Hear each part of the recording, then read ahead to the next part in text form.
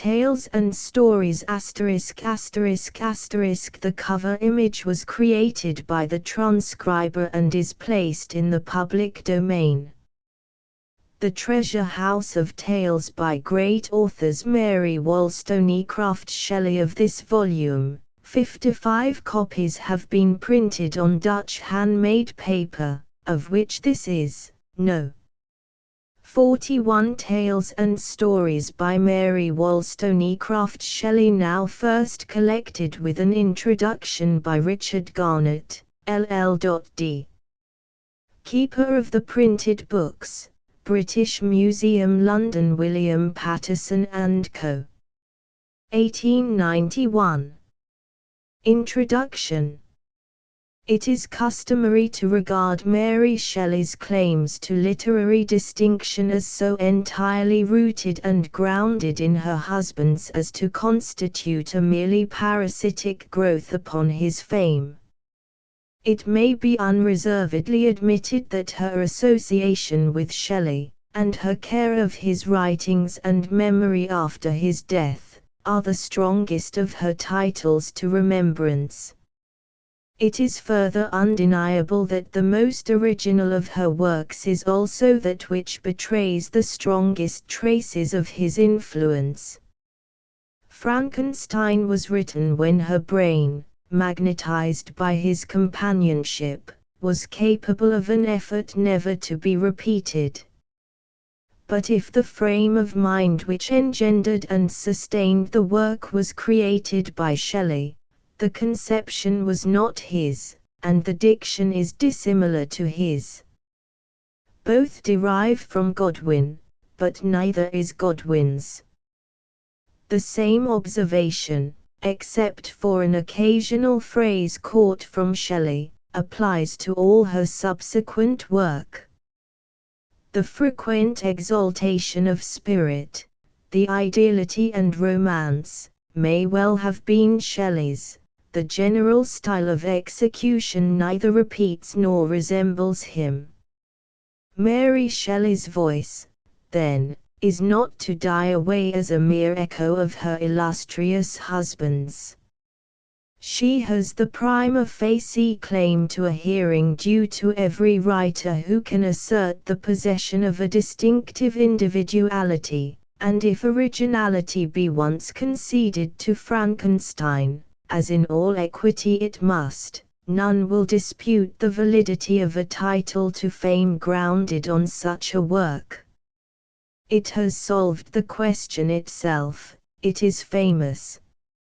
It is full of faults venial in an author of 19, but, apart from the wild grandeur of the conception, it has that which even the maturity of mere talent never attains, the insight of genius which looks below the appearances of things, and perhaps even reverses its own first conception by the discovery of some underlying truth. Mary Shelley's original intention was probably that which would alone have occurred to most writers in her place. She meant to paint Frankenstein's monstrous creation as an object of unmitigated horror. The perception that he was an object of intense compassion as well imparted a moral value to what otherwise would have remained a daring flight of imagination. It has done more, it has helped to create, if it did not itself beget, a type of personage unknown to ancient fiction. The conception of a character at once justly execrable and truly pitiable is altogether modern. Richard III and Caliban make some approach towards it, but the former is too self-sufficing in his valor and his villainy to be deeply pitied, and the latter too senseless and brutal. Victor Hugo has made himself the laureate of pathetic deformity, but much of his work is a conscious or unconscious variation on the original theme of Frankenstein. None of Mary Shelley's subsequent romances approached Frankenstein in power and popularity. The reason may be summed up in a word: languor. After the death of her infant son in 1819, she could never again command the energy which had carried her so vigorously through Frankenstein. Except in one instance, her work did not really interest her. Her heart is not in it.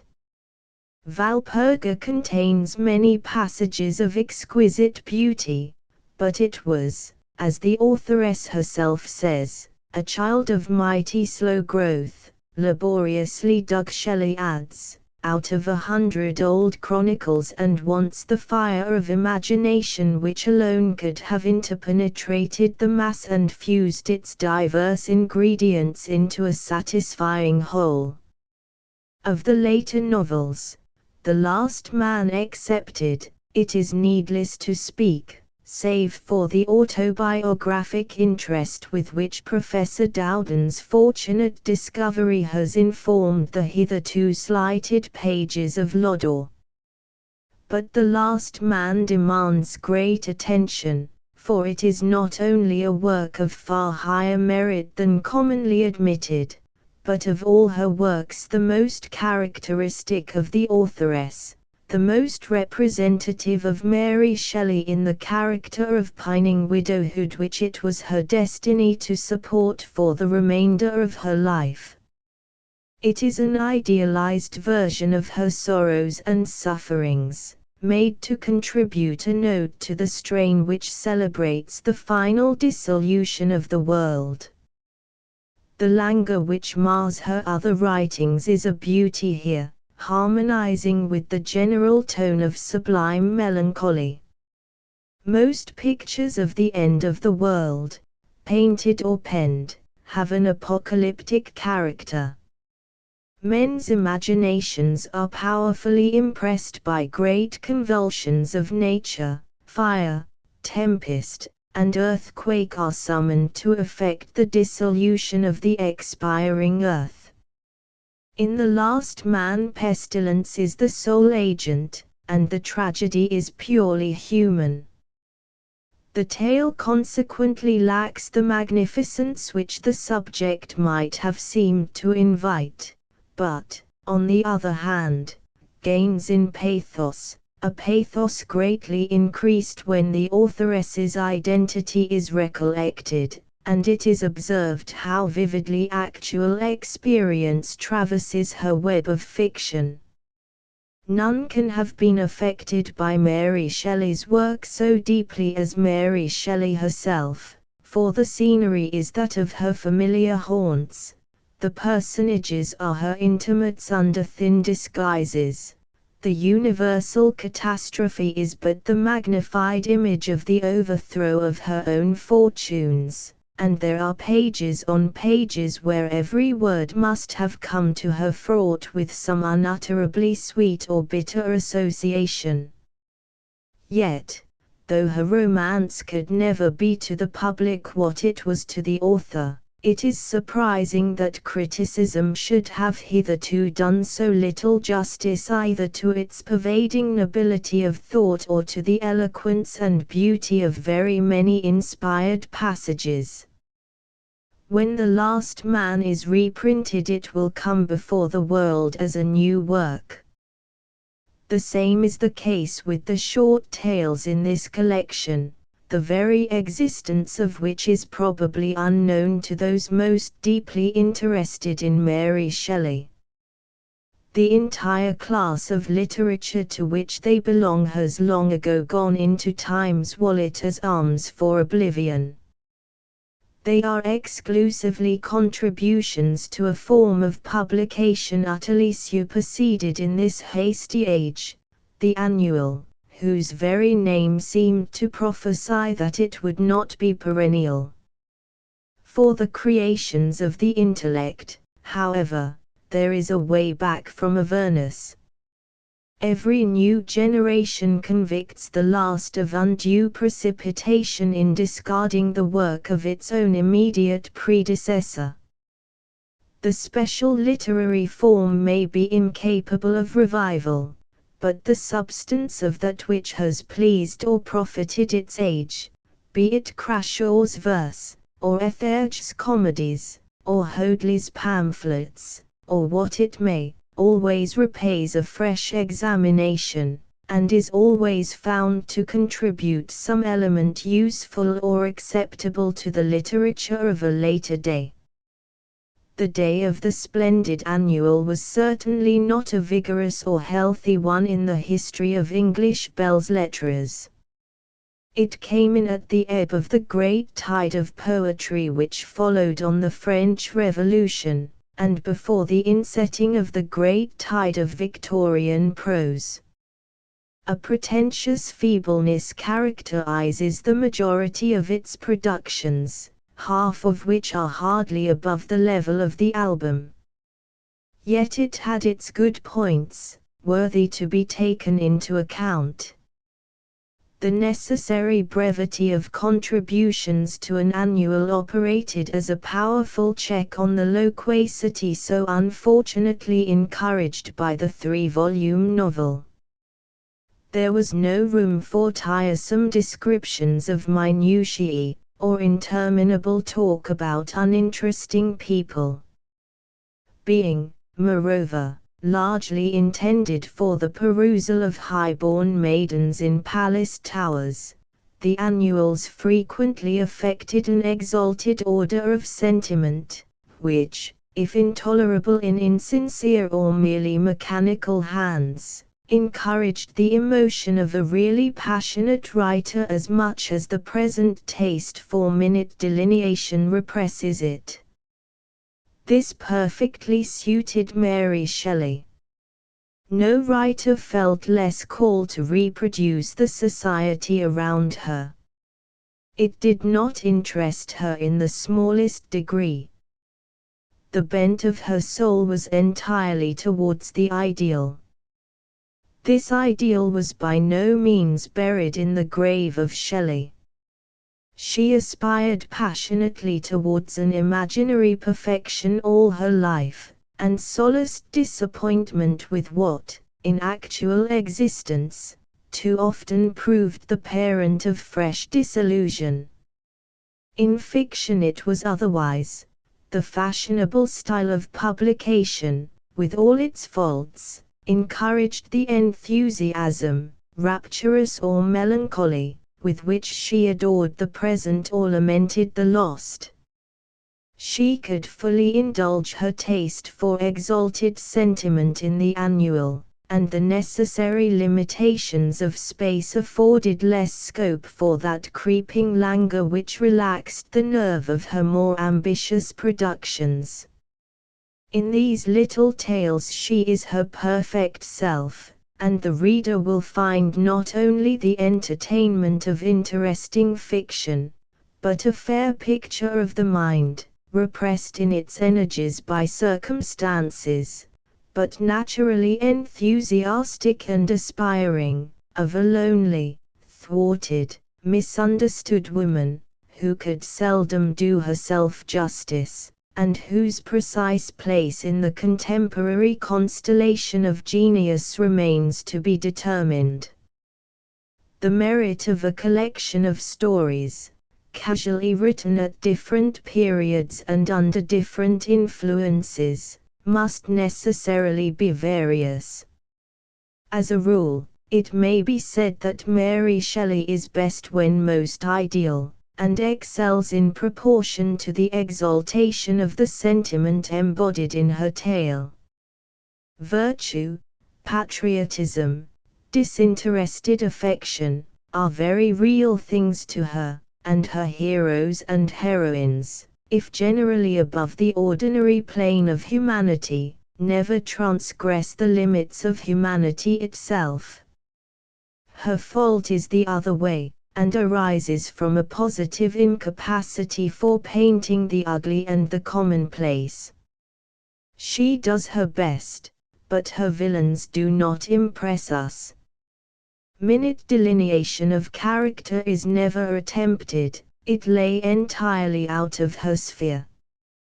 Her tales are consequently executed in the free, broad style of the 18th century, towards which a reaction is now fortunately observable. As stories, they are very good. The theme is always interesting, and the sequence of events natural. No person and no incident, perhaps, takes a very strong hold upon the imagination, but the general impression is one of a sphere of exalted feeling into which it is good to enter, and which ennobles as much as the photography of ugliness degrades. The diction, as usual in the imaginative literature of the period, is frequently too ornate, and could spare a good many adjectives. But its native strength is revealed in passages of impassioned feeling, and remarkable command over the resources of the language is displayed in descriptions of scenes of natural beauty. The microscopic touch of a Browning or a Meredith, bringing the scene vividly before the mind's eye, is indeed absolutely wanting, but the landscape is suffused with the poetical atmosphere of a Claude or a Danby. The description at the beginning of the Sisters of Albano is a characteristic and beautiful instance. The biographical element is deeply interwoven with these as with all Mary Shelley's writings. It is of especial interest to search out the traces of her own history, and the sources from which her descriptions and ideas may have been derived. The mourner has evident vestiges of her residence near Windsor when Alastor was written, and probably reflects the general impression derived from Shelley's recollections of Eton. The visit to Peastham in the Pole recalls one of the most beautiful of Shelley's letters, which Mary, however, probably never saw. Claremont's fortunes seem glanced at in one or two places, and the story of the Pole may be partly founded on some experience of hers in Russia.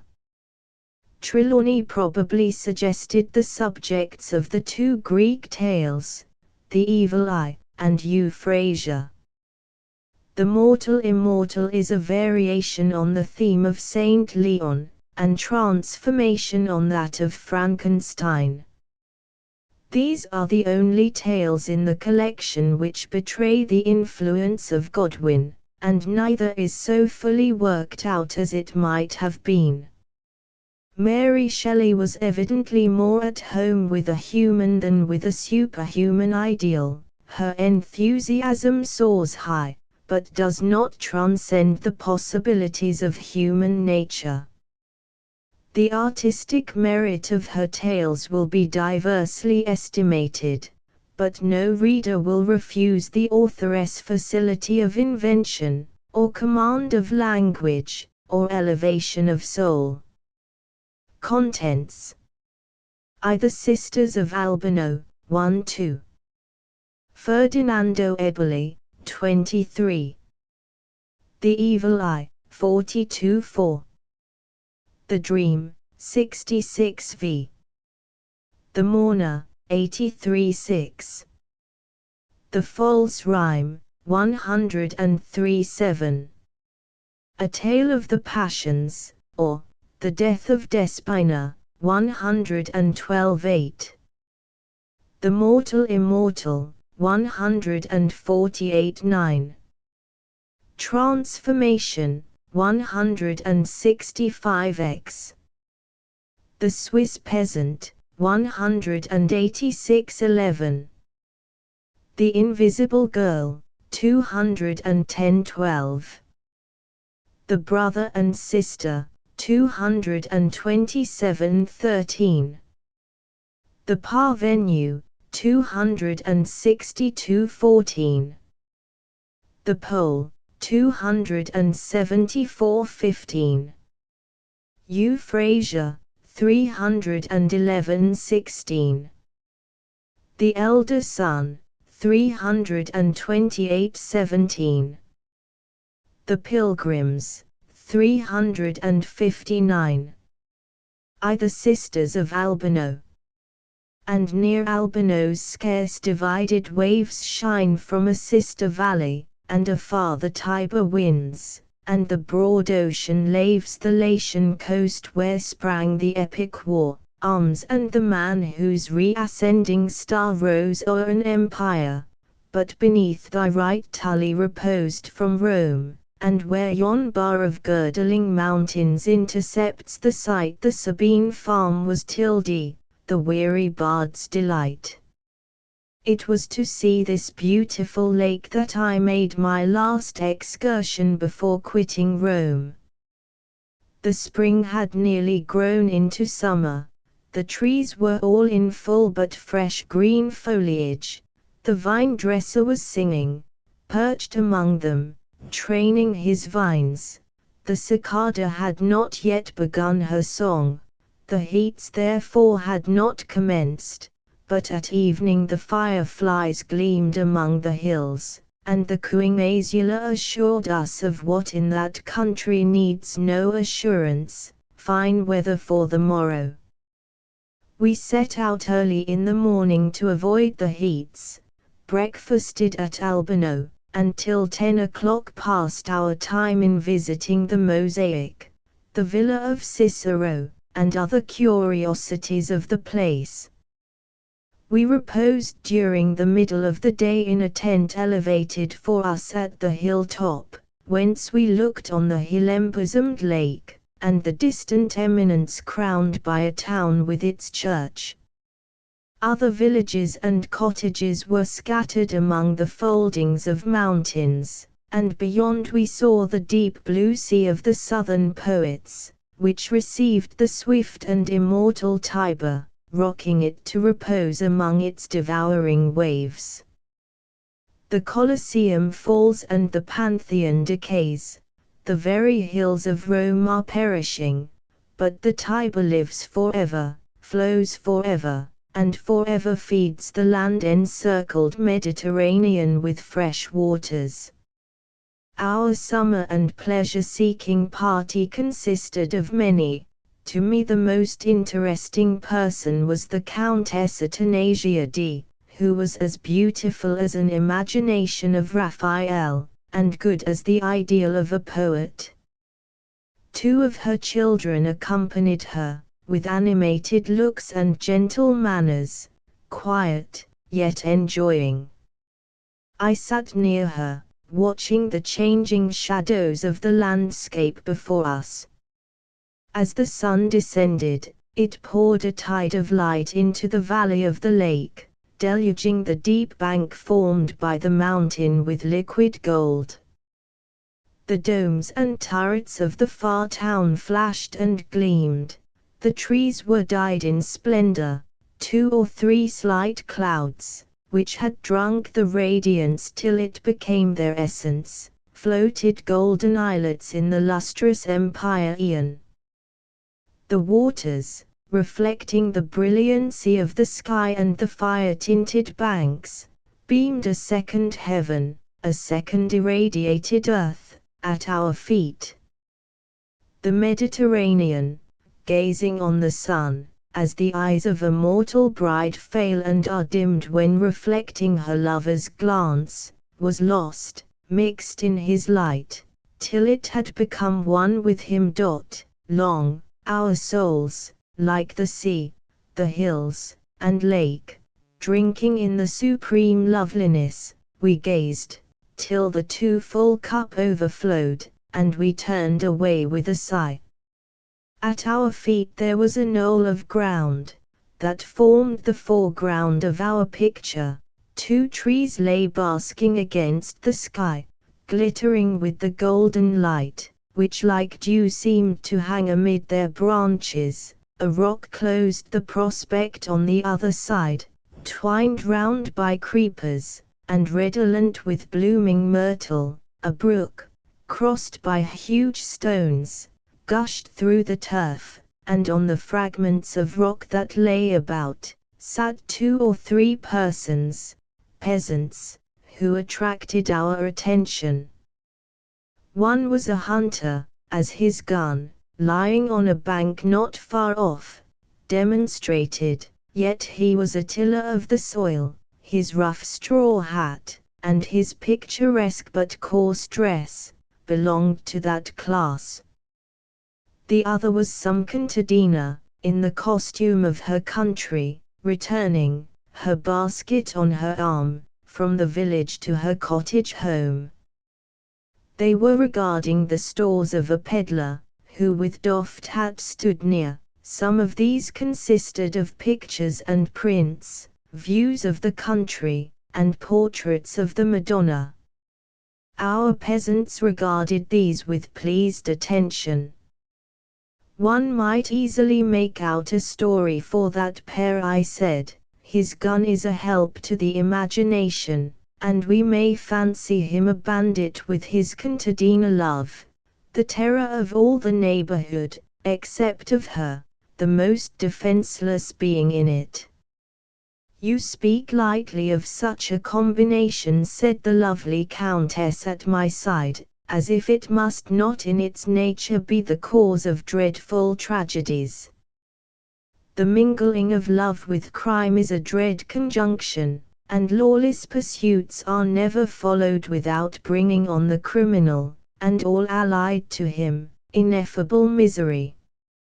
I speak with emotion, for your observation reminds me of an unfortunate girl, now one of the Sisters of Charity in the convent of Santa Chiara at Rome, whose unhappy passion for a man, such as you mention, spread destruction and sorrow widely around her.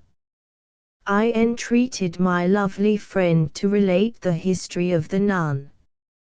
For a long time she resisted my entreaties, as not willing to depress the spirit of a party of pleasure by a tale of sorrow. But I urged her, and she yielded. Her sweet Italian phraseology now rings in my ears, and her beautiful countenance is before me. As she spoke, the sun set, and the moon bent her silver horn in the ebbing tide of glory he had left. The lake changed from purple to silver, and the trees, before so splendid, now in dark masses, just reflected from their tops the mild moonlight. The fireflies flashed among the rocks, the bats circled round us. Meanwhile thus commenced the Countess Atanasia. The nun of whom I speak had a sister older than herself. I can remember them when as children they brought eggs and fruit to my father's villa. Maria and Annina were constantly together. With their large straw hats to shield them from the scorching sun, they were at work in their father's poderia all day, and in the evening, when Maria, who was the elder by 4 years, went to the fountain for water, Annina ran at her side. Their cot, the folding of the hill conceals it, is at the lakeside opposite, and about 1/4 mile up the hill is the rustic fountain of which I speak. Maria was serious, gentle, and considerate. Annina was a laughing, merry little creature, with the face of a cherub. When Maria was 15, their mother fell ill, and was nursed at the convent of Santa Chiara at Rome. Maria attended her, never leaving her bedside day or night. The nuns thought her an angel, she deemed them saints. Her mother died, and they persuaded her to make one of them. Her father could not but acquiesce in her holy intention, and she became one of the Sisters of Charity, the nun nurses of Santa Chiara. Once or twice a year she visited her home, gave sage and kind advice to Annina, and sometimes wept to part from her. But her piety and her active employments for the sick reconciled her to her fate. Annina was more sorry to lose her sister's society. The other girls of the village did not please her. She was a good child, and worked hard for her father, and her sweetest recompense was the report he made of her to Maria, and the fond praises and caresses the latter bestowed on her when they met. It was not until she was 15 that Annina showed any diminution of affection for her sister. Yet I cannot call it diminution, for she loved her perhaps more than ever, though her holy calling and sage lectures prevented her from reposing confidence, and made her tremble lest the nun, devoted to heaven and good works, should read in her eyes, and disapprove of the earthly passion that occupied her. Perhaps a part of her reluctance arose from the reports that were current against her lover's character, and certainly from the disapprobation and even hatred of him that her father frequently expressed. Ill-fated Annina! I know not if in the north your peasants love as ours, but the passion of Annina was entwined with the roots of her being. It was herself. She could die, but not cease to love.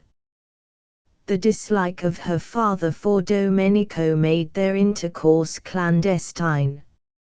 He was always at the fountain to fill her pitcher, and lift it on her head. He attended the same Mass, and when her father went to Albano, Velletri, or Rome, he seemed to learn by instinct the exact moment of his departure, and joined her in the Poderia, laboring with her and for her, till the old man was seen descending the mountain path on his return. He said he worked for a contadino near Nemi. Annina sometimes wondered that he could spare so much time for her, but his excuses were plausible, and the result too delightful not to blind the innocent girl to its obvious cause. Poor Domenico! The reports spread against him were too well founded. His sole excuse was that his father had been a robber before him, and he had spent his early years among these lawless men. He had better things in his nature, and yearned for the peace of the guiltless. Yet he could hardly be called guilty, for no dread crime stained him. Nevertheless, he was an outlaw and a bandit, and now that he loved Annina, these names were the stings of an adder to pierce his soul. He would have fled from his comrades to a far country, but Annina dwelt amid their very haunts. At this period also the police established by the French government, which then possessed Rome, made these bands more alive to the conduct of their members, and rumors of active measures to be taken against those who occupied the hills near Albano, Nemi, and Velletri, caused them to draw together in tighter bonds. Domenico would not, if he could, desert his friends in the hour of danger.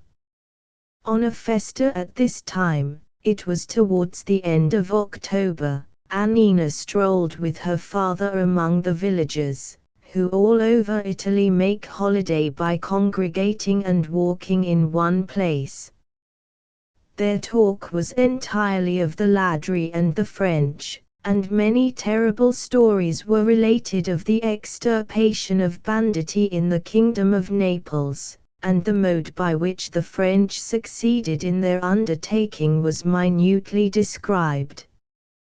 The troops scoured the country, visiting one haunt of the robbers after the other, and dislodging them, tracked them as in those countries they hunt the wild beasts of the forest, till, drawing the circle narrower, they enclosed them in one spot.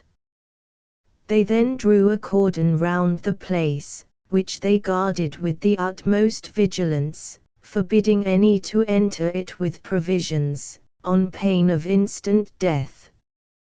and as this menace was rigorously executed, in a short time the besieged bandits were starved into a surrender. The French troops were now daily expected, for they had been seen at Velletri and Nemi. At the same time it was affirmed that several outlaws had taken up their abode at Roccagiovane, a deserted village on the summit of one of these hills, and it was supposed that they would make that place the scene of their final retreat. The next day, as Annina worked in the Poderia, a party of French horse passed by along the road that separated her garden from the lake. Curiosity made her look at them, and her beauty was too great not to attract.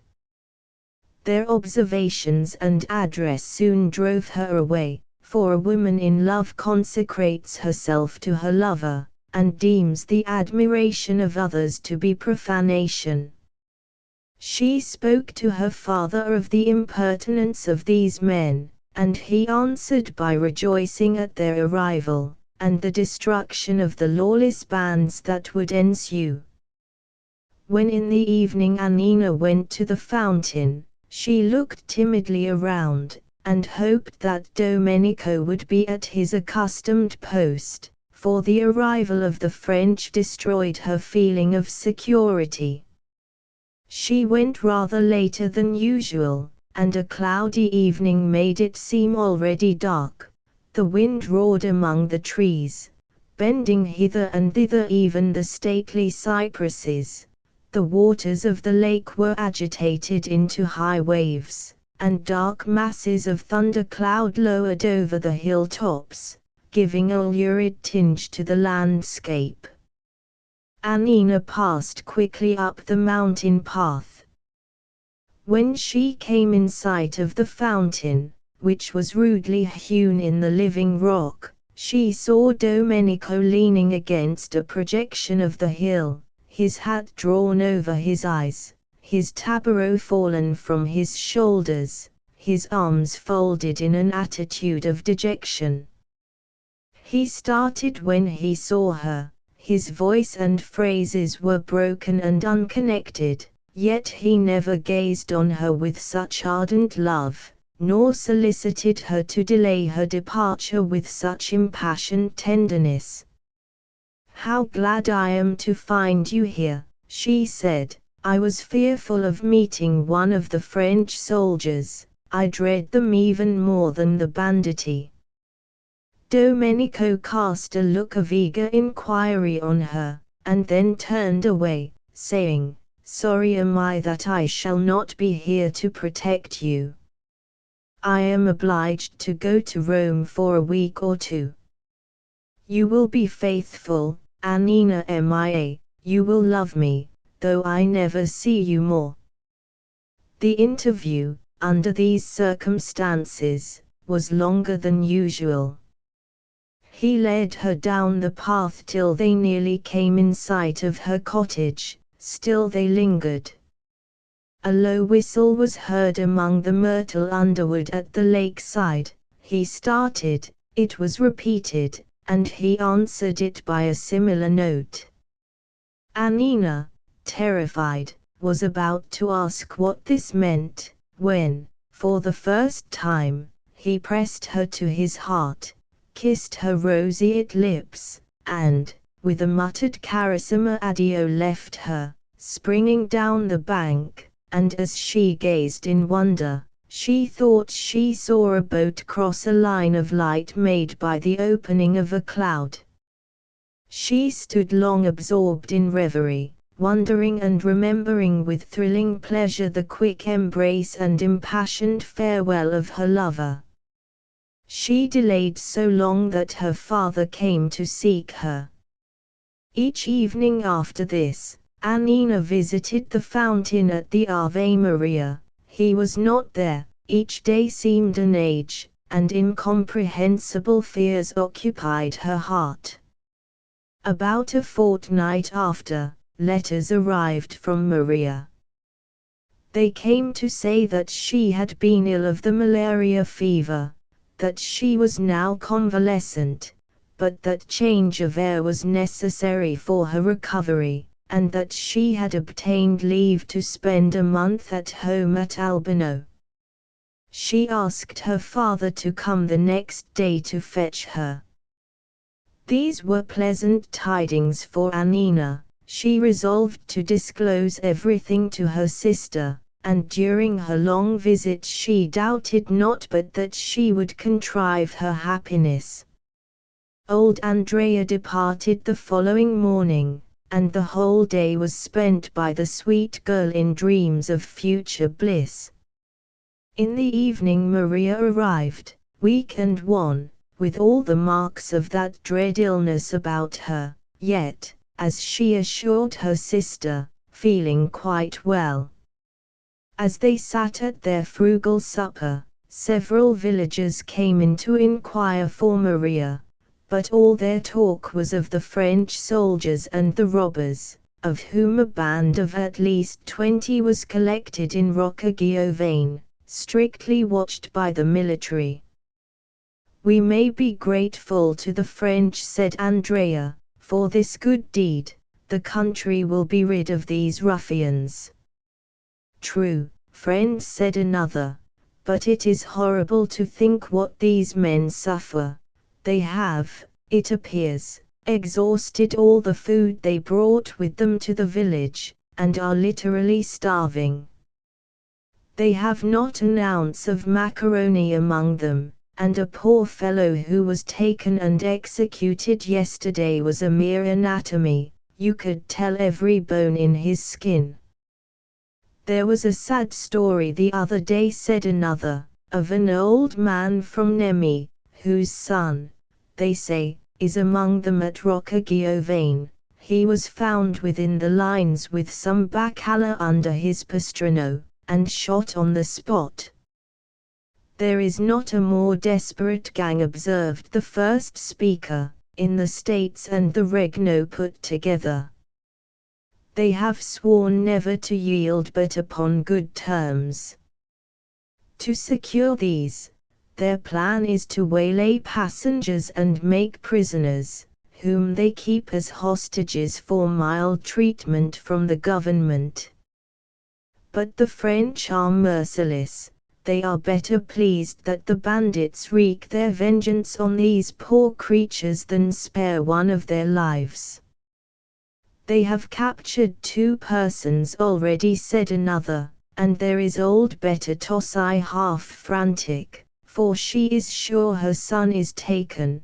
He has not been at home these 10 days. "I should rather guess," said an old man, "that he went there with goodwill." The young scapegrace kept company with Domenico Baldi of Nemi. "No worse company could he have kept in the whole country," said Andrea. "Domenico is the bad son of a bad race." "Is he in the village with the rest?" "My own eyes assured me of that," replied the other. "When I was up the hill with eggs and fowls to the piquet there, I saw the branches of an ilex move. The poor fellow was weak perhaps, and could not keep his hold. Presently he dropped to the ground, every musket was levelled at him, but he started up and was away like a hare among the rocks. Once he turned, and then I saw Domenico as plainly, though thinner, poor lad, by much than he was, as plainly as I now see, Santa Virgin." "What is the matter with Nina?" "She had fainted." The company broke up, and she was left to her sister's care. When the poor child came to herself she was fully aware of her situation, and said nothing, except expressing a wish to retire to rest. Maria was in high spirits at the prospect of her long holiday at home, but the illness of her sister made her refrain from talking that night, and blessing her, as she said good night, she soon slept. "Domenico starving, Domenico trying to escape and dying through hunger, was the vision of horror that wholly possessed poor Annina. At another time, the discovery that her lover was a robber might have inflicted pangs as keen as those which she now felt, but this at present made a faint impression, obscured by worse wretchedness. Maria was in a deep and tranquil sleep. Annina rose, dressed herself silently, and crept downstairs.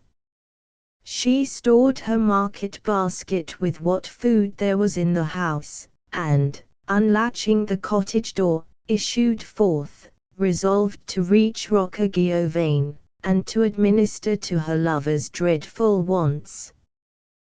The night was dark, but this was favorable, for she knew every path and turn of the hills, every bush and knoll of ground between her home and the deserted village which occupies the summit of that hill.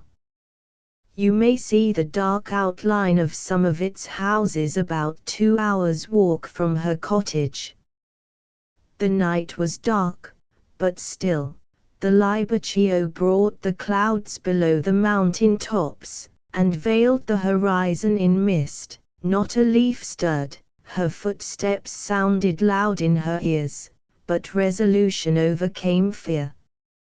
She had entered yon ilex grove, her spirits rose with her success, when suddenly she was challenged by a sentinel. No time for escape, fear chilled her blood, her basket dropped from her arm, its contents rolled out on the ground. The soldier fired his gun, and brought several others round him. She was made prisoner. In the morning, when Maria awoke, she missed her sister from her side. I have overslept myself, she thought, and Nina would not disturb me. But when she came downstairs and met her father, and Annina did not appear, they began to wonder. She was not in the Poderia. 2 hours passed, and then Andrea went to seek her. Entering the near village, he saw the contadini crowding together, and a stifled exclamation of "Ecco il padre" told him that some evil had betided. His first impression was that his daughter was drowned, but the truth, that she had been taken by the French carrying provisions within the forbidden line, was still more terrible. He returned in frantic desperation to his cottage, first to acquaint Maria with what had happened, and then to ascend the hill to save his child from her impending fate. Maria heard his tale with horror, but an hospital is a school in which to learn self-possession and presence of mind. "Do you remain, my father," she said, "I will go. My holy character will awe these men, my tears move them. Trust me, I swear that I will save my sister." Andrea yielded to her superior courage and energy. The nuns of Santa Chiara, when out of their convent, do not usually wear their monastic habit, but dress simply in a black gown. Maria, however, had brought her nun's habiliments with her, and, thinking thus to impress the soldiers with respect, she now put them on. She received her father's benediction, and, asking that of the Virgin and the saints, she departed on her expedition. Ascending the hill, she was soon stopped by the sentinels. She asked to see their commanding officer, and being conducted to him, she announced herself as the sister of the unfortunate girl who had been captured the night before. The officer, who had received her with carelessness, now changed countenance. His serious look frightened Maria, who clasped her hands, exclaiming, "You have not injured the child, she is safe." "She is safe, now," he replied with hesitation, "but there is no hope of pardon. Holy Virgin, have mercy on her. What will be done to her?" "I have received strict orders. In 2 hours she dies." "No, no," exclaimed Maria impetuously, "that cannot be.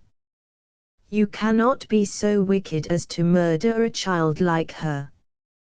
"She is old enough, madam," said the officer, "to know that she ought not to disobey orders. Mine are so strict, that were she but 9 years old, she dies." These terrible words stung Maria to fresh resolution. She entreated for mercy, she knelt, she vowed that she would not depart without her sister, she appealed to heaven and the saints. The officer, though cold-hearted, was good-natured and courteous, and he assured her with the utmost gentleness that her supplications were of no avail, that were the criminal his own daughter he must enforce his orders. As a sole concession, he permitted her to see her sister. Despair inspired the nun with energy. She almost ran up the hill, outspeeding her guide. They crossed a folding of the hills to a little sheep cot, where sentinels paraded before the door. There was no glass to the windows, so the shutters were shut, and when Maria first went in from the bright daylight she hardly saw the slight figure of her sister leaning against the wall, her dark hair fallen below her waist, her head sunk on her bosom, over which her arms were folded. She started wildly as the door opened, saw her sister, and sprang with a piercing shriek into her arms. They were left alone together. Annina uttered 1,000 frantic exclamations, beseeching her sister to save her, and shuddering at the near approach of her fate. Maria had felt herself, since their mother's death, the natural protectress and support of her sister, and she never deemed herself so called on to fulfill this character as now that the trembling girl clasped her neck, her tears falling on her cheeks, and her choked voice entreating her to save her. The thought, "Oh, could I suffer instead of you?" was in her heart, and she was about to express it, when it suggested another idea, on which she was resolved to act. First she soothed Annina by her promises, then glanced round the cot. They were quite alone. She went to the window, and through a crevice saw the soldiers conversing at some distance. "Yes, dearest sister," she cried, I can save you. Quick, we must change dresses. There is no time to be lost. You must escape in my habit. And you remain to die. They dare not murder the innocent, a nun. Fear not for me, I am safe." Annina easily yielded to her sister, but her fingers trembled, every string she touched she entangled. Maria was perfectly self-possessed, pale, but calm. She tied up her sister's long hair, and adjusted her veil over it so as to conceal it. She unlaced her bodice, and arranged the folds of her own habit on her with the greatest care. Then more hastily she assumed the dress of her sister, putting on, after a lapse of many years, her native contadina costume. Annina stood by, weeping and helpless, hardly hearing her sister's injunctions to return speedily to their father, and under his guidance to seek sanctuary. The guard now opened the door. Annina clung to her sister in terror, while she, in soothing tones, entreated her to calm herself. The soldiers said they must delay no longer, for the priest had arrived to confess the prisoner. To Annina the idea of confession associated with death was terrible, to Maria it brought hope. She whispered, in a smothered voice, "The priest will protect me, fear not, hasten to our father." Annina almost mechanically obeyed, weeping, with her handkerchief placed unaffectedly before her face. She passed the soldiers. They closed the door on the prisoner, who hastened to the window, and saw her sister descend the hill with tottering steps, till she was lost behind some rising ground. The nun fell on her knees. Cold dew bathed her brow. Instinctively she feared. The French had shown small respect for the monastic character. They destroyed the convents and desecrated the churches. Would they be merciful to her, and spare the innocent? Alas! Was not Annina innocent also? Her sole crime had been disobeying an arbitrary command, and she had done the same. "Courage!" cried Maria. "Perhaps I am fitter to die than my sister is. Jesu, pardon me my sins, but I do not believe that I shall outlive this day." In the meantime, Annina descended the hill slowly and trembling. She feared discovery, she feared for her sister, and above all, at the present moment, she feared the reproaches and anger of her father. By dwelling on this last idea, it became exaggerated into excessive terror, and she determined, instead of returning to her home, to make a circuit among the hills, to find her way by herself to Albano, where she trusted to find protection from her pastor and confessor. She avoided the open paths, and following rather the direction she wished to pursue than any beaten road, she passed along nearer to Rocca-Giovane than she anticipated. She looked up at its ruined houses and bell-less steeple, straining her eyes to catch a glimpse of him, the author of all her ills. A low but distinct whistle reached her ear. Not far off. She started. She remembered that on the night when she last saw Domenico a note like that had called him from her side.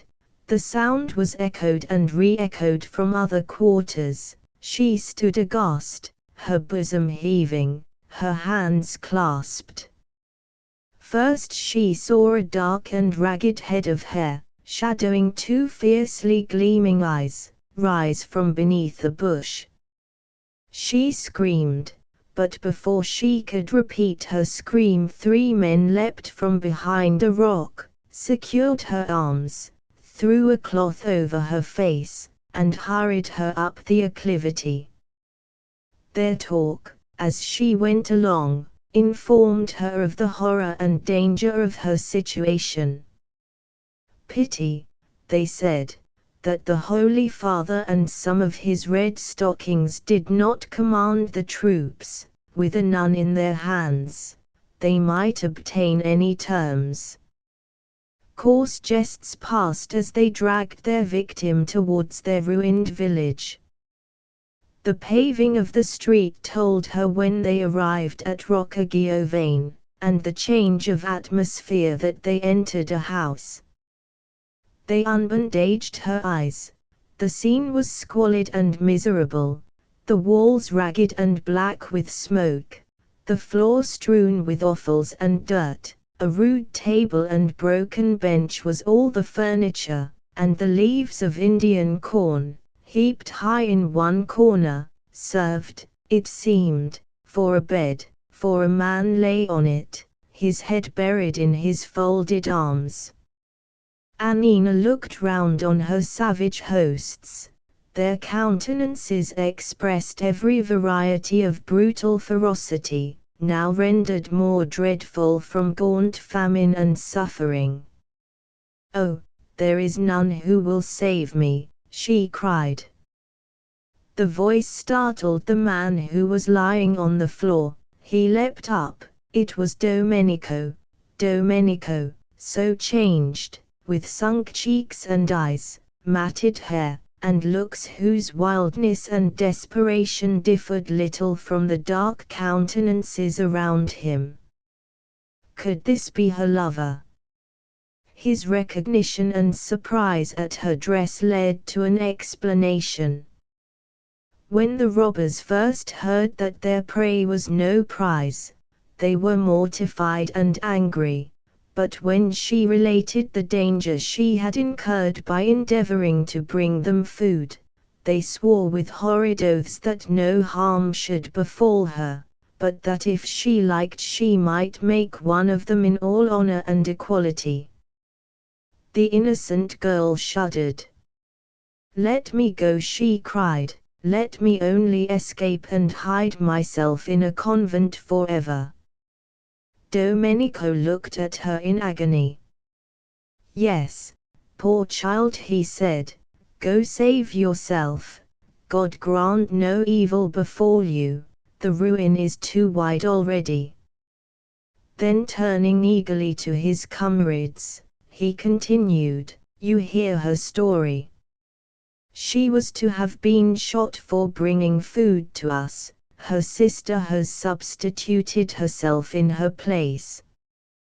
We know the French, one victim is to them as good as another. Maria dies in their hands. Let us save her. Our time is up, we must fall like men, or starve like dogs. We have still ammunition, still some strength left.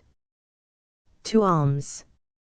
Let us rush on the poltroons, free their prisoner, and escape or die. There needed but an impulse like this to urge the outlaws to desperate resolves. They prepared their arms with looks of ferocious determination. Domenico, meanwhile, led Annina out of the house, to the verge of the hill, inquiring whether she intended to go. On her saying to Albano, he observed, "That were hardly safe. Be guided by me, I entreat you. Take these piastres, hire the first conveyance you find, hasten to Rome, to the convent of Santa Chiara, for pity's sake, do not linger in this neighborhood." "I will obey your injunctions, Domenico," she replied, "but I cannot take your money, it has cost you too dear. Fear not, I shall arrive safely at Rome without that ill-fated silver." Domenico's comrades now called loudly to him. He had no time to urge his request. He threw the despised dollars at her feet. "Nina, adieu forever," he said. "May you love again more happily." "Never," she replied. "God has saved me in this dress. It were sacrilege to change it. I shall never quit Santa Chiara." Domenico had led her a part of the way down the rock. His comrades appeared at the top, calling to him. "Jesus save you," cried he. "Reach the convent, Maria shall join you there before night. Farewell." He hastily kissed her hand, and sprang up the acclivity to rejoin his impatient friends. The unfortunate Andrea had waited long for the return of his children. The leafless trees and bright clear atmosphere permitted every object to be visible, but he saw no trace of them on the hillside. The shadows of the dial showed noon to be past, when, with uncontrollable impatience, he began to climb the hill, towards the spot where Annina had been taken. The path he pursued was in part the same that this unhappy girl had taken on her way to Rome. The father and daughter met. The old man saw the nun's dress, and saw her unaccompanied. She covered her face with her hands in a transport of fear and shame, but when, mistaking her for Maria, he asked in a tone of anguish for his youngest darling, her arms fell. She dared not raise her eyes, which streamed with tears. "Unhappy girl," exclaimed Andrea, "where is your sister?" She pointed to the cottage prison, now discernible near the summit of a steep acclivity. "She is safe," she replied. "She saved me, but they dare not murder her." "Heaven bless her for this good deed," exclaimed the old man fervently, "but you hasten on your way, and I will go in search of her." Each proceeded on an opposite path. The old man wound up the hill, now in view, and now losing sight of the hut where his child was captive. He was aged, and the way was steep. Once, when the closing of the hill hid the point towards which he forever strained his eyes, a single shot was fired in that direction. His staff fell from his hands, his knees trembled and failed him. Several minutes of dead silence elapsed before he recovered himself sufficiently to proceed. Full of fears he went on, and at the next turn saw the cot again. A party of soldiers were on the open space before it, drawn up in a line as if expecting an attack. In a few moments from above them shots were fired, which they returned, and the whole was enveloped and veiled in smoke. Still Andrea climbed the hill, eager to discover what had become of his child. The firing continued quick and hot. Now and then, in the pauses of musketry and the answering echoes of the mountains, he heard a funeral chant. Presently, before he was aware, at a turning of the hill, he met a company of priests and contadini, carrying a large cross and a bier. The miserable father rushed forward with frantic impatience. The awestruck peasants set down their load. The face was uncovered, and the wretched man fell helpless on the corpse of his murdered child. The Countess Atanasia paused, overcome by the emotions inspired by the history she related. A long pause ensued. At length one of the party observed, "Maria, then, was the sacrifice to her goodness." The French, said the Countess, did not venerate her holy vocation. One peasant girl to them was the same as another. The immolation of any victim suited their purpose of awe-striking the peasantry. Scarcely, however, had the shot entered her heart, and her blameless spirit been received by the saints in paradise, when Domenico and his followers rushed down the hill to avenge her and themselves. The contest was furious and bloody. 20 French soldiers fell, and not one of the banditti escaped, Domenico, the foremost of the assailants, being the first to fall. I asked, "And where are now Annina and her father?" "You may see them, if you will," said the Countess, "on your return to Rome. She is a nun of Santa Chiara.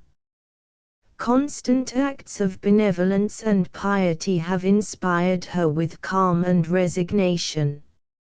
Her prayers are daily put up for Domenico's soul, and she hopes, through the intercession of the Virgin, to rejoin him in the other world.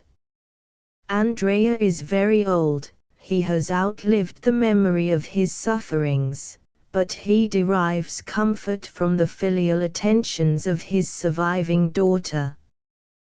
But when I look at his cottage on this lake, and remember the happy laughing face of Annina among the vines, I shudder at the recollection of the passion that has made her cheeks pale, her thoughts forever conversant with death, her only wish to find repose in the grave. To Ferdinando Eboli. During this quiet time of peace we are fast forgetting the exciting and astonishing events of the Napoleonic Wars, and the very names of Europe's conquerors are becoming antiquated to the ears of our children.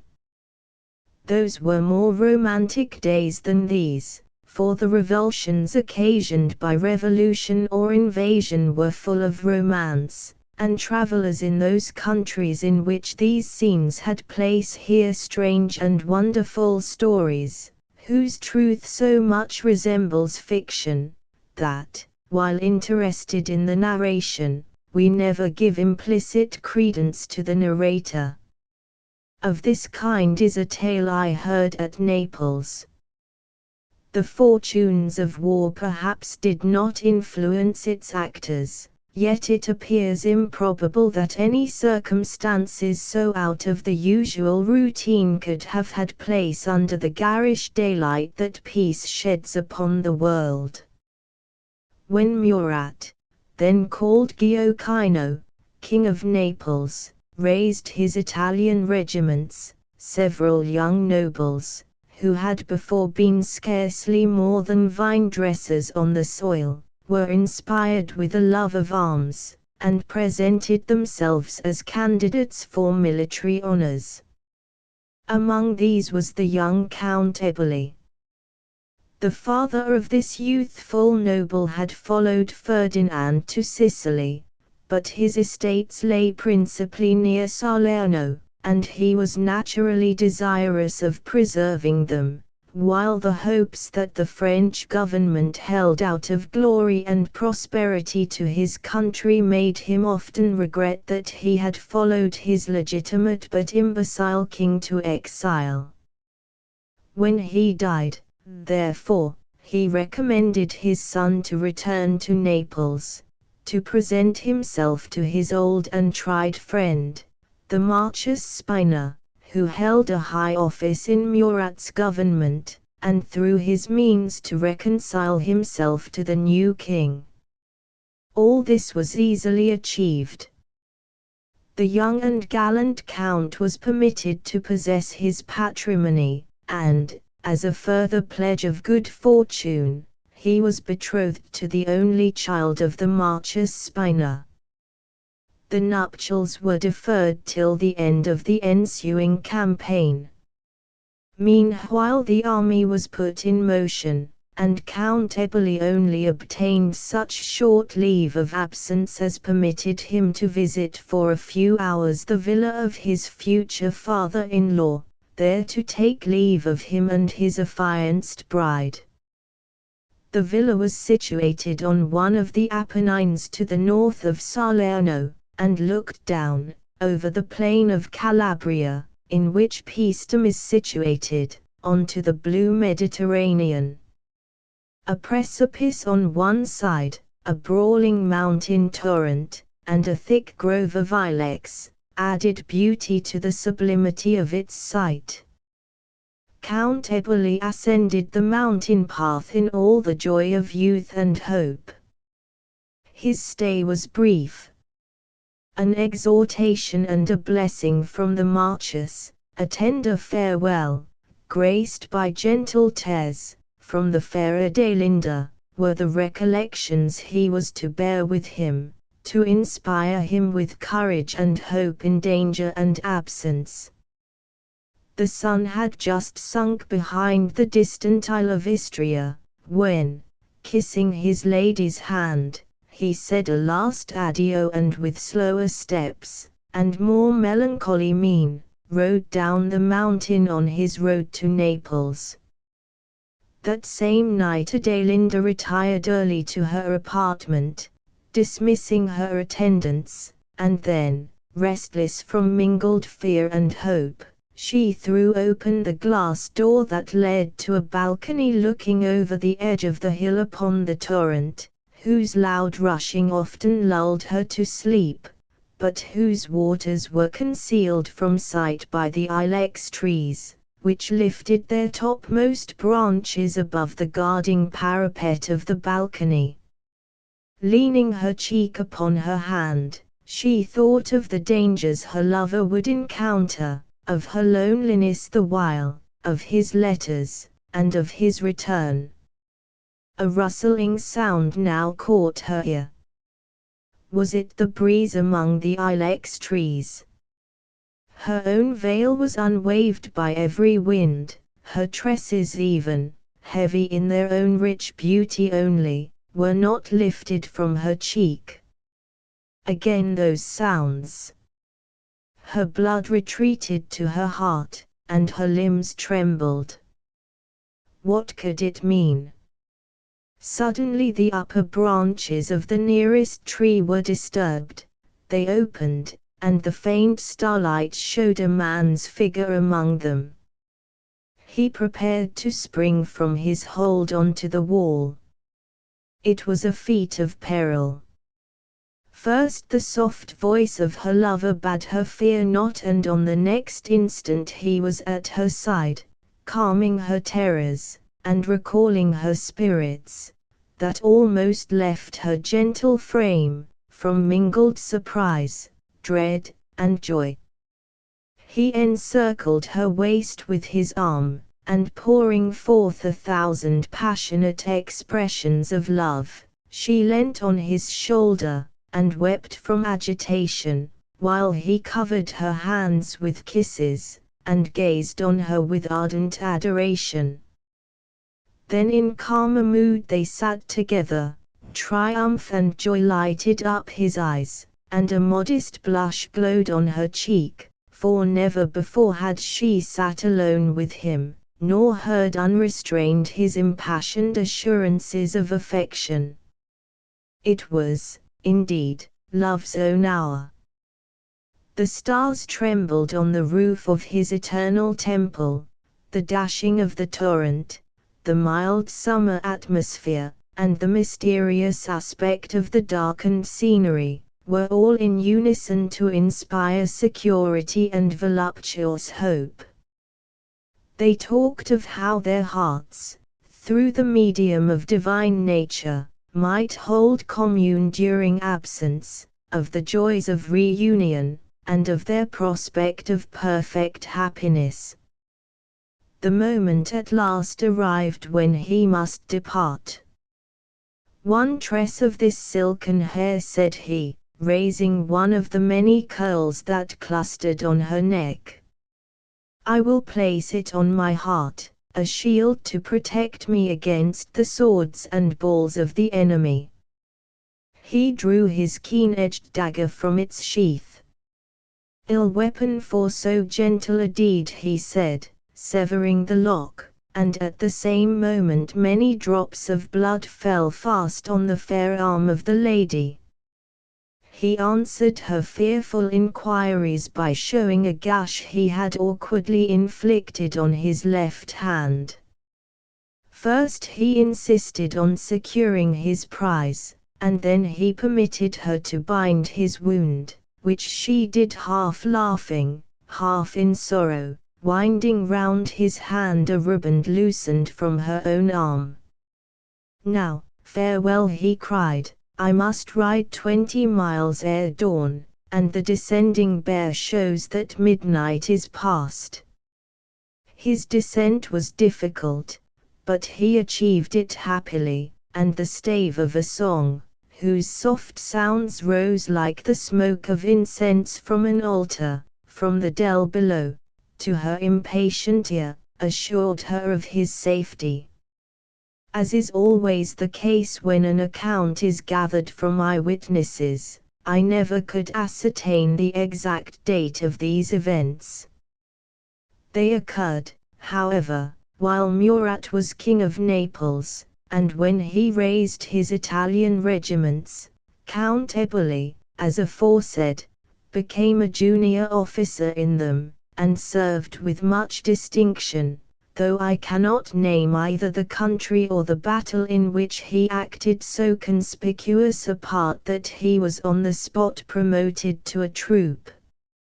Not long after this event, and while he was stationed in the north of Italy, Gioacchino, sending for him to headquarters late one evening, entrusted him with a confidential mission, across a country occupied by the enemy's troops, to a town possessed by the French. It was necessary to undertake the expedition during the night, and he was expected to return on that succeeding the following day. The king himself gave him his dispatches and the word, and the noble youth, with modest firmness, protested that he would succeed, or die, in the fulfillment of his trust. It was already night, and the crescent moon was low in the west, when Count Ferdinando Eboli, mounting his favorite horse, at a quick gallop cleared the streets of the town, and then, following the directions given him, crossed the country among the fields planted with vines, carefully avoiding the main road. It was a beauteous and still night. Calm and sleep occupied the earth. War, the bloodhound, slumbered. The spirit of love alone had life at that silent hour. Exulting in the hope of glory, our young hero commenced his journey, and visions of aggrandizement and love formed his reveries. A distant sound roused him. He checked his horse and listened. Voices approached. When recognizing the speech of a German, he turned from the path he was following, to a still straighter way. But again the tone of an enemy was heard, and the trampling of horses. Eboli did not hesitate. He dismounted, tied his steed to a tree, and, skirting along the enclosure of the field, trusted to escape thus unobserved. He succeeded after an hour's painful progress, and arrived on the borders of a stream, which, as the boundary between two states, was the mark of his having finally escaped danger. Descending the steep bank of the river, which, with his horse, he might perhaps have forded, he now prepared to swim. He held his dispatch in one hand, threw away his cloak, and was about to plunge into the water, when from under the dark shade of the argin, which had concealed them, he was suddenly arrested by unseen hands, cast on the ground, bound, gagged, and blinded, and then placed into a little boat, which was sculled with infinite rapidity down the stream. There seemed so much of premeditation in the act that it baffled conjecture, yet he must believe himself a prisoner to the Austrian. While, however, he still vainly reflected, the boat was moored, he was lifted out, and the change of atmosphere made him aware that they entered some house. With extreme care and celerity, yet in the utmost silence, he was stripped of his clothes, and 2 rings he wore drawn from his fingers. Other habiliments were thrown over him, and then no departing footstep was audible, but soon he heard the splash of a single oar, and he felt himself alone. He lay perfectly unable to move, the only relief his captor or captors had afforded him being the exchange of the gag for a tightly bound handkerchief. 4 hours he thus remained, with a tortured mind, bursting with rage, impatience, and disappointment, now writhing as well as he could in his endeavors to free himself, now still in despair. His dispatches were taken away, and the period was swiftly passing when he could by his presence have remedied in some degree this evil. The morning dawned, and, though the full glare of the sun could not visit his eyes, he felt it play upon his limbs. As the day advanced, hunger preyed on him, and, though amidst the visitation of mightier, he at first disdained this minor evil, towards evening it became, in spite of himself, the predominant sensation. Night approached, and the fear that he should remain, and even starve, in this unvisited solitude had more than once thrilled through his frame, when feminine voices and a child's gay laugh met his ear. He heard persons enter the apartment, and he was asked in his native language, while the ligature was taken from his mouth, the cause of his present situation. He attributed it to banditti. His bonds were quickly cut, and his banded eyes restored to sight. It was long before he recovered himself. Water brought from the stream, however, was some refreshment, and by degrees he resumed the use of his senses, and saw that he was in a dilapidated shepherd's cot, with no one near him save the peasant girl and a child, who had liberated him. They rubbed his ankles and wrists, and the little fellow offered him some bread and eggs, after which refreshment and an hour's repose Ferdinando felt himself sufficiently restored to revolve his adventure in his mind, and to determine on the conduct he was to pursue. He looked at the dress which had been given him in exchange for that which he had worn. It was of the plainest and meanest description. Still no time was to be lost, and he felt assured that the only step he could take was to return with all speed to the headquarters of the Neapolitan army, and inform the king of his disasters and his loss. It were long to follow his backward steps, and to tell all of indignation and disappointment that swelled his heart. He walked painfully but resolutely all night, and by 3 in the morning entered the town where Gioacchino then was. He was challenged by the sentinels, he gave the word confided to him by Murat, and was instantly made prisoner by the soldiers. He declared to them his name and rank, and the necessity he was under of immediately seeing the king. He was taken to the guard-house, and the officer on duty there listened with contempt to his representations, telling him that Count Ferdinando Eboli had returned 3 hours before, ordering him to be confined for further examination as a spy.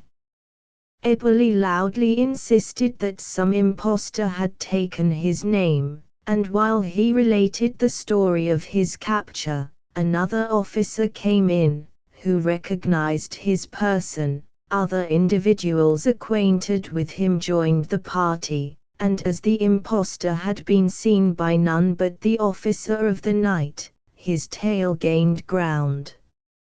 A young Frenchman of superior rank, who had orders to attend the king early in the morning, carried a report of what was going forward to Murat himself. The tale was so strange that the king sent for the young count, and then, in spite of having seen and believed in his counterfeit a few hours before, and having received from him an account of his mission, which had been faithfully executed, the appearance of the youth staggered him, and he commanded the presence of him who, as Count Eboli, had appeared before him a few hours previously. As Ferdinand stood beside the king, his eye glanced at a large and splendid mirror. His matted hair, his bloodshot eyes, his haggard looks, and torn and mean dress, derogated from the nobility of his appearance, and still less did he appear like the magnificent Count Eboli, when, to his utter confusion and astonishment, his counterfeit stood beside him. He was perfect in all the outward signs that denoted high birth, and so like him whom he represented, that it would have been impossible to discern one from the other apart. The same chestnut hair clustered on his brow, the sweet and animated hazel eyes were the same, the one voice was the echo of the other. The composure and dignity of the pretender gained the suffrages of those around. When he was told of the strange appearance of another Count Eboli, he laughed in a frank good-humoured manner, and, turning to Ferdinand, said, "You honour me much in selecting me for your personation, but there are 2 or 3 things I like about myself so well, that you must excuse my unwillingness to exchange myself for you." Ferdinand would have answered, but the false count, with greater haughtiness, turning to the king, said, "Will your majesty decide between us? I cannot bandy words with a fellow of this sort." Irritated by scorn, Ferdinand demanded leave to challenge the pretender, who said, that if the king and his brother officers did not think that he should degrade himself and disgrace the army by going out with a common vagabond, he was willing to chastise him, even at the peril of his own life. But the king, after a few more questions, feeling assured that the unhappy noble was an impostor, in severe and menacing terms reprehended him for his insolence, telling him that he owed it to his mercy alone that he was not executed as a spy, ordering him instantly to be conducted without the walls of the town, with threats of weighty punishment if he ever dared to subject his impostures to further trial. It requires a strong imagination, and the experience of much misery, fully to enter into Ferdinand's feelings. From high rank, glory, hope, and love, he was hurled to utter beggary and disgrace. The insulting words of his triumphant rival, and the degrading menaces of his so lately gracious sovereign, rang in his ears. Every nerve in his frame writhed with agony. But, fortunately for the endurance of human life, the worst misery in early youth is often but a painful dream, which we cast off when slumber quits our eyes. After a struggle with intolerable anguish, hope and courage revived in his heart. His resolution was quickly made.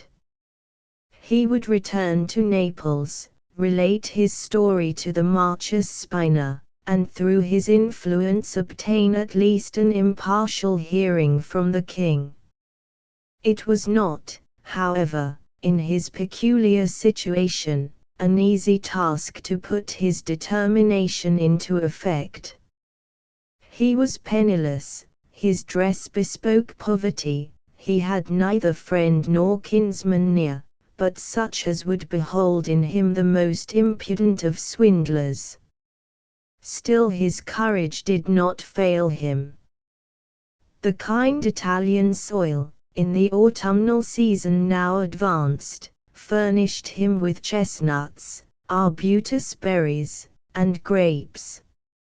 He took the most direct road over the hills, avoiding towns, and indeed every habitation, traveling principally in the night, when, except in cities, the officers of government had retired from their stations. How he succeeded in getting from one end of Italy to the other it is difficult to say, but certain it is, that, after the interval of a few weeks, he presented himself at the Villa Spina. With considerable difficulty he obtained admission to the presence of the Marchese, who received him standing, with an inquiring look, not at all recognizing the noble youth.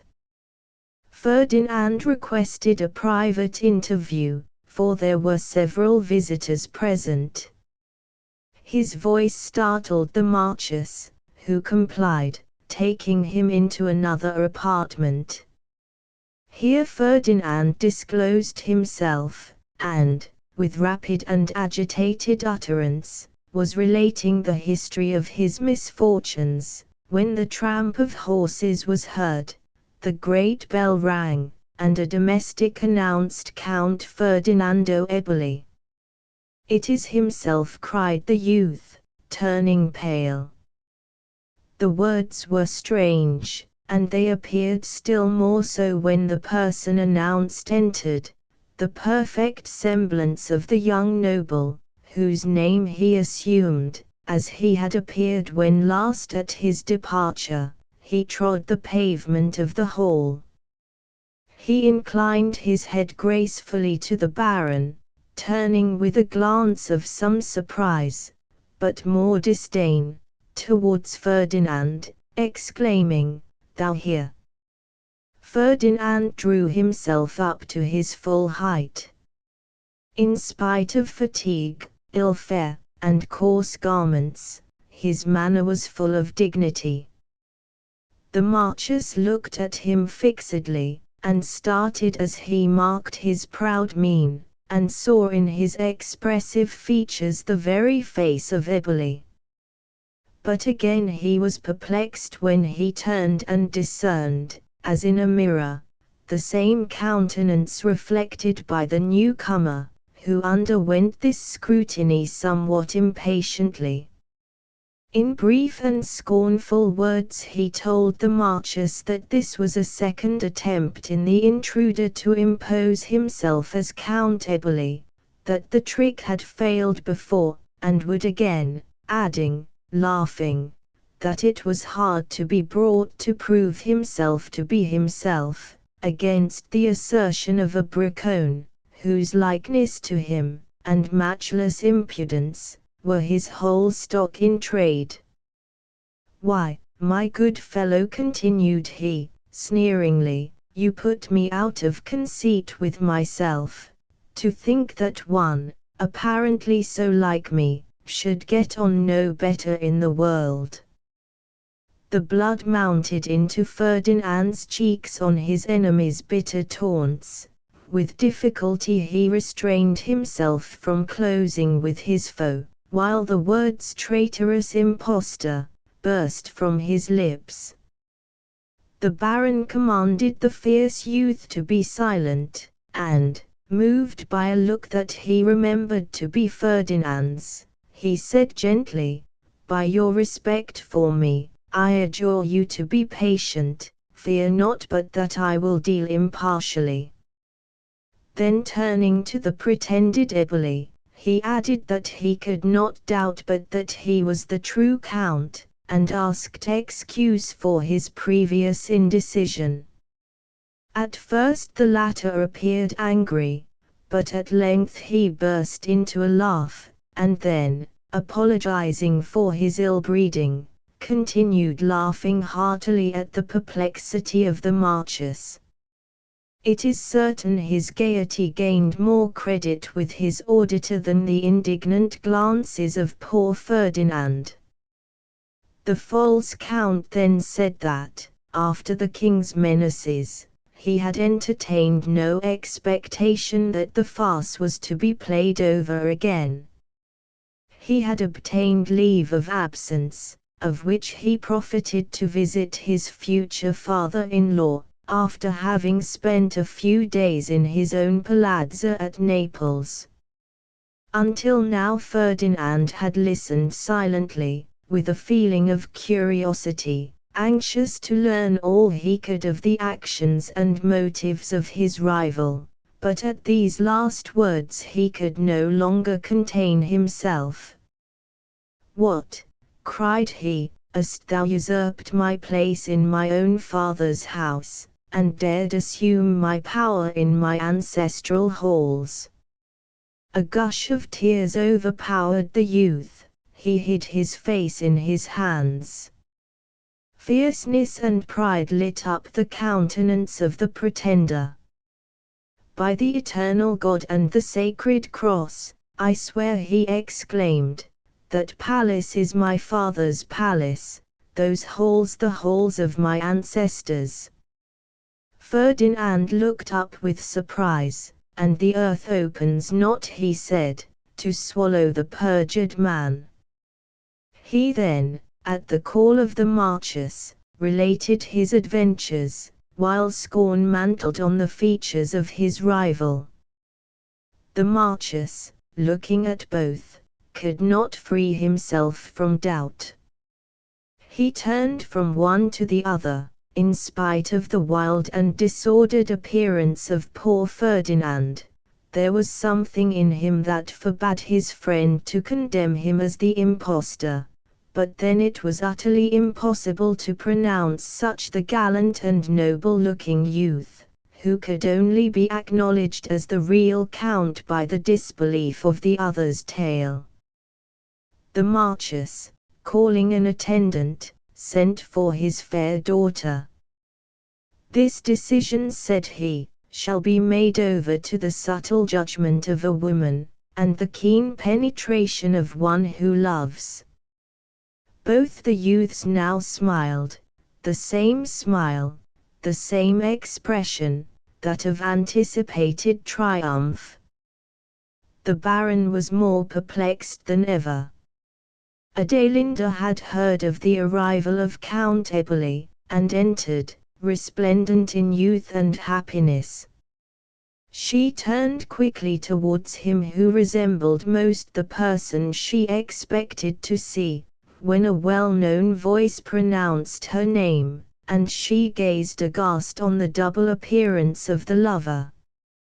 Her father, taking her hand, briefly explained the mystery, and bade her assure herself which was her affianced husband. "Signorina," said Ferdinand, "disdain me not because I appear before you thus in disgrace and misery. Your love, your goodness will restore me to prosperity and happiness." "I know not by what means," said the wondering girl, "but surely you are Count Eboli." "Adelinda," said the rival youth, "waste not your words on a villain. Lovely and deceived one, I trust, trembling I say it, that I can with one word assure you that I am Eboli." "Adelinda," said Ferdinand, "I placed the nuptial ring on your finger, before God your vows were given to me." The false count approached the lady, and, bending one knee, took from his heart a locket, enclosing hair tied with a green riband, which she recognized to have worn, and pointed to a slight scar on his left hand. Adelinda blushed deeply, and, turning to her father, said, motioning towards the kneeling youth, "He is Ferdinand." All protestations now from the unhappy Eboli were vain.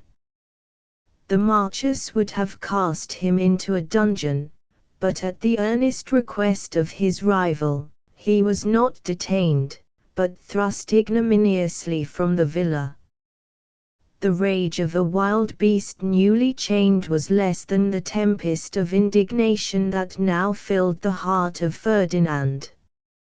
Physical suffering, from the fatigue and fasting, was added to his internal anguish, for some hours madness, if that were madness which never forgets its ill, possessed him.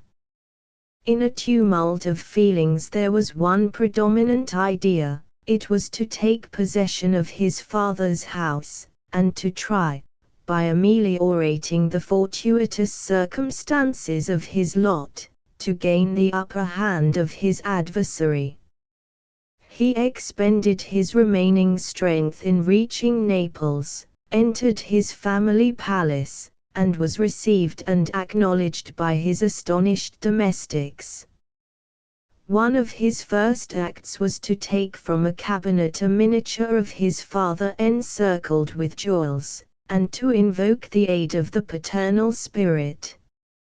Refreshment and a bath restored him to some of his usual strength, and he looked forward with almost childish delight to one night to be spent in peace under the roof of his father's house. This was not permitted. Ere midnight the great bell sounded, his rival entered as master, with the Marchus Spina. The result may be divined. The Marchus appeared more indignant than the false Eboli. He insisted that the unfortunate youth should be imprisoned. The portrait, whose setting was costly, found on him, proved him guilty of robbery. He was given into the hands of the police, and thrown into a dungeon. I will not dwell on the subsequent scenes. He was tried by the tribunal, condemned as guilty, and sentenced to the galleys for life. On the eve of the day when he was to be removed from the Neapolitan prison to work on the roads in Calabria, his rival visited him in his dungeon. For some moments both looked at the other in silence. The impostor gazed on the prisoner with mingled pride and compassion. There was evidently a struggle in his heart. The answering glance of Ferdinand was calm, free, and dignified. He was not resigned to his hard fate, but he disdained to make any exhibition of despair to his cruel and successful foe. A spasm of pain seemed to wrench the bosom of the false one, and he turned aside, striving to recover the hardness of heart which had hitherto supported him in the prosecution of his guilty enterprise. Ferdinand spoke first. What would the triumphant criminal with his innocent victim? His visitant replied haughtily, "Do not address such epithets to me, or I leave you to your fate. I am that which I say I am." "To me this boast," cried Ferdinand scornfully, "but perhaps these walls have ears." "Heaven, at least, is not deaf," said the deceiver, favoring heaven, which knows and admits my claim. But a truce to this idle discussion. Compassion, a distaste to see one so very like myself in such ill condition, a foolish whim, perhaps, on which you may congratulate yourself, has led me hither. The bolts of your dungeon are drawn, here is a purse of gold, fulfill one easy condition, and you are free. And that condition? Sign this paper. He gave to Ferdinand a writing, containing a confession of his imputed crimes. The hand of the guilty youth trembled as he gave it. There was confusion in his mien, and a restless uneasy rolling of his eye. Ferdinand wished in one mighty word, potent as lightning, loud as thunder, to convey his burning disdain of this proposal. But expression is weak, and calm is more full of power than storm. Without a word, he tore the paper in 2 pieces and threw them at the feet of his enemy. With a sudden change of manner, his visitant conjured him, in voluble and impetuous terms, to comply. Ferdinand answered only by requesting to be left alone. Now and then a half-word broke uncontrollably from his lips, but he curbed himself. Yet he could not hide his agitation when, as an argument to make him yield, the false count assured him that he was already married to Adelinda. Bitter agony thrilled poor Ferdinand's frame, but he preserved a calm mien, and an unaltered resolution. Having exhausted every menace and every persuasion, his rival left him, the purpose for which he came unaccomplished. On the morrow, with many others, the refuse of mankind, Count Ferdinando Eboli was led in chains to the unwholesome plains of Calabria, to work there at the roads. I must hurry over some of the subsequent events, for a detailed account of them would fill volumes. The assertion of the usurper of Ferdinand's right, that he was already married to Adelinda, was, like all else he said, false. The day was, however, fixed for their union, when the illness and the subsequent death of the Marchese Spina delayed its celebration. Adelinda retired during the first months of mourning to a castle belonging to her father not far from Arpino, a town of the Kingdom of Naples, in the midst of the Apennines, about 50 miles from the capital. Before she went, the deceiver tried to persuade her to consent to a private marriage. He was probably afraid that, in the long interval that was about to ensue before he could secure her, she would discover his imposture. Besides, a rumor had gone abroad that one of the fellow prisoners of Ferdinand, a noted bandit, had escaped, and that the young count was his companion in flight. Adelinda, however, refused to comply with her lover's entreaties, and retired to her seclusion with an old aunt, who was blind and deaf, but an excellent duenna. The false Eboli seldom visited his mistress, but he was a master in his art, and subsequent events showed that he must have spent all his time, disguised, in the vicinity of the castle. He contrived by various means, unsuspected at the moment, to have all Adelinda's servants changed for creatures of his own, so that, without her being aware of the restraint, she was, in fact, a prisoner in her own house. It is impossible to say what first awakened her suspicions concerning the deception put upon her. She was an Italian, with all the habitual quiescence and lassitude of her countrywomen in the ordinary routine of life, and with all their energy and passion when roused. The moment the doubt darted into her mind she resolved to be assured. A few questions relative to scenes that had passed between poor Ferdinand and herself sufficed for this. They were asked so suddenly and pointedly that the pretender was thrown off his guard. He looked confused, and stammered in his replies. Their eyes met, he felt that he was detected, and she saw that he perceived her now confirmed suspicions. A look such as is peculiar to an impostor, a glance that deformed his beauty, and filled his usually noble countenance with the hideous lines of cunning and cruel triumph, completed her faith in her own discernment. How, she thought, could I have mistaken this man for my own gentle Eboli? Again their eyes met. The peculiar expression of his terrified her, and she hastily quitted the apartment. Her resolution was quickly formed.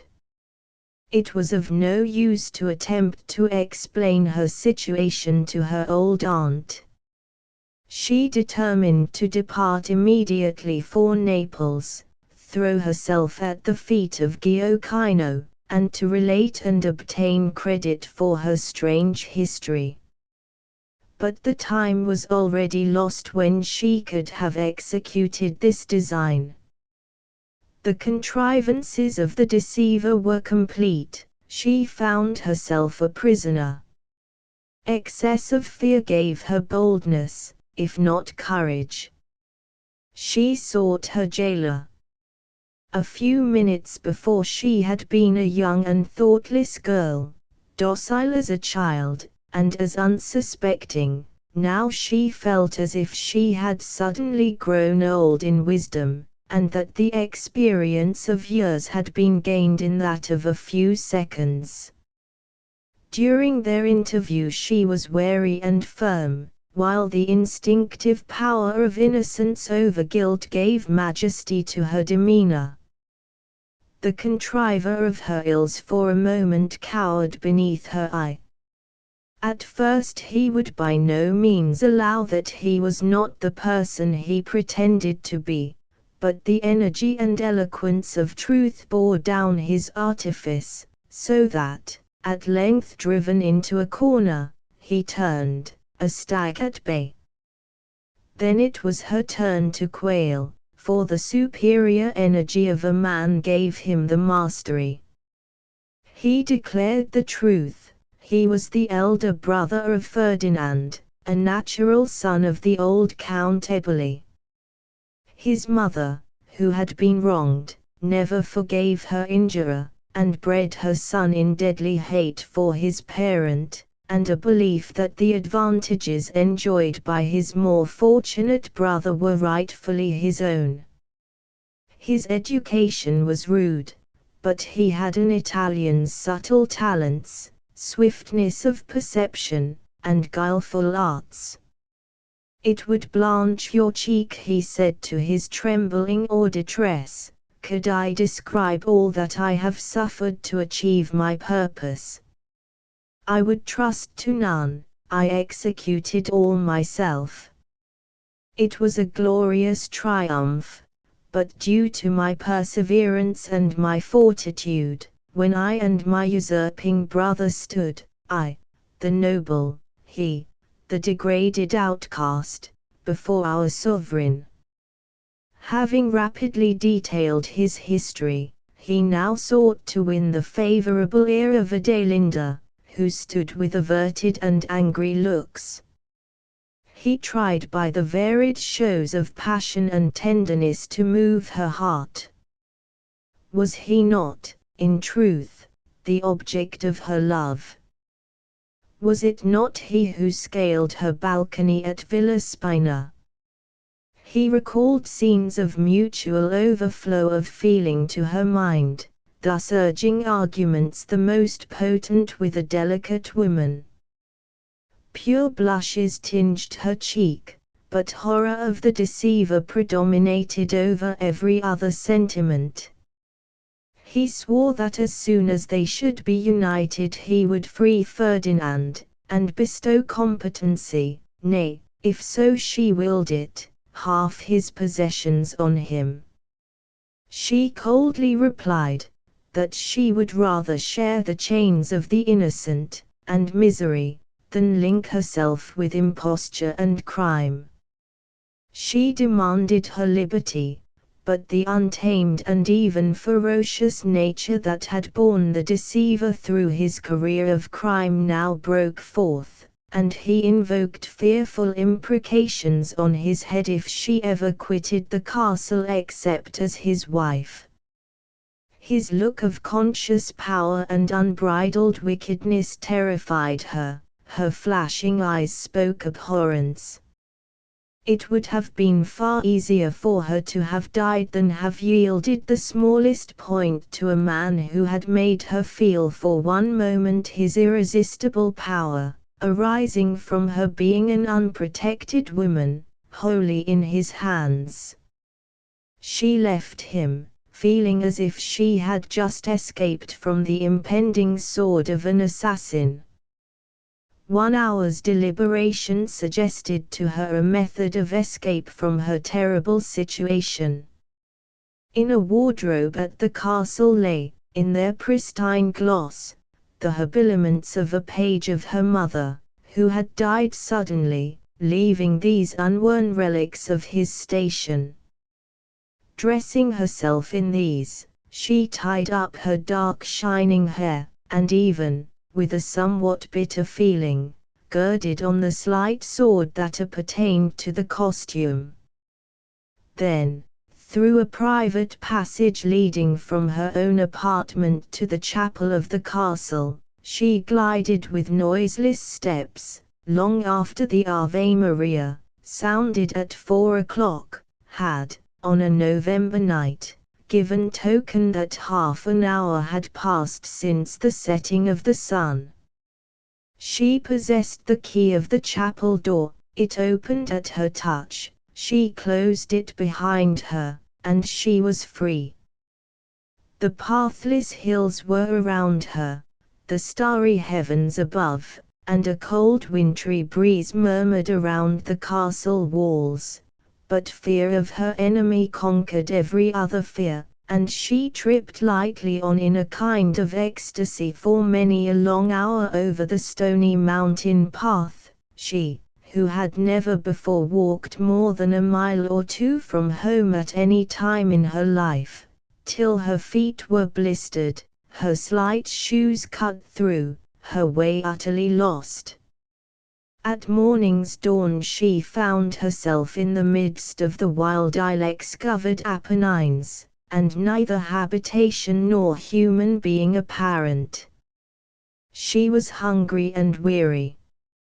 She had brought gold and jewels with her, but here were no means of exchanging these for food.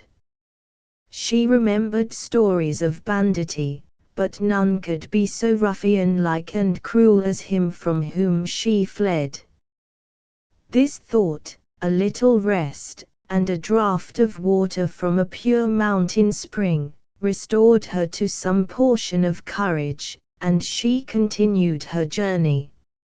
Noonday approached, and, in the south of Italy, the noonday sun, when unclouded, even in November, is oppressively warm, especially to an Italian woman, who never exposes herself to its beams. Faintness came over her.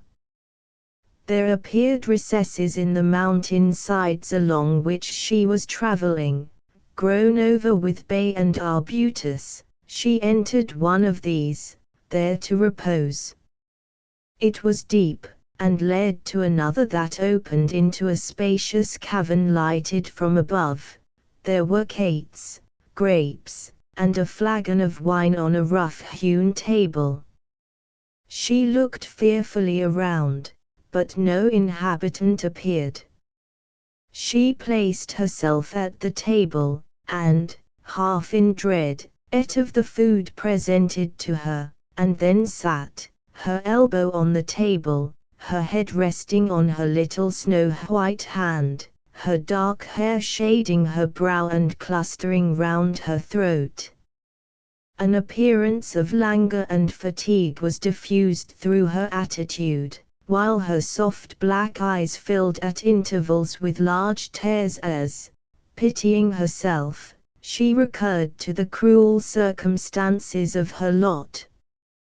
Her fanciful but elegant dress, her feminine form, her beauty and her grace, as she sat pensive and alone in the rough unhewn cavern, formed a picture a poet would describe with delight, an artist loved to paint. She seemed a being of another world, a seraph, all light and beauty, a Ganymede, escaped from his thrall above to his natal Ida. It was long before I recognized, looking down on her from the opening hill, my lost Adelinda. Thus spoke the young Count Eboli, when he related this story, for its end was as romantic as its commencement. When Ferdinando had arrived, a galley slave in Calabria, he found himself coupled with a bandit, a brave fellow, who abhorred his chains, from love of freedom, as much as his fellow prisoner did, from all the combination of disgrace and misery they brought upon him. Together they devised a plan of escape, and succeeded in effecting it. On their road, Ferdinand related his story to the outlaw, who encouraged him to hope for a favorable turn of fate, and meanwhile invited and persuaded the desperate man to share his fortunes as a robber among the wild hills of Calabria. The cavern where Adelinda had taken refuge was one of their fastnesses, whither they betook themselves at periods of imminent danger for safety only, as no booty could be collected in that unpeopled solitude, and there, one afternoon, returning from the chase, they found the wandering, fearful, solitary, fugitive girl, and never was lighthouse more welcome to tempest-tossed sailor than was her own Ferdinand to his lady-love. Fortune, now tired of persecuting the young noble, favored him still further. The story of the lovers interested the bandit chief, and promise of reward secured him. Ferdinand persuaded Adelinda to remain one night in the cave, and on the following morning they prepared to proceed to Naples, but at the moment of their departure they were surprised by an unexpected visitant. The robbers brought in a prisoner. It was the impostor. Missing on the morrow her who was the pledge of his safety and success, but assured that she could not have wandered far, he dispatched emissaries in all directions to seek her, and himself, joining in the pursuit, followed the road she had taken, and was captured by these lawless men, who expected rich ransom from one whose appearance denoted rank and wealth. When they discovered who their prisoner was, they generously delivered him up into his brother's hands. Ferdinand and Adelinda proceeded to Naples. On their arrival, she presented herself to Queen Caroline, and, through her, Murat heard with astonishment the device that had been practiced on him.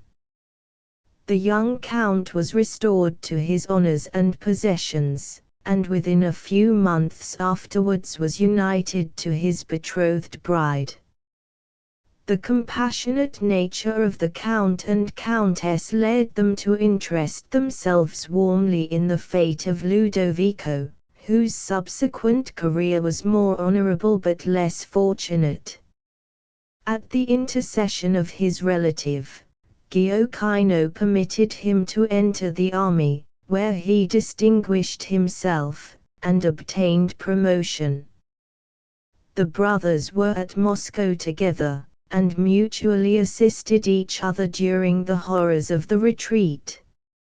At one time overcome by drowsiness, the mortal symptom resulting from excessive cold, Ferdinand lingered behind his comrades, but Ludovico, refusing to leave him, dragged him on in spite of himself, till, entering a village, food and fire restored him, and his life was saved. On another evening, when wind and sleet added to the horror of their situation, Ludovico, after many ineffective struggles, slid from his horse lifeless. Ferdinand was at his side, and, dismounting, endeavored by every means in his power to bring back pulsation to his stagnant blood. His comrades went forward, and the young count was left alone with his dying brother in the white boundless waste.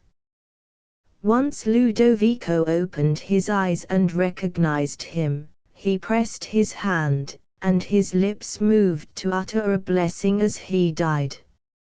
At that moment the welcome sounds of the enemy's approach roused Ferdinand from the despair into which his dreadful situation plunged him.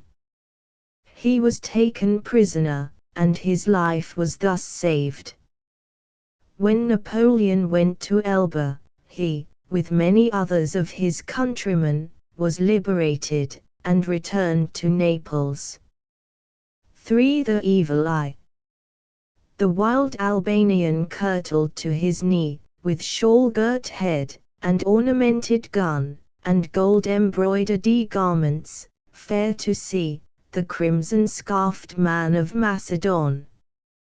Lord Byron. The Mariot, Catus Theosiani, travelled wearily, and in fear of its robber inhabitants, through the Pashalic of Yanina, yet he had no cause for dread. Did he arrive, tired and hungry, in a solitary village, did he find himself in the uninhabited wilds suddenly surrounded by a band of clefts, or in the larger towns did he shrink at finding himself, soul of his race, among the savage mountaineers and despotic Turk, as soon as he announced himself the Parbratimo, one, of Dmitri of the evil eye, every hand was held out, every voice spoke welcome. One in Greece, especially in Illyria and Epirus, it is no uncommon thing for persons of the same sex to swear friendship. The Church contains a ritual to consecrate this vow. Two men thus united are called parbratimi, the women posestrime. The Albanian, Dmitri, was a native of the village of Kavo. Among the savage mountains of the district between Yanina and Tepelen, the deep broad stream of Argyro Castro flows, bastioned to the west by abrupt wood-covered precipices, shadowed to the east by elevated mountains. The highest among these is Mount Trebuksai, and in a romantic folding of that hill, distinct with minarets, crowned by a dome rising from out a group of pyramidal cypresses, is the picturesque village of Kavo. Sheep and goats form the apparent treasure of its inhabitants, their guns and yatagans, their warlike habits, and, with them, the noble profession of robbery, are sources of still greater wealth.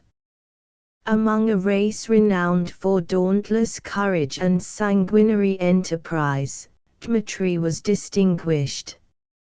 It was said that in his youth this cleft was remarkable for a gentler disposition and more refined taste than is usual with his countrymen. He had been a wanderer, and had learned European arts, of which he was not a little proud. He could read and write Greek, and a book was often stowed beside his pistols in his girdle. He had spent several years in Scio, the most civilized of the Greek islands, and had married a Sciot girl. The Albanians are characterized as despisers of women, but Dmitri, in becoming the husband of Helena, enlisted under a more chivalrous rule, and became the proselyte of a better creed. Often he returned to his native hills, and fought under the banner of the renowned Ali, and then came back to his island home. The love of the tamed barbarian was concentrated, burning, and something beyond this. It was a portion of his living, beating heart, the nobler part of himself, the diviner mold in which his rugged nature had been recast. On his return from one of his Albanian expeditions he found his home ravaged by the Mainotes. Helena, they pointed to her tomb, nor dared tell him how she died, his only child. His lovely infant daughter, was stolen, his treasure house of love and happiness was rifled, its gold excelling wealth changed to blank desolation. Dmitri spent 3 years in endeavors to recover his lost offspring. He was exposed to 1,000 dangers, underwent incredible hardships. He dared the wild beast in his lair, the Mainote in his port of refuge. He attacked, and was attacked by them. He wore the badge of his daring in a deep gash across his eyebrow and cheek. On this occasion he had died, but that Caitasthius, seeing a scuffle on shore and a man left for dead, disembarked from a Mariot sarcovler, carried him away, tended and cured him. They exchanged vows of friendship, and for some time the Albanian shared his brother's toils, but they were too pacific to suit his taste, and he returned to Cavo. Who in the mutilated savage could recognize the handsomest amongst the Eneouts? His habits kept pace with his change of physiognomy, he grew ferocious and hard-hearted. He only smiled when engaged in dangerous enterprise. He had arrived at that worst state of ruffian feeling, the taking delight in blood. He grew old in these occupations, his mind became reckless, his countenance more dark, men trembled before his glance, women and children exclaimed in terror, "The evil eye!" The opinion became prevalent, he shared it himself, he gloried in the dread privilege, and when his victim shivered and withered beneath the mortal influence, the fiendish laugh with which he hailed this demonstration of his power struck with worse dismay the failing heart of the fascinated person. But Dmitri could command the arrows of his sight, and his comrades respected him the more for his supernatural attribute since they did not fear the exercise of it on themselves. Dmitri had just returned from an expedition beyond Prevsa. He and his comrades were laden with spoil. They killed and roasted a goat whole for their repast, they drank dry several wine skins, then, round the fire in the court, they abandoned themselves to the delights of the kerchief dance, roaring out the chorus as they dropped upon and then rebounded from their knees, and whirled round and round with an activity all their own. The heart of Dmitri was heavy, he refused to dance, and sat apart, at first joining in the song with his voice and lute, till the air changed to one that reminded him of better days. His voice died away, his instrument dropped from his hands, and his head sank upon his breast. At the sound of stranger footsteps he started up, in the form before him he surely recognized a friend, he was not mistaken. With a joyful exclamation he welcomed Caitasthius, clasping his hand and kissing him on the cheek. The traveler was weary, so they retired to Dmitri's own home, a neatly plastered, whitewashed cottage, whose earthen floor was perfectly dry and clean, and the walls hung with arms, some richly ornamented, and other trophies of his Klephtic triumphs. A fire was kindled by his aged female attendant, the friends reposed on mats of white rushes while she prepared the pilaf and seethed flesh of kid. She placed a bright tin tray on a block of wood before them, and heaped upon it cakes of Indian corn, goat's milk cheese, eggs, and olives, a jar of water from their purest spring, and skin of wine, served to refresh and cheer the thirsty traveler. After supper the guest spoke of the object of his visit. "I come to my Pabritimo," he said, "to claim the performance of his vow. When I rescued you from the savage Cacovugnis of Bolarius, you pledged to me your gratitude and faith. Do you disclaim the debt?" Dmitri's brow darkened. "My brother," he cried, "need not remind me of what I owe. Command my life, in what can the mountain cleft aid the son of the wealthy Zyani? "The son of Zyone is a beggar," rejoined Caitasthius, "and must perish if his brother deny his assistance." The Mareot then told his tale.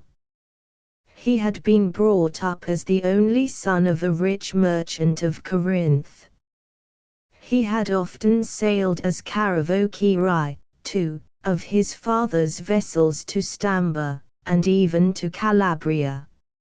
Some years before he had been boarded and taken by a Barbary corsair.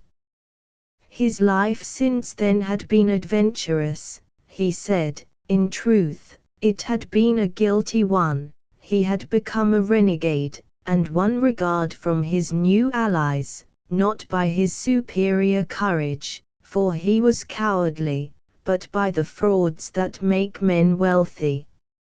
In the midst of this career some superstition had influenced him, and he had returned to his ancient religion. He escaped from Africa, wandered through Syria, crossed to Europe, found occupation in Constantinople, and thus years passed. At last, as he was on the point of marriage with a Phanariot beauty, he fell again into poverty, and he returned to Corinth to see if his father's fortunes had prospered during his long wanderings. He found that while these had improved to a wonder, they were lost to him forever. His father, during his protracted absence, acknowledged another son as his, and, dying a year before, had left all to him. Caitasthius found this unknown kinsman, with his wife and child, in possession of his expected inheritance. Cyril divided with him, it is true, their parents' property, but Caitasthius grasped at all, and resolved to obtain it. He brooded over 1,000 schemes of murder and revenge, yet the blood of a brother was sacred to him, and Cyril, beloved and respected at Corinth, could only be attacked with considerable risk. Then his child was a fresh obstacle. As the best plan that presented itself, he hastily embarked for Butrinto, and came to claim the advice and assistance of the Eneaut whose life he had saved, whose Pabritimo he was. Not thus barely did he tell his tale, but glossed it over, so that had Dmitri needed the incitement of justice, which was not at all a desideratum with him, he would have been satisfied that Cyril was a base interloper, and that the whole transaction was one of imposture and villainy. To master of a merchant ship. All night these men discussed a variety of projects, whose aim was, that the deceased Zyone's wealth should pass undivided into his elder son's hands. At morning's dawn Caitasthius departed, and 2 days afterwards Dmitri quitted his mountain home. His first care had been to purchase a horse, long coveted by him on account of its beauty and fleetness. He provided cartridges and replenished his powder horn. His accoutrements were rich, his dress gay, his arms glittered in the sun. His long hair fell straight from under the shawl twisted round his cap, even to his waist. A shaggy white capote hung from his shoulder, his face wrinkled and puckered by exposure to the seasons, his brow furrowed with care, his mustachios long and jet black, his scarred face, his wild, savage eyes, his whole appearance, not deficient in barbaric grace, but stamped chiefly with ferocity and bandit pride, inspired, and we need not wonder, the superstitious Greek with a belief that a supernatural spirit of evil dwelt in his aspect, blasting and destroying. Now prepared for his journey, he departed from Cavo, crossing the woods of Acarnania, on his way to Moria. Wherefore does Zillah tremble, and press her boy to her bosom, as if fearful of evil? Thus asked Cyril, returning from the city of Corinth to his own rural abode. It was a home of beauty.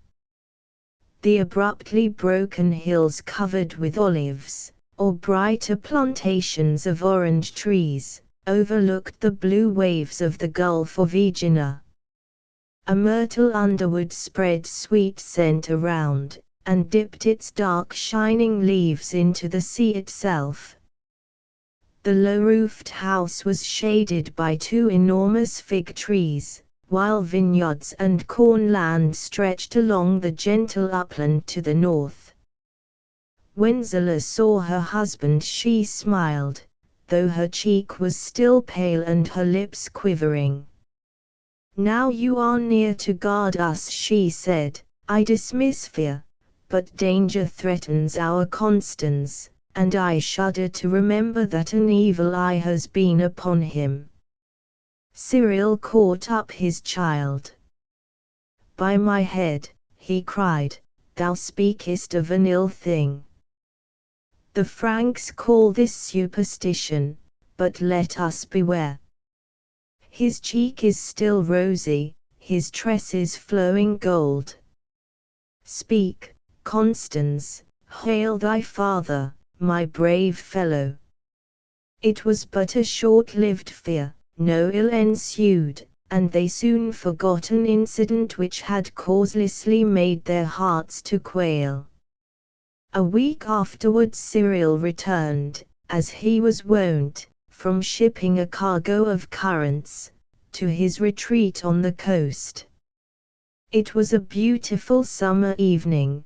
The creaking water-wheel, which produced the irrigation of the land, chimed in with the last song of the noisy cicala.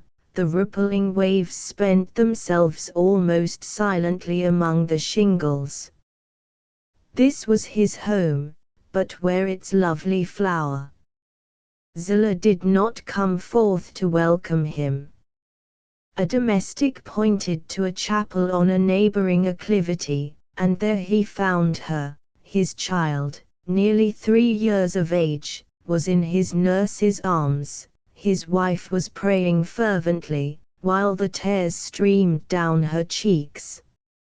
Cyril demanded anxiously the meaning of this scene, but the nurse sobbed. Zillah continued to pray and weep, and the boy, from sympathy, began to cry. This was too much for man to endure.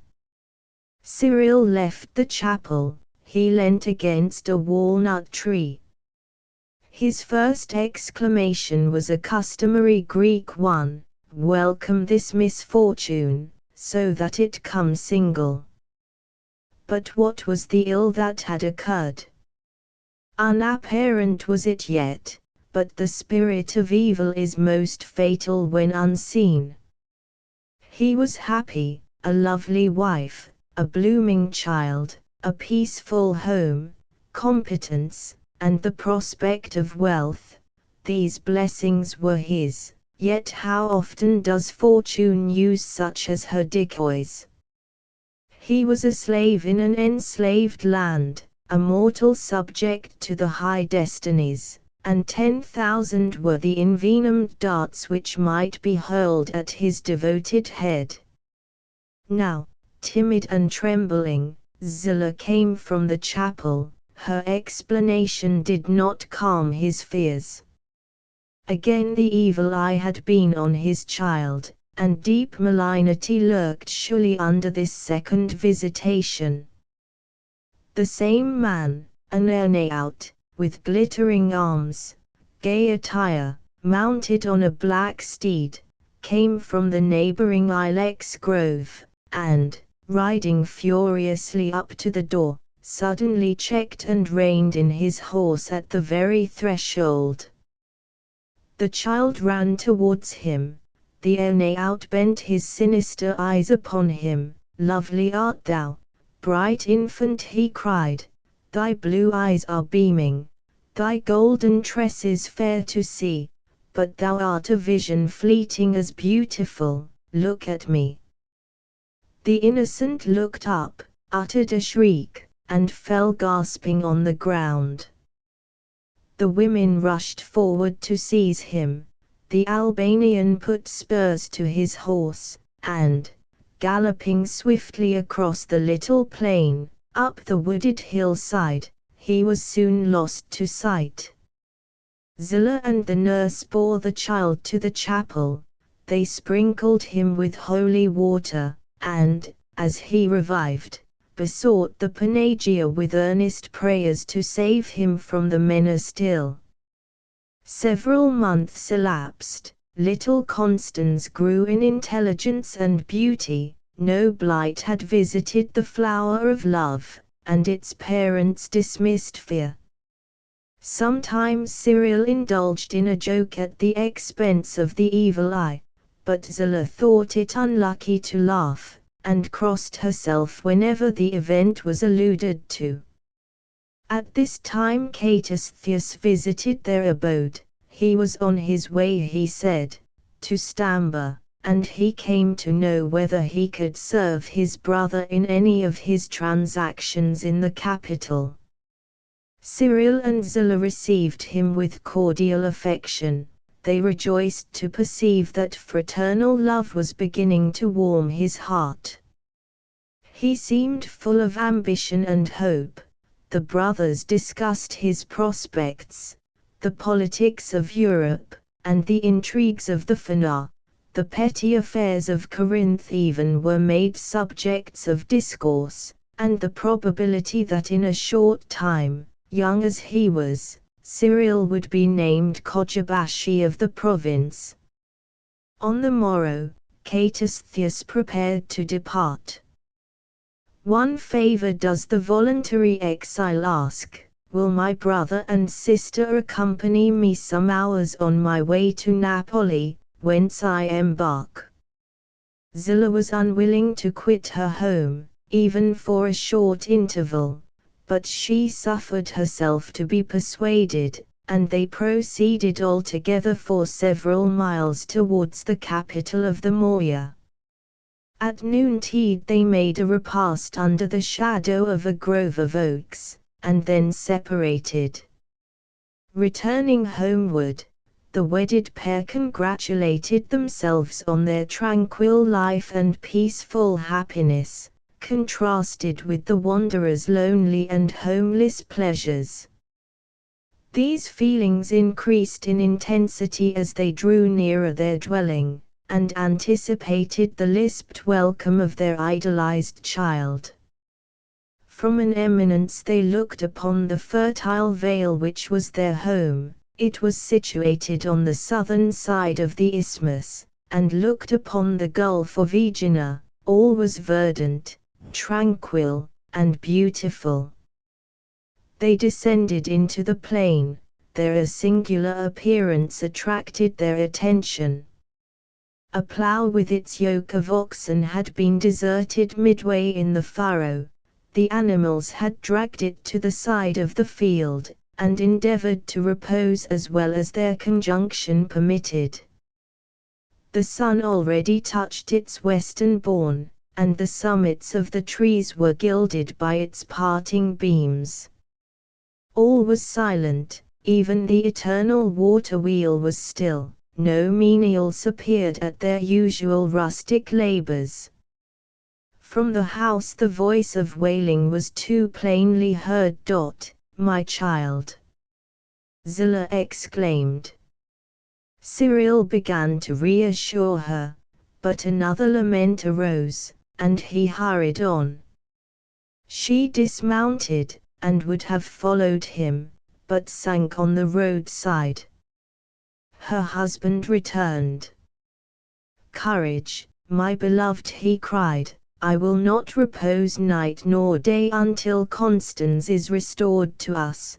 Trust to me. Farewell." With these words he rode swiftly on. Her worst fears were thus confirmed. Her maternal heart, lately so joyous, became the abode of despair, while the nurse's narration of the sad occurrence tended but to add worse fear to fear. Thus it was, the same stranger of the evil eye had appeared, not as before, bearing down on them with eagle speed, but as if from a long journey, his horse lame and with drooping head, the Eneaut himself covered with dust, apparently scarcely able to keep his seat. "By the life of your child," he said, "give a cup of water to one who faints with thirst." The nurse, with Constance in her arms, got a bowl of the desired liquid, and presented it. Ere the parched lips of the stranger touched the wave, the vessel fell from his hands. The woman started back, while he, at the same moment darting forward, tore with strong arm the child from her embrace. Already both were gone. With arrowy speed they traversed the plain, while her shrieks, and cries for assistance, called together all the domestics. They followed on the track of the ravisher, and none had yet returned. Now as night closed in, one by one they came back. They had nothing to relate. They had scoured the woods, crossed the hills. They could not even discover the route which the Albanian had taken. On the following day Cyril returned, jaded, haggard, miserable. He had obtained no tidings of his son. On the morrow he again departed on his quest, nor came back for several days. Zillah passed her time wearily, now sitting in hopeless despondency, now climbing the near hill to see whether she could perceive the approach of her husband. She was not allowed to remain long thus tranquil. The trembling domestics, left in guard, warned her that the savage forms of several Eneauts had been seen prowling about. She herself saw a tall figure, clad in a shaggy white capote, steal round the promontory, and, on seeing her, shrink back. Once at night the snorting and trampling of a horse roused her, not from slumber, but from her sense of security. Wretched as the bereft mother was, she felt personally almost reckless of danger, but she was not her own. She belonged to one beyond expression dear, and duty, as well as affection for him, enjoined self-preservation. Cyril, again returned. He was gloomier, sadder than before, but there was more resolution on his brow, more energy in his motions. He had obtained a clue, yet it might only lead him to the depths of despair. He discovered that Catastheus had not embarked at Napoli. He had joined a band of Eneauts lurking about Vasilico, and had proceeded to Patras with the protocleft. Thence they put off together in a monoxylon for the northern shores of the Gulf of Lepanto. Nor were they alone, they bore a child with them wrapped in a heavy torpid sleep. Poor Cyril's blood ran cold when he thought of the spells and witchcraft which had probably been put in practice on his boy. He would have followed close upon the robbers, but for the report that reached him that the remainder of the Albanians had proceeded southward towards Corinth. He could not enter upon a long wandering search among the pathless wilds of Epirus, leaving Zillah exposed to the attacks of these bandits. He returned to consult with her, to devise some plan of action which would at once ensure her safety and promise success to his endeavors. After some hesitation and discussion, it was decided that he should first conduct her to her native home, consult with her father as to his present enterprise, and be guided by his warlike experience before he rushed into the very focus of danger. The seizure of his child might only be a lure, and it were not well for him, sole protector of that child and its mother, to rush unadvisedly into the toils. Zillah, strange to say, for her blue eyes and brilliant complexion belied her birth, was the daughter of a Mainote, yet dreaded and abhorred by the rest of the world as are the inhabitants of Cape Tainaris.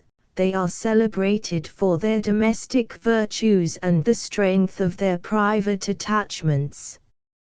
Zillah loved her father, and the memory of her rugged rocky home, from which she had been torn in an adverse hour. Near neighbors of the Mainotes, dwelling in the ruder and wildest portion of Maina, are the Cacovugnis, a dark suspicious race, of squat and stunted form, strongly contrasted with the tranquil cast of countenance characteristic of the Mainote. The two tribes are embroiled in perpetual quarrels. The narrow sea-girt abode which they share affords at once a secure place of refuge from the foreign enemy and all the facilities of internal mountain warfare. Cyril had once, during a coasting voyage, been driven by stress of weather into the little bay on whose shores is placed the small town of Cardamila.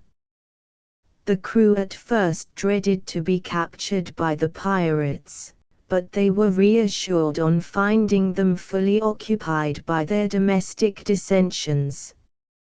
A band of Cacovugnis were besieging the castellated rock overlooking Cardamila, blockading the fortress in which the Mainote Capitano and his family had taken refuge.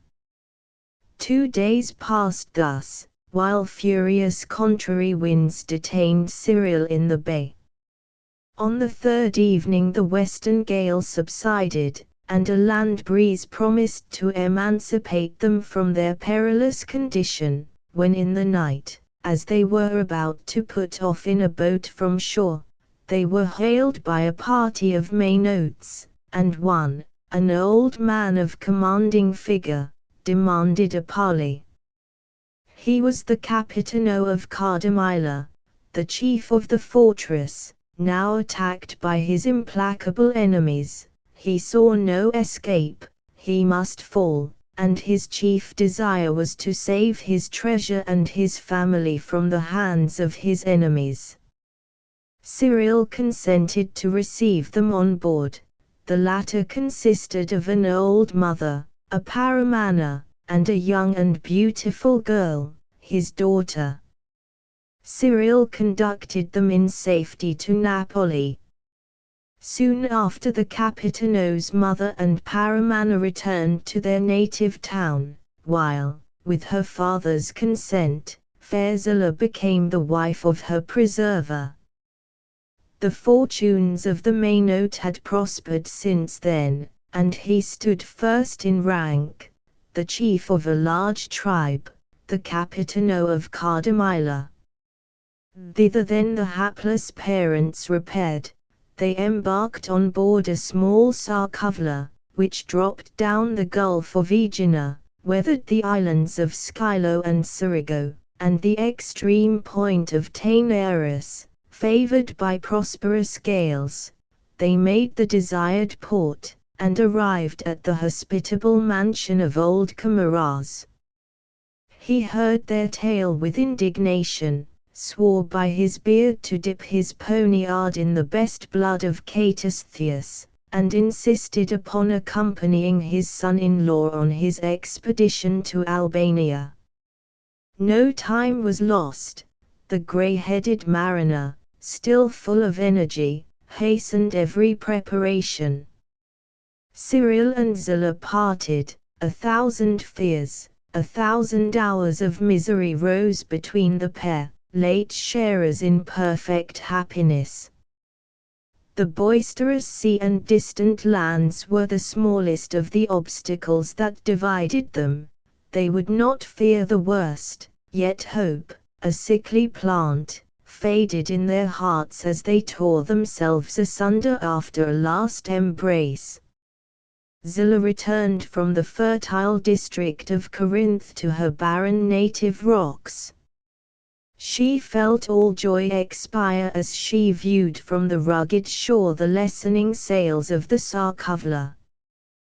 Days and weeks passed, and still she remained in solitary and sad expectation. She never joined in the dance, nor made one in the assemblies of her countrywomen, who met together at evening-tide to sing, tell stories, and while away the time in dance and gaiety.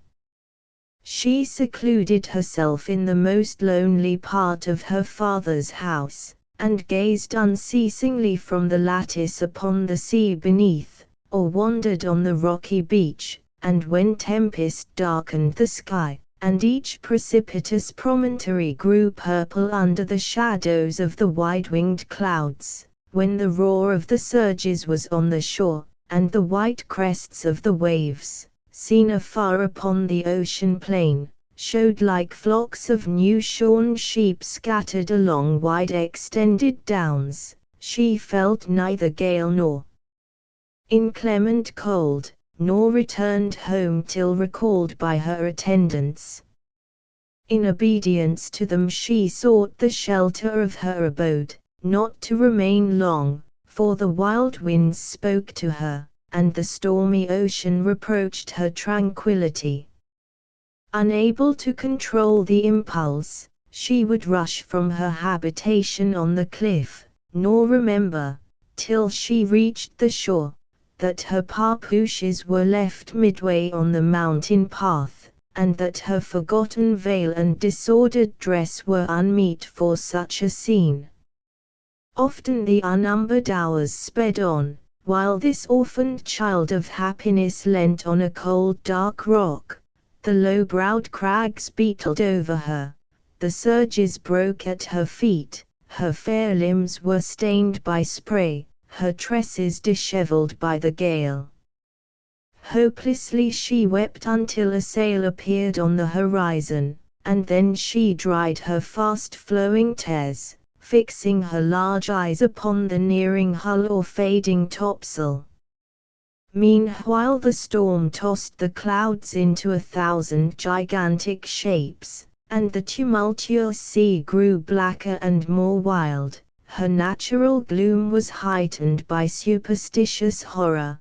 The Morai, the old fates of her native Grecian soil, howled in the breezes, apparitions, which told of her child pining under the influence of the evil eye, and of her husband, the prey of some Thracian witchcraft, such as still is practiced in the dread neighborhood of Larissa, haunted her broken slumbers, and stalked like dire shadows across her waking thoughts. Her bloom was gone, her eyes lost their luster, her limbs their round full beauty, her strength failed her, as she tottered to the accustomed spot to watch, vainly, yet forever to watch. What is there so fearful as the expectation of evil tidings delayed? Sometimes in the midst of tears, or worse, amidst the convulsive gaspings of despair, we reproach ourselves for influencing the eternal fates by our gloomy anticipations. Then, if a smile read the mourner's quivering lip, it is arrested by a throb of agony. Alas! Are not the dark tresses of the young painted grey, the full cheek of beauty delved with sad lines by the spirits of such hours? Misery is a more welcome visitant when she comes in her darkest guise and wraps us in perpetual black, for then the heart no longer sickens with disappointed hope. Cyril and old Camaradas had found great difficulty in doubling the many capes of the Morea as they made a coasting expedition from Cardamila to the Gulf of Arta, north of Sphelonia and Saint Mauro. During their voyage they had time to arrange their plans. As a number of myriads traveling together might attract too much attention, they resolved to land their comrades at different points, and travel separately into the interior of Albania. Yanina was their first place of rendezvous. Cyril and his father-in-law disembarked in one of the most secluded of the many creeks which diversify the winding and precipitous shores of the Gulf. 6 others, chosen from the crew, would, by other routes, join them at the capital. They did not fear for themselves, alone, but well armed, and secure in the courage of despair, they penetrated the fastnesses of Epirus. No success cheered them. They arrived at Yanina without having made the slightest discovery.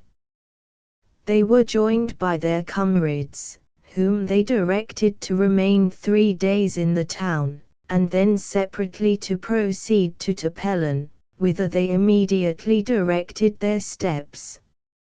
At the first village on their way thither, at monastic Zitsa, they obtained some information, not to direct, but to encourage their endeavors. They sought refreshment and hospitality in the monastery, which is situated on a green eminence, crowned by a grove of oak trees, immediately behind the village. Perhaps there is not in the world a more beautiful or more romantic spot, sheltered itself by clustering trees, looking out on one widespread landscape of hill and dale, enriched by vineyards, dotted with frequent flocks, while the Calamus in the depth of the vale gives life to the scene, and the far blue mountains of Zumacus, Sagari, Sully, and Acrocaronia, to the east, west, north, and south, close in the various prospects. Cyril half envied the Caloyers their inert tranquility. They received the travellers gladly, and were cordial though simple in their manners. When questioned concerning the object of their journey, they warmly sympathized with the father's anxiety, and eagerly told all they knew. 2 weeks before, an Eneaut, well known to them as Dmitri of the Evil Eye, a famous cleft of Cavo, and a Mariot, arrived, bringing with them a child, a bold, spirited, beautiful boy, who, with firmness beyond his years, claimed the protection of the Caloyers, and accused his companions of having carried him off by force from his parents. "By my head," cried the Albanian, a brave Palakar, "he keeps his word, brother. He swore by the Panagia, in spite of our threats of throwing him down a precipice, food for the vulture, to accuse us to the first good men he saw. He neither pines under the evil eye, nor quails beneath our menaces." Catastheus frowned at these praises, and it became evident during their stay at the monastery that the Albanian and the Mariot quarreled as to the disposal of the child. The rugged mountaineer threw off all his sternness as he gazed upon the boy. When little Constans slept, he hung over him, fanning away with woman's care the flies and gnats. When he spoke, he answered with expressions of fondness, winning him with gifts, teaching him, all child as he was, a mimicry of warlike exercises. When the boy knelt and besought the Panagia to restore him to his parents, his voice quivering, and tears running down his cheeks, the eyes of Dmitri overflowed, he cast his cloak over his face, his heart whispered to him, "Thus, perhaps, my child prayed." Heaven was deaf. Alas! Where is she now? Encouraged by such signs of compassion, which children are quick to perceive, Constans twined his arms round his neck, telling him that he loved him, and that he would fight for him when a man, if he would take him back to Corinth. At such words Dmitri would rush forth, seek Caitasthius, remonstrate with him, till the unrelenting man checked him by reminding him of his vow. Still he swore that no hair of the child's head should be injured, while the uncle, unvisited by compunction, meditated his destruction.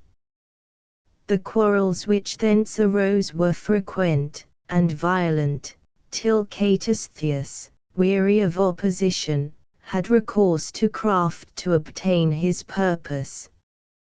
One night he secretly left the monastery, bearing the child with him.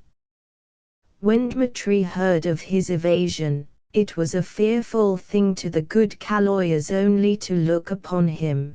They instinctively clutched hold of every bit of iron on which they could lay their hands, so to avert the evil eye which glared with native and untamed fierceness. In their panic a whole score of them had rushed to the iron-plated door which led out of their abode. With the strength of a lion, Dmitri tore them away, threw back the portal, and, with the swiftness of a torrent fed by the thawing of the snows in spring, he dashed down the steep hill, the flight of an eagle not more rapid, the course of a wild beast not more resolved. Such was the clue afforded to Cyril. It were too long to follow him in his subsequent search. He, with old cameras, wandered through the vale of Argyro Castro, and climbed Mount Trebuchytukovo. Dmitri had returned. He had gathered together a score of faithful comrades, and sallied forth again. Various were the reports of his destination, and the enterprise which he meditated. One of these led our adventurers to Topelin, and hence back towards Yanina, and now chance again favored them. They rested one night in the habitation of a priest at the little village of Mosm, about 3 leagues to the north of Zitsa, and here they found an Earnaout who had been disabled by a fall from his horse. This man was to have made one of Dmitri's band. They learned from him that the Earnaout had tracked Caitasthius, following him close, and forcing him to take refuge in the monastery of the prophet Elias, which stands on an elevated peak of the mountains of Sagari, 8 leagues from Yanina. Dmitri had followed him, and demanded the child. The Kaloyas refused to give it up, and the cleft, roused to mad indignation, was now besieging and battering the monastery, to obtain by force this object of his newly awakened affections. At Yanina, Kamaraz and Cyril collected their comrades, and departed to join their unconscious ally. He, more impetuous than a mountain stream or ocean's fiercest waves, struck terror into the hearts of the recluses by his ceaseless and dauntless attacks. To encourage them to further resistance, Caitasthius, leaving the child behind in the monastery, departed for the nearest town of Sagari, to entreat its Belukbashi to come to their aid. The Sagarians are a mild, amiable, social people. They are gay, frank, clever. Their bravery is universally acknowledged, even by the more uncivilized mountaineers of Zumachus, yet robbery, murder, and other acts of violence are unknown among them. These good people were not a little indignant when they heard that a band of Earnaouts was besieging and battering the sacred retreat of their favorite Kaloyas. They assembled in a gallant troop, and, taking Catastheus with them, hastened to drive the insolent Clefths back to their ruder fastnesses. They came too late. At midnight, while the monks prayed fervently to be delivered from their enemies, Dmitri and his followers tore down their iron-plated door and entered the holy precincts. The Protoclefth strode up to the gates of the sanctuary, and, placing his hands upon it, swore that he came to save, not to destroy. Constans saw him.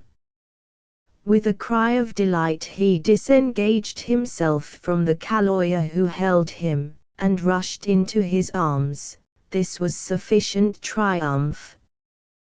With assurance of sincere regret for having disturbed them, the Clefth quitted the chapel with his followers, taking his prize with him.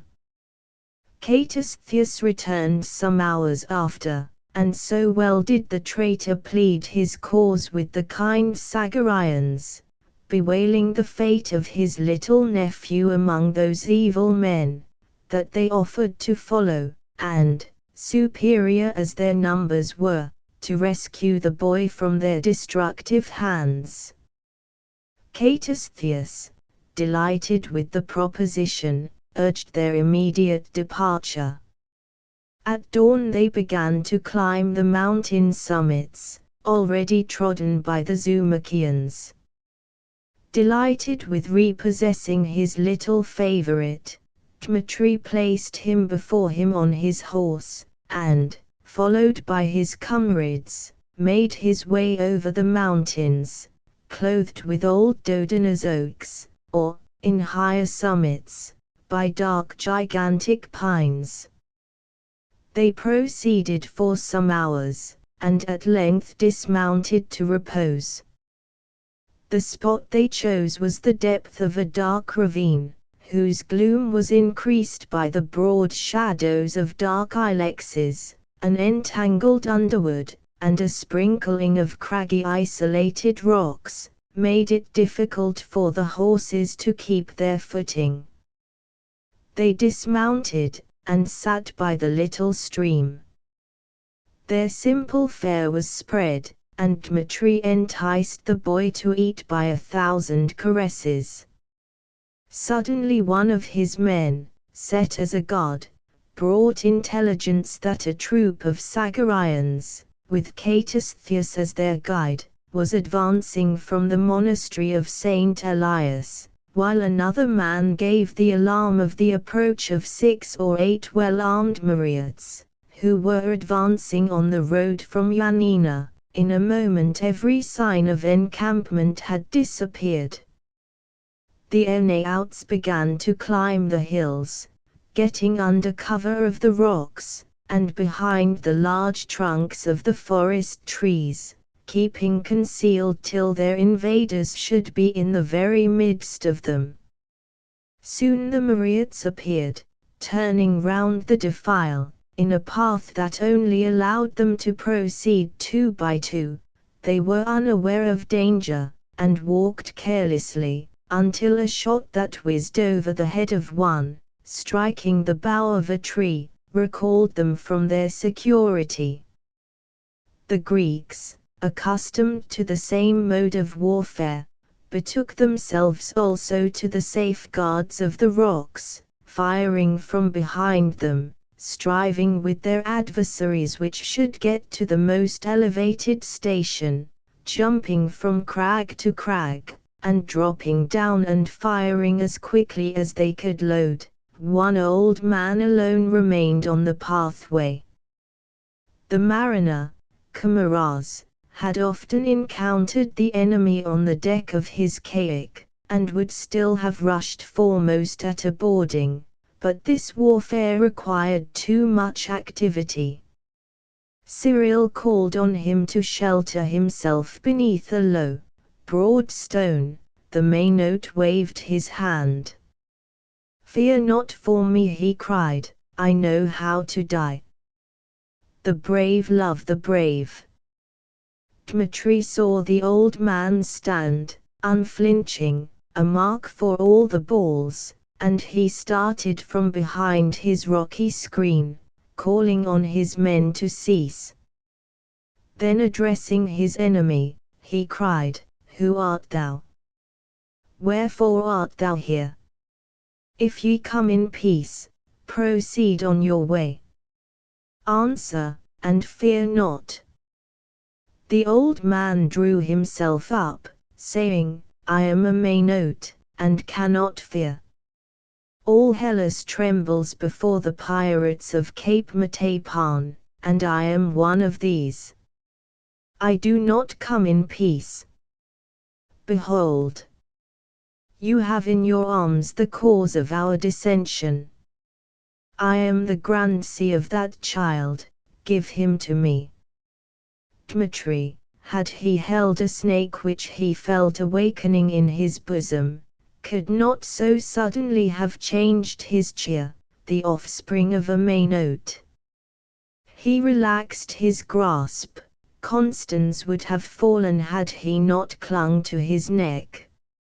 Meanwhile each party had descended from their rocky station, and were grouped together in the pathway below. Dmitri tore the child from his neck. He felt as if he could, with savage delight, dash him down the precipice, when, as he paused and trembled from excess of passion, Catastheus, and the foremost Sagarians, came down upon them. "Stand!" cried the infuriated Eneaut. "Behold, Catastheus, behold, friend, whom I, driven by the resistless fates, madly and wickedly forswore.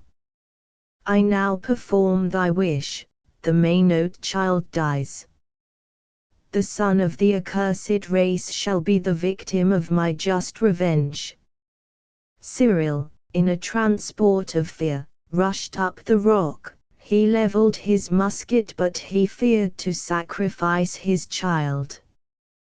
The old Mainote, less timid and more desperate, took a steady aim.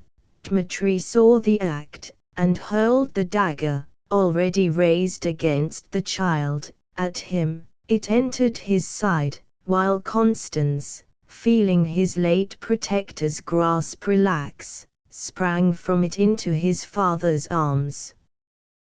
Kamaraz had fallen, yet his wound was slight. He saw the Eneauts and Sagarians close round him. He saw his own followers made prisoners. Dmitri and Catastheus had both thrown themselves upon Cyril, struggling to repossess themselves of the screaming boy. The Mainote raised himself. He was feeble of limb, but his heart was strong. He threw himself before the father and child. He caught the upraised arm of Dmitri. "On me," he cried, "fall all thy vengeance. I of the evil race. For the child, he is innocent of such parentage. Maina cannot boast him for a son." "Man of lies," commenced the infuriated Eneaut, "this falsehood shall not stead thee. Nay, by the souls of those you have loved, listen," continued Kamaraz, "and if I make not good my words, may I and my children die. The boy's father is a Corinthian, his mother, a Scyot girl." Scio, the very word made the blood recede to Dmitri's heart. "Villain," he cried, dashing aside Catastheus' arm, which was raised against poor Constans, "I guard this child, dare not to injure him. Speak, old man, and fear not, so that thou speakest the truth." "15 years ago," said Kamaraz, "I hovered with my kayak, in search of prey, on the coast of Scio. A cottage stood on the borders of a chestnut wood. It was the habitation of the widow of a wealthy islander. She dwelt in it with her only daughter, married to an Albanian, then absent. The good woman was reported to have a concealed treasure in her house. The girl herself would be rich spoil. It was an adventure worth the risk.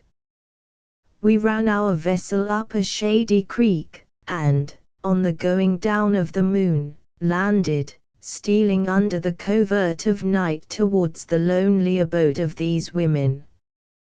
Dmitri grasped at his dagger's hilt. It was no longer there. He half drew a pistol from his girdle. Little Constance, again confiding in his former friend, stretched out his hands and clung to his arm.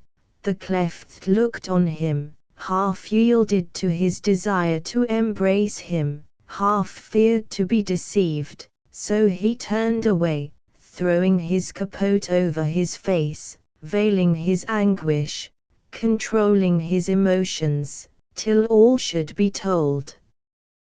Kamaraz continued, it became a worse tragedy than I had contemplated. The girl had a child, she feared for its life, and struggled with the men like a tigress defending her young.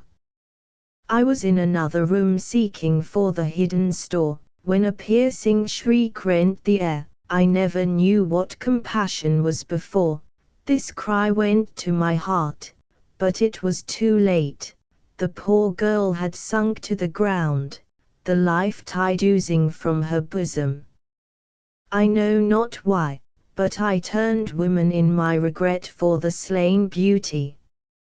I meant to have carried her and her child on board, to see if aught could be done to save her, but she died ere we left the shore. I thought she would like her island grave best, and truly feared that she might turn vampire to haunt me, did I carry her away, so we left her corpse for the priests to bury, and carried off the child, then about 2 years old.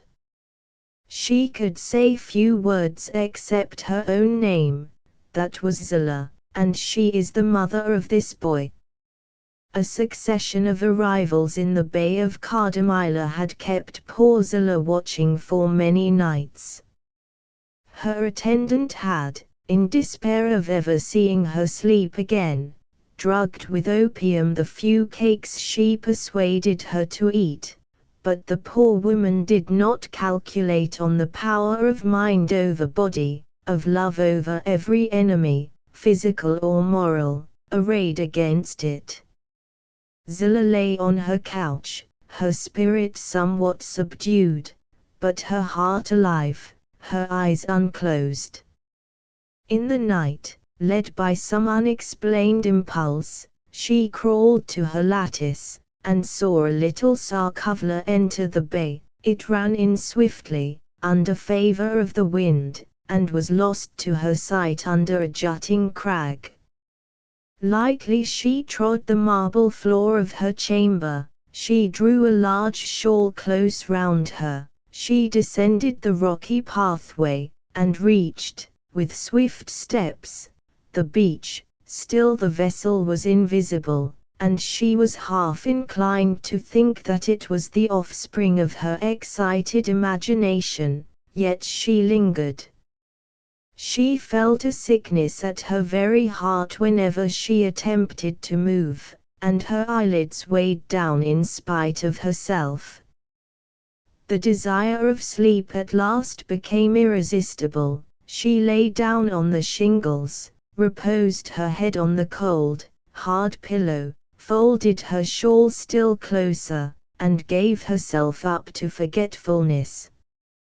So profoundly did she slumber under the influence of the opiate, that for many hours she was insensible of any change in her situation. By degrees only she awoke, by degrees only became aware of the objects around her. The breeze felt fresh and free, so was it ever on the wave-beaten coast. The waters rippled near.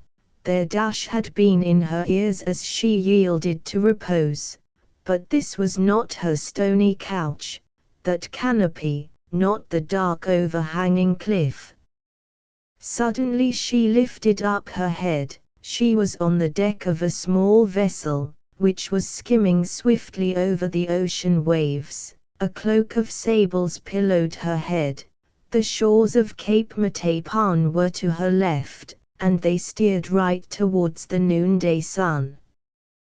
Wonder rather than fear possessed her. With a quick hand she drew aside the sail that veiled her from the crew. The dreaded Albanian was sitting close at her side, her Constance cradled in his arms. She uttered a cry. Cyril turned at the sound, and in a moment she was folded in his embrace. For the dream. Kai dice mal d'amore dice una falsità. Italian song. The time of the occurrence of the little legend about to be narrated, was that of the commencement of the reign of Henry IV. of France, whose accession and conversion, while they brought peace to the kingdom whose throne he ascended, were inadequate to heal the deep wounds mutually inflicted by the inimical parties. Private feuds, and the memory of mortal injuries, existed between those now apparently united, and often did the hands that had clasped each other in seeming friendly greeting, involuntarily, as the grasp was released, clasp the dagger's hilt, as fit a spokesman to their passions than the words of courtesy that had just fallen from their lips. Many of the fiercer Catholics retreated to their distant provinces, and while they concealed in solitude their rankling discontent, not less keenly did they long for the day when they might show it openly. In a large and fortified chateau built on a rugged steep overlooking the Loire, not far from the town of Nantes, dwelt the last of her race, and the heiress of their fortunes, the young and beautiful Countess de Villeneuve. She had spent the preceding year in complete solitude in her secluded abode, and the mourning she wore for a father and 2 brothers, the victims of the civil wars, was a graceful and good reason why she did not appear at court, and mingle with its festivities. But the orphan countess inherited a high name and broad lands, and it was soon signified to her that the king, her guardian, desired that she should bestow them, together with her hand, upon some noble whose birth and accomplishments should entitle him to the gift. Constance, in reply, expressed her intention of taking vows, and retiring to a convent.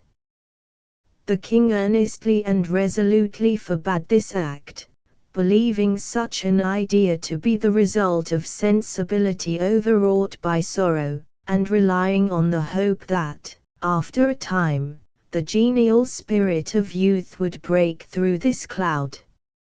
A year passed, and still the countess persisted, and at last Henry, unwilling to exercise compulsion, desirous, too, of judging for himself of the motives that led one so beautiful, young, and gifted with fortune's favors, to desire to bury herself in a cloister, announced his intention, now that the period of her mourning was expired, of visiting her chateau, and if he brought not with him, the monarch said, inducement sufficient to change her design, he would yield his consent to its fulfillment. Many a sad hour had Constance passed, many a day of tears, and many a night of restless misery. She had closed her gates against every visitant, and, like the Lady Olivia in Twelfth Night, vowed herself to loneliness and weeping. Mistress of herself, she easily silenced the entreaties and remonstrances of underlings, and nursed her grief as it had been the thing she loved. Yet it was too keen, too bitter, too burning, to be a favored guest. In fact, Constance, young, ardent, and vivacious, battled with it, struggled, and longed to cast it off, but all that was joyful in itself, or fair in outward show, only served to renew it, and she could best support the burden of her sorrow with patience, when, yielding to it, it oppressed but did not torture her. Constance had left the castle to wander in the neighboring grounds. Lofty and extensive as were the apartments of her abode, she felt pent up within their walls, beneath their fretted roofs.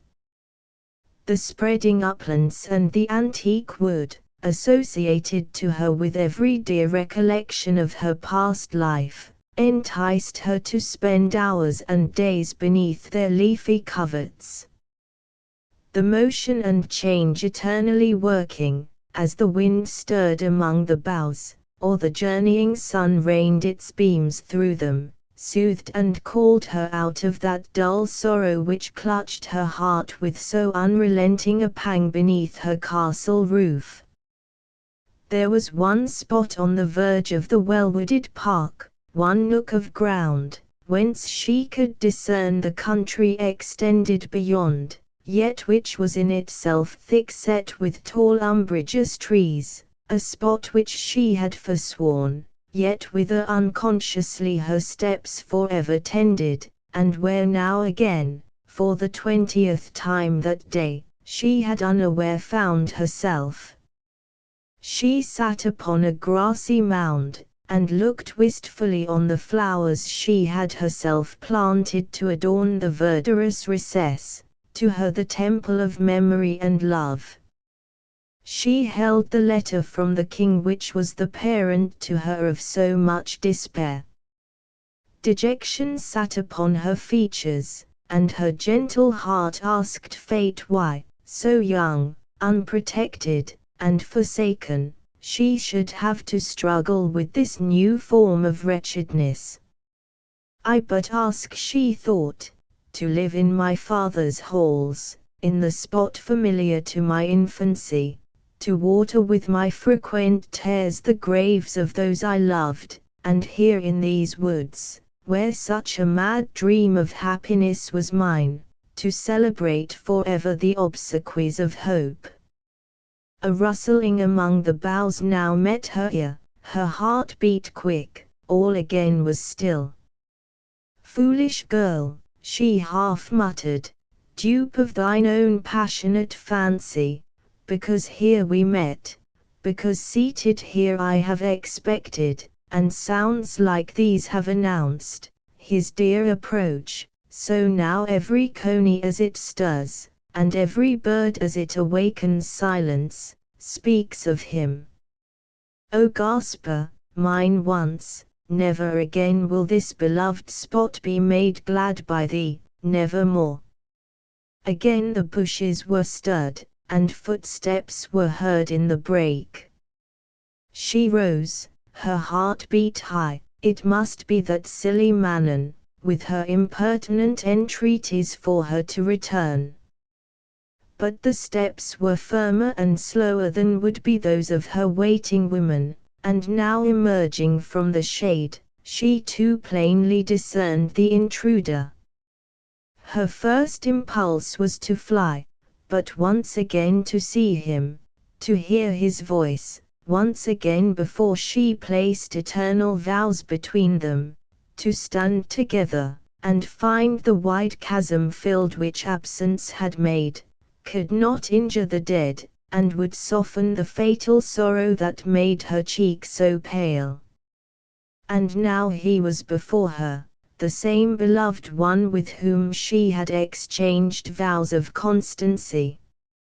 He, like her, seemed sad, nor could she resist the imploring glance that entreated her for one moment to remain.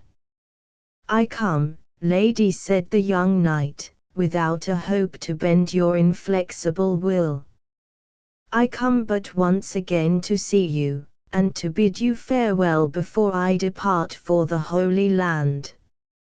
I come to beseech you not to immure yourself in the dark cloister to avoid one as hateful as myself, one you will never see more.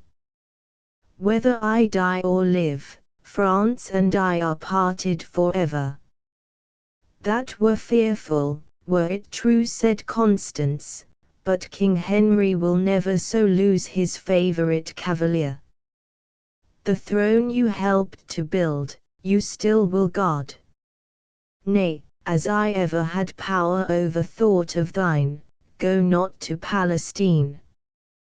One word of yours could detain me, one smile, Constance, and the youthful lover knelt before her, but her harsher purpose was recalled by the image once so dear and familiar, now so strange and so forbidden. Linger no longer here, she cried. No smile, no word of mine will ever again be yours. Why are you here, where the spirits of the dead wander, and, claiming these shades as their own, curse the false girl who permits their murderer to disturb their sacred repose? When love was young and you were kind, replied the knight, you taught me to thread the intricacies of these woods, you welcomed me to this dear spot, where once you vowed to be my own, even beneath these ancient trees. A wicked sin it was, said Constance, to unbar my father's doors to the son of his enemy, and dearly is it punished. The young knight gained courage as she spoke, yet he dared not move, lest she, who, every instant, appeared ready to take flight, should be startled from her momentary tranquillity, but he slowly replied, those were happy days, Constance, full of terror and deep joy, when evening brought me to your feet, and while hate and vengeance were as its atmosphere to yonder frowning castle, this leafy, starlit bower was the shrine of love. Happy, miserable days, echoed Constance, when I imagined good could arise from failing in my duty, and that disobedience would be rewarded of God. Speak not of love, Gasper, a sea of blood divides us forever. Approach me not. The dead and the beloved stand even now between us, their pale shadows warn me of my fault, and menace me for listening to their murderer. That am not I, exclaimed the youth. Behold, Constance, we are each the last of our race. Death has dealt cruelly with us, and we are alone. It was not so when first we loved, when parent, kinsman, brother, nay, my own mother breathed curses on the house of Villeneuve, and in spite of all I blessed it. I saw thee, my lovely one, and blessed it. The God of peace planted love in our hearts, and with mystery and secrecy we met during many a summer night in the moonlit dells, and when daylight was abroad, in this sweet recess we fled to avoid its scrutiny, and here, even here, where now I kneel in supplication, we both knelt and made our vows. Shall they be broken? Constance wept as her lover recalled the images of happy hours. Never, she exclaimed, oh never. Thou knowest, or wilt soon know, Gasper, the faith and resolves of one who dare not be yours. Was it for us to talk of love and happiness, when war, and hate, and blood were raging around? The fleeting flowers our young hands strewed were trampled by the deadly encounter of mortal foes. By your father's hand mine died, and little boots it to know whether, as my brother swore, and you deny, your hand did or did not deal the blow that destroyed him. You fought among those by whom he died. Say no more, no other word, it is impiety towards the unreposing dead to hear you. Go, Gasper, forget me. Under the chivalrous and gallant Henry your career may be glorious, and some fair girl will listen, as once I did, to your vows, and be made happy by them. Farewell. May the Virgin bless you. In my cell and cloister home I will not forget the best Christian lesson, to pray for our enemies. Gasper, farewell. She glided hastily from the bower, with swift steps she threaded the glade and sought the castle. Once within the seclusion of her own apartment she gave way to the burst of grief that tore her gentle bosom like a tempest, for hers was that worst sorrow which taints past joys, making remorse wait upon the memory of bliss, and linking love and fancied guilt in such fearful society as that of the tyrant when he bound a living body to a corpse.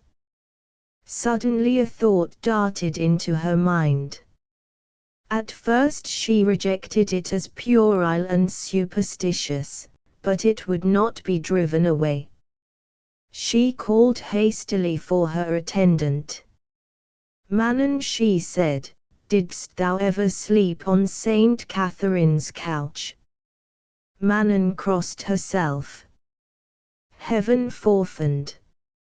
"None ever did, since I was born, but two, one fell into the Loire and was drowned, the other only looked upon the narrow bed, and returned to her own home without a word. It is an awful place, and if the votary have not led a pious and good life, woe betide the hour when she rests her head on the holy stone." Constance crossed herself also. "As for our lives, it is only through our Lord and the blessed saints that we can any of us hope for righteousness. I will sleep on that couch tomorrow night. Dear, my lady, and the king arrives tomorrow. The more need that I resolve. It cannot be that misery so intense should dwell in any heart, and no cure be found. I had hoped to be the bringer of peace to our houses, and is the good work to be for me a crown of thorns? Heaven shall direct me. I will rest tomorrow night on Saint Catherine's bed, and if, as I have heard, the saint deigns to direct her votaries in dreams, I will be guided by her, and, believing that I act according to the dictates of heaven, I shall feel resigned even to the worst." The king was on his way to Nantes from Paris, and he slept on this night at a castle but a few miles distant. Before dawn a young cavalier was introduced into his chamber. The knight had a serious, nay, a sad aspect, and all beautiful as he was in feature and limb, looked wayworn and haggard. He stood silent in Henry's presence, who, alert and gay, turned his lively blue eyes upon his guest, saying gently, "So thou foundest her obdurate, Gasper?" "I found her resolved on our mutual misery." "Alas! My liege, it is not, credit me, the least of my grief, that Constance sacrifices her own happiness when she destroys mine. And thou believest that she will say nay to the Gaillard chevalier whom we ourselves present to her. Oh, my liege, think not that thought, it cannot be. My heart deeply, most deeply, thanks you for your generous condescension. But she whom her lover's voice in solitude, whose entreaties, when memory and seclusion aided the spell, could not persuade, will resist even your Majesty's commands. She is bent upon entering a cloister, and I, so please you, will now take my leave. I am henceforth a soldier of the cross. Gasper, said the monarch, I know woman better than thou. It is not by submission nor tearful plaints she is to be won. The death of her relatives naturally sits heavy at the young countess's heart, and nourishing in solitude her regret and her repentance, she fancies that heaven itself forbids your union. Let the voice of the world reach her, the voice of earthly power and earthly kindness, the one commanding, the other pleading, and both finding response in her own heart, and by my fay and the Holy Cross, she will be yours. Let our plan still hold. And now to horse, the morning wears, and the sun is risen. The king arrived at the bishop's palace, and proceeded forthwith to mass in the cathedral. A sumptuous dinner succeeded, and it was afternoon before the monarch proceeded through the town beside the Loire to where, a little above Nantes, the Château Villeneuve was situated. The young countess received him at the gate. Henry looked in vain for the cheek blanched by misery, the aspect of downcast despair which he had been taught to expect. Her cheek was flushed, her manner animated, her voice scarce tremulous. She loves him not, thought Henry, or already her heart has consented. A collation was prepared for the monarch, and after some little hesitation, arising even from the cheerfulness of her mien, he mentioned the name of Gasper. Constance blushed instead of turning pale, and replied very quickly, "Tomorrow, good my liege, I ask for a respite, but until tomorrow, all will then be decided. Tomorrow I am vowed to God, or." She looked confused, and the king, at once surprised and pleased, said, "Then you hate not young de Vaudemont, you forgive him for the inimical blood that warms his veins." "We are taught that we should forgive, that we should love our enemies," the countess replied, with some trepidation. "Now, by Saint Denis, that is a right welcome answer for the novice," said the king, laughing. "What ho, my faithful serving man, Dan Apollo in disguise, come forward, and thank your lady for her love." In such disguise as had concealed him from all, the cavalier had hung behind, and viewed with infinite surprise the demeanor and calm countenance of the lady. He could not hear her words, but was this even she whom he had seen trembling and weeping the evening before, this she whose very heart was torn by conflicting passion, who saw the pale ghosts of parent and kinsman stand between her and the lover whom more than her life she adored? It was a riddle hard to solve. The king's call was in unison with his impatience, and he sprang forward. He was at her feet, while she, still passion-driven, overwrought by the very calmness she had assumed, uttered one cry as she recognized him, and sank senseless on the floor. All this was very unintelligible. Even when her attendants had brought her to life, another fit succeeded, and then passionate floods of tears, while the monarch, waiting in the hall, eyeing the half-eaten collation, and humming some romance in commemoration of woman's waywardness, knew not how to reply to Vaudemont's look of bitter disappointment and anxiety.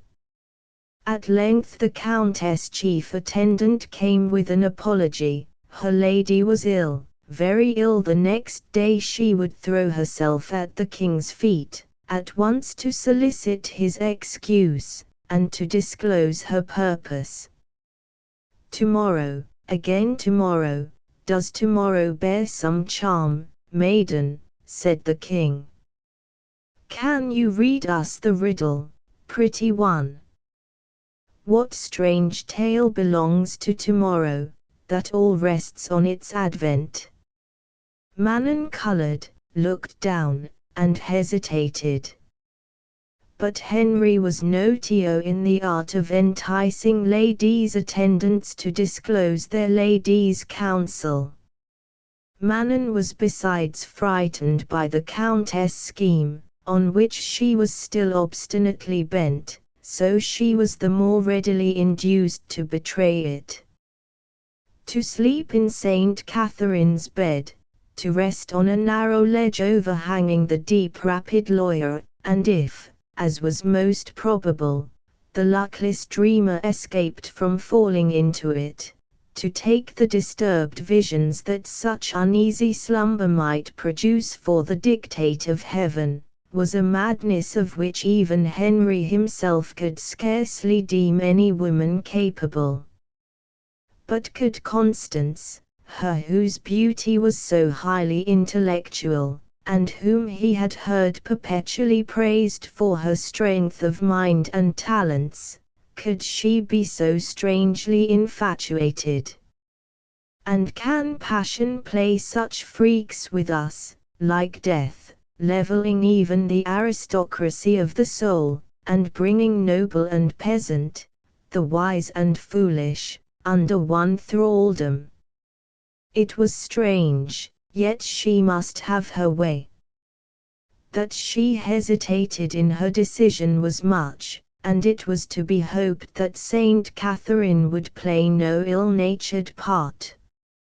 Should it be otherwise, a purpose to be swayed by a dream might be influenced by other waking thoughts. To the more material kind of danger some safeguard should be brought. There is no feeling more awful than that which invades a weak human heart bent upon gratifying its ungovernable impulses in contradiction to the dictates of conscience. Forbidden pleasures are said to be the most agreeable. It may be so to rude natures, to those who love to struggle, combat, and contend, who find happiness in a fray, and joy in the conflict of passion. But softer and sweeter was the gentle spirit of Constance, and love and duty contending crushed and tortured her poor heart. To commit her conduct to the inspirations of religion, or, if it was so to be named, of superstition, was a blessed relief. The very perils that threatened her undertaking gave a zest to it. To dare for his sake was happiness. The very difficulty of the way that led to the completion of her wishes at once gratified her love and distracted her thoughts from her despair. Or if it was decreed that she must sacrifice all, the risk of danger and of death were of trifling import in comparison with the anguish which would then be her portion forever. The night threatened to be stormy, the raging wind shook the casements, and the trees waved their huge shadowy arms, as giants might in fantastic dance and mortal broil. Constance and Manon, unattended, quitted the chateau by a postern, and began to descend the hillside. The moon had not yet risen, and though the way was familiar to both, Manon tottered and trembled, while the Countess, drawing her silken cloak round her, walked with a firm step down the steep. They came to the river's side, where a small boat was moored, and one man was in waiting. Constance stepped lightly in, and then aided her fearful companion. In a few moments they were in the middle of the stream. The warm, tempestuous, animating, equinoctial wind swept over them. For the first time since her morning, a thrill of pleasure swelled the bosom of Constance. She hailed the emotion with double joy. It cannot be, she thought, that heaven will forbid me to love one so brave, so generous, and so good as the noble Gaspar. Another I can never love, I shall die if divided from him, and this heart, these limbs, so alive with glowing sensation, are they already predestined to an early grave? Oh no! Life speaks aloud within them. I shall live to love. Do not all things love, the winds as they whisper to the rushing waters? The waters as they kiss the flowery banks, and speed to mingle with the sea. Heaven and earth are sustained by, and live through, love, and shall Constance alone, whose heart has ever been a deep, gushing, overflowing well of true affection, be compelled to set a stone upon the fount to lock it up forever. These thoughts bade fair for pleasant dreams, and perhaps the Countess, an adept in the blind god's law, therefore indulged them the more readily. But as thus she was engrossed by soft emotions, Manon caught her arm. "Lady, look," she cried, "it comes, yet the oars have no sound. Now the Virgin shield us! Would we were at home!" A dark boat glided by them. 4 rowers, habited in black cloaks, pulled at oars which, as Manon said, gave no sound. Another sat at the helm, like the rest. His person was veiled in a dark mantle, but he wore no cap, and though his face was turned from them, Constance recognized her lover. "Gaspar," she cried aloud, "dost thou live?" But the figure in the boat neither turned its head nor replied, and quickly it was lost in the shadowy waters. How changed now was the fair Countess' reverie! Already heaven had begun its spell, and unearthly forms were around, as she strained her eyes through the gloom. Now she saw and now she lost view of the bark that occasioned her terror, and now it seemed that another was there, which held the spirits of the dead, and her father waved to her from shore, and her brothers frowned on her. Meanwhile they neared the landing. Her bark was moored in a little cove, and Constance stood upon the bank. Now she trembled, and half yielded to Manon's entreaty to return, till the unwise servant mentioned the king's and de Vaudemont's name, and spoke of the answer to be given tomorrow. What answer, if she turned back from her intent? She now hurried forward up the broken ground of the bank, and then along its edge, till they came to a hill which abruptly hung over the tide. A small chapel stood near. With trembling fingers the Countess drew forth the key and unlocked its door. They entered. It was dark, save that a little lamp, flickering in the wind, showed an uncertain light from before the figure of Saint Catherine. The 2 women knelt, they prayed, and then rising, with a cheerful accent the Countess bade her attendant good night. She unlocked a little low iron door. It opened on a narrow cavern. The roar of waters was heard beyond. "Thou mayest not follow, my poor Manon," said Constance, "nor dost thou much desire, this adventure is for me alone." It was hardly fair to leave the trembling servant in the chapel alone, who had neither hope nor fear, nor love, nor grief to beguile her, but, in those days, esquires and waiting women often played the part of subalterns in the army, gaining knocks and no fame. Besides, Manon was safe in holy ground. The Countess meanwhile pursued her way, groping in the dark through the narrow tortuous passage. At length what seemed light to her long darkened sense gleamed on her. She reached an open cavern in the overhanging hill's side, looking over the rushing tide beneath. She looked out upon the night. The waters of the Loire were speeding, as since that day have they ever sped, changeful, yet the same. The heavens were thickly veiled with clouds, and the wind in the trees was as mournful and ill-omened as if it rushed round a murderer's tomb. Constance shuddered a little, and looked upon her bed, a narrow ledge of earth and a moss-grown stone bordering on the very verge of the precipice.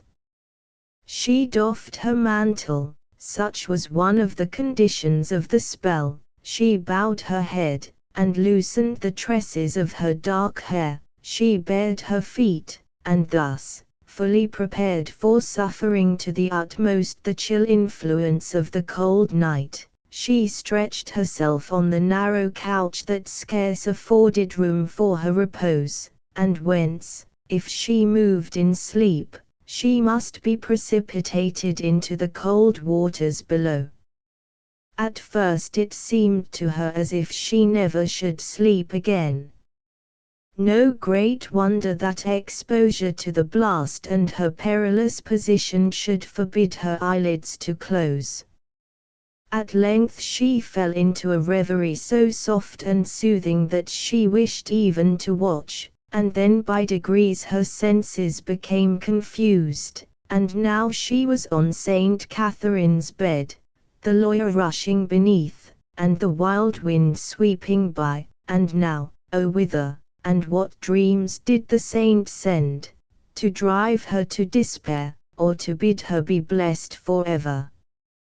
Beneath the rugged hill, upon the dark tide, another watched, who feared 1,000 things, and scarce dared hope. He had meant to precede the lady on her way, but when he found that he had outstayed his time, with muffled oars and breathless haste he had shot by the bark that contained his Constance, nor even turned at her voice, fearful to incur her blame, and her commands to return. He had seen her emerge from the passage, and shuddered as she leant over the cliff. He saw her step forth, clad as she was in white, and could mark her as she lay on the ledge beetling above. What a vigil did the lovers keep, she given up to visionary thoughts, he knowing, and the consciousness thrilled his bosom with strange emotion, that love, and love for him, had led her to that perilous couch, and that while dangers surrounded her in every shape, she was alive only to the small still voice that whispered to her heart the dream which was to decide their destinies. She slept perhaps, but he waked and watched, and night wore away, as, now praying, now entranced by alternating hope and fear, he sat in his boat, his eyes fixed on the white garb of the slumberer above. Morning. Was it morning that struggled in the clouds? Would morning ever come to waken her? And had she slept? And what dreams of weal or woe had peopled her sleep? Gasper grew impatient. He commanded his boatman still to wait, and he sprang forward, intent on clambering the precipice. In vain they urged the danger, nay, the impossibility of the attempt. He clung to the rugged face of the hill, and found footing where it would seem no footing was. The acclivity, indeed, was not high, the dangers of St. Catherine's bed arising from the likelihood that anyone who slept on so narrow a couch would be precipitated into the waters beneath. Up the steep ascent Gasper continued to toil, and at last reached the roots of a tree that grew near the summit. Aided by its branches, he made good his stand at the very extremity of the ledge, near the pillow on which lay the uncovered head of his beloved. Her hands were folded on her bosom, her dark hair fell round her throat and pillowed her cheek, her face was serene, sleep was there in all its innocence and in all its helplessness, every wilder emotion was hushed, and her bosom heaved in regular breathing. He could see her heart beat as it lifted her fair hands crossed above.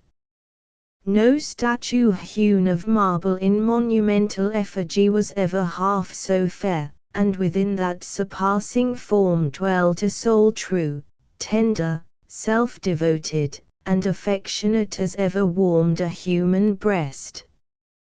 With what deep passion did Gasper gaze, gathering hope from the placidity of her angel countenance.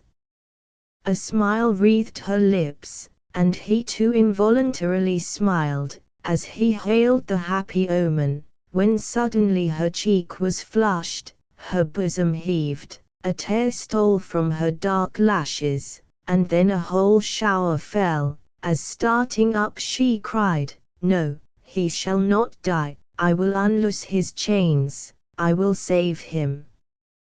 Gasper's hand was there.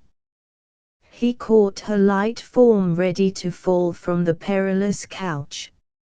She opened her eyes and beheld her lover, who had watched over her dream of fate, and who had saved her. Manon also had slept well, dreaming or not, and was startled in the morning to find that she waked surrounded by a crowd. The little desolate chapel was hung with tapestry, the altar adorned with golden chalices, the priest was chanting mass to a goodly array of kneeling knights. Manon saw that King Henry was there, and she looked for another whom she found not, when the iron door of the cavern passage opened, and Gasper de Vaudemont entered from it, leading the fair form of Constance, who, in her white robes and dark dishevelled hair, with a face in which smiles and blushes contended with deeper emotion, approached the altar, and, kneeling with her lover, pronounced the vows that united them forever. It was long before the happy Gasper could win from his lady the secret of her dream. In spite of the happiness she now enjoyed, she had suffered too much not to look back even with terror to those days when she thought love a crime, and every event connected with them wore an awful aspect. Many a vision, she said, she had that fearful night. She had seen the spirits of her father and brothers in paradise, she had beheld Gasper victoriously combating among the infidels, she had beheld him in King Henry's court, favored and beloved, and she herself, now pining in a cloister, now a bride, now grateful to heaven for the full measure of bliss presented to her, now weeping away her sad days, till suddenly she thought herself in Paynim land, and the saint herself, Saint Catherine, guiding her unseen through the city of the infidels. She entered a palace, and beheld the miscreants rejoicing in victory, and then, descending to the dungeons beneath, they groped their way through damp vaults, and low, mildewed passages, to one cell, darker and more frightful than the rest. On the floor lay one with soiled and tattered garments, with unkempt locks and wild, matted beard. His cheek was worn and thin, His eyes had lost their fire, his form was a mere skeleton, the chains hung loosely on the fleshless bones. And was it my appearance in that attractive state and winning costume that softened the hard heart of Constance? Asked Gasper, smiling at this painting of what would never be. Even so, replied Constance, for my heart whispered me that this was my doing, and who could recall the life that waned in your pulses, who restore, save the destroyer? My heart never warmed to my living, happy night as then it did to his wasted image as it lay, in the visions of night, at my feet. A veil fell from my eyes, a darkness was dispelled from before me. Methought I then knew for the first time what life and what death was. I was bid believe that to make the living happy was not to injure the dead, and I felt how wicked and how vain was that false philosophy which placed virtue and good in hatred and unkindness. You should not die, I would loosen your chains and save you, and bid you live for love. I sprung forward, and the death I deprecated for you would, in my presumption, have been mine, then, when first I felt the real value of life, but that your arm was there to save me, your dear voice to bid me be blessed for evermore. V. The Mourner. One fatal remembrance, one sorrow that throws its bleak shade alike o'er our joys and our woes, to which life nothing darker or brighter can bring, for which joy has no balm, and affliction no sting. More. A gorgeous scene of kingly pride is the prospect now before us, the offspring of art, the nursling of nature. Where can the eye rest on a landscape more deliciously lovely than the fair expanse of Virginia water, now an open mirror to the sky, now shaded by umbrageous banks, which wind into dark recesses, or are rounded into soft promontories? Looking down on it, now that the sun is low in the west, the eye is dazzled, the soul oppressed, by excess of beauty. Earth, water, air drink to overflowing the radiance that streams from yonder well of light. The foliage of the trees seems dripping with the golden flood, while the lake, filled with no earthly dew, appears but an embasoning of the sun-tinctured atmosphere, and trees and gay pavilion float in its depth, more dear, more distinct than their twins in the upper air. Nor is the scene silent, strains more sweet than those that lull Venus to her balmy rest, more inspiring than the song of Tiresias which awoke Alexander to the deed of ruin, more solemn than the chantings of Saint Cecilia, float along the waves and mingle with the lagging breeze, which ruffles not the lake. Strange, that a few dark scores should be the key to this fountain of sound, the unconscious link between unregarded noise and harmonies which unclose paradise to our entranced senses. The sun touches the extreme boundary, and a softer, milder light mingles a roseate tinge with the fiery glow. Our boat has floated long on the broad expanse, now let it approach the umbrageous bank. The green tresses of the graceful willow dip into the waters, which are checked by them into a ripple. The startled teal dart from their recess, skimming the waves with splashing wing. The stately swans float onward, while innumerable waterfowl cluster together out of the way of the oars. The twilight is blotted by no dark shades, it is one subdued, equal receding of the great tide of day. We may disembark, and wander yet amid the glades, long before the thickening shadows speak of night. The plantations are formed of every English tree, with an old oak or two standing out in the walks. There the glancing foliage obscures heaven, as the silken texture of a veil a woman's lovely features. Beneath such fretwork we may indulge in light-hearted thoughts, or, if sadder meditations lead us to seek darker shades, we may pass the cascade towards the large groves of pine, with their vast undergrowth of laurel, reaching up to the belvedere, or, on the opposite side of the water, sit under the shadow of the silver-stemmed birch, or beneath the leafy pavilions of those fine old beeches, whose high fantastic roots seem formed in nature's sport, and the near jungle of sweet-smelling mirica leaves no sense unvisited by pleasant ministration.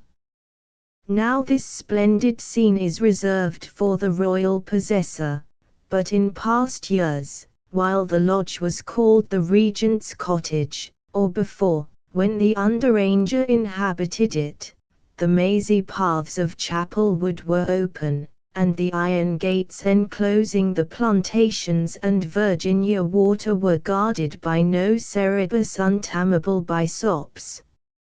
It was here, on a summer's evening, that Horace Neville and his two fair cousins floated idly on the placid lake, in that sweet mood when pleasant thoughts bring sad thoughts to the mind. Neville had been eloquent in praise of English scenery. In distant climes, he said, we may find landscapes grand in barbaric wildness, or rich in the luxuriant vegetation of the south, or sublime in alpine magnificence.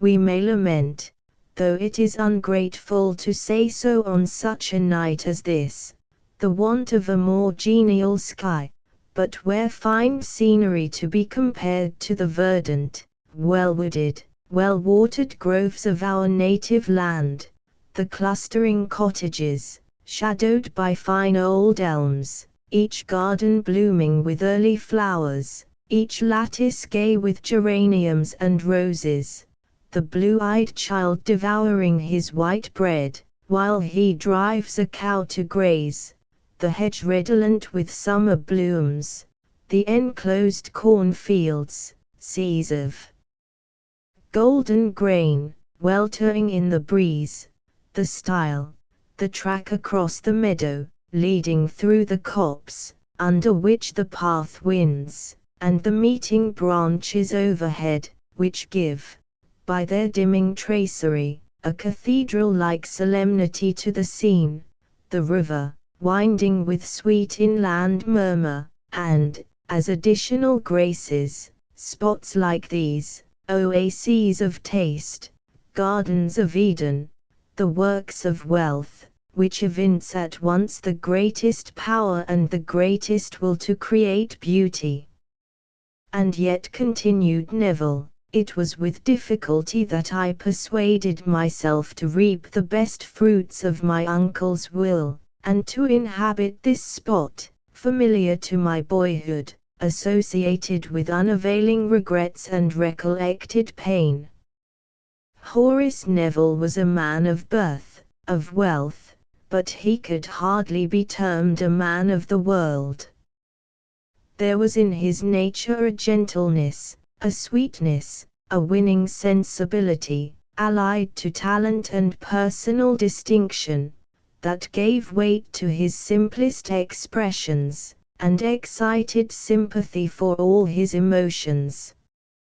His younger cousin, his junior by several years, was attached to him by the tenderest sentiments, secret long, but they were now betrothed to each other, a lovely, happy pair. She looked inquiringly, but he turned away.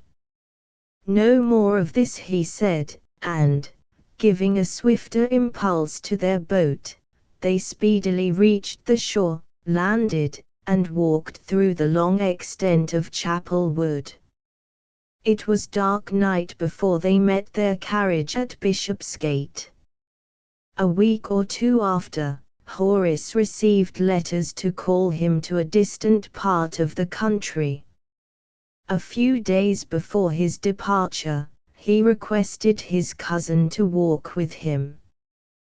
They bent their steps across several meadows to Old Windsor churchyard. At first he did not deviate from the usual path, and as they went they talked cheerfully, gaily. The beauteous sunny day might well exhilarate them. The dancing waves sped onwards at their feet, the country church lifted its rustic spire into the bright pure sky. There was nothing in their conversation that could induce his cousin to think that Neville had led her hither for any saddening purpose, but when they were about to quit the churchyard, Horace, as if he had suddenly recollected himself, turned from the path, crossed the green sward, and paused beside a grave near the river. No stone was there to commemorate the being who reposed beneath. It was thickly grown with grass, starred by a luxuriant growth of humble daisies. A few dead leaves, a broken bramble twig, defaced its neatness. Neville removed these, and then said, "Juliet, I commit this sacred spot to your keeping while I am away."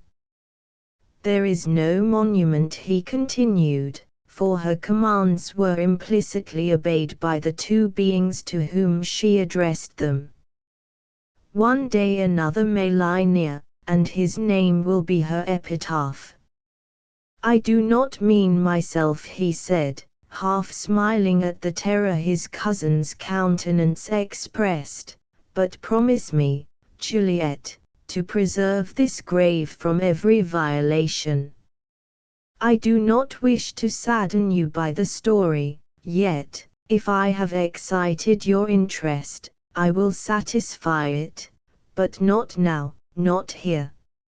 It was not till the following day, when, in company with her sister, they again visited Virginia Water, that, seated under the shadow of its pines, whose melodious swinging in the wind breathed unearthly harmony, Neville, unasked, commenced his story.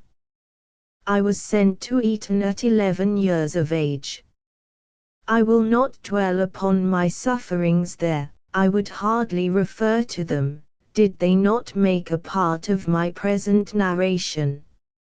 I was a fag to a hard taskmaster, every labor he could invent, and the youthful tyrant was ingenious. He devised for my annoyance, early and late, I was forced to be in attendance, to the neglect of my school duties, so incurring punishment. There were worse things to bear than these. It was his delight to put me to shame, and, finding that I had too much of my mother in my blood, to endeavor to compel me to acts of cruelty from which my nature revolted. I refused to obey. Speak of West Indian slavery. I hope things may be better now. In my days, the tender years of aristocratic childhood were yielded up to a capricious, unrelenting, cruel bondage, far beyond the measured despotism of Jamaica. One day, I had been 2 years at school, and was nearly 13, my tyrant, I will give him no other name, issued a command, in the wantonness of power, for me to destroy a poor little bullfinch I had tamed and caged. In a hapless hour he found it in my room, and was indignant that I should dare to appropriate a single pleasure. I refused, stubbornly, dauntlessly, though the consequence of my disobedience was immediate and terrible. At this moment a message came from my tormentor's tutor. His father had arrived. "Well, old lad," he cried, "I shall pay you off some day." Seizing my pet at the same time, he wrung its neck, threw it at my feet, and, with a laugh of derision, quitted the room. Never before, never may I again feel the same swelling, boiling fury in my bursting heart, the sight of my nursling expiring at my feet, my desire of vengeance, my impotence, created a Vesuvius within me, that no tears flowed to quench. Could I have uttered, acted, my passion, it would have been less torturous. It was so when I burst into a torrent of abuse and imprecation. My vocabulary, it must have been a choice collection, was supplied by him against whom it was levelled. But words were air. I desired to give more substantial proof of my resentment. I destroyed everything in the room belonging to him. I tore them to pieces. I stamped on them, crushed them with more than childish strength. My last act was to seize a timepiece, on which my tyrant infinitely prided himself, and to dash it to the ground. The sight of this, as it lay shattered at my feet, recalled me to my senses, and something like an emotion of fear allayed the tumult in my heart. I began to meditate an escape. I got out of the house, ran down a lane, and across some meadows, far out of bounds, above Eton. I was seen by an elder boy, a friend of my tormentor. He called to me, thinking at first that I was performing some errand for him, but seeing that I shirked, he repeated his "come up," in an authoritative voice. It put wings to my heels. He did not deem it necessary to pursue. But I grow tedious, my dear Juliet, enough that fears the most intense, of punishment both from my masters and the upper boys, made me resolve to run away. I reached the banks of the Thames, tied my clothes over my head, swam across, and, traversing several fields, entered Windsor Forest, with a vague childish feeling of being able to hide myself forever in the unexplored obscurity of its immeasurable wilds. It was early autumn, the weather was mild, even warm, the forest oaks yet showed no sign of winter change, though the fern beneath wore a yellowy tinge. I got within Chapel Wood, I fed upon chestnuts and beech nuts, I continued to hide myself from the gamekeepers and woodmen. I lived thus 2 days. But chestnuts and beech nuts were sorry fare to a growing lad of 13 years old. A day's rain occurred, and I began to think myself the most unfortunate boy on record. I had a distant, obscure idea of starvation. I thought of the children in the wood, of their leafy shroud, gift of the pious robin. This brought my poor bullfinch to my mind, and tears streamed in torrents down my cheeks. I thought of my father and mother, of you, then my little baby cousin and playmate, and I cried with renewed fervor, till, quite exhausted, I curled myself up under a huge oak among some dry leaves, the relics of 100 summers, and fell asleep.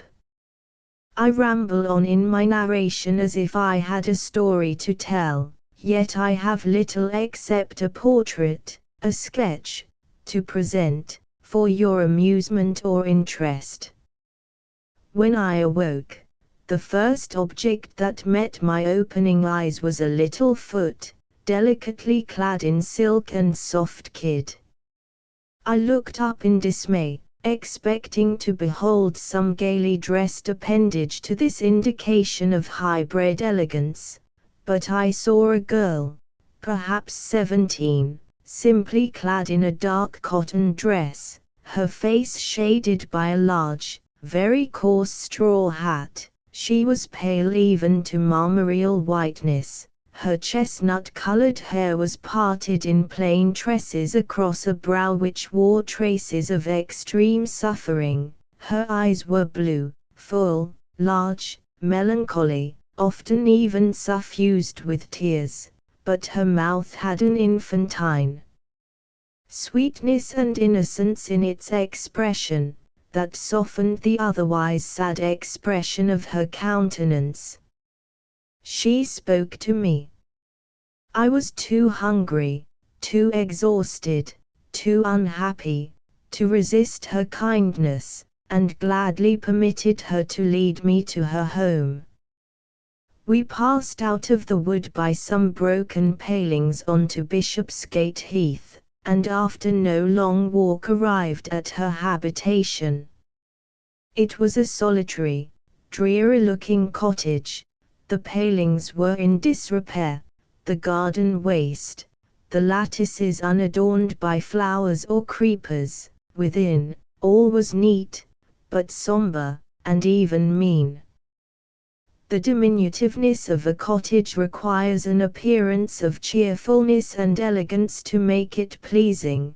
The bare floor, clean, it is true, the rush chairs, deal table, checked curtains of this cot, were beneath even a peasant's rusticity, yet it was the dwelling of my lovely guide, whose little white hand, delicately gloved, contrasted with her unadorned attire, as did her gentle self with the clumsy appurtenances of her too humble dwelling. Poor child, she had meant entirely to hide her origin, to degrade herself to a peasant state, and little thought that she forever betrayed herself by the strangest incongruities. Thus, the arrangements of her table were mean, her fare meagre for a hermit, but the linen was matchlessly fine, and wax lights stood in candlesticks which a beggar would almost have disdained to own. But I talk of circumstances I observed afterwards. Then I was chiefly aware of the plentiful breakfast she caused her single attendant, a young girl, to place before me, and of the sweet soothing voice of my hostess, which spoke a kindness with which lately I had been little conversant. When my hunger was appeased, she drew my story from me, encouraged me to write to my father, and kept me at her abode till, after a few days, I returned to school pardoned. No long time elapsed before I got into the upper forms, and my woeful slavery ended. Whenever I was able, I visited my disguised nymph. I no longer associated with my schoolfellows. Their diversions, their pursuits appeared vulgar and stupid to me. I had but one object in view, to accomplish my lessons, and to steal to the cottage of Ellen Bennet. Do not look grave, love, true, others as young as I then was have loved, and I might also, but not Ellen. Her profound, her intense melancholy, sister to despair, her serious, sad discourse, her mind, estranged from all worldly concerns, forbade that. But there was an enchantment in her sorrow, a fascination in her converse, that lifted me above commonplace existence. She created a magic circle, which I entered as holy ground. It was not akin to heaven, for grief was the presiding spirit, but there was an exaltation of sentiment, an enthusiasm, a view beyond the grave, which made it unearthly, singular, wild, enthralling. You have often observed that I strangely differ from all other men. I mingle with them, make one in their occupations and diversions, but I have a portion of my being sacred from them, a living well, sealed up from their contamination, lies deep in my heart. It is of little use, but there it is. Ellen opened the spring, and it has flowed ever since. Of what did she talk? She recited no past adventures, alluded to no past intercourse with friend or relative. She spoke of the various woes that wait on humanity, on the intricate mazes of life, on the miseries of passion, of love, remorse, and death, and that which we may hope or fear beyond the tomb. She spoke of the sensation of wretchedness alive in her own broken heart, and then she grew fearfully eloquent, till, suddenly pausing, she reproached herself for making me familiar with such wordless misery. "I do you harm," she often said, "I unfit you for society. I have tried, seeing you thrown upon yonder distorted miniature of a bad world, to estrange you from its evil contagion. I fear that I shall be the cause of greater harm to you than could spring from association with your fellow creatures in the ordinary course of things. This is not well. Avoid the stricken deer." There were darker shades in the picture than those which I have already developed. Ellen was more miserable than the imagination of one like you, dear girl, unacquainted with woe, can portray. Sometimes she gave words to her despair. It was so great as to confuse the boundary between physical and mental sensation, and every pulsation of her heart was a throb of pain. She has suddenly broken off in talking of her sorrows, with a cry of agony, bidding me leave her, hiding her face on her arms, shivering with the anguish some thought awoke. The idea that chiefly haunted her, though she earnestly endeavored to put it aside, was self-destruction, to snap the silver cord that bound together so much grace, wisdom, and sweetness, to rob the world of a creation made to be its ornament. Sometimes her piety checked her, oftener a sense of unendurable suffering made her brood with pleasure over the dread resolve. She spoke of it to me as being wicked, yet I often fancied this was done rather to prevent her example from being of ill effect to me, than from any conviction that the Father of all would regard angrily the last act of his miserable child. Once she had prepared the mortal beverage. It was on the table before her when I entered. She did not deny its nature. She did not attempt to justify herself. She only besought me not to hate her, and to soothe by my kindness her last moments. "I cannot live," was all her explanation, all her excuse, and it was spoken with such fervent wretchedness that it seemed wrong to attempt to persuade her to prolong the sense of pain. I did not act like a boy. I wonder I did not. I made one simple request, to which she instantly acceded, that she should walk with me to this belvedere.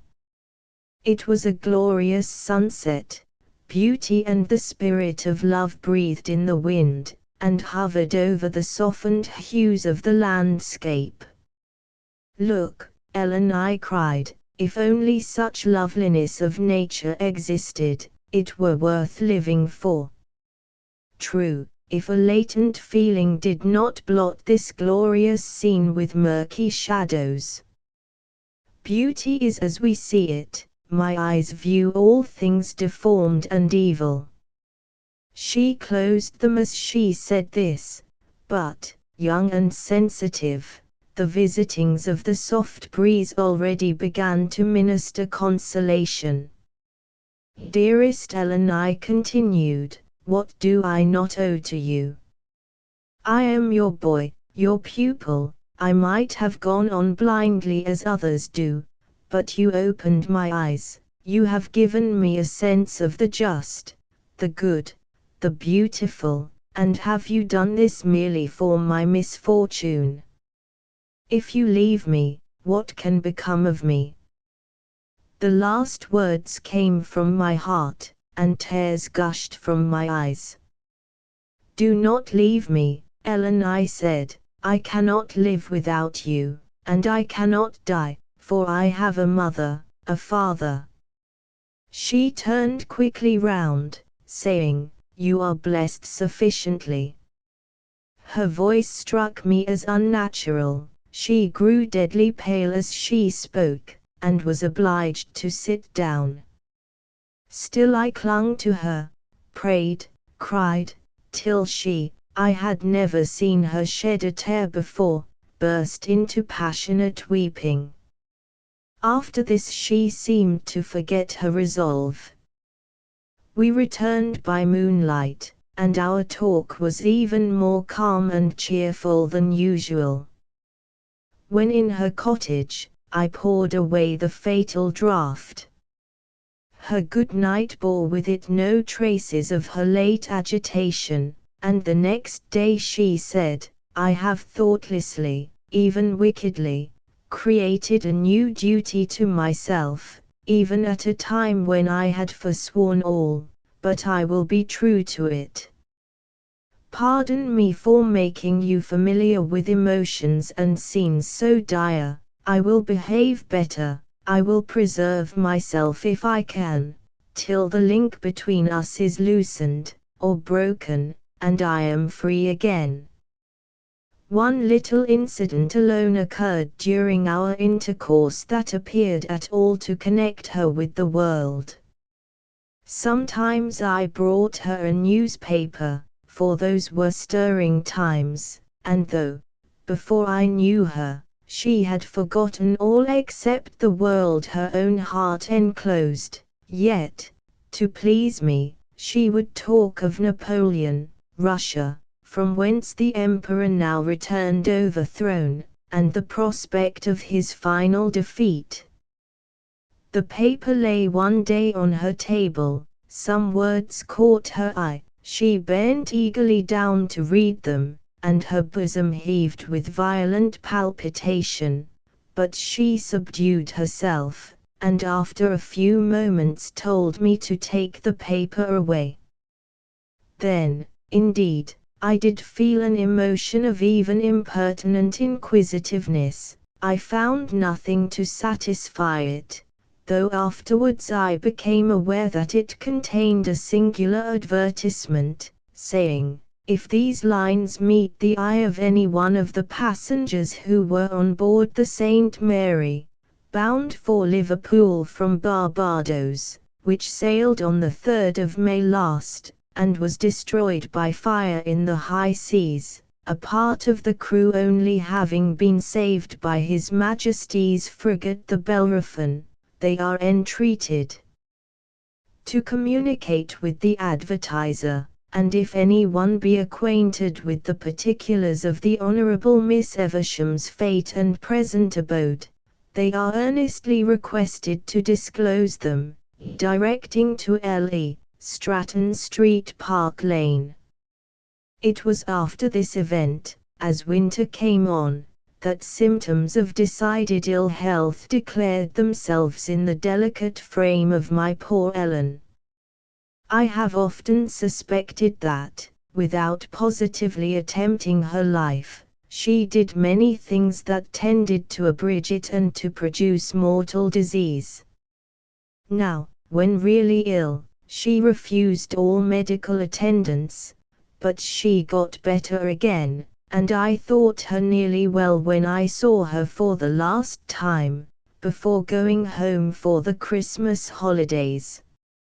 Her manner was full of affection. She relied, she said, on the continuation of my friendship. She made me promise never to forget her, though she refused to write to me, and forbade any letters from me. Even now I see her standing at her humble doorway. If an appearance of illness and suffering can ever be termed lovely, it was in her. still she was to be viewed as the wreck of beauty. What must she not have been in happier days, with her angel expression of face, her nymph-like figure, her voice, whose tones were music. So young, so lost, was the sentiment that burst even from me, a young lad, as I waved my hand to her as a last adieu. She hardly looked more than 15, but none could doubt that her very soul was impressed by the sad lines of sorrow that rested so unceasingly on her fair brow. Away from her, her figure forever floated before my eyes. I put my hands before them, still she was there. My day, my night dreams were filled by my recollections of her. During the winter holidays, on a fine soft day, I went out to hunt. You, dear Juliet, will remember the sad catastrophe. I fell and broke my leg. The only person who saw me fall was a young man who rode one of the most beautiful horses I ever saw, and I believe it was by watching him as he took a leap that I incurred my disaster. He dismounted, and was at my side in a minute. My own animal had fled. He called his, it obeyed his voice. With ease he lifted my light figure onto the saddle, contriving to support my leg, and so conducted me a short distance to a lodge situated in the woody recesses of Elmore Park, the seat of the Earl of D., whose second son my preserver was.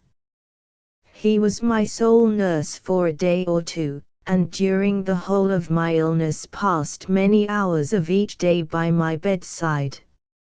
As I lay gazing on him, while he read to me, or talked, narrating 1,000 stranger adventures which had occurred during his service in the peninsula, I thought, is it forever to be my fate to fall in with the highly gifted and excessively unhappy? The immediate neighbor of Lewis' family was Lord Evesham. He had married in very early youth, and became a widower young. After this misfortune, which passed like a deadly blight over his prospects and possessions, leaving the gay view utterly sterile and bare, he left his surviving infant daughter under the care of Lewis' mother, and travelled for many years in far distant lands. He returned when Clarice was about 10, a lovely sweet child, the pride and delight of all connected with her. Lord Evesham, on his return, he was then hardly more than 30, devoted himself to her education. They were never separate. He was a good musician, and she became a proficient under his tutoring. They rode, walked, read together. When a father is all that a father may be, the sentiments of filial piety, entire dependence, and perfect confidence being united, the love of a daughter is one of the deepest and strongest, as it is the purest passion of which our natures are capable. Clarice worshipped her parent, who came, during the transition from mere childhood to the period when reflection and observation awaken, to adorn a commonplace existence with all the brilliant adjuncts which enlightened and devoted affection can bestow. He appeared to her like an especial gift of Providence, a guardian angel, but far dearer, as being akin to her own nature.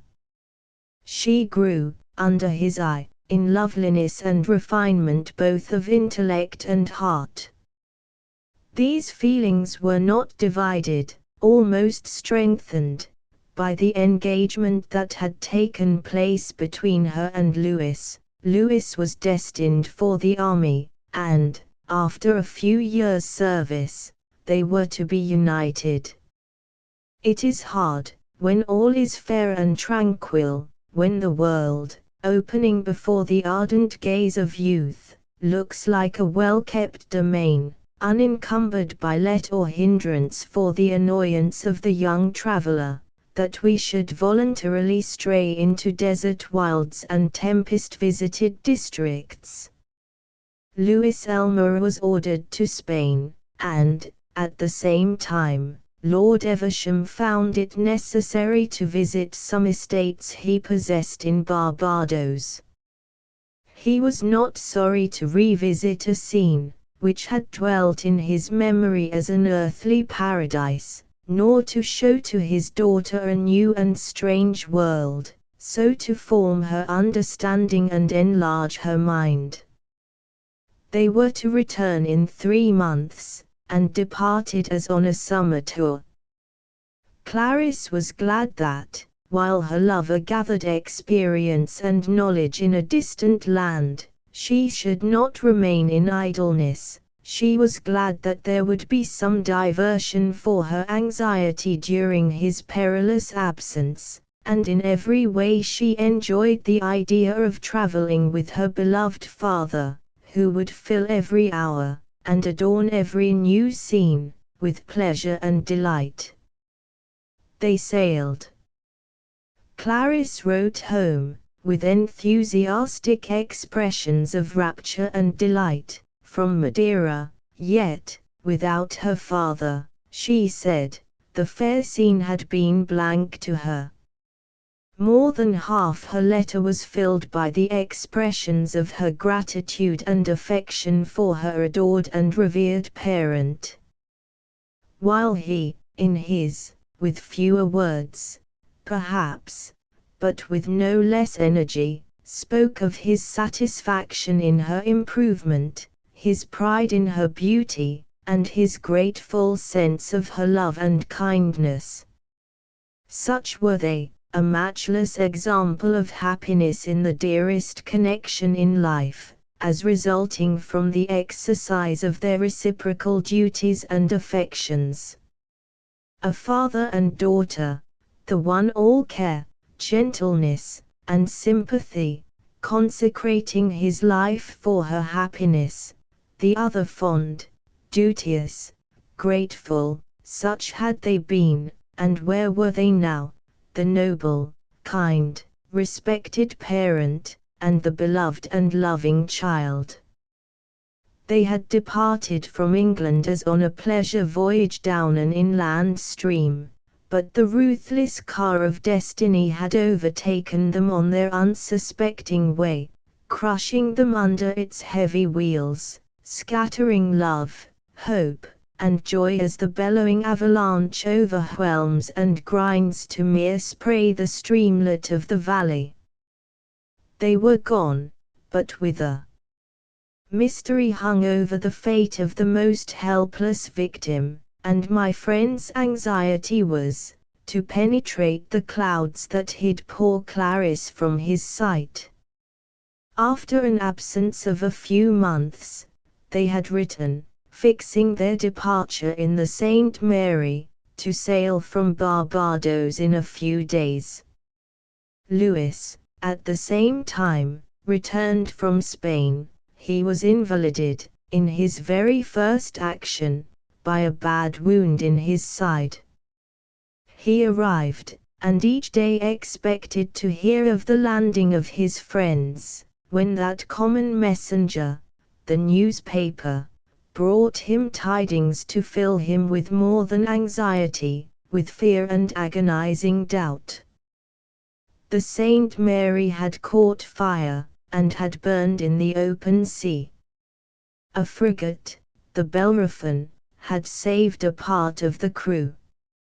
In spite of illness and a physician's commands, Lewis set out the same day for London to ascertain as speedily as possible the fate of her he loved. There he heard that the frigate was expected in the Downs. Without alighting from his travelling chaise, he posted thither, arriving in a burning fever. He went on board, saw the commander, and spoke with the crew. They could give him few particulars as to whom they had saved. They had touched at Liverpool, and left there most of the persons, including all the passengers rescued from the St. Mary. Physical suffering for a while disabled Mr. Elmore. He was confined by his wound and consequent fever, and only recovered to give himself up to his exertions to discover the fate of his friends. They did not appear nor write, and all Lewis' inquiries only tended to confirm his worst fears, yet still he hoped, and still continued indefatigable in his perquisitions.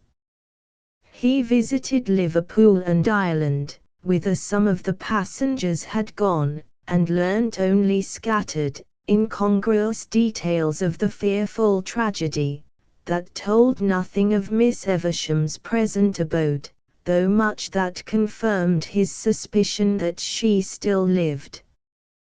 The fire on board the St. Mary had raged long and fearfully before the Bellerophon hove in sight, and boats came off for the rescue of the crew.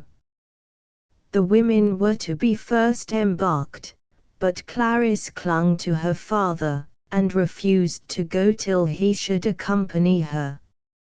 Some fearful presentiment that, if she were saved, he would remain and die, gave such energy to her resolve, that not the entreaties of her father, nor the angry expostulations of the captain, could shake it.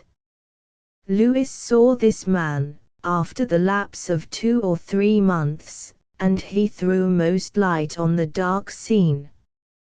He well remembered that, transported with anger by her obstinacy, he had said to her, "You will cause your father's death, and be as much a parricide as if you put poison into his cup.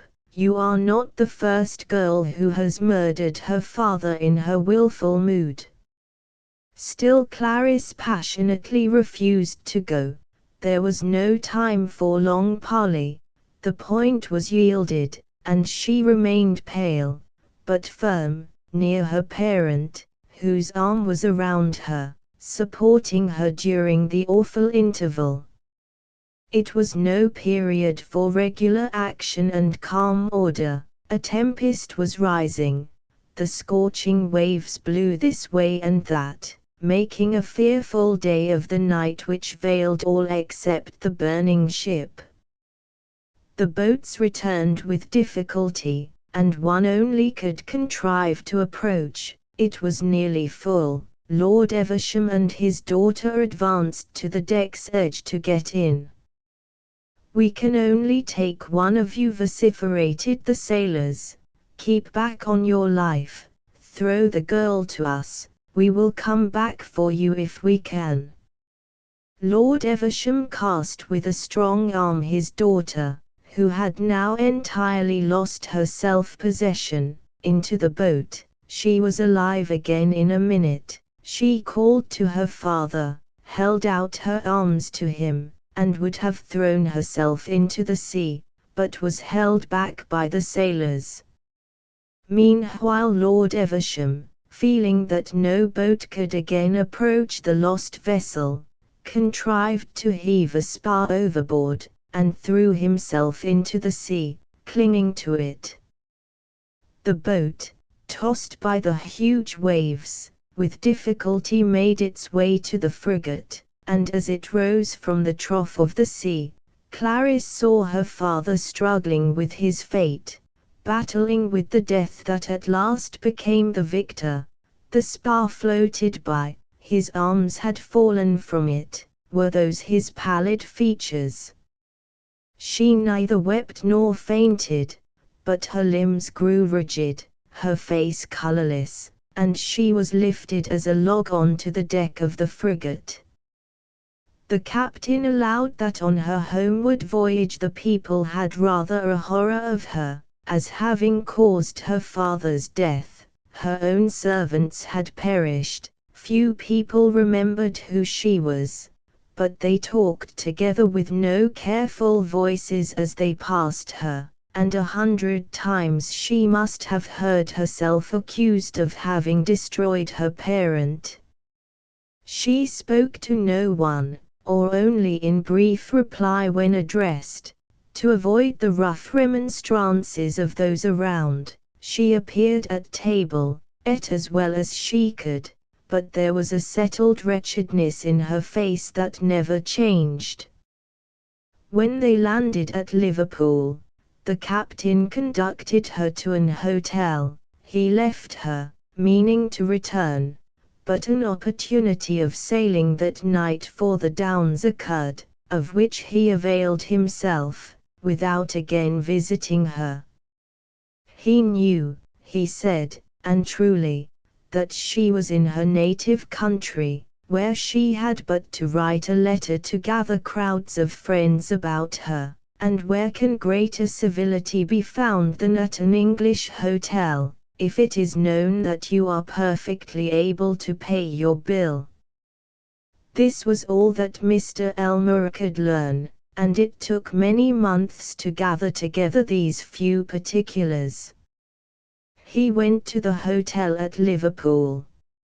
It seemed that as soon as there appeared some hope of rescue from the frigate, Lord Evesham had given his pocket-book to his daughter's care, containing bills on a banking house at Liverpool to the amount of a few £100. On the second day after Clarice's arrival there, she had sent for the master of the hotel, and showed him these. He got the cash for her, and the next day she quitted Liverpool in a little coasting vessel. In vain Lewis endeavoured to trace her. Apparently she had crossed to Ireland, but whatever she had done, wherever she had gone, she had taken infinite pains to conceal herself, and all due was speedily lost. Lewis had not yet despaired. He was even now perpetually making journeys, sending emissaries, employing every possible means for her discovery. From the moment he told me this story, we talked of nothing else. I became deeply interested, and we ceaselessly discussed the probabilities of the case, and where she might be concealed. That she did not meditate suicide was evident from her having possessed herself of money, yet, unused to the world, young, lovely, and inexperienced, what could be her plan?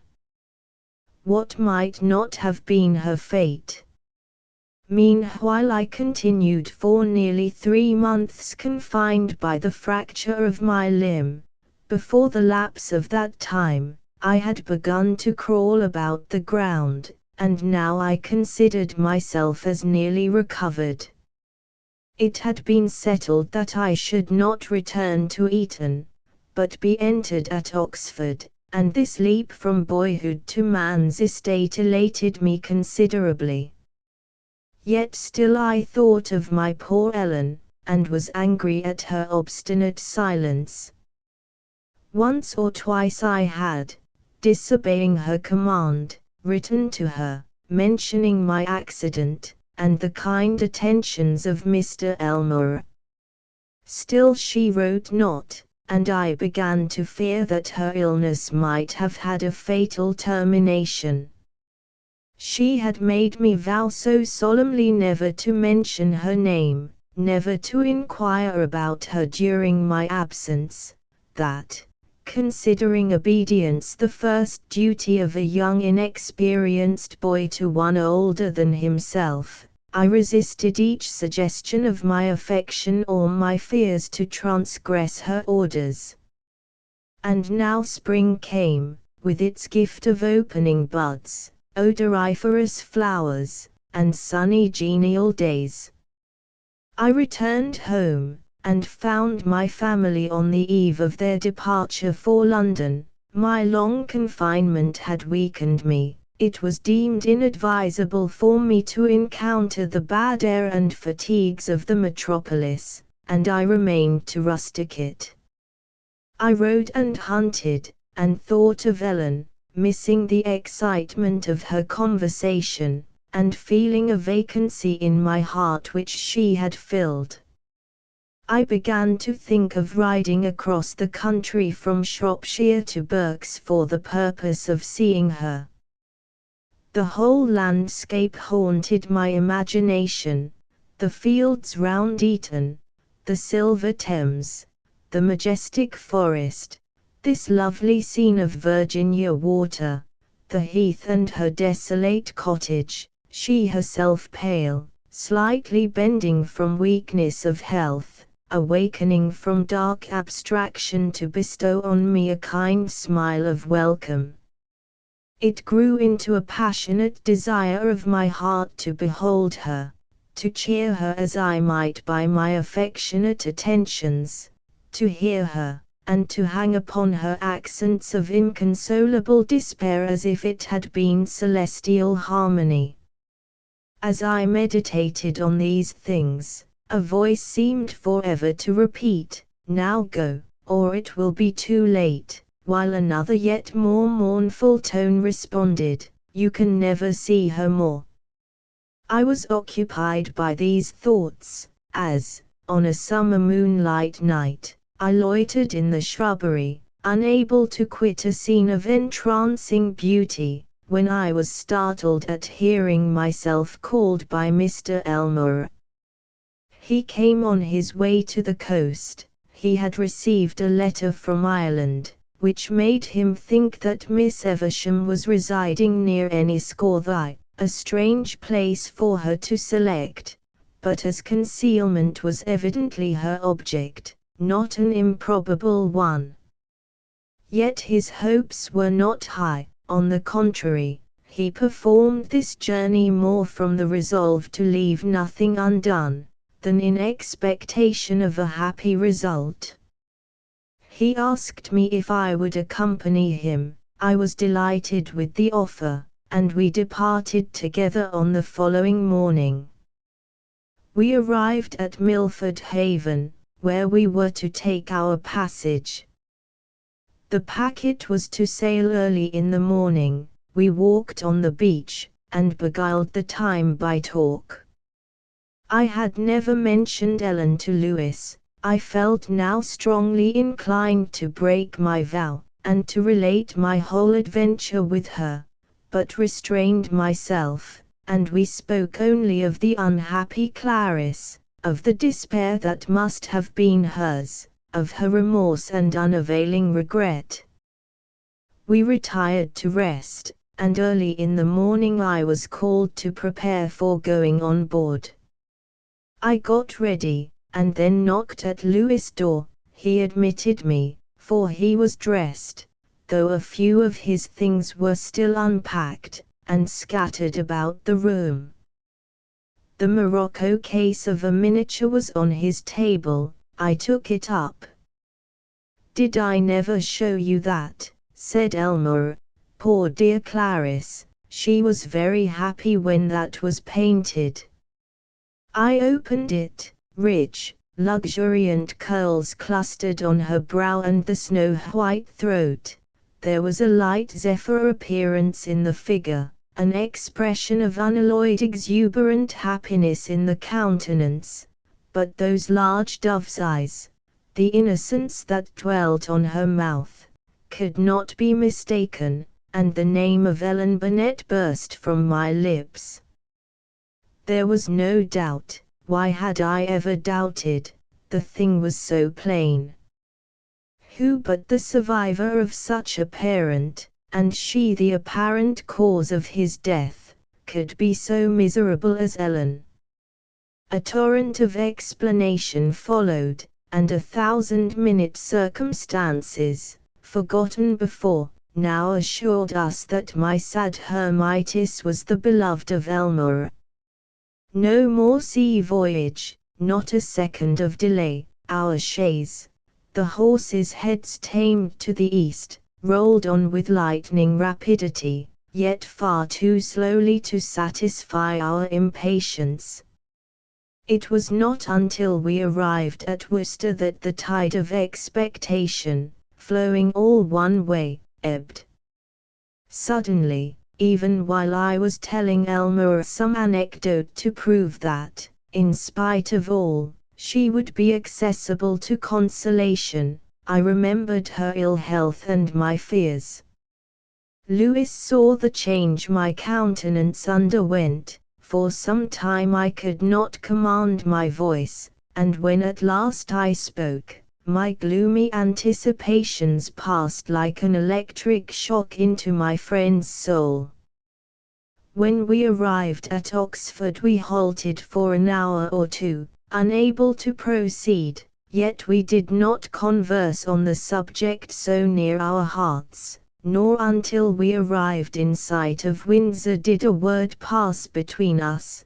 Then Elmore said, "Tomorrow morning, dear Neville, you shall visit Clarice. We must not be too precipitate." The morrow came. I arose with that intolerable weight at my breast, which it is grief's worst heritage to feel. A sunny day it was, yet the atmosphere looked black to me, my heart was dead within me. We sat at the breakfast table, but neither ate, and after some restless indecision, we left our inn, and, to protract the interval, walked to Bishopsgate. Our conversation belied our feelings, we spoke as if we expected all to be well, we felt that there was no hope. We crossed the heath along the accustomed path. On one side was the luxuriant foliage of the forest, on the other the widespread moor. Her cottage was situated at one extremity, and could hardly be distinguished, until we should arrive close to it. When we drew near, Lewis bade me go on alone, he would wait my return. I obeyed, and reluctantly approached the confirmation of my fears. At length it stood before me, the lonely cot and desolate garden. The unfastened wicket swung in the breeze, every shutter was closed. To stand motionless and gaze on these symbols of my worst forebodings was all that I could do. My heart seemed to me to call aloud for Ellen, for such was she to me. Her other name might be a fiction, but silent as her own life-deserted lips were mine. Lewis grew impatient, and advanced. My stay had occasioned a transient ray of hope to enter his mind. It vanished when he saw me and her deserted dwelling. Slowly we turned away, and were directing our steps back again, when my name was called by a child. A little girl came running across some fields towards us, whom at last I recognized as having seen before with Ellen. "Mr. Neville, there is a letter for you," cried the child. "A letter? Where? Who?" "The lady left a letter for you. You must go to Old Windsor, to Mr. Cook's, he has got it for you." She had left a letter. Was she then departed on an earthly journey? "I will go for it immediately." "Mr. Cook? Old Windsor? Where shall I find him? Who is he?" "Oh, sir, everybody knows him," said the child. "He lives close to the churchyard, he is the sexton." After the burial, Nancy gave him the letter to take care of. Had we hoped, had we for a moment indulged the expectation of ever again seeing our miserable friend? Never. Oh, never. Our hearts had told us that the sufferer was at peace, the unhappy orphan with her father in the abode of spirits. Why, then, were we here? Why had a smile dwelt on our lips, now wreathed into the expression of anguish?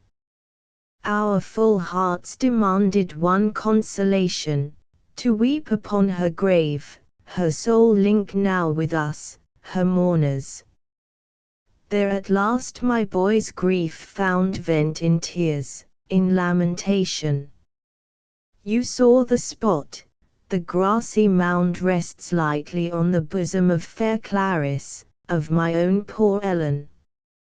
Stretched upon this, kissing the scarcely springing turf, for many hours no thought visited me but the wretched one, that she had lived, and was lost to me forever. If Lewis had ever doubted the identity of my friend with her he loved, the letter put into our hands undeceived him. The handwriting was Miss Eversham's, it was directed to me, and contained words like these: April 11. I have vowed never to mention certain beloved names, never to communicate with beings who cherished me once, to whom my deepest gratitude is due, and, as well as poor bankrupt can, is paid.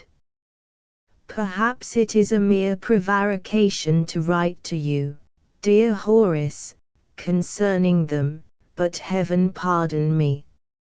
My disrobed spirit would not repose, I fear, if I did not thus imperfectly bid them a last farewell.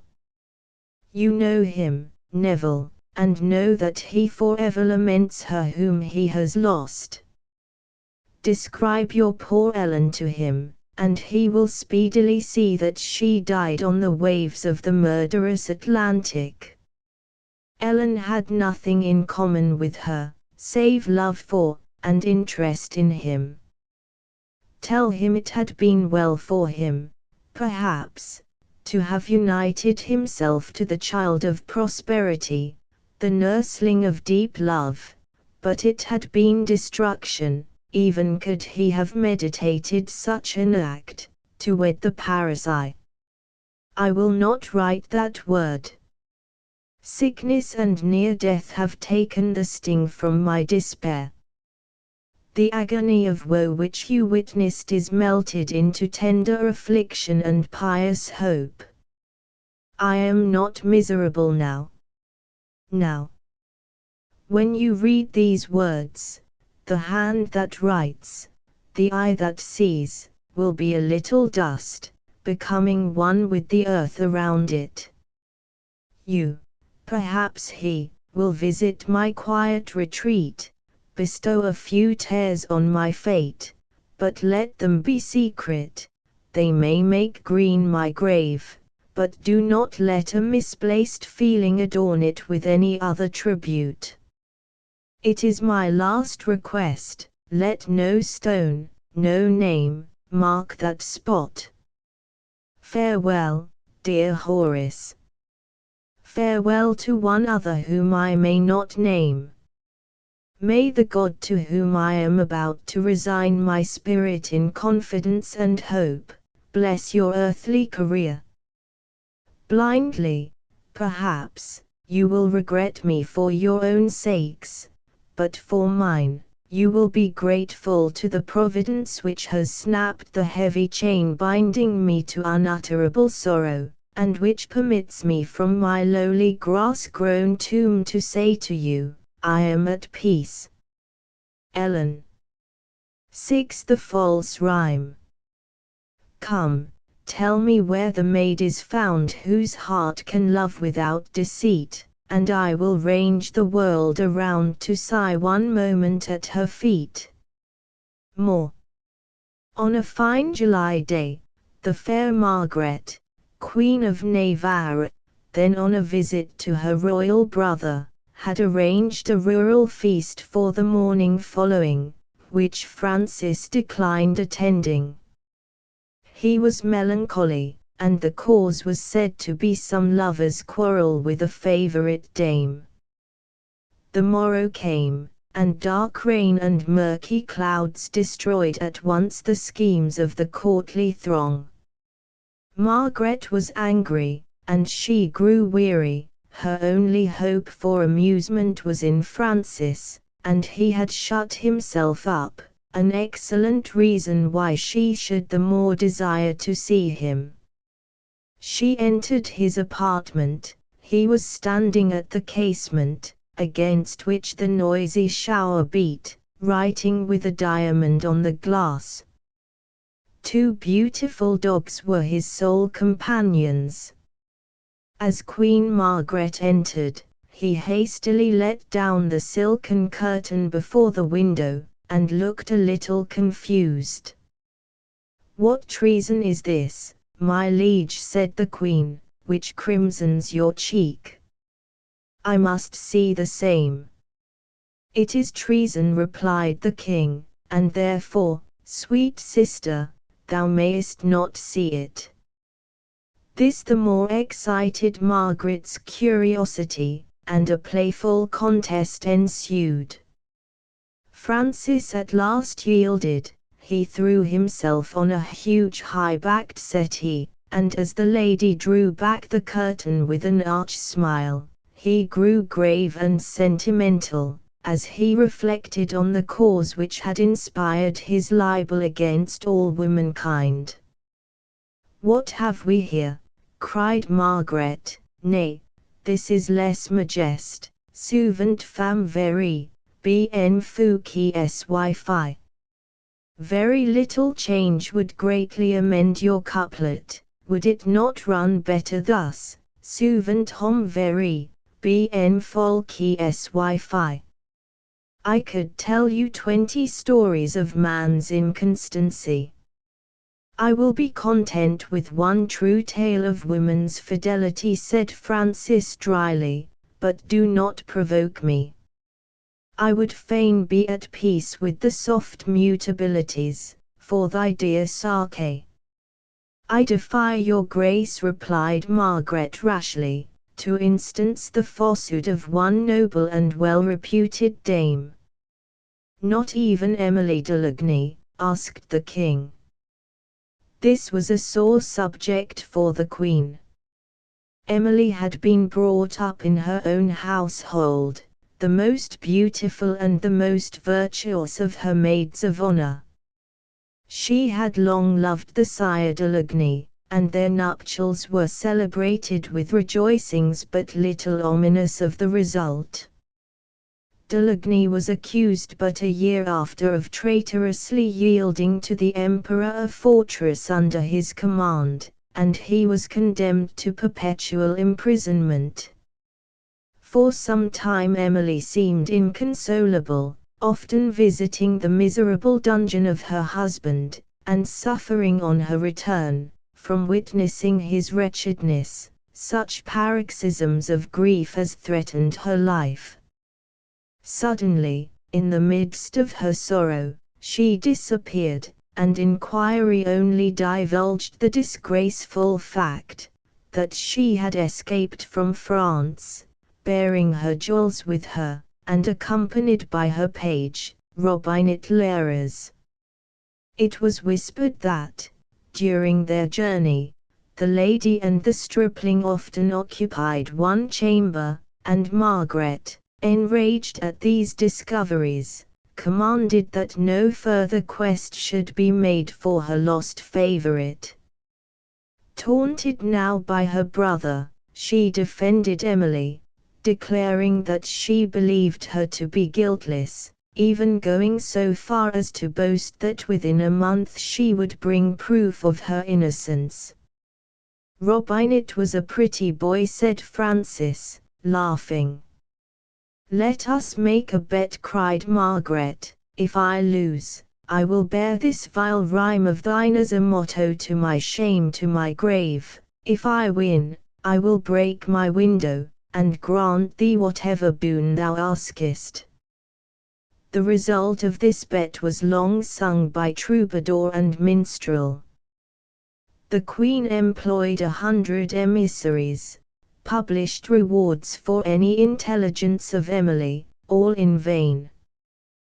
The month was expiring, and Margaret would have given many bright jewels to redeem her word.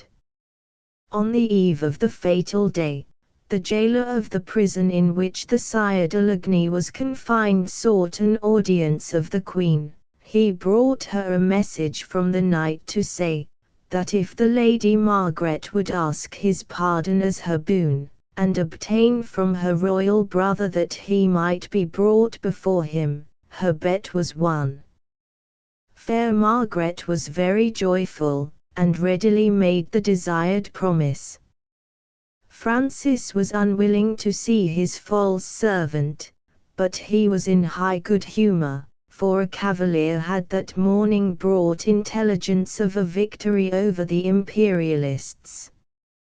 The messenger himself was lauded in the dispatches as the most fearless and bravest knight in France. The king loaded him with presents, only regretting that a vow prevented the soldier from raising his visor or declaring his name.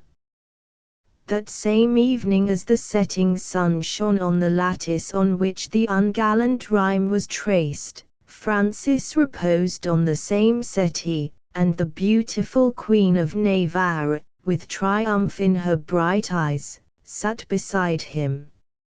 Attended by guards, the prisoner was brought in. His frame was attenuated by privation, and he walked with tottering steps. He knelt at the feet of Francis, and uncovered his head. A quantity of rich golden hair then escaping, fell over the sunken cheeks and pallid brow of the suppliant. "We have treason here," cried the king. "Sir Jailer, where is your prisoner?" "Sire, blame him not," said the soft faltering voice of Emily. "Wiser men than he have been deceived by women. My dear lord was guiltless of the crime for which he suffered. There was but one mode to save him. I assumed his chains. He escaped with poor Robinet Lares in my attire. He joined your army. The young and gallant cavalier who delivered the dispatches to your grace, whom you overwhelmed with honors and reward, is my own Enguerrand de Lagny. I waited but for his arrival with testimonials of his innocence, to declare myself to my lady, the Queen. Has she not won her bet? And the boon she asks is de Lagny's pardon," said Margaret, as she also knelt to the king. "Spare your faithful vassal, sire, and reward this lady's truth." Francis first broke the false-speaking window, then he raised the ladies from their supplicatory posture. In the tournament given to celebrate this triumph of ladies, the Sire de Lagny bore off every prize, and surely there was more loveliness in Emily's faded cheek, more grace in her emaciated form, type as they were of truest affection, than in the prouder bearing and fresher complexion of the most brilliant beauty in attendance on the courtly festival. 7. A Tale of the Passions, or the Death of Despina. After the death of Manfred, King of Naples, the Ghibellines lost their ascendancy throughout Italy.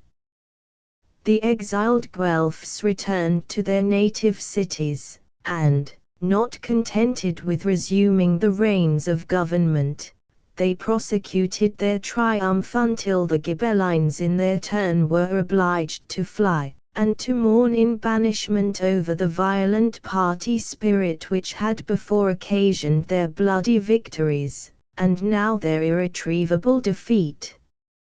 After an obstinate contest, the Florentine Ghibellines were forced to quit their native town.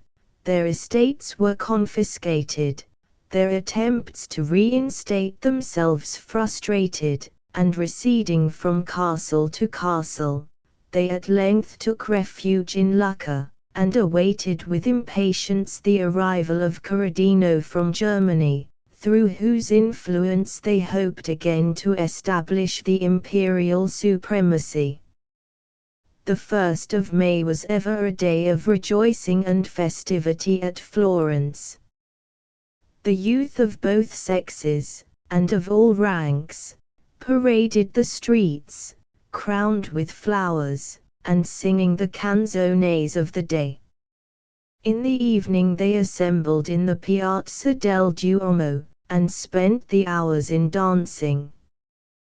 The carroccio was led through the principal streets, the ringing of its bell drowned in the peals that rang from every belfry in the city, and in the music of fifes and drums which made a part of the procession that followed it. The triumph of the reigning party in Florence caused them to celebrate the anniversary of the 1st of May, 1268, with peculiar splendor. They had indeed hoped that Charles d'Anjou, King of Naples, the head of the Guelphs in Italy, and then vicar, president, of their republic, would have been there to adorn the festival by his presence. But the expectation of Corradino had caused the greater part of his newly conquered and oppressed kingdom to revolt, and he had hastily quitted Tuscany to secure by his presence those conquests of which his avarice and cruelty endangered the loss. But although Charles somewhat feared the approaching contest with Corradino, the Florentine Guelphs, newly reinstated in their city and possessions, did not permit a fear to cloud their triumph. The principal families vied with each other in the display of their magnificence during the festival. The knights followed the carroccio on horseback, and the windows were filled with ladies who leant upon golden woven carpets, while their own dresses, at once simple and elegant, their only ornaments, flowers, contrasted with the glittering tapestry and the brilliant colors of the flags of the various communities. The whole population of Florence poured into the principal streets, and none were left at home, except the decrepit and sick, unless it were some discontented Ghibelline, whose fear, poverty, or avarice had caused him to conceal his party when it had been banished from the city. It was not the feeling of discontent which prevented Munagigia de Becry from being among the first of the revellers, and she looked angrily on what she called her Ghibelline leg which fixed her to her chair on such a day of triumph. The sun shone in all its glory in an unclouded sky, and caused the fair Florentines to draw their facials, veils, over their dark eyes, and to bereave the youth of those beams more vivifying than the sun's rays. The same sun poured its full light into the lonely apartment of Munagigia, and almost extinguished the fire which was lighted in the middle of the room, over which hung the pot of minestra, the dinner of the dame and her husband. But she had deserted the fire, and was seated by her window, holding her beads in her hand, while every now and then she peeped from her lattice, 5 stories high, into the narrow lane below, but no creature passed. She looked at the opposite window, a cat slept there beside a pot of heliotrope, but no human being was heard or seen, they had all gone to the Piazza del Duomo. Munagigia was an old woman, and her dress of green calrasio stuff showed that she belonged to one of the Ali Minori, working classes. Her head was covered by a red kerchief, which, folded triangularly, hung loosely over it. Her grey hairs were combed back from her high and wrinkled brow. The quickness of her eye spoke the activity of her mind, and the slight irritability that lingered about the corners of her lips might be occasioned by the continual war maintained between her bodily and mental faculties. "Now, by St. John," she said, "I would give my gold cross to make one of them, though by giving that I should appear on a festa, without that which no festa yet ever found me wanting." And as she spoke she looked with great complacency on a large but thin gold cross which was tied round her withered neck by a ribbon, once black, now of a rusty brown. "Methinks this leg of mine is bewitched, and it may well be that my Ghibelline husband has used the black art to hinder me from following the Carroccio with the best of them." A slight sound, as of footsteps in the street far below, interrupted the good woman's soliloquy. "Perhaps it is Monna Lisabetta, or Messer Gianni d'Aragli, the weaver, who mounted the breach first when the castle of Pagebonzi was taken." She looked down, but could see no one, and was about to relapse into her old train of thoughts, when her attention was again attracted by the sound of steps ascending the stairs. They were slow and heavy, but she did not doubt who her visitant was when a key was applied to the hole of the door, the latch was lifted up, and a moment after, with an unassured mien and downcast eyes, her husband entered.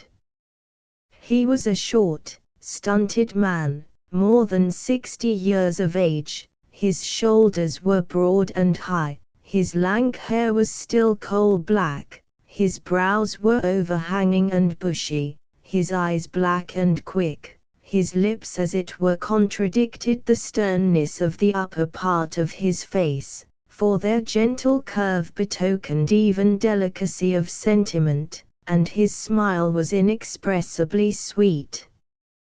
He had on a low-crowned, red cloth cap, which he drew over his eyes, and, seating himself on a low bench by the fire, he heaved a deep sigh.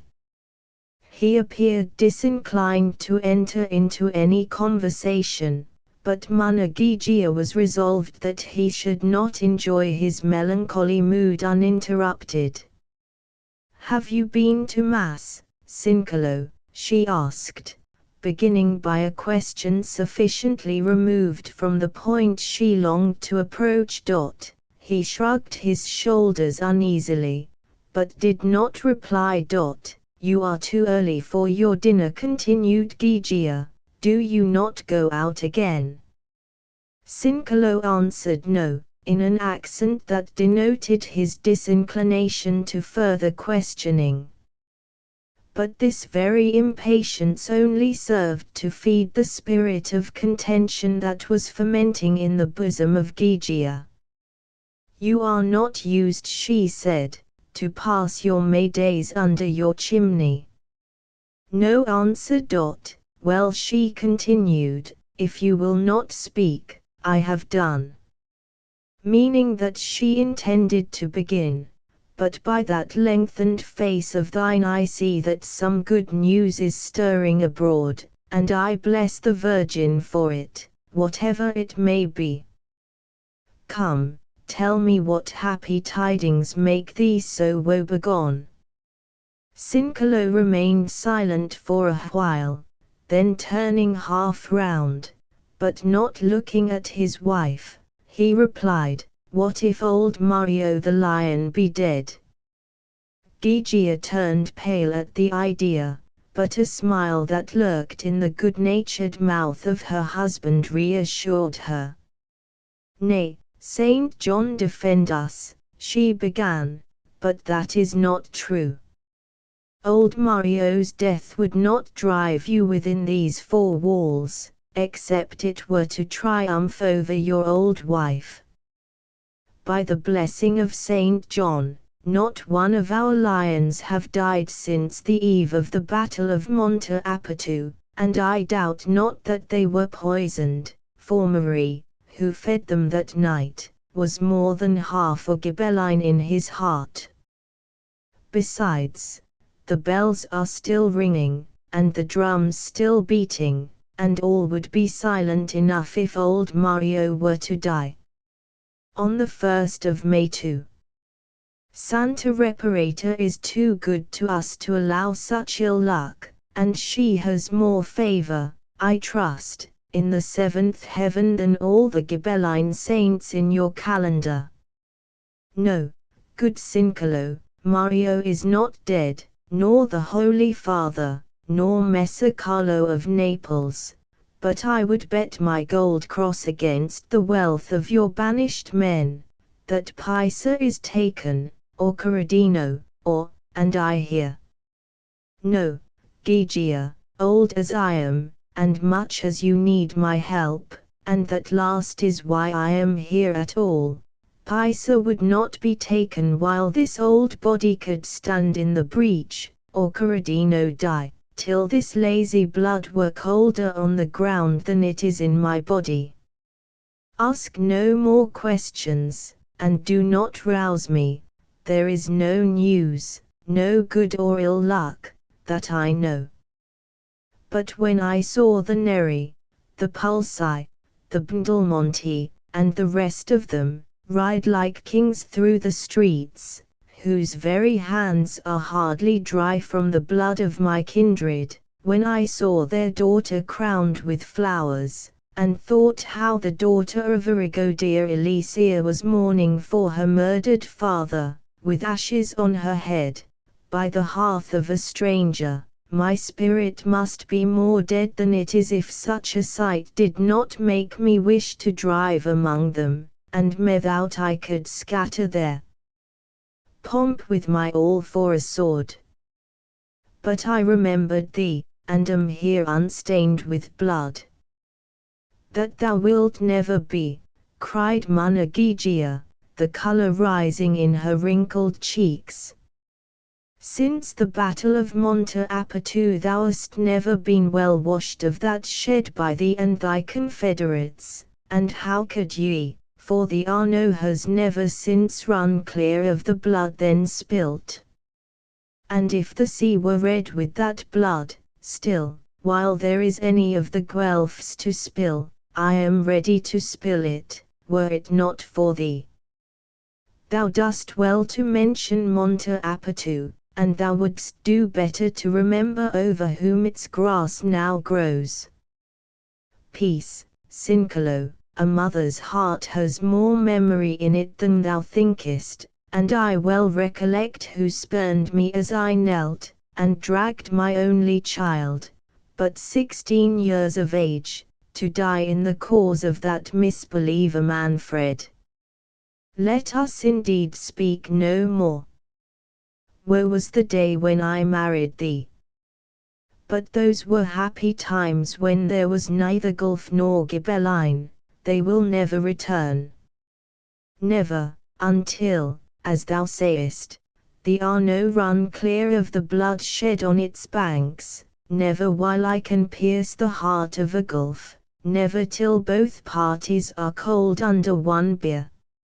And thou and I, Cincolo, are two old fools, and shall be more at peace underground than above it. Rank Guelph as thou art, I married thee before I was a Ghibelline, so now I must eat from the same platter with the enemy of Manfred, and make shoes for Guelphs, instead of following the fortunes of Corradino, and sending them, my battle axe in my hand, to buy their shoes in Bologna. Hush, hush, good man, talk not so loud of thy party, hearest thou not that some one knocks? Cincolo went to open the door with the air of a man who thinks himself ill-used at being interrupted in his discourse, and is disposed to be angry with the intruder, however innocent he might be of any intention of breaking in upon his eloquent complaint. The appearance of his visitor calmed his indignant feelings. He was a youth whose countenance and person showed that he could not be more than 16, but there was a self-possession in his demeanor, and a dignity in his physiognomy, that belonged to a more advanced age. His figure was slight, and his countenance, though beautiful, was pale as monumental marble. The thick and curling locks of his chestnut hair clustered over his brow and round his fair throat. His cap was drawn far down on his forehead. Cincolo was about to usher him with deference into his humble room, but the youth stayed him with his hand, and uttered the words Suabia, Cavaliere, the words by which the Ghibellines were accustomed to recognize each other. He continued in a low and hurried tone, "Your wife is within." "She is." "Enough. Although I am a stranger to you, I come from an old friend. Harbor me until nightfall, we will then go out, and I will explain to you the motives of my intrusion. Call me Ricciardo de Rossini of Milan, traveling to Rome. I leave Florence this evening." Having said these words, without giving Cincolo time to reply, he motioned that they should enter the room. Monna Gigia had fixed her eyes on the door from the moment he had opened it, with a look of impatient curiosity. When she saw the youth enter, she could not refrain from exclaiming, "Gesù Maria!" So different was he from anyone she had expected to see. "A friend from Milan," said Cincolo. "More likely from Lucca," replied his wife, gazing on her visitant. "You are doubtless one of the banished men, and you are more daring than wise to enter this town. However, if you be not a spy, you are safe with me." Ricciardo smiled and thanked her in a low, sweet voice. "If you do not turn me out," he said, "I shall remain under your roof nearly all the time I remain in Florence, and I leave it soon after dusk." Gigia again gazed on her guest, nor did Cincolo scrutinize him with less curiosity.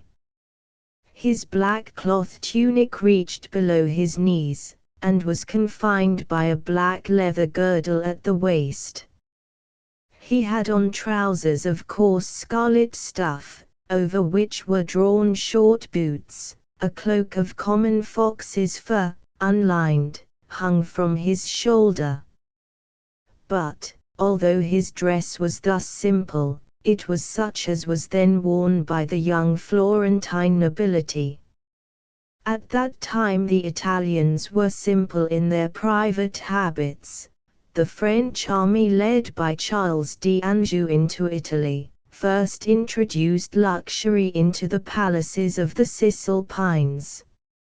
Manfred was a magnificent prince, but it was his saintly rival who was the author of that trifling foppery of dress and ornaments which degrades a nation, and is a sure precursor of their downfall. But of Ricciardo, his countenance had all the regularity of a Grecian head, and his blue eyes, shaded by very long, dark eyelashes, were soft, yet full of expression. When he looked up, the heavy lids, as it were, unveiled the gentle light beneath, and then again closed over them, as shading what was too brilliant to behold. His lips expressed the deepest sensibility, and something perhaps of timidity, had not the placid confidence of his demeanor forbidden such an idea. His host and hostess were at first silent, but he asked some natural questions about the buildings of their city, and by degrees led them into discourse. When midday struck, Cincolo looked towards his pot of minestra, and Ricciardo followed his look, asked if that was not the dinner. "You must entertain me," he said, "for I have not eaten today." A table was drawn near the window, and the minestra, poured out into one plate, was placed in the middle of it, a spoon was given to each, and a jug of wine filled from a barrel. Ricciardo looked at the two old people, and seemed somewhat to smile at the idea of eating from the same plate with them. He ate, however, though sparingly, and drank of the wine, though with still greater moderation. Cincolo, however, under pretense of serving his guest, filled his jug a second time, and was about to rise for the third measure, when Ricciardo, placing his small white hand on his arm, said, "Are you a German, my friend, that you cease not after so many draughts? I have heard that you Florentines were a sober people." Cincolo was not much pleased with this reproof, but he felt that it was timely, so, conceding the point, he sat down again, and, somewhat heated with what he had already drank, he asked his guest the news from Germany, and what hopes for the good cause. Gigia bridled at these words, and Ricciardo replied, "Many reports are abroad, and high hopes entertained, especially in the north of Italy, for the success of our expedition. Corradino is arrived at Genoa, and it is hoped that, although the ranks of his army were much thinned by the desertion of his German troops, they will be quickly filled by Italians, braver and truer than those foreigners, who, strangers to our soil, could not fight for his cause with our ardor." "And how does he bear himself?" "As beseems one of the house of Swabia, and the nephew of Manfred. He is inexperienced and young. He is not more than 16. His mother would hardly consent to this expedition, but wept at the fear of all he might endure, for he has been nursed in every luxury, and habituated to the tender care of a woman, who, although she be a princess, has waited on him with anxious solicitude. But Corradino is of good heart, docile, but courageous, obedient to his wiser friends, gentle to his inferiors, but noble of soul. The spirit of Manfred seems to animate his unfolding mind, and surely, if that glorious prince now enjoys the reward of his surpassing virtues, he looks down with joy and approbation on him who is, I trust, destined to fill his throne." The enthusiasm with which Ricciardo spoke suffused his pale countenance with a slight blush, while his eyes swam in the luster of the dew that filled them. Gigia was little pleased with this harangue, but curiosity kept her silent, while her husband proceeded to question his guest. "You seem to be well acquainted with Corradino." "I saw him at Milan, and was closely connected with his most intimate friend there. As I have said, he has arrived at Genoa, and perhaps has even now landed at Pisa. He will find many friends in that town. Every man there will be his friend, but during his journey southward he will have to contend with our Florentine army, commanded by the marshals of the usurper Charles, and assisted by his troops. Charles himself has left us, and is gone to Naples to prepare for this war. But he is detested there, as a tyrant and a robber, and Corradino will be received in the Regno as a savior, so that if he once surmount the obstacles which oppose his entrance, I do not doubt his success, and trust that he will be crowned within a month at Rome, and the week after sit on the throne of his ancestors in Naples." "And who will crown him?" cried Gygia, unable to contain herself. "Italy contains no heretic base enough to do such a deed, unless it be a Jew, or he sent to Constantinople for a Greek, or to Egypt for a Mohammedan. Cursed may the race of the Fredericks ever be. Thrice cursed one who has affinity to the miscreant Manfred.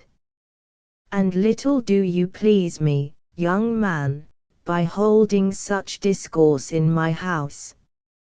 Cincolo looked at Ricciardo, as if he feared that so violent a partisan for the house of Swabia would be irritated at his wife's attack, but he was looking on the aged woman with a regard of the most serene benignity. No contempt even was mingled with the gentle smile that played round his lips. "I will restrain myself," he said, and, turning to Cincolo, he conversed on more general subjects, describing the various cities of Italy that he had visited, discussing their modes of government, and relating anecdotes concerning their inhabitants, with an air of experience that, contrasted with his youthful appearance, greatly impressed Cincolo, who looked on him at once with admiration and respect. Evening came on. The sound of bells died away after the Ave Maria had ceased to ring, but the distant sound of music was wafted to them by the night air. Ricciardo was about to address Cincolo, when a knocking at the gate interrupted him.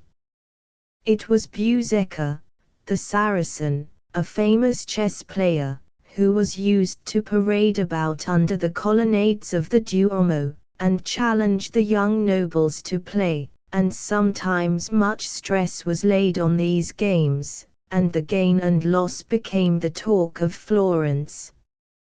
Giuseppe was a tall and ungainly man, with all that good-natured consequence of manner which the fame he had acquired by his proficiency in so trifling a science, and the familiarity with which he was permitted to treat those superior to him in rank, who were pleased to measure their forces with him, might well bestow. He was beginning with a "Messer," when perceiving Ricciardo, he cried, "Who have we here?" "A friend to good men," replied Ricciardo, smiling.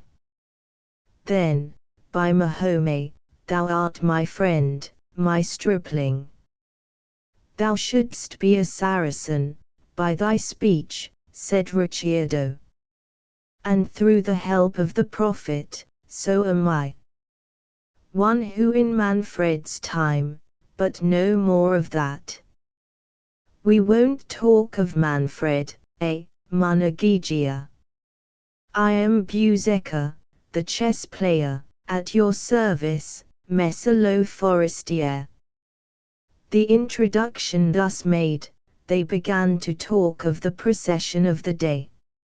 After a while, Giuseppe introduced his favorite subject of chess playing. He recounted some wonderfully good strokes he had achieved, and related to Ricciardo how before the Palagio del Popolo, in the presence of Count Guido Novelda Giudi, then vicar of the city, he had played an hour at 3 chessboards with 3 of the best chess players in Florence, playing 2 by memory and 1 by sight, and out of 3 games which made the board, he had won 2. This account was wound up by a proposal to play with his host. "Thou art a hard-headed fellow, Cincolo, and make better play than the nobles. I would swear that thou thinkest of chess only as thou cobblest thy shoes. Every hole of your all is a square of the board, every stitch a move, and a finished pair paid for checkmate to your adversary, Cincolo. Bring out the field of battle, man. Ricciardo interposed. I leave Florence in 2 hours, and before I go, Messer Cincolo promised to conduct me to the Piazza del Duomo. Plenty of time, good youth, cried Buseca, arranging his men. I only claim 1 game, and my games never last more than a quarter of an hour, and then we will both escort you, and you shall dance a set into the bargain with a black-eyed houri, all Nazarene as thou art. So stand out of my light, good youth, and shut the window, if you have heeding, that the torch flare not so. Ricciardo seemed amused by the authoritative tone of the chess player. He shut the window and trimmed the torch which, stuck against the wall, was the only light they had, and stood by the table, overlooking the game.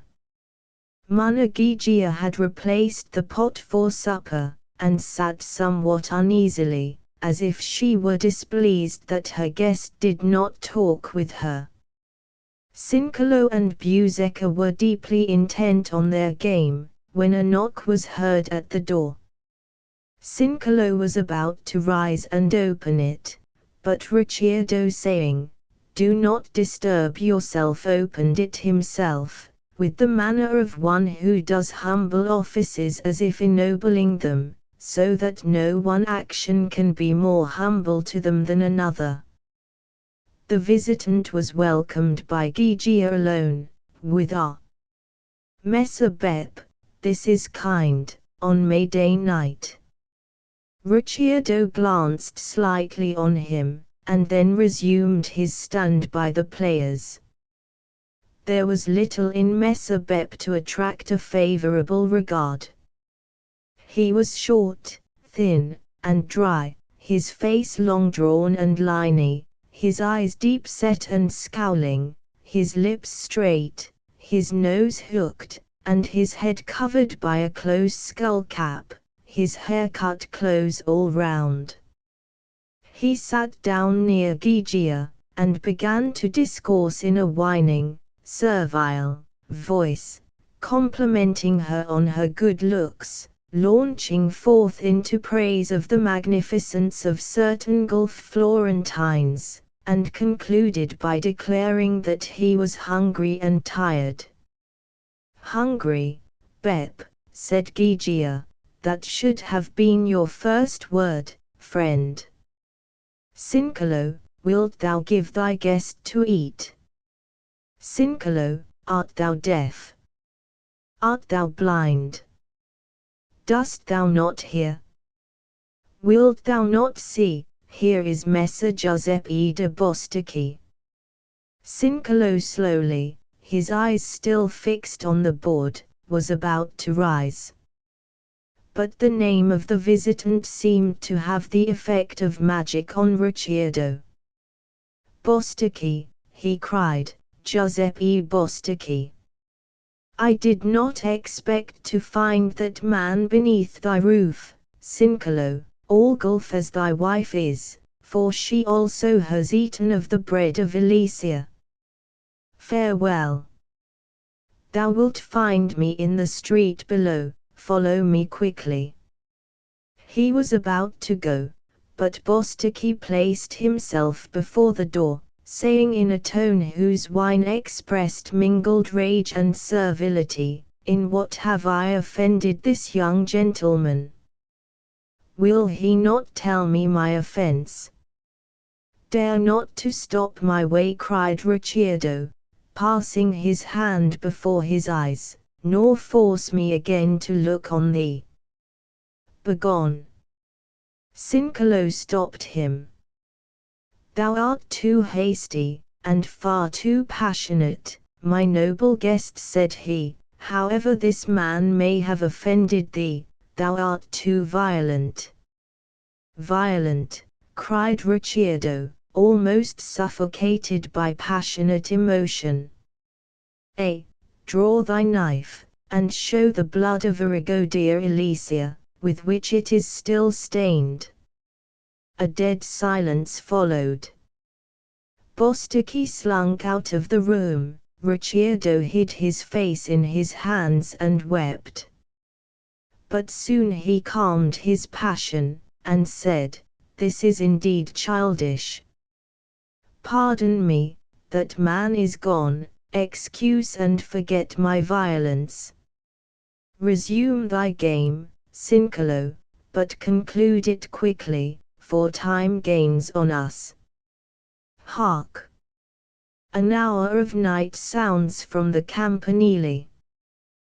"The game is already concluded," said Buseca sorrowfully. "Thy cloak overthrew the best checkmate this head ever planned, so God forgive thee." "Checkmate!" cried the indignant Cincolo. "Checkmate, and my queen mowing you down, rank and file." "Let us begone," exclaimed Ricciardo. "Messer Buseca, you will play out your game with Munagigia. Cincolo will return ere long." So taking his host by the arm, he drew him out of the room, and descended the narrow high stairs with the air of one to whom those stairs were not unknown. When in the street he slackened his pace, and, first looking round to assure himself that none overheard their conversation, he addressed Cincolo, "Pardon me, my dear friend, I am hasty, and the sight of that man made every drop of my blood cry aloud in my veins. But I do not come here to indulge in private sorrows or private revenge, and my design ought alone to engross me. It is necessary for me to see speedily and secretly Messer Gilmo Losandado, the Neapolitan commander. I bear a message to him from the Countess Elizabeth, the mother of Corradino, and I have some hope that its import may induce him to take at least a neutral part during the impending conflict. I have chosen you, Cincolo, to aid me in this, for not only you are of that little note in your town that you may act for me without attracting observation, but you are brave and true, and I may confide to your known worth. Losandado resides at the Palagio del Govno. When I enter its doors I am in the hands of my enemies, and its dungeons may alone know the secret of my destiny. I hope better things. But if after 2 hours I do not appear or let you hear of my welfare, carry this packet to Corradino at Pisa. You will then learn who I am, and if you feel any indignation at my fate, let that feeling attach you still more strongly to the cause for which I live and die." As Ricciardo spoke, he still walked on, and Cincolo observed that, without his guidance, he directed his steps towards the Palagio del Govno. "I do not understand this," said the old man. "By what argument, unless you bring one from the other world, do you hope to induce Messer Gilmo to aid Corradino? He is so bitter an enemy of Manfred, that although that prince is dead, yet when he mentions his name he grasps the air as it were a dagger. I have heard him with horrible imprecations curse the whole house of Swabia."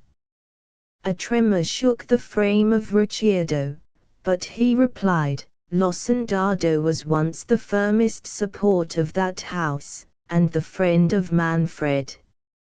Strange circumstances gave birth in his mind to this unnatural hatred, and he became a traitor.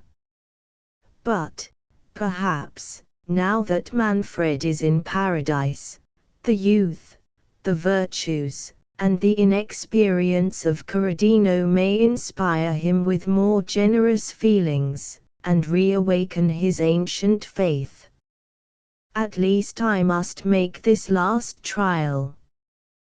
This cause is too holy, too sacred, to admit of common forms of reasoning or action. The nephew of Manfred must sit upon the throne of his ancestors, and to achieve that I will endure what I am about to endure. They entered the palace. Messer Gilmo was carousing in the great hall. Bear this ring to him, good Cincolo, and say that I wait. Be speedy, that my courage, my life, do not desert me at the moment of trial. Cincolo, casting one more inquisitive glance on his extraordinary companion, obeyed his orders, while the youth leant against one of the pillars of the court and passionately cast up his eyes to the clear firmament. "Oh, ye stars," he cried in a smothered voice, "ye are eternal, let my purpose, my will, be as constant as ye." Then, more calm, he folded his arms in his cloak, and with strong inward struggle endeavored to repress his emotion. Several servants approached him, and bade him follow them. Again he looked at the sky and said, "Manfred," and then he walked on with slow but firm steps. They led him through several halls and corridors to a large apartment hung with tapestry, and well lighted by numerous torches. The marble of the floor reflected their glare, and the arched roof echoed the footsteps of one who paced the apartment as Ricciardo entered. It was Losendado. He made a sign that the servants should retire. The heavy door closed behind them, and Ricciardo stood alone with Messer Gilmo, his countenance pale but composed, his eyes cast down as in expectation, not in fear, and but for the convulsive motion of his lips, you would have guessed that every faculty was almost suspended by intense agitation. Losendado approached. He was a man in the prime of life, tall and athletic. He seemed capable with a single exertion to crush the frail being of Ricciardo. Every feature of his countenance spoke of the struggle of passions, and the terrible egotism of one who would sacrifice even himself to the establishment of his will. His black eyebrows were scattered, his grey eyes deep-set and scowling, his look at once stern and haggard. A smile seemed never to have disturbed the settled scorn which his lips expressed. His high forehead, already becoming bald, was marked by 1,000 contradictory lines. His voice was studiously restrained as he said, "Wherefore do you bring that ring?" Ricciardo looked up and met his eye, which glanced fire as he exclaimed, "Despina!" He seized her hand with a giant's grasp. "I have prayed for this night and day, and thou art now here. Nay, do not struggle, you are mine, for by my salvation I swear that thou shalt never again escape me." Despina replied calmly, "Thou mayest well believe that in thus placing myself in thy power I do not dread any injury thou canst inflict upon me, or I were not here. I do not fear thee, for I do not fear death. Loosen then thy hold, and listen to me. I come in the name of those virtues that were once thine. I come in the name of all noble sentiment, generosity, and ancient faith, and I trust that in listening to me your heroic nature will second my voice, and that Losendado will no longer rank with those whom the good and great never name but to condemn." Losendado appeared to attend little to what she said. He gazed on her with triumph and malignant pride, and if he still held her, his motive appeared rather the delight he felt in displaying his power over her, than any fear that she would escape. You might read in her pale cheek and glazed eye, that if she feared, it was herself alone that she mistrusted, that her design lifted her above mortal dread, and that she was as impassive as the marble she resembled to any event that did not either advance or injure the object for which she came. They were both silent, until Losendado, leading her to a seat, and then standing opposite to her, his arms folded, every feature dilated by triumph, and his voice sharpened by agitation, he said, "Well, speak. What wouldst thou with me? I come to request, that if you cannot be induced to assist Prince Corradino in the present struggle, you will, at least, stand neutral, and not oppose his advance to the kingdom of his ancestors." Losendado laughed. The vaulted roof repeated the sound, but the harsh echo, though it resembled the sharp cry of an animal of prey whose paw is on the heart of its enemy, was not so discordant and dishuman as the laugh itself. "How," he asked, "dost thou pretend to induce me to comply? This dagger," and he touched the hilt of one that was half concealed in his vesture, "is yet stained by the blood of Manfred. Ere long it will be sheathed in the heart of that foolish boy." Despina conquered the feeling of horror these words inspired, and replied, "Will you give a few minutes' patient hearing?" "I will give you a few minutes' hearing, and if I be not so patient as in the Palagio Real, fair Despina must excuse me.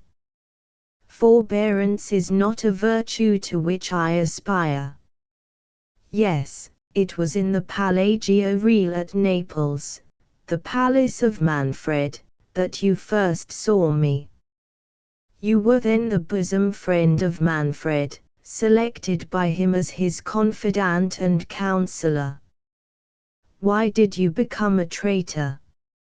Start not at that word. If you could hear the united voice of Italy, and even of those who call themselves your friends, they would echo that name. Why did you thus degrade and belie yourself? You call me the cause, yet I am most innocent. You saw me at the court of your master, an attendant on Queen Sibylla, and one who, unknown to herself, had already parted with her heart, her soul, her will, her entire being, an involuntary sacrifice at the shrine of all that is noble and divine in human nature. My spirit worshipped Manfred as a saint, and my pulses ceased to beat when his eye fell upon me. I felt this, but I knew it not. You awoke me from my dream. You said that you loved me, and you reflected in too faithful a mirror my own emotions. I saw myself and shuddered. But the profound and eternal nature of my passion saved me. I loved Manfred.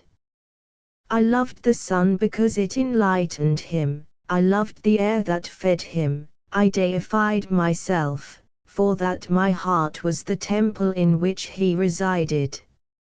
I devoted myself to Sibylla, for she was his wife, and never in thought or dream degraded the purity of my affection towards him.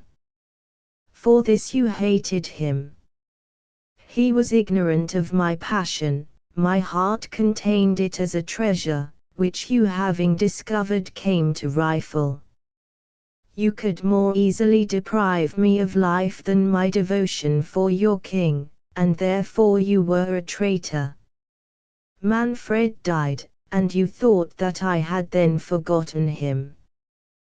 But love would indeed be a mockery if death were not the most barefaced cheat.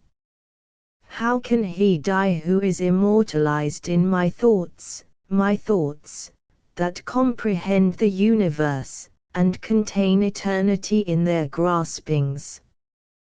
What though his earthly vesture is thrown as a despised weed beside the Verdi, he lives in my soul as lovely, as noble, as entire, as when his voice awoke the mute air, nay, his life is more entire, more true. For before, that small shrine that encased his spirit was all that existed of him, but now, he is a part of all things, his spirit surrounds me, interpenetrates, and divided from him during his life, his death has united me to him forever. The countenance of Losandado darkened fearfully. When she paused, he looked black as the sea before the heavily charged thunder clouds that canopy it dissolve themselves into rain. The tempest of passion that arose in his heart seemed too mighty to admit of swift manifestation. It came slowly up from the profoundest depths of his soul, and emotion was piled upon emotion before the lightning of his anger sped to its destination. Your arguments, eloquent Despina, he said, are indeed unanswerable. They work well for your purpose. Corradino is, I hear, at Pisa. You have sharpened my dagger, and before the air of another night rust it, I may, by deeds, have repaid your insulting words. How far do you mistake me? And is praise and love of all heroic excellence insult to you? Losandado, when you first knew me, I was an inexperienced girl. I loved, but knew not what love was, and circumscribing my passion in narrow bounds, I adored the being of Manfred as I might love an effigy of stone, which, when broken, has no longer an existence. I am now much altered. I might before have treated you with disdain or anger, but now these base feelings have expired in my heart. I am animated but by one feeling, an aspiration to another life, another state of being. All the good depart from this strange earth, and I doubt not that when I am sufficiently elevated above human weaknesses, it will also be my turn to leave this scene of woe. I prepare myself for that moment alone, and in endeavoring to fit myself for a union with all the brave, generous, and wise, that once adorned humanity, and have now passed from it, I consecrate myself to the service of this most righteous cause. You wrong me, therefore, if you think there is aught of disdain in what I say, or that any degrading feelings are mingled with my devotion of spirit when I come and voluntarily place myself in your power. You can imprison me forever in the dungeons of this palace, as a returned Ghibelline and spy, and have me executed as a criminal. But before you do this, pause for your own sake. Reflect on the choice of glory or ignominy that you are now about to make. Let your old sentiments of love for the House of Swabia have some sway in your heart. Reflect, that as you are the despised enemy, so you may become the chosen friend of its last descendant, and receive from every heart the praise of having restored Corradino to the honors and power to which he was born. Compare this prince to the hypocritical, the bloody and mean-spirited Charles. When Manfred died I went to Germany, and have resided at the court of the Countess Elizabeth. I have therefore been an hourly witness of the great and good qualities of Corradino. The bravery of his spirit makes him rise above the weakness of youth and inexperience. he possesses all the nobility of spirit that belongs to the family of Swabia, and, in addition, a purity and gentleness that attracts the respect and love of the old and wary courtiers of Frederick and Conrad. You are brave, and would be generous, did not the fury of your passions, like a consuming fire, destroy in their violence every generous sentiment. How then can you become the tool of Charles? His scowling eyes and sneering lips betoken the selfishness of his mind. Avarice, cruelty, meanness, and artifice are the qualities that characterize him, and render him unworthy of the majesty he usurps. Let him return to Provence, and reign with paltry despotism over the luxurious and servile French. The freeborn Italians require another lord. They are not fit to bow to one whose palace is the change house of moneylenders, whose generals are usurers, whose courtiers are milliners or monks, and who basely vows allegiance to the enemy of freedom and virtue, Clement, the murderer of Manfred. Their king, like them, should be clothed in the armor of valor and simplicity, his ornaments, his shield and spear, his treasury, the possessions of his subjects, his army, their unshaken lover. Charles will treat you as a tool, Corradino as a friend. Charles will make you the detested tyrant of a groaning province, Corradino, the governor of a prosperous and happy people. I cannot tell by your manner if what I have said has in any degree altered your determination. I cannot forget the scenes that passed between us at Naples.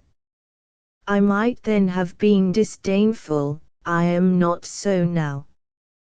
Your execrations of Manfred excited every angry feeling in my mind, but, as I have said, all but the feeling of love expired in my heart when Manfred died, and methinks that where love is, excellence must be its companion.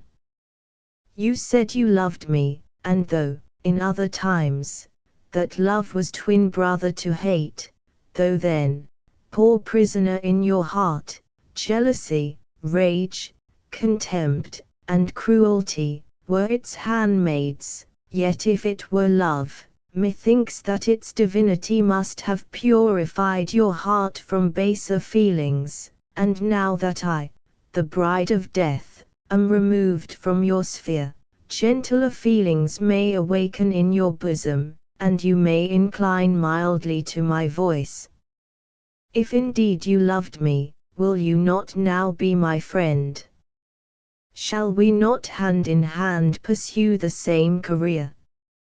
Return to your ancient faith, and now that death and religion have placed the seal upon the past, let Manfred's spirit, looking down, behold his repentant friend the firm ally of his successor, the best and last scion of the house of Swabia. She ceased, for the glare of savage triumph which, as a rising fire at night time, enlightened with growing and fearful radiance the face of Losendado, made her pause in her appeal.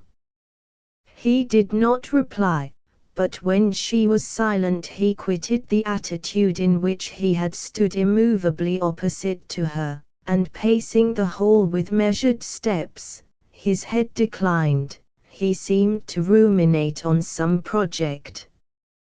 Could it be that he weighed her reasonings? If he hesitated, the side of generosity and old fidelity would certainly prevail. Yet she dared not hope, her heart beat fast, she would have knelt, but she feared to move, lest any motion should disturb his thoughts, and curb the flow of good feeling which she fondly hoped had arisen within him. She looked up and prayed silently as she sat.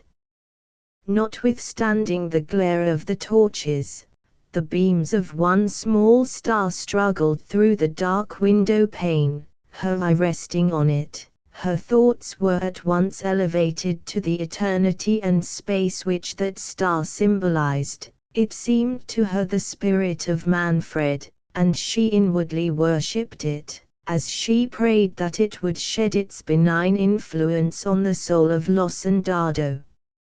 Some minutes elapsed in this fearful silence, and then he approached her. Despina, allow me to reflect on your words. Tomorrow I will answer you. You will remain in this palace until the morning, and then you shall see and judge of my repentance and returning faith. He spoke with studious gentleness. Despina could not see his face, for the lights shone behind him. When she looked up to reply, the little star twinkled just above his head, and seemed with its gentle luster to reassure her. Our minds, when highly wrought, are strangely given to superstition, and Despina lived in a superstitious age. She thought that the star bade her comply, and assured her of protection from heaven. From where else could she expect it? She said, therefore, I consent. Only let me request that you acquaint the man who gave you my ring that I am safe, or he will fear for me. I will do as you desire. And I will confide myself to your care. I cannot, dare not, fear you. If you would betray me, still I trust in the heavenly saints that guard humanity. Her countenance was so calm, it beamed with so angelic a self-devotion and a belief in good, that Losendado dared not look on her. For one moment, as she, having ceased to speak, gazed upon the star, he felt impelled to throw himself at her feet, to confess the diabolical scheme he had forged, and to commit himself body and soul to her guidance, to obey, to serve, to worship her. The impulse was momentary, the feeling of revenge returned on him. From the moment she had rejected him, the fire of rage had burned in his heart, consuming all healthy feeling, all human sympathies, and gentleness of soul. He had sworn never to sleep on a bed, or to drink aught but water, until his first cup of wine was mingled with the blood of Manfred. He had fulfilled this vow.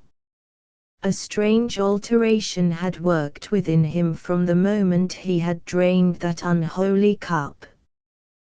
The spirit, not of a man, but of a devil, seemed to live within him, urging him to crime, from which his long protracted hope of more complete revenge had alone deterred him. But Despina was now in his power, and it seemed to him as if fate had preserved him so long only that he might now wreak his full rage upon her. When she spoke of love, he thought how from that he might extract pain. He formed his plan, and this slight human weakness now conquered, he bent his thoughts to its completion. Yet he feared to stay longer with her, so he quitted her, saying that he would send attendants who would show her an apartment where she might repose. He left her, and several hours passed, but no one came. The torches burned low, and the stars of heaven could now with twinkling beams conquer their feebler light. One by one these torches went out, and the shadows of the high windows of the hall, before invisible, were thrown upon its marble pavement. Despina looked upon the shade, at first unconsciously, until she found herself counting 1, 2, 3, the shapes of the iron bars that lay so placidly on the stone. "Those grates are thick," she said. "This room would be a large but secure dungeon." As by inspiration, she now felt that she was a prisoner. No change, no word, had intervened since she had walked fearlessly in the room, believing herself free. But now no doubt of her situation occurred to her mind. Heavy chains seemed to fall around her, the air to feel thick and heavy as that of a prison, and the starbeams that had before cheered her, became the dreary messengers of fearful danger to herself, and of the utter defeat of all the hopes she had dared nourish of success to her beloved cause. Sincolo waited, first with impatience, and then with anxiety, for the return of the youthful stranger. He paced up and down before the gates of the palace. Hour after hour passed on, the stars arose and descended, and ever and anon meteors shot along the sky. They were not more frequent than they always are during a clear summer night in Italy, but they appeared strangely numerous to Sincolo, and portentous of change and calamity. Midnight struck, and at that moment a procession of monks passed, bearing a corpse and chanting a solemn De Profundis. Sincolo felt a cold tremor shake his limbs when he reflected how ill an augury this was for the strange adventurer he had guided to that palace. The sombre cowls of the priests, their hollow voices, and the dark burden they carried, augmented his agitation even to terror. Without confessing the cowardice to himself, he was possessed with fear lest he should be included in the evil destiny that evidently awaited his companion. Sincolo was a brave man. He had often been foremost in a perilous assault, but the most courageous among us sometimes feel our hearts fail within us at the dread of unknown and fated danger. He was struck with panic. He looked after the disappearing lights of the procession, and listened to their fading voices. His knees shook, a cold perspiration stood on his brow, until, unable to resist the impulse, he began slowly to withdraw himself from the palace of government, and to quit the circle of danger which seemed to hedge him in if he remained on that spot. He had hardly quitted his post by the gate of the palace, when he saw lights issue from it, attendant on a company of men, some of whom were armed, as appeared from the reflection their lances' heads cast, and some of them carried a litter, hung with black and closely drawn. Sincolo was rooted to the spot. He could not render himself any reason for his belief, but he felt convinced that the stranger youth was there, about to be carried out to death.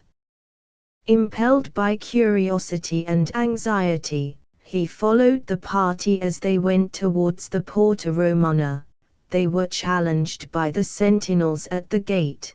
They gave the word and passed. Sincolo dared not follow, but he was agitated by fear and compassion.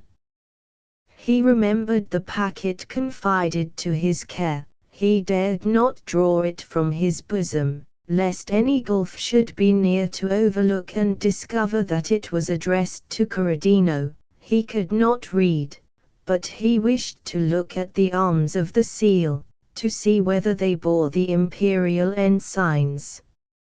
He returned back to the Palagio del Govno. All there was dark and silent. He walked up and down before the gates, looking up at the windows, but no sign of life appeared. He could not tell why he was thus agitated, but he felt as if all his future peace depended on the fate of this stranger youth. He thought of Gygia, her helplessness and age, but he could not resist the impulse that impelled him, and he resolved that very night to commence his journey to Pisa, to deliver the packet, to learn who the stranger was, and what hopes he might entertain for his safety. He returned home, that he might inform Gygia of his journey. This was a painful task, but he could not leave her in doubt.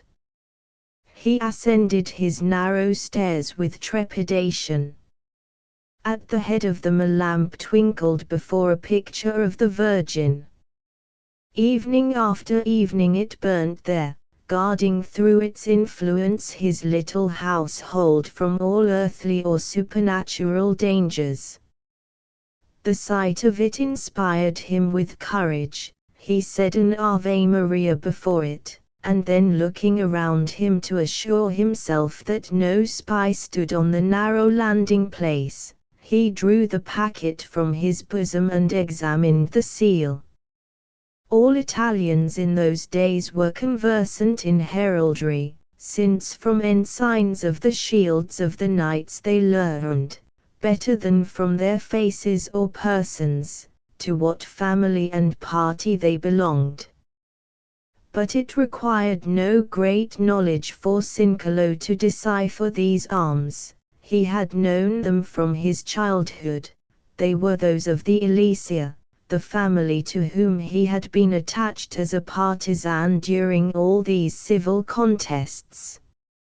Arrigo de Alesia had been his patron, and his wife had nursed his only daughter, in those happy days when there was neither Gulf nor Ghibelline. The sight of these arms reawakened all his anxiety. Could this youth belong to that house? The seal showed that he really did, and this discovery confirmed his determination of making every exertion to save him, and inspired him with sufficient courage to encounter the remonstrances and fears of Monna Gygia. He unlocked his door. The old dame was asleep in her chair, but awoke as he entered.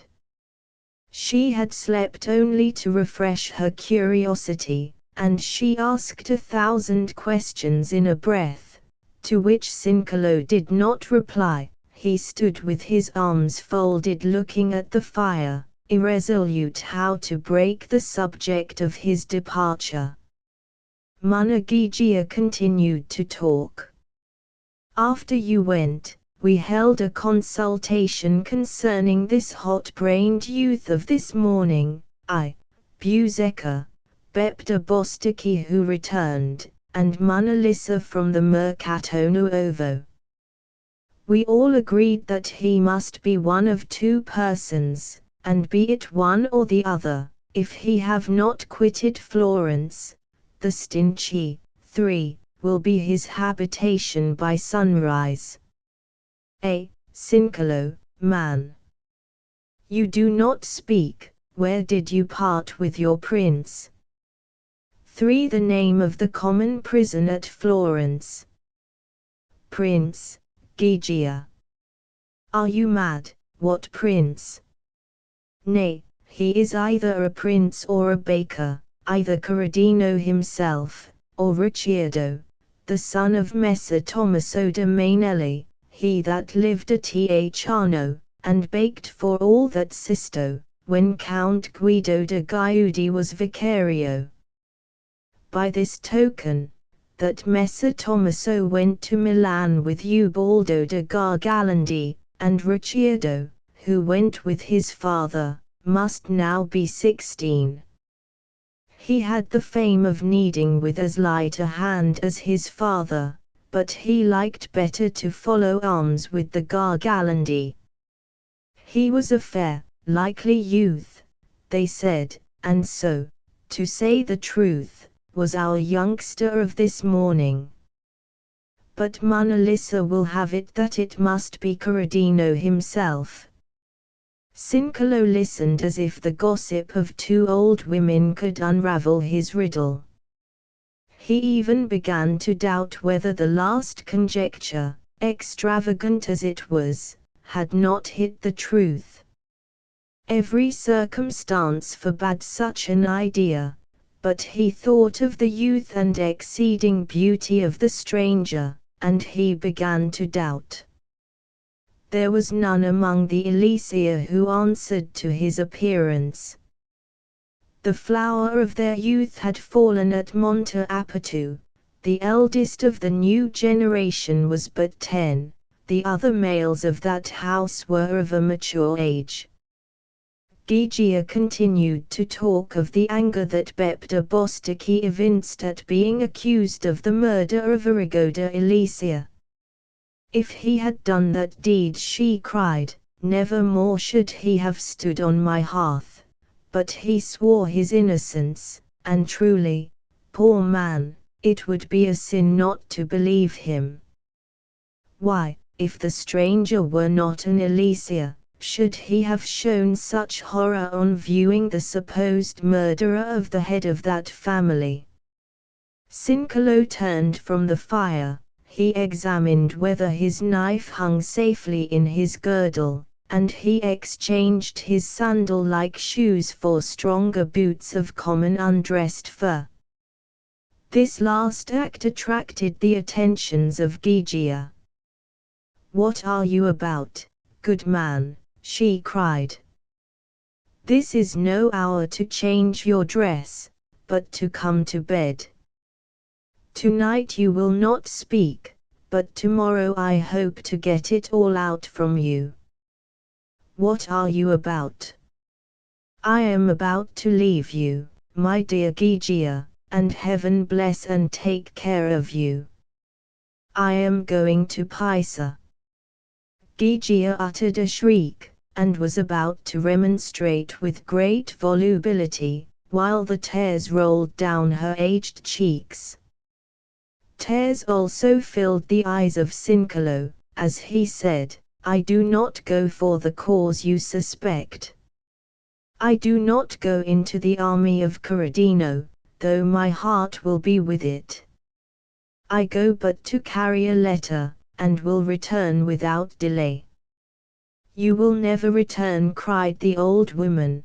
"The commune will never let you enter the gates of this town again, if you set foot in that traitorous Pisa.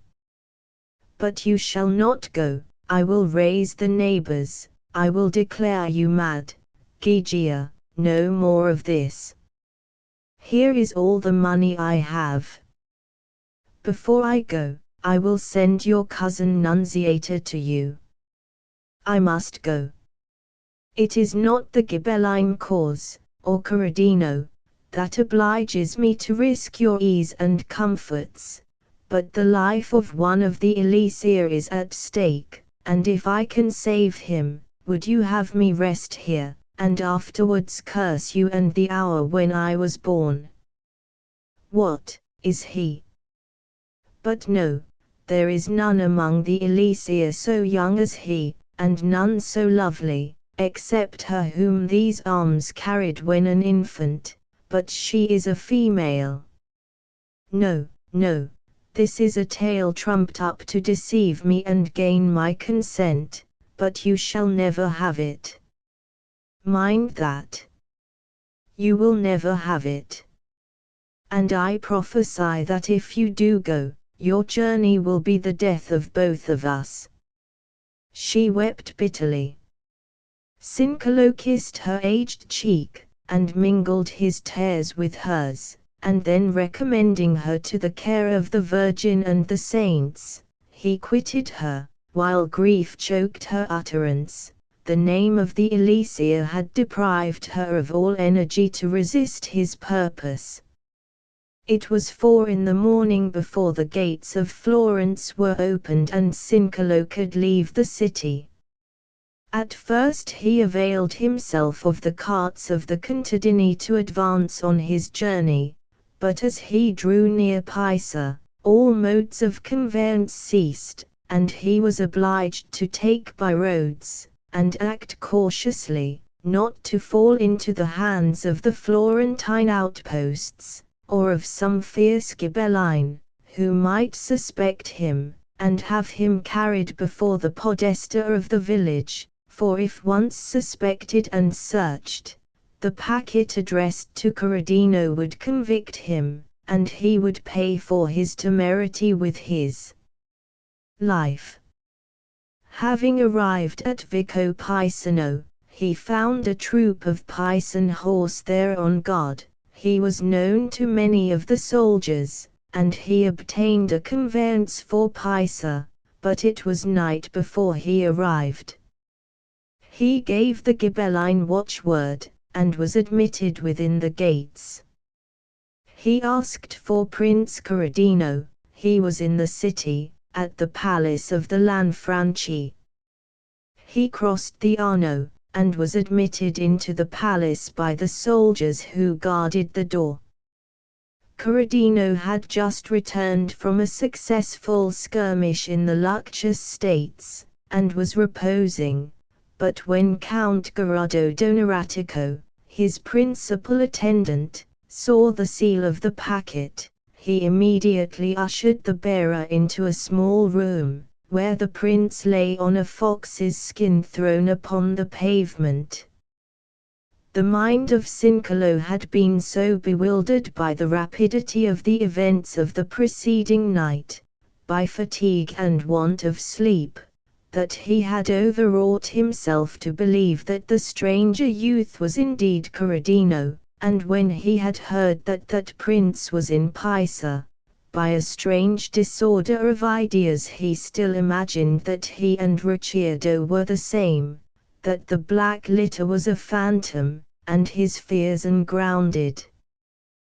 The first sight of Corradino, his fair hair and round Saxon features, destroyed this idea. It was replaced by a feeling of deep anguish, when Count Gerardo, announcing him, said, "One who brings a letter from Madonna Despina dear Alicia, waits upon your highness." The old man sprang forward, uncontrolled by the respect he would otherwise have felt for one of so high lineage as Corradino. "From Despina? Did you say from her? Oh! Unsay your words. Not from my beloved, lost foster child." Tears rolled down his cheeks. Corradino, a youth of fascinating gentleness, attempted to reassure him. "Oh, my gracious lord," cried Cincolo, "open that packet, and see if it be from my blessed child, if in the disguise of Ricciardo I led her to destruction." He wrung his hands. Corradino, pale as death with fear for the destiny of his lovely and adventurous friend, broke the seal. The packet contained an inner envelope without any direction, and a letter, which Corradino read, while horror convulsed every feature. He gave it to Gerardo. "It is indeed from her. She says that the bearer can relate all that the world will probably know of her fate. And you, old man, who weep so bitterly, you to whom my best and lovely friend refers me, tell me what you know of her." Cincolo told his story in broken accents. "May these eyes be forever blinded," he cried, when he had concluded, "that knew not Despina in those soft looks and heavenly smiles. Dotard that I am! When my wife railed at your family and princely self, and the sainted Manfred, why did I not read her secret in her forbearance? Would she have forgiven those words in any but her who had nursed her infancy, and been a mother to her when Madonna Pia died? And when she taxed Bostocchi with her father's death, I, blind fool, did not see the spirit of the Elysia in her eyes. My lord, I have but one favor to ask you. Let me hear her letter, that I may judge from that what hopes remain, but there are none, none. Read to him, my dear Count, said the prince. I will not fear as he fears. I dare not fear that one so lovely and beloved is sacrificed for my worthless cause. Garuda, read the letter. Sincaloda Bacri, my foster father, will deliver this letter into your hands, my respected and dear Corradino.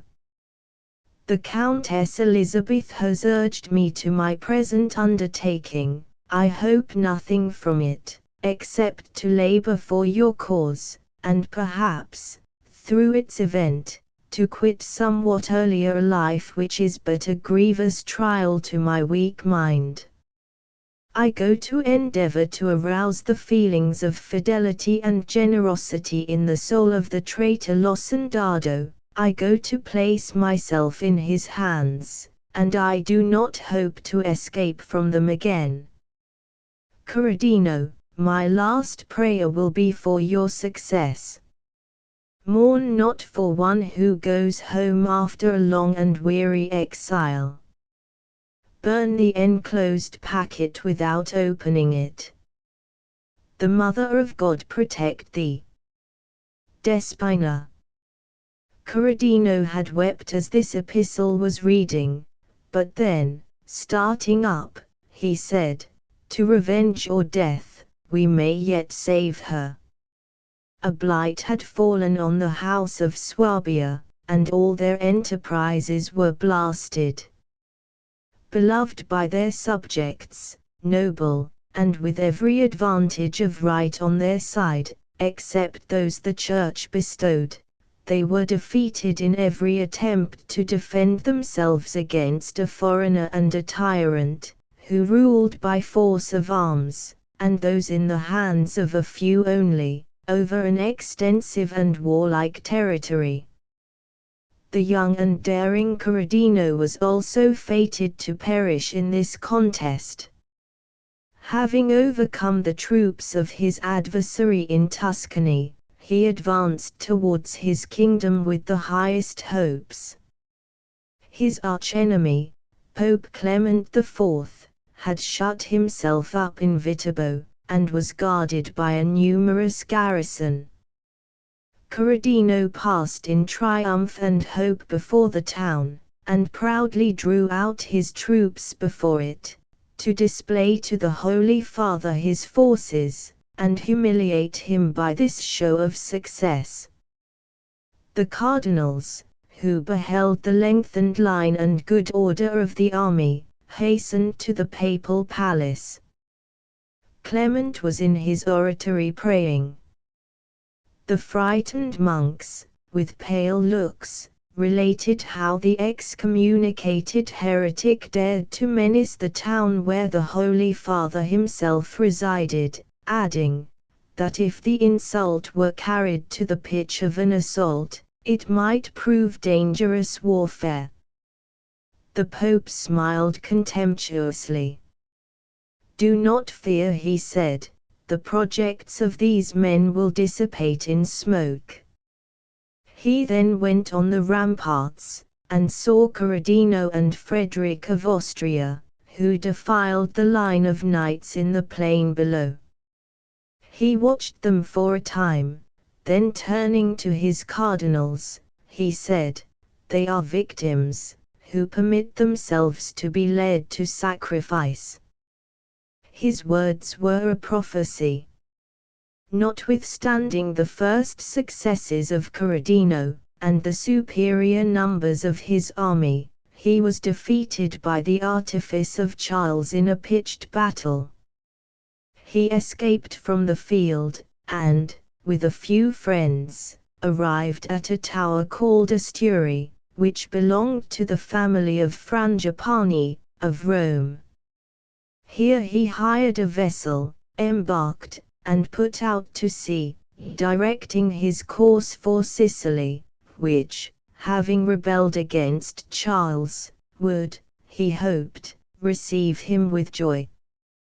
They were already under way, when one of the family of the Frangipani, seeing a vessel filled with Germans making all sail from shore, suspected that they were fugitives from the Battle of Tagliacozzo. He followed them in other vessels, and took them all prisoners. The person of Corradino was a rich prey for him. He delivered him into the hands of his rival, and was rewarded by the donation of a fief near Benevento. The dastardly spirit of Charles instigated him to the basest revenge, and the same tragedy was acted on those shores which has been renewed in our days. A daring and illustrious prince was sacrificed with the mock forms of justice, at the sanguinary altar of tyranny and hypocrisy. Corradino was tried. One of his judges alone, a Provençal, dared to condemn him, and he paid with his life the forfeit of his baseness.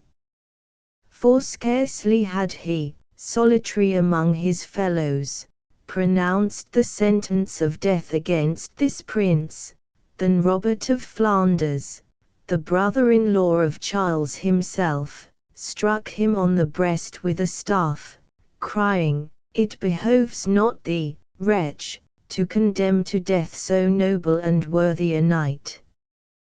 The judge fell dead in the presence of the king, who dared not avenge his creature. On the 26th of October Corradino and his friends were led out to die in the market-place of Naples, by the seaside. Charles was present with all his court, and an immense multitude surrounded the triumphant king, and his more royal adversary, about to suffer an ignominious death. The funereal procession approached its destination. Corradino, agitated, but controlling his agitation, was drawn in an open car. After him came a close litter, hung with black, with no sign to tell who was within. The Duke of Austria and several other illustrious victims followed. The guard that conducted them to the scaffold was headed by Losendado. A malicious triumph laughed in his eyes, and he rode near the litter, looking from time to time first at it and then at Corradino, with the dark look of a tormenting fiend. The procession stopped at the foot of the scaffold, and Corradino looked at the flashing light which every now and then arose from Vesuvius, and threw its reflection on the sea. The sun had not yet risen, but the halo of its approach illuminated the Bay of Naples, its mountains, and its islands. The summits of the distant hills of B gleamed with its first beams. Corradino thought, by the time those rays arrive here, and shadows are cast from the persons of these men, princes and peasants, around me, my living spirit will be shadowless.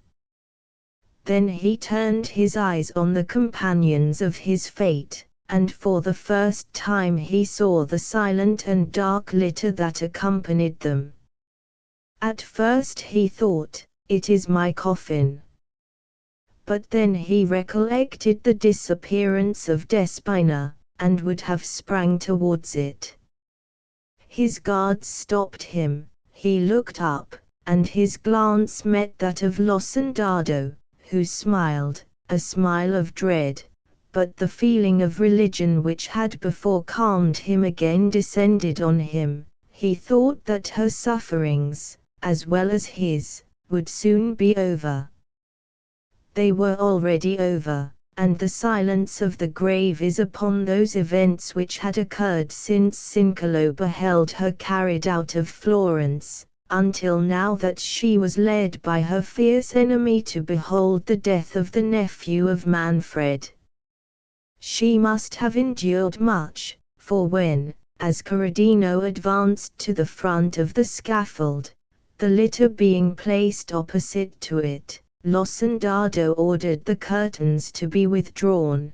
The white hand that hung inanimate from the side was thin as a winter leaf, and her fair face, pillowed by the thick knots of her dark hair, was sunken and ashy pale, while you could see the deep blue of her eyes struggle through the closed eyelids. She was still in the attire in which she had presented herself at the house of Cincolo. Perhaps her tormentor thought that her appearance as a youth would attract less compassion than if a lovely woman were thus dragged to so unnatural a scene. Corradino was kneeling and praying when her form was thus exposed. He saw her, and saw that she was dead. About to die himself, pure and innocent, to die ignominiously, while his base conqueror, in pomp and glory, was spectator of his death. He did not pity those who were at peace. His compassion belonged to the living alone, and as he arose from his prayer he exclaimed, "My beloved mother, what profound sorrow will the news thou art about to hear cause thee?" He looked upon the living multitude around him, and saw that the hard-visaged partisans of the usurper wept. He heard the sobs of his oppressed and conquered subjects, so he drew his glove from his hand and threw it among the crowd, in token that he still held his cause good, and submitted his head to the axe. During many years after those events, Losendado enjoyed wealth, rank, and power. When suddenly, while at the summit of glory and prosperity, he withdrew from the world, took the vows of a severe order in a convent in one of the desolate and unhealthy plains by the seashore in Calabria, and after having gained the character of a saint, through a life of self-inflicted torture, he died murmuring the names of Corradino, Manfred, and Despina. 8. The Mortal Immortal. The 16th of July, 1833. This is a memorable anniversary for me. On it I complete my 323rd year. The Wandering Jew, certainly not. More than 18 centuries have passed over his head. In comparison with him, I am a very young immortal. Am I, then, immortal? This is a question which I have asked myself, by day and night, for now 303 years, and yet cannot answer it. I detected a grey hair amidst my brown locks this very day, that surely signifies decay. Yet it may have remained concealed there for 300 years. For some persons have become entirely white-headed before 20 years of age. I will tell my story, and my reader shall judge for me. I will tell my story, and so contrive to pass some few hours of a long eternity, become so wearisome to me. Forever. Can it be? To live forever. I have heard of enchantments, in which the victims were plunged into a deep sleep, to wake, after 100 years, as fresh as ever. I have heard of the 7 sleepers. Thus to be immortal would not be so burthensome, but, oh! the weight of never-ending time, the tedious passage of the still succeeding hours. How happy was the fabled Nourjahad, but to my task. All the world has heard of Cornelius Agrippa. His memory is as immortal as his arts have made me. All the world has also heard of his scholar, who, unawares, raised the foul fiend during his master's absence, and was destroyed by him. The report, true or false, of this accident, was attended with many inconveniences to the renowned philosopher. All his scholars at once deserted him, his servants disappeared.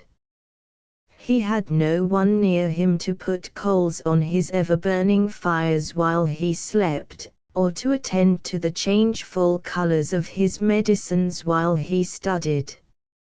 Experiment after experiment failed, because one pair of hands was insufficient to complete them. The dark spirits laughed at him for not being able to retain a single mortal in his service. I was then very young, very poor, and very much in love. I had been for about a year the pupil of Cornelius, though I was absent when this accident took place. On my return, my friends implored me not to return to the alchemist's abode. I trembled as I listened to the dire tale they told. I required no second warning, and when Cornelius came and offered me a purse of gold if I would remain under his roof, I felt as if Satan himself tempted me. My teeth chattered, my hair stood on end. I ran off as fast as my trembling knees would permit. My failing steps were directed whither for 2 years they had every evening been attracted, a gently bubbling spring of pure living water, beside which lingered a dark-haired girl, whose beaming eyes were fixed on the path I was accustomed each night to tread. I cannot remember the hour when I did not love Bertha. We had been neighbors and playmates from infancy. Her parents, like mine, were of humble life, yet respectable. Our attachment had been a source of pleasure to them. In an evil hour, a malignant fever carried off both her father and mother, and Bertha became an orphan. She would have found a home beneath my paternal roof, but, unfortunately, the old lady of the near castle, rich, childless, and solitary, declared her intention to adopt her. Henceforth Bertha was clad in silk, inhabited a marble palace, and was looked on as being highly favored by fortune. But in her new situation among her new associates, Bertha remained true to the friend of her humbler days. She often visited the cottage of my father, and when forbidden to go thither, she would stray towards the neighboring wood, and meet me beside its shady fountain. She often declared that she owed no duty to her new protectress equal in sanctity to that which bound us. Yet still I was too poor to marry, and she grew weary of being tormented on my account. She had a haughty but an impatient spirit, and grew angry at the obstacles that prevented our union. We met now after an absence, and she had been sorely beset while I was away. She complained bitterly, and almost reproached me for being poor. I replied hastily, I am honest. If I am poor, were I not, I might soon become rich. This exclamation produced 1,000 questions. I feared to shock her by owning the truth, but she drew it from me, and then, casting a look of disdain on me, she said, You pretend to love, and you fear to face the devil for my sake. I protested that I had only dreaded to offend her, while she dwelt on the magnitude of the reward that I should receive. Thus encouraged, shamed by her, led on by love and hope, laughing at my late fears, with quick steps and a light heart, I returned to accept the offers of the alchemist, and was instantly installed in my office. A year passed away. I became possessed of no insignificant sum of money. Custom had banished my fears.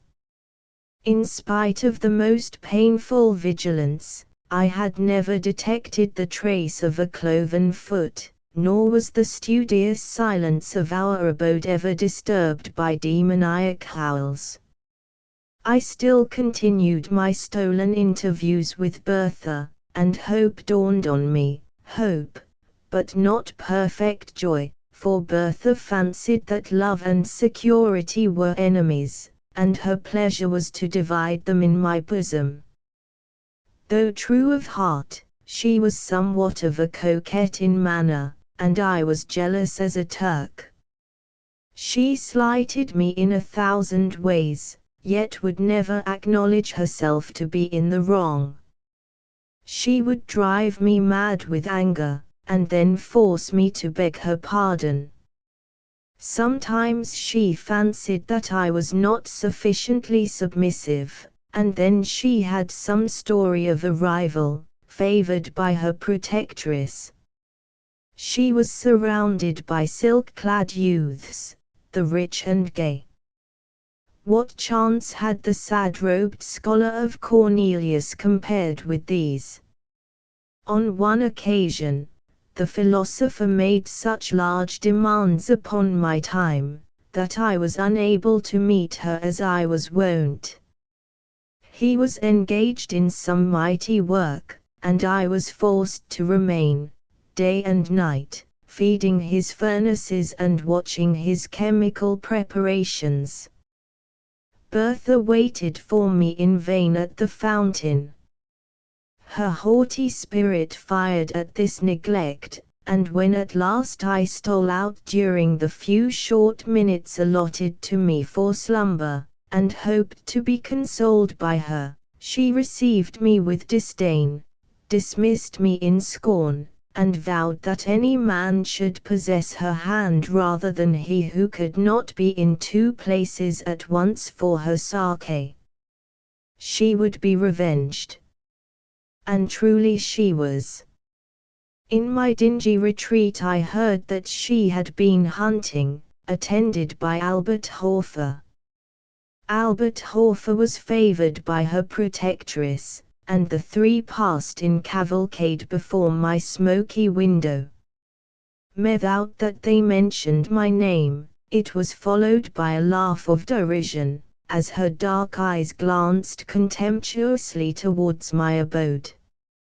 Jealousy, with all its venom and all its misery, entered my breast. Now I shed a torrent of tears, to think that I should never call her mine, and, anon, I imprecated 1,000 curses on her inconstancy. Yet, still I must stir the fires of the alchemist, still attend on the changes of his unintelligible medicines. Cornelius had watched for 3 days and nights, nor closed his eyes.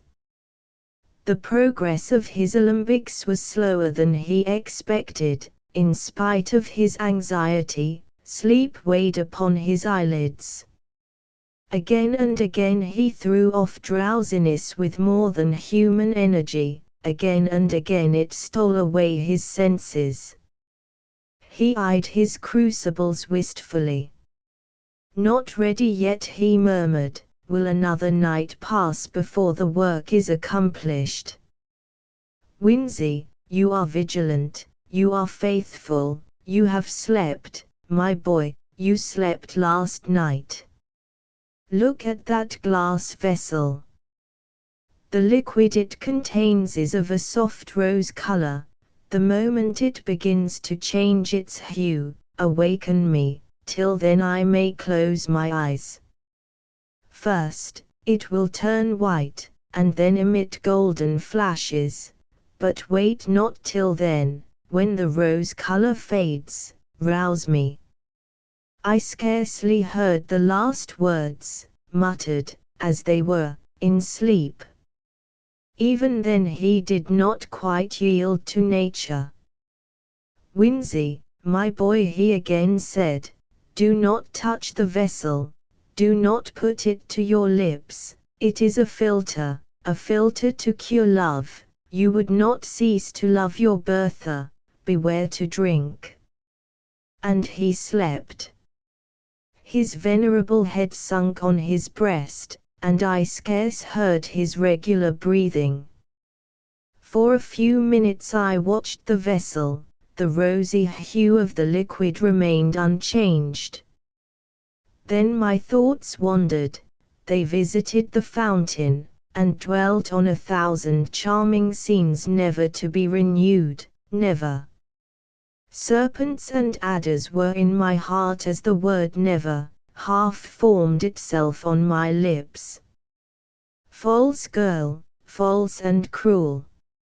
Never more would she smile on me as that evening she smiled on Albert. Worthless, detested woman. I would not remain unrevenged. She should see Albert expire at her feet. She should die beneath my vengeance. She had smiled in disdain and triumph. She knew my wretchedness and her power. Yet what power had she? The power of exciting my hate, my utter scorn, my, all but indifference. Could I attain that? Could I regard her with careless eyes, transferring my rejected love to one fairer and more true? That were indeed a victory. A bright flash darted before my eyes. I had forgotten the medicine of the adept. I gazed on it with wonder. Flashes of admirable beauty, more bright than those which the diamond emits when the sun's rays are on it, glanced from the surface of the liquid. An odor the most fragrant and grateful stole over my sense. The vessel seemed one globe of living radiance, lovely to the eye, and most inviting to the taste. The first thought, instinctively inspired by the grosser sense, was, I must drink. I raised the vessel to my lips. It will cure me of love, of torture. Already I had quaffed half of the most delicious liquor ever tasted by the palate of man, when the philosopher stirred. I started, I dropped the glass. The fluid flamed and glanced along the floor, while I felt Cornelius's gripe at my throat, as he shrieked aloud, "Wretch, you have destroyed the labor of my life." The philosopher was totally unaware that I had drunk any portion of his drug. His idea was, and I gave a tacit assent to it, that I had raised the vessel from curiosity, and that, frightened at its brightness, and the flashes of intense light it gave forth, I had let it fall. I never undeceived him. The fire of the medicine was quenched, the fragrance died away, he grew calm, as a philosopher should under the heaviest trials, and dismissed me to rest. I will not attempt to describe the sleep of glory and bliss which bathed my soul in paradise during the remaining hours of that memorable night. Words would be faint and shallow types of my enjoyment, or of the gladness that possessed my bosom when I woke. I trod air, my thoughts were in heaven. Earth appeared heaven, and my inheritance upon it was to be one trance of delight. This it is to be cured of love, I thought. I will see Bertha this day, and she will find her lover cold and regardless, too happy to be disdainful, yet how utterly indifferent to her. The hours danced away. The philosopher, secure that he had once succeeded, and believing that he might again, began to concoct the same medicine once more. He was shut up with his books and drugs, and I had a holiday. I dressed myself with care. I looked in an old but polished shield, which served me for a mirror. Methought my good looks had wonderfully improved. I hurried beyond the precincts of the town, joy in my soul, the beauty of heaven and earth around me. I turned my steps towards the castle. I could look on its lofty turrets with lightness of heart, for I was cured of love. My Bertha saw me afar off, as I came up the avenue. I know not what sudden impulse animated her bosom, but at the sight, she sprung with a light fawn-like bound down the marble steps, and was hastening towards me. But I had been perceived by another person. The old high-born hag, who called herself her protectress, and was her tyrant, had seen me also. She hobbled, panting, up the terrace. A page, as ugly as herself, held up her train, and fanned her as she hurried along, and stopped my fair girl with a "How, now, my bold mistress, whither so fast? Back to your cage, hawks are abroad." Bertha clasped her hands, her eyes were still bent on my approaching figure. I saw the contest.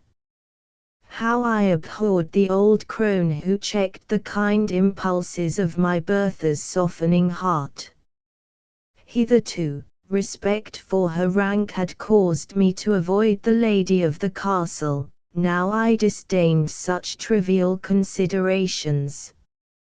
I was cured of love, and lifted above all human fears. I hastened forwards, and soon reached the terrace. How lovely Bertha looked!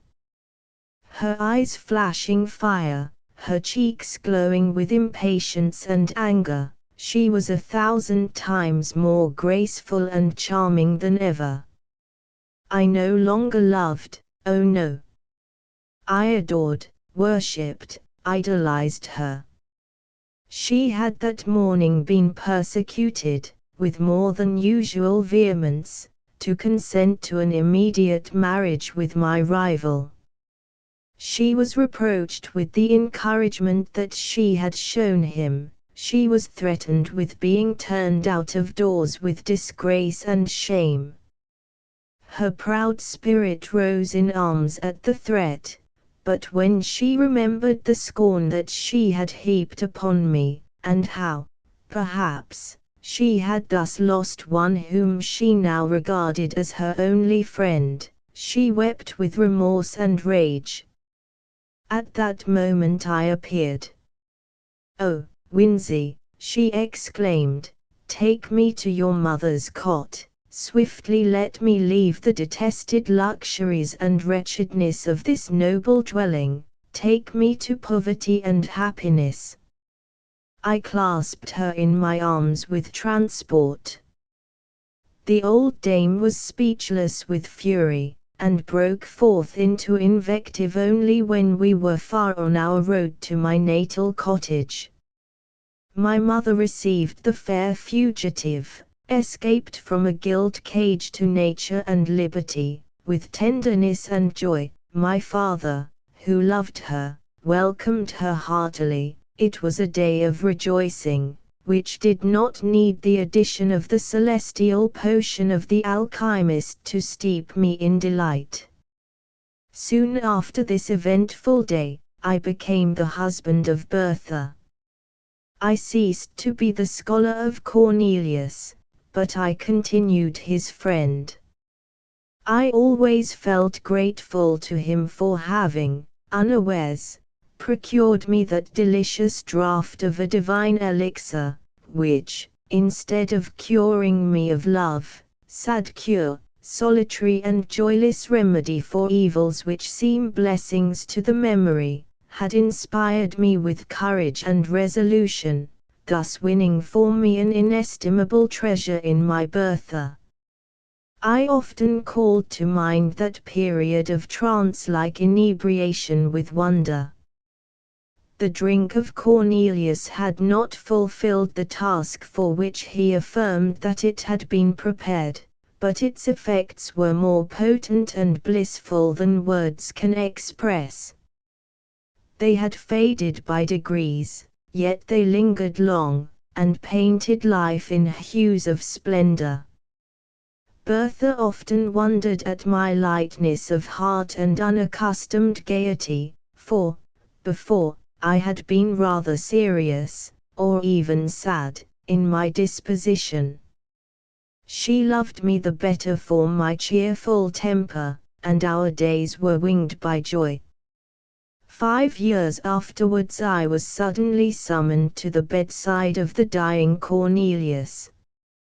He had sent for me in haste, conjuring my instant presence. I found him stretched on his pallet, enfeebled even to death. All of life that yet remained animated his piercing eyes, and they were fixed on a glass vessel, full of a roseate liquid. "Behold," he said, in a broken and inward voice, "the vanity of human wishes. A second time my hopes are about to be crowned, a second time they are destroyed. Look at that liquor. You remember 5 years ago I had prepared the same, with the same success. Then, as now, my thirsting lips expected to taste the immortal elixir, you dashed it from me. And at present it is too late." He spoke with difficulty, and fell back on his pillow. I could not help saying, "How, revered master, can a cure for love restore you to life?" A faint smile gleamed across his face as I listened earnestly to his scarcely intelligible answer. "A cure for love and for all things, the elixir of immortality. Ah! If now I might drink, I should live forever." As he spoke, a golden flash gleamed from the fluid, a well-remembered fragrance stole over the air. He raised himself, all weak as he was, strength seemed miraculously to re-enter his frame. He stretched forth his hand, a loud explosion startled me, a ray of fire shot up from the elixir, and the glass vessel which contained it was shivered to atoms. I turned my eyes towards the philosopher. He had fallen back, his eyes were glassy, his features rigid, he was dead. But I lived, and was to live forever. So said the unfortunate alchemist, and for a few days I believed his words. I remembered the glorious intoxication that had followed my stolen draught. I reflected on the change I had felt in my frame, in my soul. The bounding elasticity of the one, the buoyant lightness of the other. I surveyed myself in a mirror, and could perceive no change in my features during the space of the 5 years which had elapsed. I remembered the radiant hues and grateful scent of that delicious beverage, worthy the gift it was capable of bestowing. I was, then, immortal. A few days after I laughed at my credulity. The old proverb, that a prophet is least regarded in his own country, was true with respect to me and my defunct master. I loved him as a man, I respected him as a sage, but I derided the notion that he could command the powers of darkness, and laughed at the superstitious fears with which he was regarded by the vulgar. He was a wise philosopher, but had no acquaintance with any spirits but those clad in flesh and blood. His science was simply human, and human science, I soon persuaded myself, could never conquer nature's laws so far as to imprison the soul forever within its carnal habitation.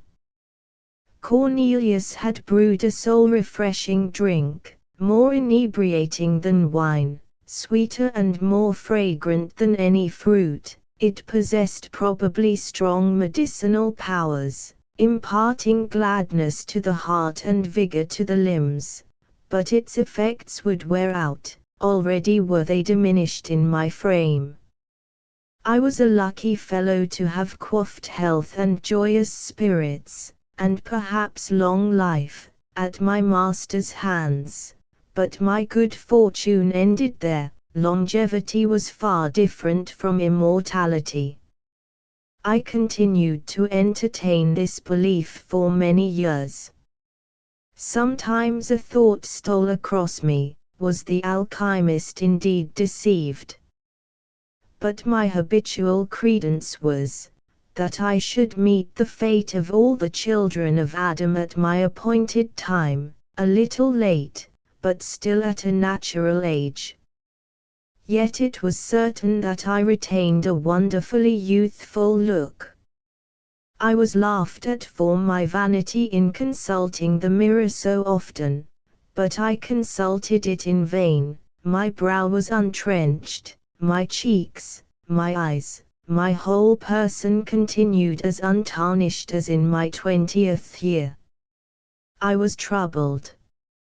I looked at the faded beauty of Bertha. I seemed more like her son. By degrees our neighbors began to make similar observations, and I found at last that I went by the name of the scholar bewitched. Bertha herself grew uneasy. She became jealous and peevish, and at length she began to question me.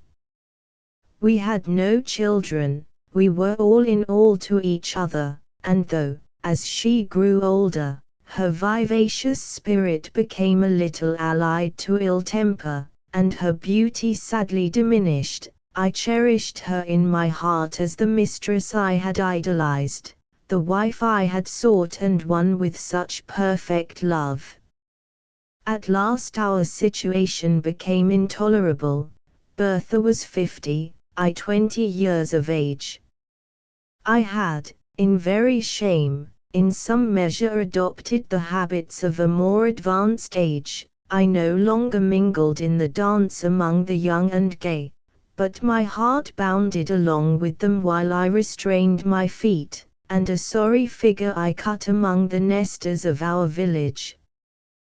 But before the time I mention, things were altered. We were universally shunned. We were, at least, I was, reported to have kept up an iniquitous acquaintance with some of my former master's supposed friends.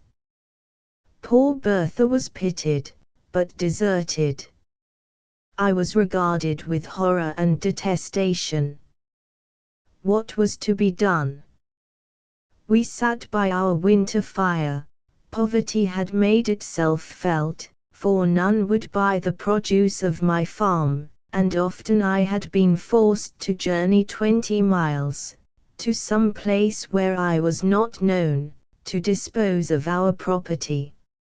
It is true, we had saved something for an evil day. That day was come. We sat by our lone fireside, the old-hearted youth and his antiquated wife. Again Bertha insisted on knowing the truth. She recapitulated all she had ever heard said about me, and added her own observations.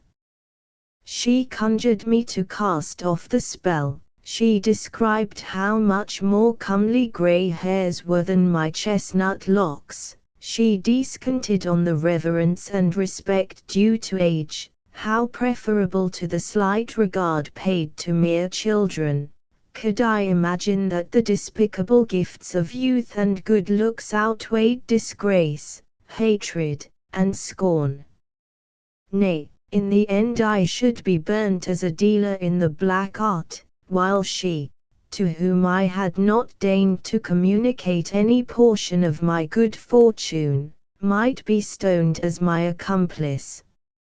At length she insinuated that I must share my secret with her, and bestow on her like benefits to those I myself enjoyed, or she would denounce me, and then she burst into tears. Thus beset, methought it was the best way to tell the truth. I revealed it as tenderly as I could, and spoke only of a very long life, not of immortality, which representation, indeed, coincided best with my own ideas. When I ended, I rose and said, "And now, my Bertha, will you denounce the lover of your youth? You will not, I know. But it is too hard, my poor wife, that you should suffer from my ill luck and the accursed arts of Cornelius. I will leave you, you have wealth enough, and friends will return in my absence. I will go, young as I seem, and strong as I am. I can work and gain my bread among strangers, unsuspected and unknown. I loved you in youth. God is my witness that I would not desert you in age, but that your safety and happiness require it." I took my cap and moved towards the door. In a moment Bertha's arms were round my neck, and her lips were pressed to mine. "No, my husband, my Windsor," she said, "you shall not go alone. Take me with you. We will remove from this place, and, as you say, among strangers we shall be unsuspected and safe. I am not so very old as quite to shame you, my Windsor, and I dare say the charm will soon wear off, and, with the blessing of God, you will become more elderly looking, as is fitting. You shall not leave me." I returned the good soul's embrace heartily. "I will not, my Bertha, but for your sake I had not thought of such a thing. I will be your true, faithful husband while you are spared to me, and do my duty by you to the last."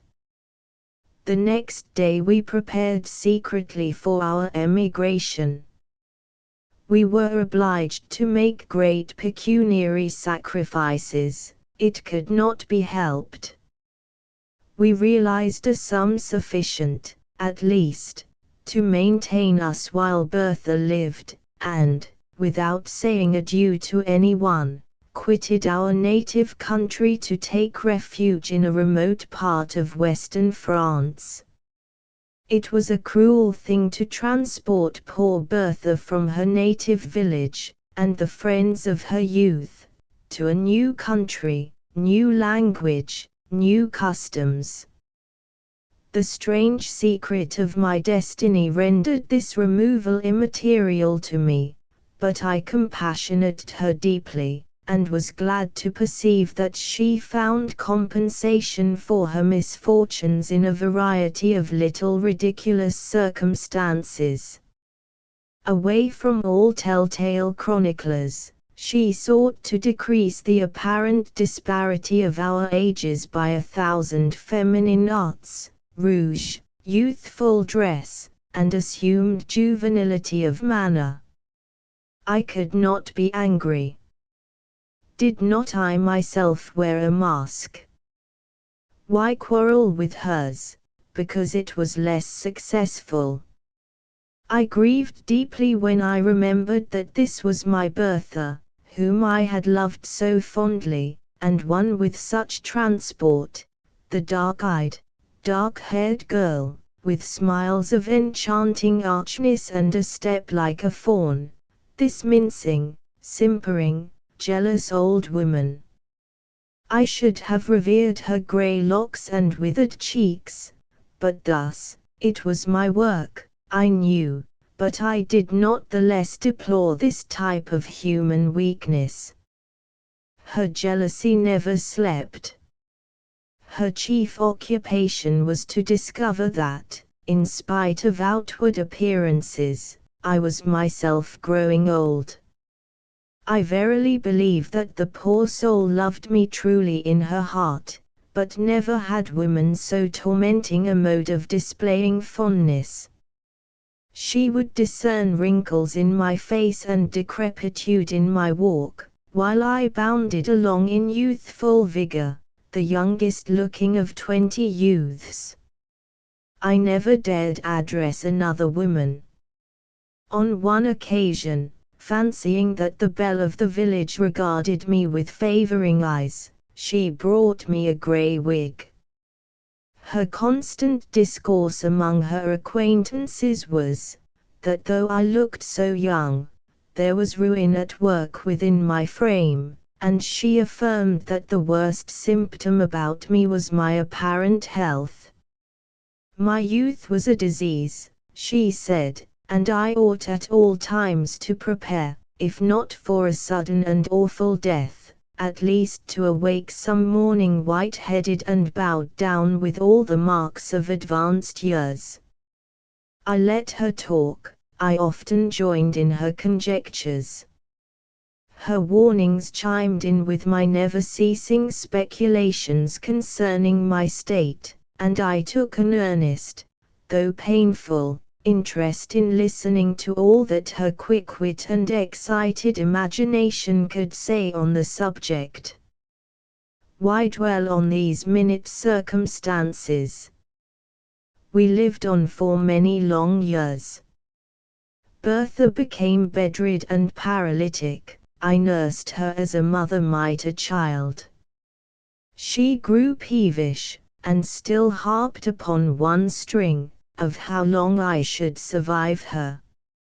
It has ever been a source of consolation to me, that I performed my duty scrupulously towards her. She had been mine in youth, she was mine in age, and at last, when I heaped the sod over her corpse, I wept to feel that I had lost all that really bound me to humanity. Since then how many have been my cares and woes, how few and empty my enjoyments. I pause here in my history, I will pursue it no further. A sailor without rudder or compass, tossed on a stormy sea, a traveller lost on a widespread heath, without landmark or stone to guide him, such have I been, more lost, more hopeless than either. A nearing ship, a gleam from some far cot, may save them, but I have no beacon except the hope of death.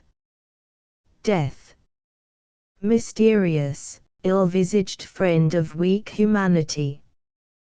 Why alone of all mortals have you cast me from your sheltering fold? Oh, for the peace of the grave! The deep silence of the iron-bound tomb. That thought would cease to work in my brain, and my heart beat no more with emotions varied only by new forms of sadness. Am I immortal? I return to my first question. In the first place, is it not more probable that the beverage of the alchemist was fraught rather with longevity than eternal life? Such is my hope. And then be it remembered, that I only drank half of the potion prepared by him. Was not the whole necessary to complete the charm? To have drained half the elixir of immortality is but to be half immortal. My forever is thus truncated and null. But again, who shall number the years of the half of eternity? I often try to imagine by what rule the infinite may be divided. Sometimes I fancy age advancing upon me. One grey hair I have found. Fool! Do I lament? Yes. The fear of age and death often creeps coldly into my heart, and the more I live, the more I dread death, even while I abhor life. Such an enigma is man, born to perish, when he wars, as I do, against the established laws of his nature. But for this anomaly of feeling surely I might die. The medicine of the alchemist would not be proof against fire, sword, and the strangling waters. I have gazed upon the blue depths of many a placid lake, and the tumultuous rushing of many a mighty river, and have said, Peace inhabits those waters, yet I have turned my steps away, to live yet another day. I have asked myself, whether suicide would be a crime in one to whom thus only the portals of the other world could be opened. I have done all, except presenting myself as a soldier or duelist, an object of destruction to not my fellow mortals, and therefore I have shrunk away. They are not my fellows. The inextinguishable power of life in my frame, and their ephemeral existence, places us wide as the poles asunder. I could not raise a hand against the meanest or the most powerful among them. Thus I have lived on for many a year, alone, and weary of myself, desirous of death, yet never dying, a mortal immortal. Neither ambition nor avarice can enter my mind, and the ardent love that gnaws at my heart, never to be returned, never to find an equal on which to expend itself, lives there only to torment me. This very day I conceived a design by which I may end all, without self-slaughter, without making another man a Cain, an expedition, which mortal frame can never survive, even endued with the youth and strength that inhabits mine. Thus I shall put my immortality to the test, and rest forever, or return, the wonder and benefactor of the human species. Before I go, a miserable vanity has caused me to pen these pages. I would not die, and leave no name behind. 3 centuries have passed since I quaffed the fatal beverage, another year shall not elapse before, encountering gigantic dangers, warring with the powers of frost in their home, beset by famine, toil, and tempest, I yield this body, too tenacious a cage for a soul which thirsts for freedom, to the destructive elements of air and water, or, if I survive, my name shall be recorded as one of the most famous among the sons of men, and, my task achieved, I shall adopt more resolute means, and, by scattering and annihilating the atoms that compose my frame, set at liberty the life imprisoned within, and so cruelly prevented from soaring from this dim earth to a sphere more congenial to its immortal essence. 9. Transformation. Forthwith this frame of mine was wrenched with a woeful agony, which forced me to begin my tale, and then it set me free. Since then, at an uncertain hour, that agony returns, until my ghastly tale is told this heart within me burns. Coleridge's Ancient Mariner. I have heard it said, that, when any strange, supernatural, and necromantic adventure has occurred to a human being, that being, however desirous he may be to conceal the same, feels at certain periods torn up as it were by an intellectual earthquake, and is forced to bare the inner depths of his spirit to another. I am a witness of the truth of this. I have dearly sworn to myself never to reveal to human ears the horrors to which I once, in excess of fiendly pride, delivered myself over. The holy man who heard my confession, and reconciled me to the church, is dead. None knows that once, why should it not be thus? Why tell a tale of impious tempting of Providence, and soul-subduing humiliation? Why? Answer me, ye who are wise in the secrets of human nature. I only know that so it is, and in spite of strong resolve, of a pride that too much masters me, of shame, and even of fear, so to render myself odious to my species, I must speak. Genoa, my birthplace, proud city. Looking upon the blue Mediterranean, dost thou remember me in my boyhood, when thy cliffs and promontories, thy bright sky and gay vineyards, were my world? Happy time!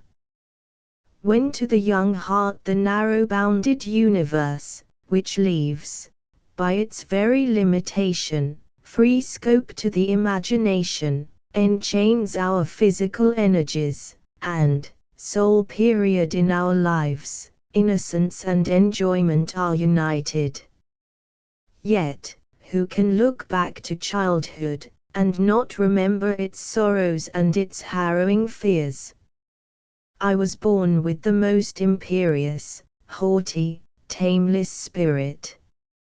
I quailed before my father only, and he, generous and noble, but capricious and tyrannical, at once fostered and checked the wild impetuosity of my character, making obedience necessary, but inspiring no respect for the motives which guided his commands. To be a man, free, independent, or, in better words, insolent and domineering, was the hope and prayer of my rebel heart. My father had one friend, a wealthy Genoese noble, who in a political tumult was suddenly sentenced to banishment, and his property confiscated. The Marchese Torella went into exile alone. Like my father, he was a widower. He had one child, the almost infant Juliet, who was left under my father's guardianship. I should certainly have been unkind to the lovely girl, but that I was forced by my position to become her protector. A variety of childish incidents all tended to one point, to make Juliet see in me a rock of defense, I in her, one who must perish through the soft sensibility of her nature too rudely visited, but for my guardian care. We grew up together. The opening rose in May was not more sweet than this dear girl. An irradiation of beauty was spread over her face. Her form, her step, her voice, my heart weeps even now, to think of all of relying, gentle, loving, and pure, that she enshrined. When I was 11 and Juliet 8 years of age, a cousin of mine, much older than either, he seemed to us a man, took great notice of my playmate. He called her his bride, and asked her to marry him. She refused, and he insisted, drawing her unwillingly towards him. With the countenance and emotions of a maniac I threw myself on him. I strove to draw his sword. I clung to his neck with the ferocious resolve to strangle him. He was obliged to call for assistance to disengage himself from me. On that night I led Juliet to the chapel of our house. I made her touch the sacred relics. I harrowed her child's heart, and profaned her child's lips with an oath, that she would be mine, and mine only. Well, those days passed away. Torella returned in a few years, and became wealthier and more prosperous than ever. When I was 17, my father died. He had been magnificent to prodigality. Torella rejoiced that my minority would afford an opportunity for repairing my fortunes. Juliet and I had been affianced beside my father's deathbed. Torella was to be a second parent to me. I desired to see the world, and I was indulged. I went to Florence, to Rome, to Naples, thence I passed to Toulon, and at length reached what had long been the bourne of my wishes, Paris. There was wild work in Paris then. The poor king, Charles VI, now sane, now mad, now a monarch, now an abject slave, was the very mockery of humanity. The Queen, the Dauphin, the Duke of Burgundy, alternately friends and foes, now meeting in prodigal feasts, now shedding blood in rivalry, were blind to the miserable state of their country, and the dangers that impended over it, and gave themselves wholly up to dissolute enjoyment or savage strife. My character still followed me. I was arrogant and self-willed, I loved display, and above all, I threw off all control. My young friends were eager to foster passions which furnished them with pleasures. I was deemed handsome, I was master of every knightly accomplishment. I was disconnected with any political party.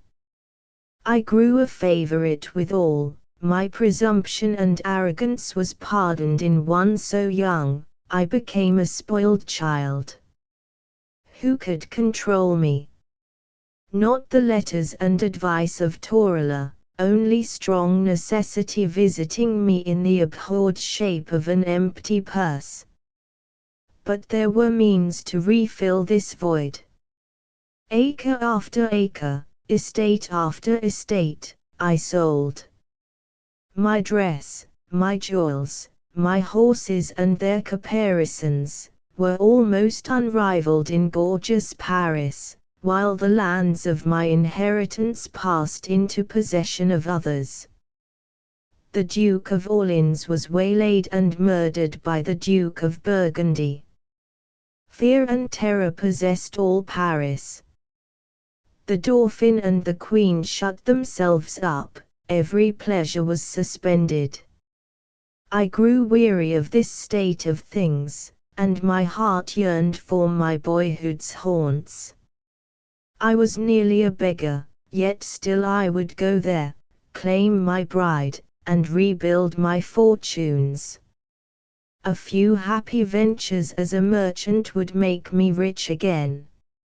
Nevertheless, I would not return in humble guise.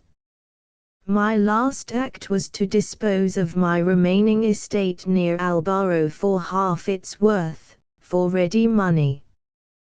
Then I dispatched all kinds of artificers, arras, furniture of regal splendor, to fit up the last relic of my inheritance, my palace in Genoa.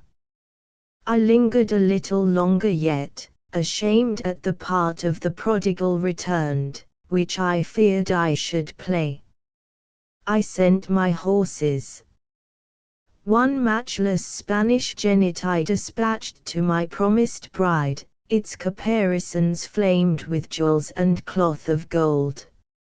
In every part I caused to be entwined the initials of Juliet and her Guido. My present found favor in hers and in her father's eyes. Still to return a proclaimed spendthrift, the mark of impertinent wonder, perhaps of scorn, and to encounter singly the reproaches or taunts of my fellow citizens, was no alluring prospect. As a shield between me and censure, I invited some few of the most reckless of my comrades to accompany me. Thus I went armed against the world, hiding a rankling feeling, half fear and half penitence, by bravado. I arrived in Genoa. I trod the pavement of my ancestral palace. My proud step was no interpreter of my heart, for I deeply felt that, though surrounded by every luxury, I was a beggar. The first step I took in claiming Juliet must widely declare me such. I read contempt or pity in the looks of all. I fancied that rich and poor, young and old, all regarded me with derision. Torella came not near me. No wonder that my second father should expect a son's deference from me in waiting first on him. But, galled and stung by a sense of my follies and demerit, I strove to throw the blame on others. We kept nightly orgies in Palazzo Chega. 2 sleepless, riotous nights followed listless, supine mornings. At the Ave Maria we showed our dainty persons in the streets, scoffing at the sober citizens, casting insolent glances on the shrinking women. Juliet was not among them, no, no, if she had been there, shame would have driven me away, if love had not brought me to her feet. I grew tired of this. Suddenly I paid the Marchese a visit. He was at his villa, one among the many which deck the suburb of San Pietro di Arena. It was the month of May, the blossoms of the fruit trees were fading among thick, green foliage, the vines were shooting forth, the ground strewed with the fallen olive blooms, the firefly was in the myrtle hedge. Heaven and earth wore a mantle of surpassing beauty. Torella welcomed me kindly, though seriously, and even his shade of displeasure soon wore away. Some resemblance to my father, some look and tone of youthful ingenuousness, softened the good old man's heart. He sent for his daughter, he presented me to her as her betrothed. The chamber became hallowed by a holy light as she entered. Hers was that cherub look, those large, soft eyes, full dimpled cheeks, and mouth of infantine sweetness, that expresses the rare union of happiness and love. Admiration first possessed me, she is mine. Was the second proud emotion, and my lips curled with haughty triumph. I had not been the enfant gate of the beauties of France not to have learned the art of pleasing the soft heart of women. If towards men I was overbearing, the deference I paid to them was the more in contrast. I commenced my courtship by the display of 1,000 gallantries to Juliet, who, vowed to me from infancy, had never admitted the devotion of others, and who, though accustomed to expressions of admiration, was uninitiated in the language of lovers. For a few days all went well.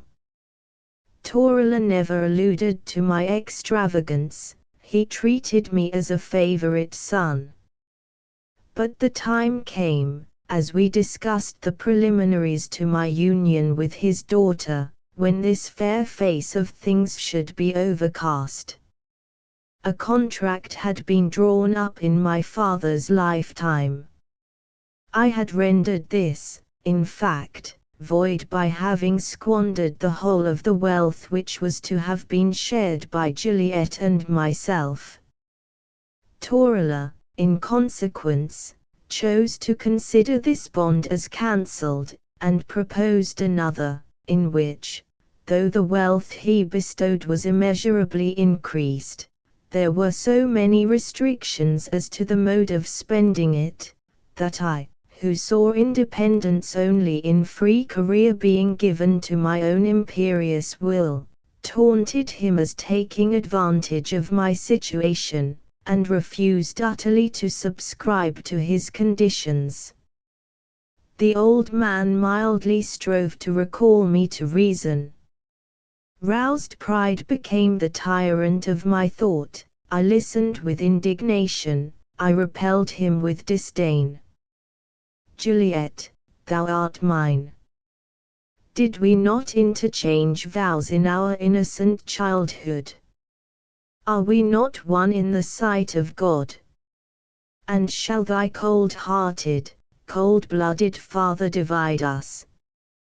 Be generous, my love, be just, take not away a gift, last treasure of thy Guido, retract not thy vows, let us defy the world, and, setting at naught the calculations of age, find in our mutual affection a refuge from every ill. Fiend I must have been with such sophistry to endeavour to poison that sanctuary of holy thought and tender love. Juliet shrank from me affrighted. Her father was the best and kindest of men, and she strove to show me how, in obeying him, every good would follow.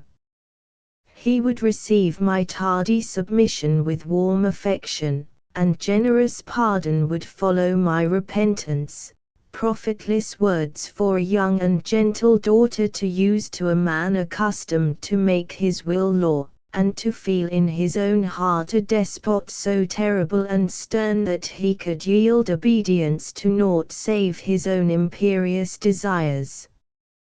My resentment grew with resistance, my wild companions were ready to add fuel to the flame. We laid a plan to carry off Juliet. At first it appeared to be crowned with success. Midway, on our return, we were overtaken by the agonized father and his attendants. A conflict ensued. Before the city guard came to decide the victory in favor of our antagonists, 2 of Torula's servitors were dangerously wounded. This portion of my history weighs most heavily with me. Changed man as I am, I abhor myself in the recollection. May none who hear this tale ever have felt as I. A horse driven to fury by a rider armed with barbed spurs was not more a slave than I to the violent tyranny of my temper. A fiend possessed my soul, irritating it to madness.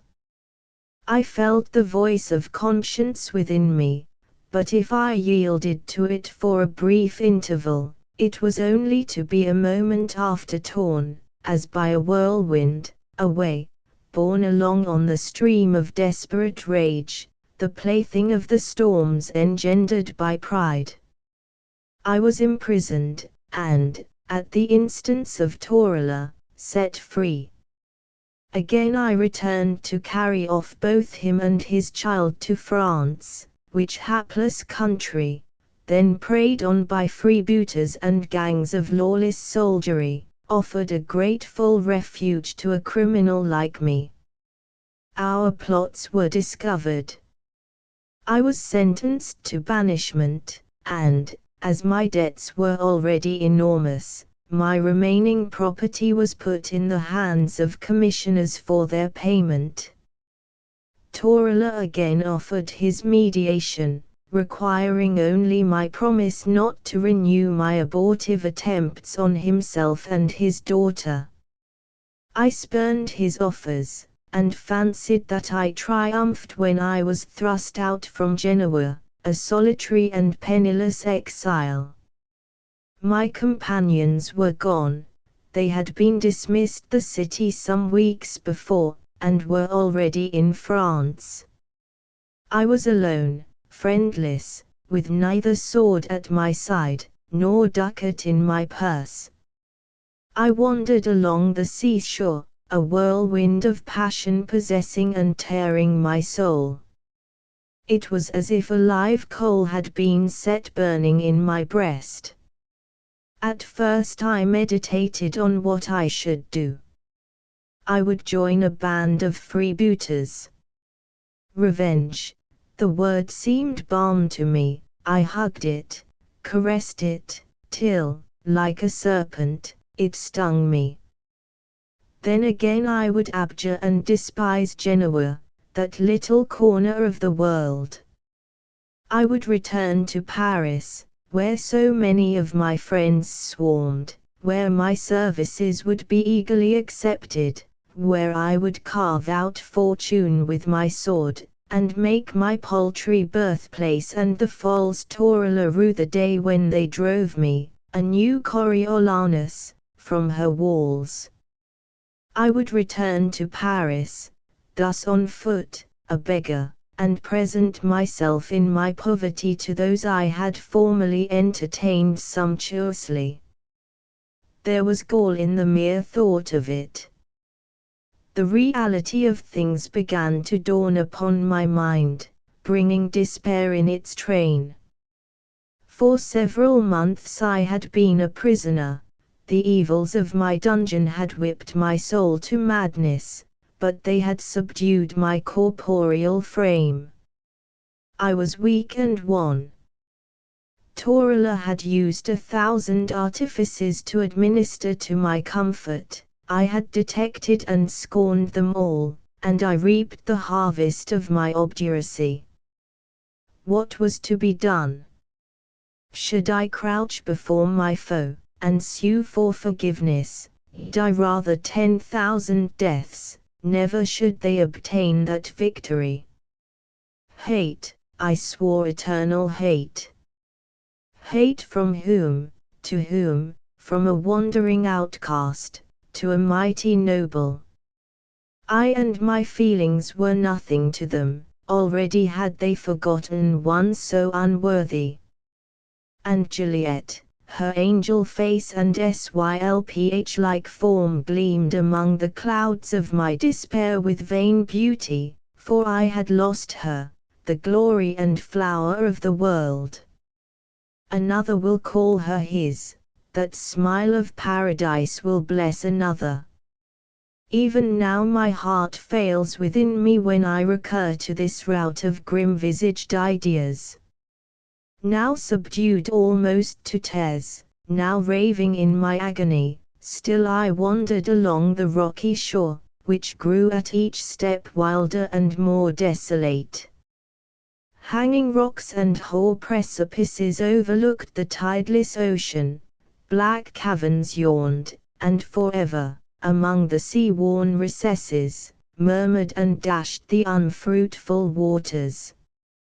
Now my way was almost barred by an abrupt promontory, now rendered nearly impracticable by fragments fallen from the cliff. Evening was at hand, when, seaward, arose, as if on the waving of a wizard's wand, a murky web of clouds, blotting the late azure sky, and darkening and disturbing the till now placid deep.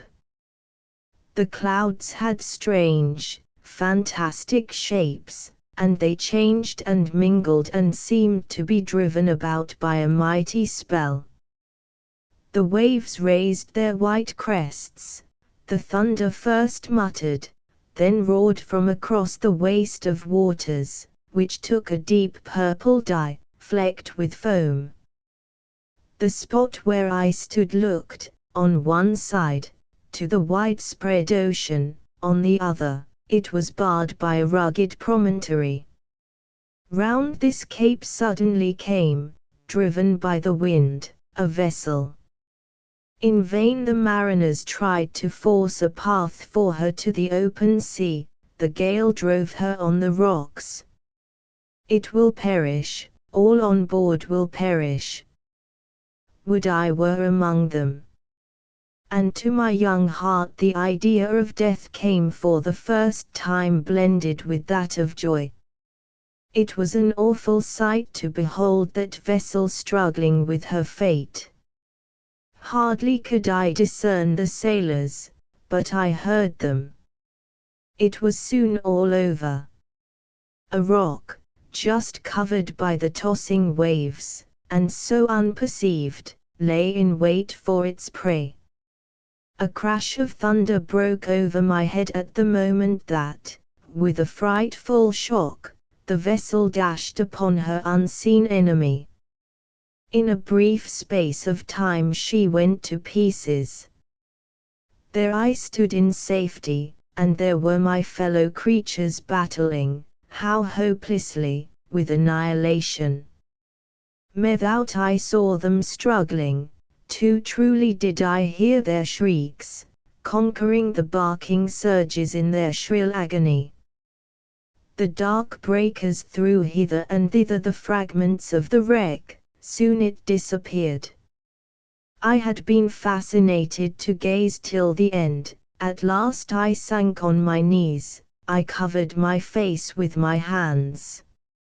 I again looked up, something was floating on the billows towards the shore. It neared and neared. Was that a human form? It grew more and more distinct, and at last a mighty wave, lifting the whole freight, lodged it upon a rock. A human being bestriding a sea chest, a human being. Yet was it one? Surely never such had existed before, a misshapen dwarf, with squinting eyes, distorted features, and body deformed, till it became a horror to behold. My blood, lately warming towards a fellow being so snatched from a watery tomb, froze in my heart. The dwarf got off his chest, he tossed his straight, struggling hair from his odious visage. By Saint Beelzebub, he exclaimed, I have been well bested. He looked round and saw me. Oh, by the fiend, here is another ally of the mighty one. To what saint did you offer prayers, friend, if not to mine? Yet I remember you not on board. I shrank from the monster and his blasphemy. Again he questioned me, and I muttered some inaudible reply. He continued, your voice is drowned by this dissonant roar. What a noise the big ocean makes! Schoolboys bursting from their prison are not louder than these waves set free to play. They disturb me. I will no more of their ill-timed brawling. Silence, hoary one, winds, avaunt, to your homes, clouds, fly to the antipodes, and leave our heaven clear.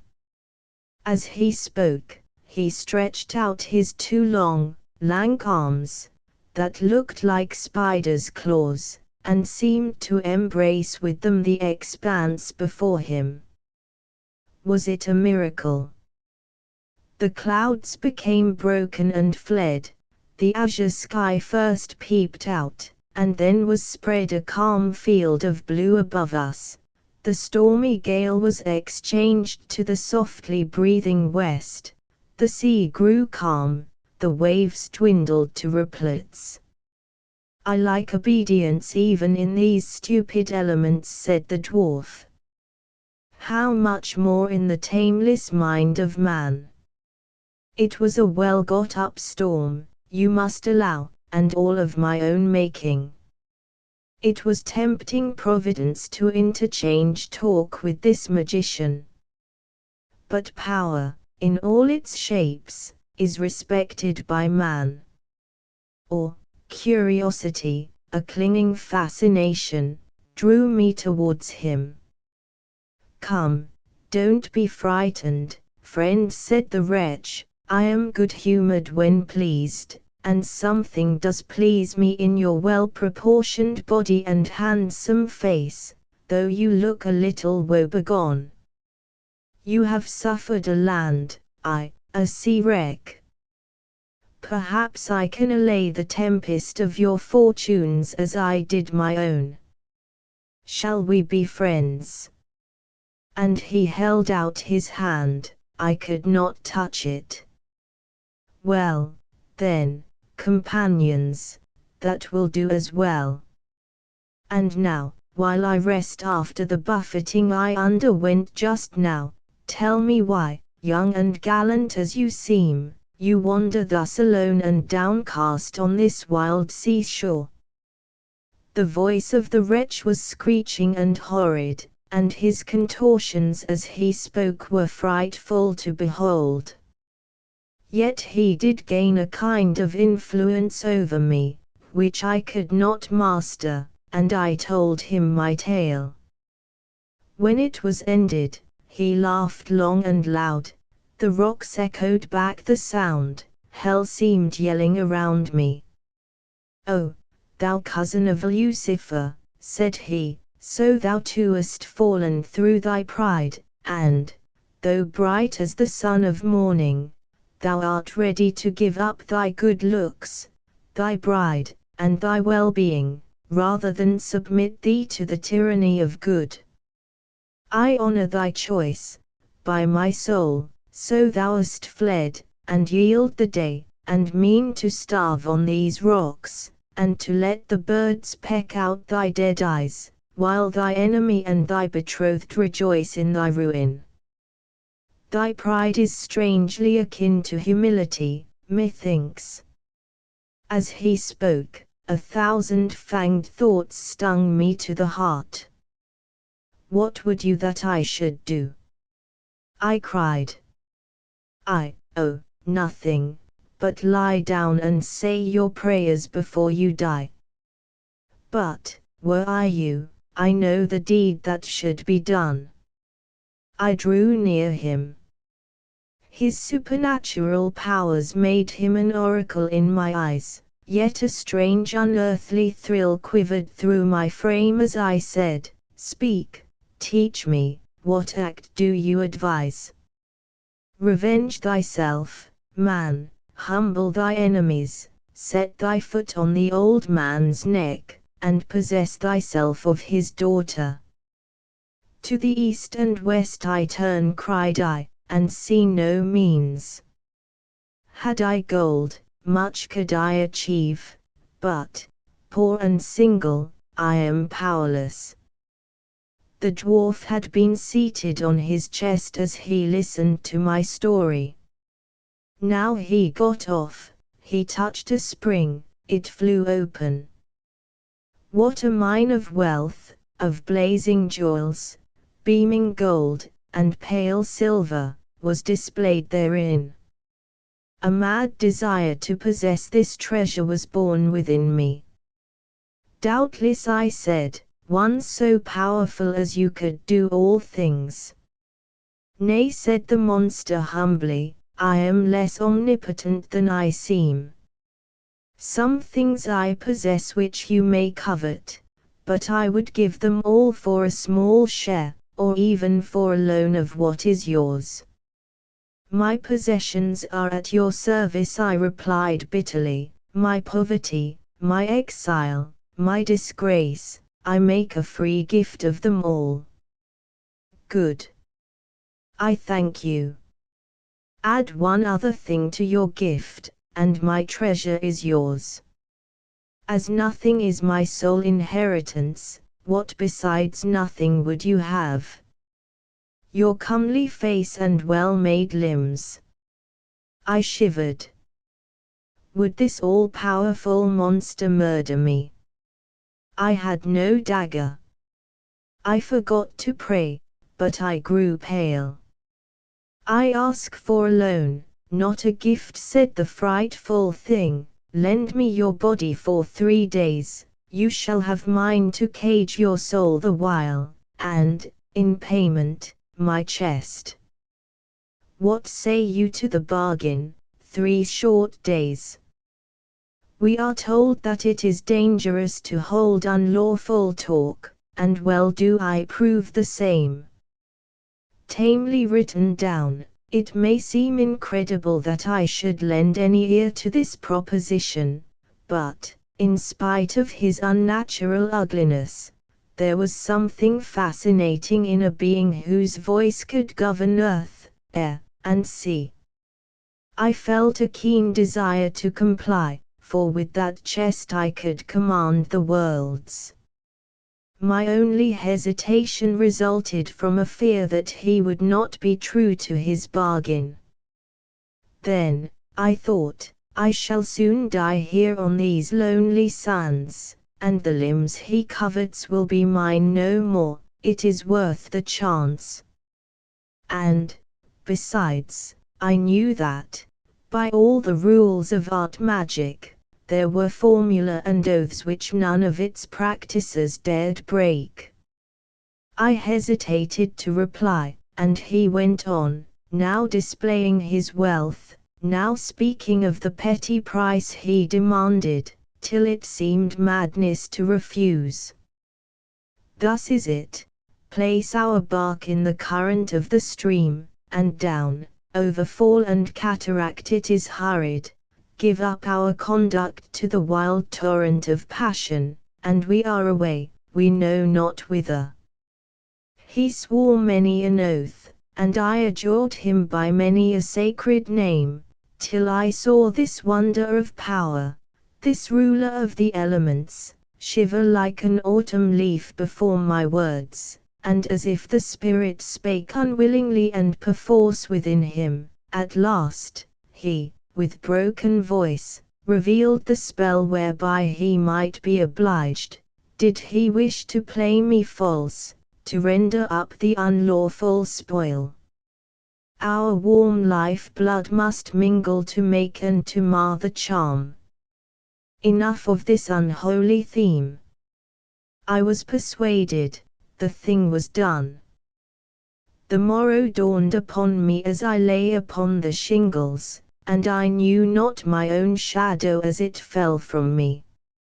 I felt myself changed to a shape of horror, and cursed my easy faith and blind credulity. The chest was there the gold and precious stones for which I had sold the frame of flesh which nature had given me. The sight a little stilled my emotions. 3 days would soon be gone. They did pass. The dwarf had supplied me with a plenteous store of food. At first I could hardly walk, so strange and out of joint were all my limbs, and my voice, it was that of the fiend. But I kept silent, and turned my face to the sun, that I might not see my shadow, and counted the hours, and ruminated on my future conduct. To bring Torella to my feet, to possess my Juliet in spite of him, all this my wealth could easily achieve. During dark night I slept, and dreamt of the accomplishment of my desires. 2 suns had set, the 3rd dawned. I was agitated, fearful. O expectation, what a frightful thing art thou, when kindled more by fear than hope! How dost thou twist thyself round the heart, torturing its pulsations! How dost thou dart unknown pangs all through our feeble mechanism, now seeming to shiver us like broken glass, to nothingness, now giving us a fresh strength, which can do nothing, and so torments us by a sensation, such as the strong man must feel who cannot break his fetters, though they bend in his grasp. Slowly paced the bright orb up the eastern sky, long it lingered in the zenith, and still more slowly wandered down the west. It touched the horizon's verge, it was lost. Its glories were on the summits of the cliff, they grew dun and grey. The evening star shone bright. He will soon be here.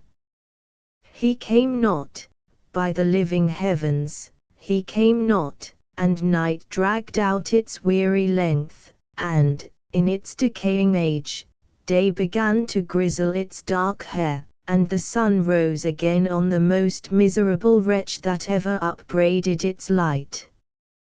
3 days thus I passed. The jewels and the gold, oh, how I abhorred them! Well, well, I will not blacken these pages with demoniac ravings. All too terrible were the thoughts, the raging tumult of ideas that filled my soul. At the end of that time I slept, I had not before since the 3rd sunset, and I dreamt that I was at Juliet's feet, and she smiled, and then she shrieked, for she saw my transformation, and again she smiled, for still her beautiful lover knelt before her.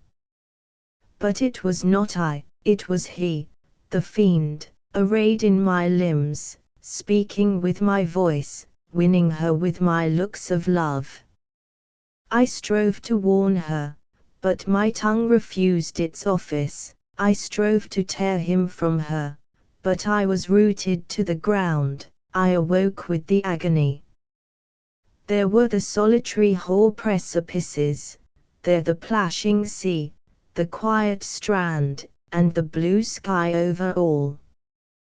What did it mean?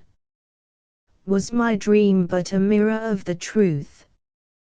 Was he wooing and winning my betrothed? I would on the instant back to Genoa, but I was banished. I laughed, the dwarf's yell burst from my lips, I banished. Oh no! They had not exiled the foul limbs I wore. I might with these enter, without fear of incurring the threatened penalty of death, my own, my native city.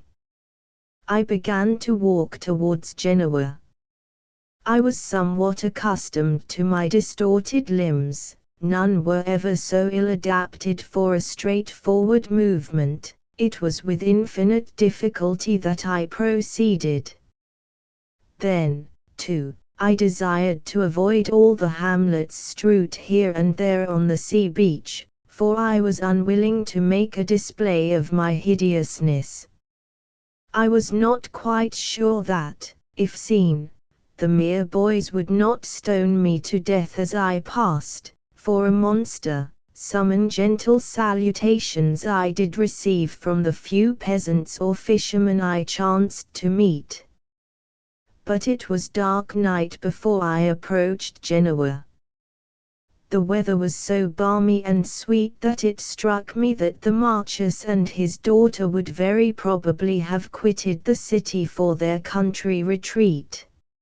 It was from Villa Torella that I had attempted to carry off Juliet. I had spent many an hour reconnoitering the spot, and knew each inch of ground in its vicinity. It was beautifully situated, embosomed in trees, on the margin of a stream. As I drew near, it became evident that my conjecture was right, nay, moreover, that the hours were being then devoted to feasting and merriment. For the house was lighted up, strains of soft and gay music were wafted towards me by the breeze. My heart sank within me. Such was the generous kindness of Torella's heart that I felt sure that he would not have indulged in public manifestations of rejoicing just after my unfortunate banishment, but for a cause I dared not dwell upon. The country people were all alive and flocking about. It became necessary that I should conceal myself, and yet I longed to address someone, or to hear others discourse, or in any way to gain intelligence of what was really going on. At length, entering the walks that were in immediate vicinity to the mansion, I found one dark enough to veil my excessive frightfulness, and yet others as well as I were loitering in its shade. I soon gathered all I wanted to know, all that first made my very heart die with horror, and then boil with indignation. Tomorrow Juliet was to be given to the penitent, reformed, beloved Guido. Tomorrow my bride was to pledge her vows to a fiend from hell. And I did this. My accursed pride, my demoniac violence and wicked self-idolatry had caused this act. For if I had acted as the wretch who had stolen my form had acted, if, with a mien at once yielding and dignified, I had presented myself to Torella, saying, "I have done wrong, forgive me, I am unworthy of your angel child," but permit me to claim her hereafter, when my altered conduct shall manifest that I abjure my vices, and endeavor to become in some sort worthy of her. I go to serve against the infidels, and when my zeal for religion and my true penitence for the past shall appear to you to cancel my crimes, permit me again to call myself your son." Thus had he spoken, and the penitent was welcomed even as the prodigal son of Scripture. The fatted calf was killed for him, and he, still pursuing the same path, displayed such open-hearted regret for his follies, so humble a concession of all his rights, and so ardent a resolve to reacquire them by a life of contrition and virtue, that he quickly conquered the kind old man, and full pardon, and the gift of his lovely child, followed in swift succession. Oh, had an angel from paradise whispered to me to act thus! But now, what would be the innocent Juliet's fate? Would God permit the foul union, or, some prodigy destroying it, link the dishonored name of Kega with the worst of crimes? Tomorrow at dawn they were to be married. There was but one way to prevent this: to meet mine enemy, and to enforce the ratification of our agreement. I felt that this could only be done by a mortal struggle. I had no sword, if indeed my distorted arms could wield a soldier's weapon, but I had a dagger, and in that lay my hope. There was no time for pondering or balancing nicely the question. I might die in the attempt, but besides the burning jealousy and despair of my own heart, honor, mere humanity, demanded that I should fall rather than not destroy the machinations of the fiend. The guests departed, the lights began to disappear. It was evident that the inhabitants of the villa were seeking repose. I hid myself among the trees. The garden grew desert. The gates were closed. I wandered round and came under a window. Well did I know the same. A soft twilight glimmered in the room. The curtains were half withdrawn. It was the temple of innocence and beauty. Its magnificence was tempered, as it were, by the slight disarrangements occasioned by its being dwelt in, and all the objects scattered around displayed the taste of her who hallowed it by her presence. I saw her enter with a quick light step. I saw her approach the window. She drew back the curtain yet further, and looked out into the night. Its breezy freshness played among her ringlets, and wafted them from the transparent marble of her brow. She clasped her hands, she raised her eyes to heaven. I heard her voice. "Guido." She softly murmured, "Mine own Guido." And then, as if overcome by the fullness of her own heart, she sank on her knees. Her upraised eyes, her graceful attitude, the beaming thankfulness that lighted up her face, oh, these are tame words. Heart of mine, thou imagest ever, though thou canst not portray, the celestial beauty of that child of light and love. I heard a step, a quick firm step along the shady avenue. Soon I saw a cavalier, richly dressed, young and, without, graceful to look on, advance. I hid myself yet closer. The youth approached. He paused beneath the window. She arose, and again looking out she saw him, and said, "I cannot, no. At this distant time I cannot record her terms of soft silver tenderness. To me they were spoken, but they were replied to by him. I will not go, he cried, here where you have been, where your memory glides like some heaven-visiting ghost. I will pass the long hours till we meet, never, my Juliet, again, day or night, to part. But do thou, my love, retire. The cold morn and fitful breeze will make thy cheek pale, and fill with languor thy love-lighted eyes. Ah, sweetest! Could I press one kiss upon them, I could, methinks, repose. And then he approached still nearer, and methought he was about to clamber into her chamber. I had hesitated, not to terrify her, now I was no longer master of myself.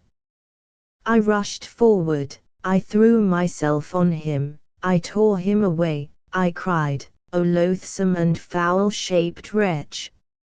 I need not repeat epithets, all tending, as it appeared, to rail at a person I at present feel some partiality for. A shriek rose from Juliet's lips.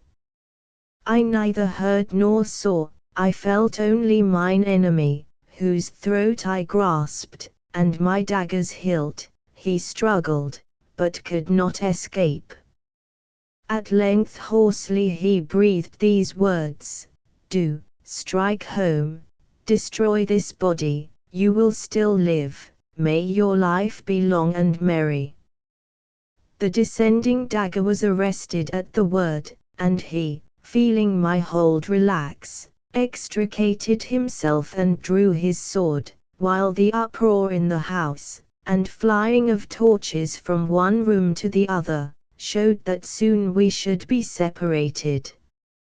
In the midst of my frenzy there was much calculation, fall I might, and so that he did not survive, I cared not for the death blow I might deal against myself. While still, therefore, he thought I paused, and while I saw the villainous resolve to take advantage of my hesitation, in the sudden thrust he made at me, I threw myself on his sword, and at the same moment plunged my dagger, with a true, desperate aim, in his side. We fell together, rolling over each other, and the tide of blood that flowed from the gaping wound of each mingled on the grass. More I know not, I fainted. Again I returned to life, weak almost to death. I found myself stretched upon a bed, Juliet was kneeling beside it. Strange! My first broken request was for a mirror. I was so wan and ghastly, that my poor girl hesitated, as she told me afterwards, but, by the mass, I thought myself a right proper youth when I saw the dear reflection of my own well-known features. I confess it is a weakness, but I avow it. I do entertain a considerable affection for the countenance and limbs I behold, whenever I look at a glass, and have more mirrors in my house, and consult them oftener, than any beauty in Genoa. Before you too much condemn me, permit me to say that no one better knows than I the value of his own body, no one, probably, except myself, ever having had it stolen from him. Incoherently I at first talked of the dwarf and his crimes, and reproached Juliet for her too easy admission of his love. She thought me raving, as well she might, and yet it was some time before I could prevail on myself to admit that the Guido whose penitence had won her back for me was myself. And while I cursed bitterly the monstrous dwarf, and blessed the well-directed blow that had deprived him of life, I suddenly checked myself when I heard her say, Amen. Knowing that him whom she reviled was my very self. A little reflection taught me silence, a little practice enabled me to speak of that frightful night without any very excessive blunder. The wound I had given myself was no mockery of one, it was long before I recovered, and as the benevolent and generous Torula sat beside me, talking such wisdom as might win friends to repentance, and mine own dear Juliet hovered near me, administering to my wants, and cheering me by her smiles, the work of my bodily cure and mental reform went on together. I have never, indeed, wholly recovered my strength, my cheek is paler since, my person a little bent. Juliet sometimes ventures to allude bitterly to the malice that caused this change, but I kiss her on the moment, and tell her all is for the best. I am a fonder and more faithful husband, and true is this, but for that wound, never had I called her mine. I did not revisit the seashore, nor seek for the fiend's treasure, yet, while I ponder on the past, I often think, and my confessor was not backward in favoring the idea, that it might be a good rather than an evil spirit, sent by my guardian angel, to show me the folly and misery of pride. So well at least did I learn this lesson, roughly taught as I was, that I am known now by all my friends and fellow citizens by the name of Guido il Cortus. Ex the Swiss peasant. Why is the mind of man so apt to be swayed by contraries? Why does the imagination forever paint the impossible in glittering tints, and the hearts of wayward mortals cling, with the greatest tenacity, to what, eel-like, is bent on escaping from their grasp? Why, to bring the matter home, is solitude abhorrent to me, now that I enjoy it in perfection? I have apostrophized the coy nymph in ballrooms, when the bright lamps of heaven were shamed by brighter earth stars, and lamented her absence at a picnic party, where the nightingale was silenced by the fiddle. And now, O solitude, I abjure thee, in thy fitting temple, in Switzerland, among cloud-piercing mountains, by the resounding waves of the isle-surrounding lake. I am beside the waters of Uri, where Tell lived, in Brunin, where the Swiss patriots swore to die for freedom. It rains, magic word to destroy the spell to which these words give rise. The clouds envelop the hills, the white mists veil the ravines.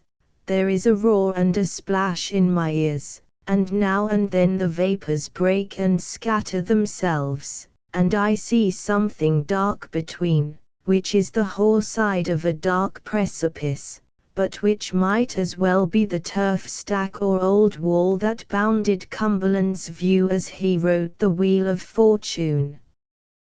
The sole book that I possess is The Prisoner of Chillon. I have read it through 3 times within an hour. Its noble author composed it to beguile weary hours like these when he remained rain-bound for 3 days in a little inn on the shores of the Lake of Geneva, and cannot I, following with unequal steps, so cheat the minutes in this dim spot? I never, by the by, could invent the commonest incident.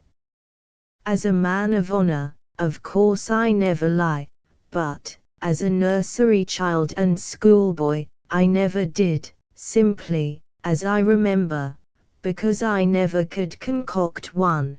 But a true tale was lately narrated to me by its very heroine, the incidents of which haunt my memory, adorned as they were by her animated looks and soft silvery accent. Let me try to record them, stripped though they must be of their greatest charm.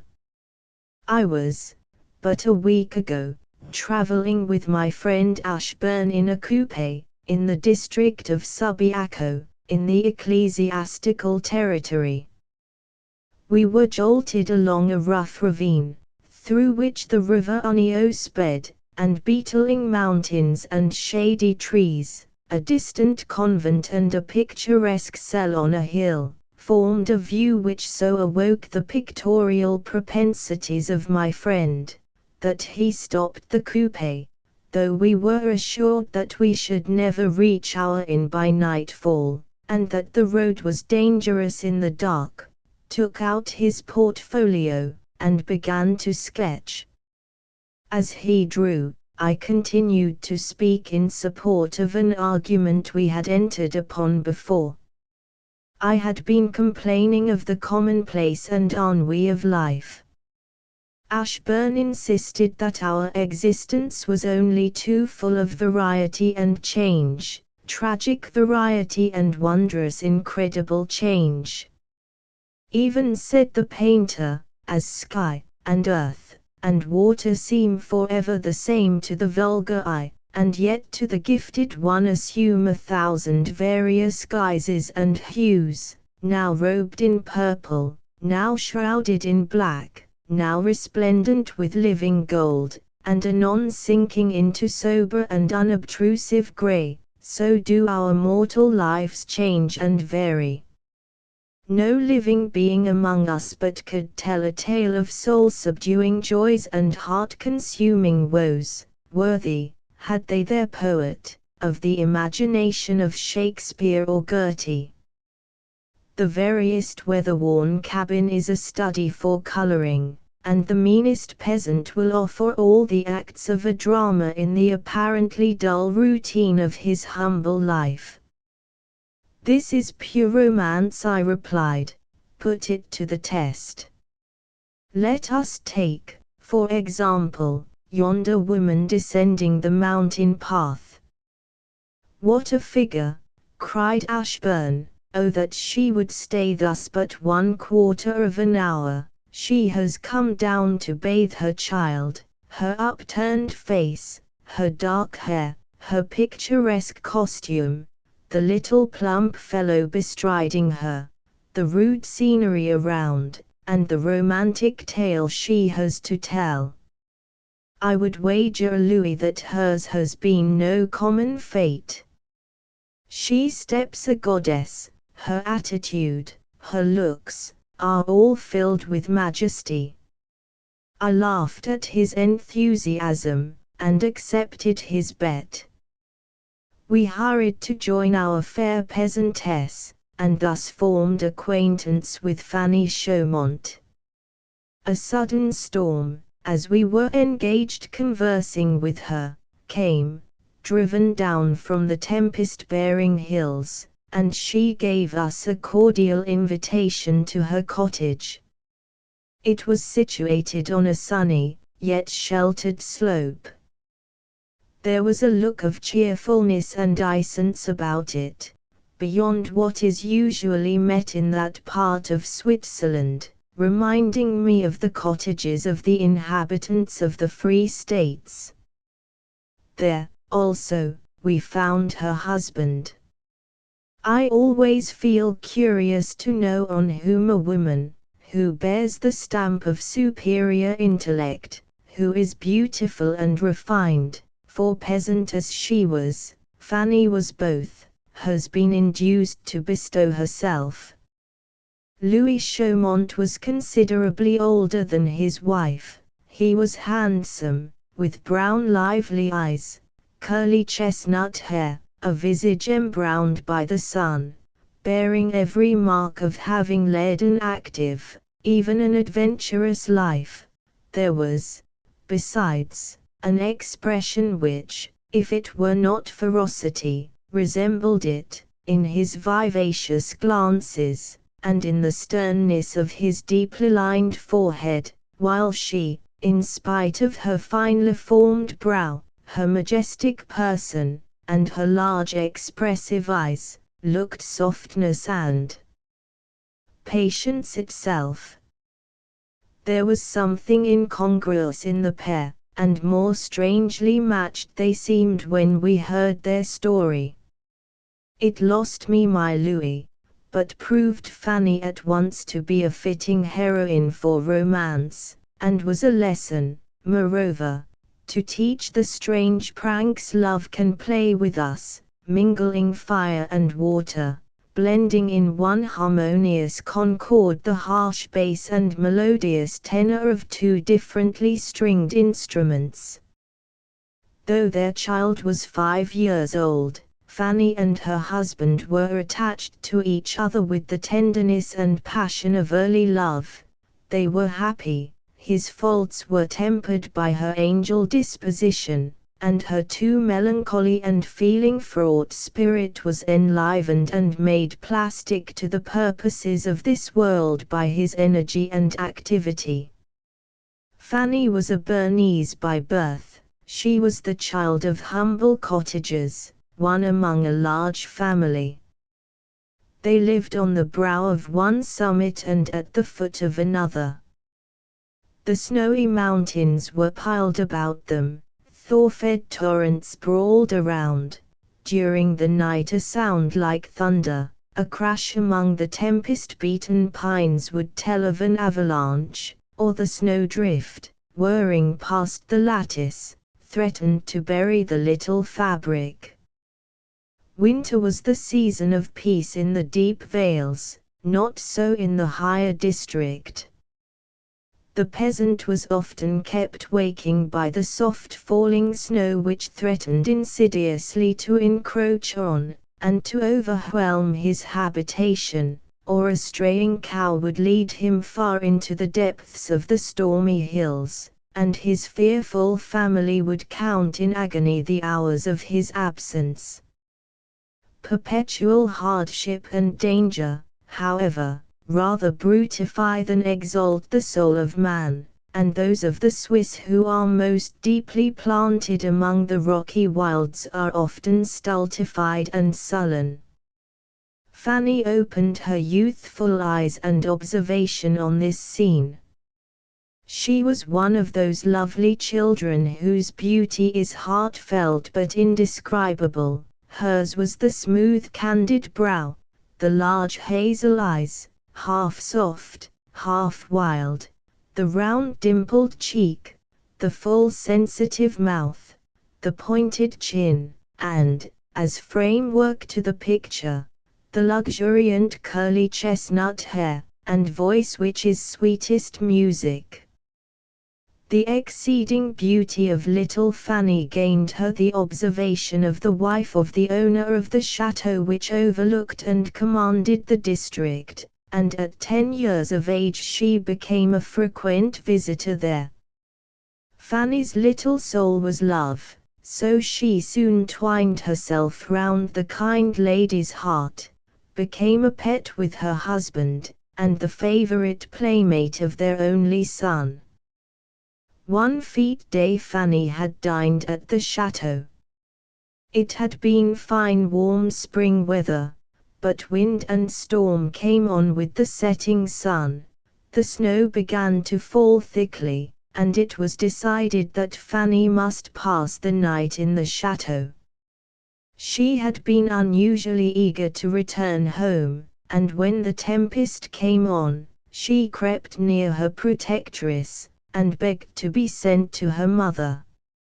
Say impossible, Fanny pressed no further, but she clambered to a window, and looked out wistfully to where, hidden by the hills, her parents' cottage stood. It was a fatal night for her. The thunders of frequent avalanches, the roaring of torrents, the crash of trees, spoke of devastation, and her home was its chief prey. Father, mother, brothers, and sisters, not one survived.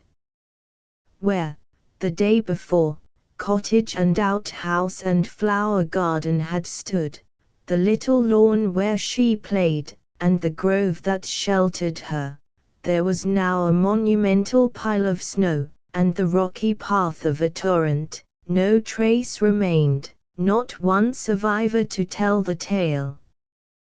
From that night Fanny became a constant inmate of the chateau. It was Madame de Marville's project to give her a bourgeois education, which would raise her from the hardships of a peasant's life, and yet not elevate her above her natural position in society. She was brought up kindly, but humbly. It was the virtues of her disposition which raised her in the eyes of all around her, not any ill-judged favor of her benefactress. The night of the destruction of her family never passed away from her memory. It set a seal of untimely seriousness on her childish brow, awoke deep thoughts in her infant heart, and a strong resolve that while she lived, her beloved friends should find her, as far as her humble powers admitted, a source of good alone, a reason to rejoice that they had saved her from the destruction that had overwhelmed her family. Thus Fanny grew up in beauty and in virtue.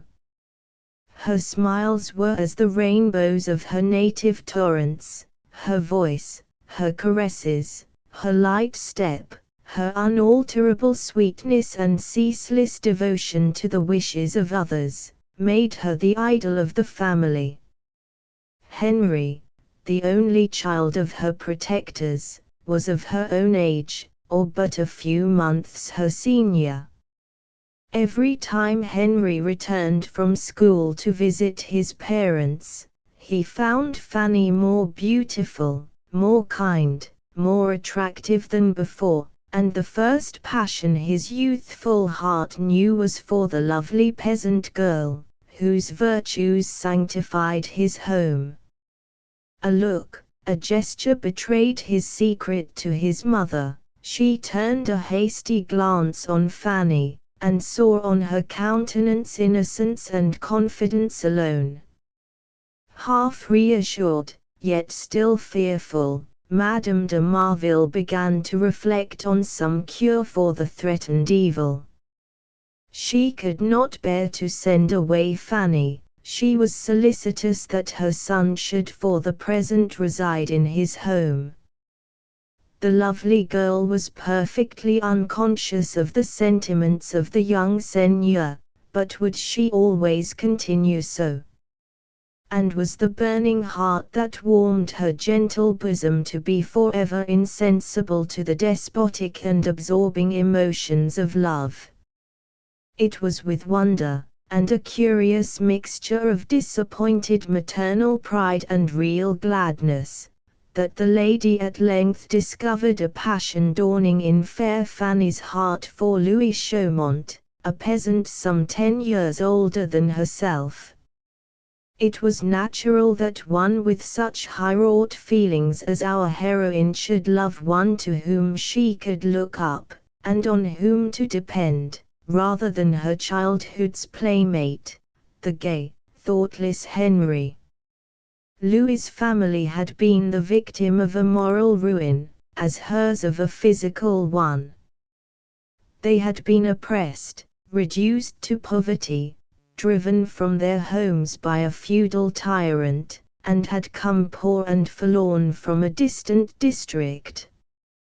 His mother, accustomed to a bourgeois life, died broken-hearted. His father, a man of violent passions, nourished in his own and in his son's heart sentiments of hatred and revenge against the proud oppressors of the land.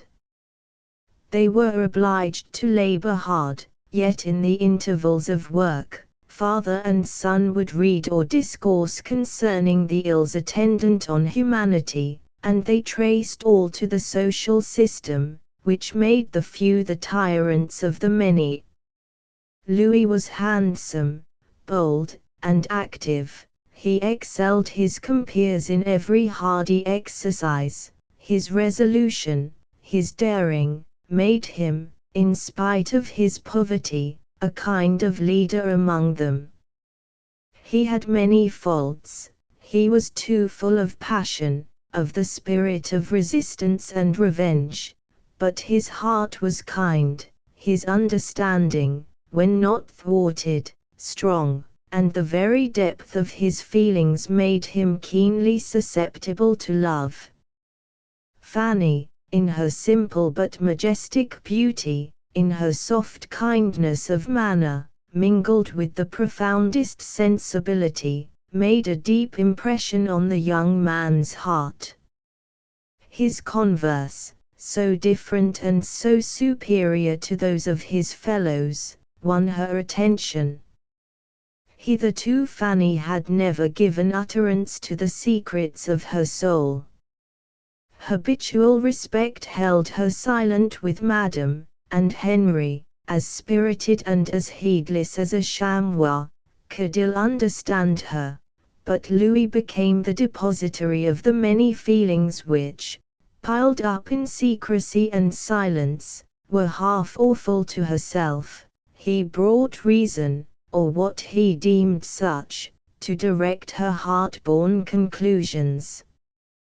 To have heard them talk of life and death, and all its shows, you would have wondered by what freak philosophy had dressed herself in youth and a peasant's garb, and wandered from the schools to these untaught wilds.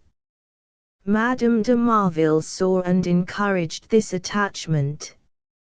Louis was not exactly the person she would have selected for Fanny, but he was the only being for whom she had ever evinced a predilection, and, besides, the danger of a misalliance which threatened her own son, rendered her eager to build an insurmountable wall between him and the object of his affections. Thus Fanny enjoyed the heart-gladdening pride of hearing her choice applauded and praised by the person she most respected and loved in the world. As yet, however, love had been covert, the soul but not the apparent body of their intercourse. Louis was kept in awe by this high-minded girl, and Fanny had not yet learned her own secret.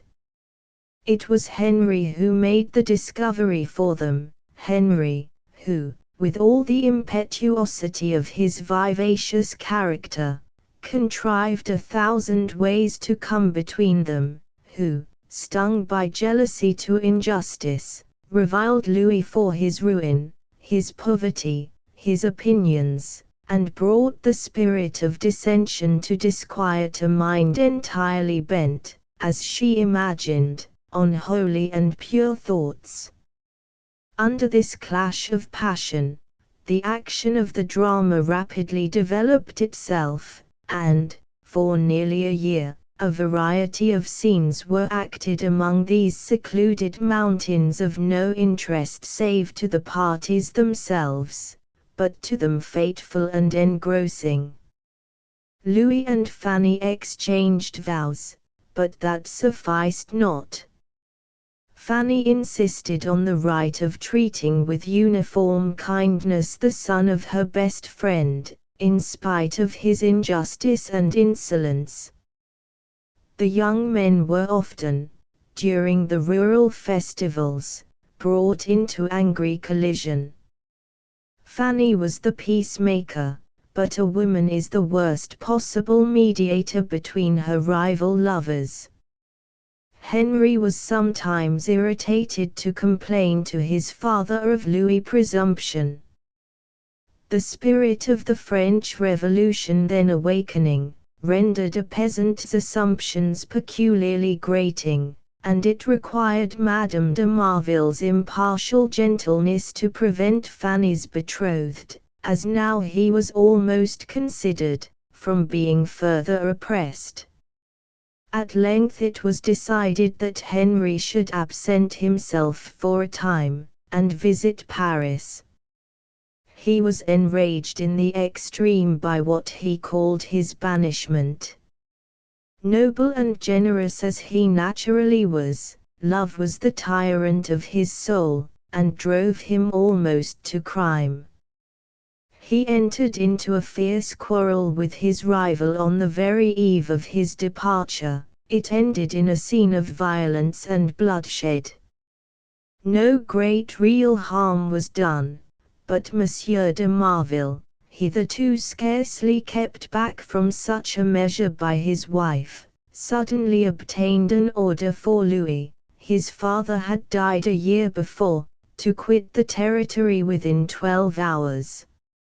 Fanny was commanded, as she valued the favor of her friends, to give him up. The young men were both gone before any intercession could avail, and that kind of peace which resembles desolation took possession of the chateau.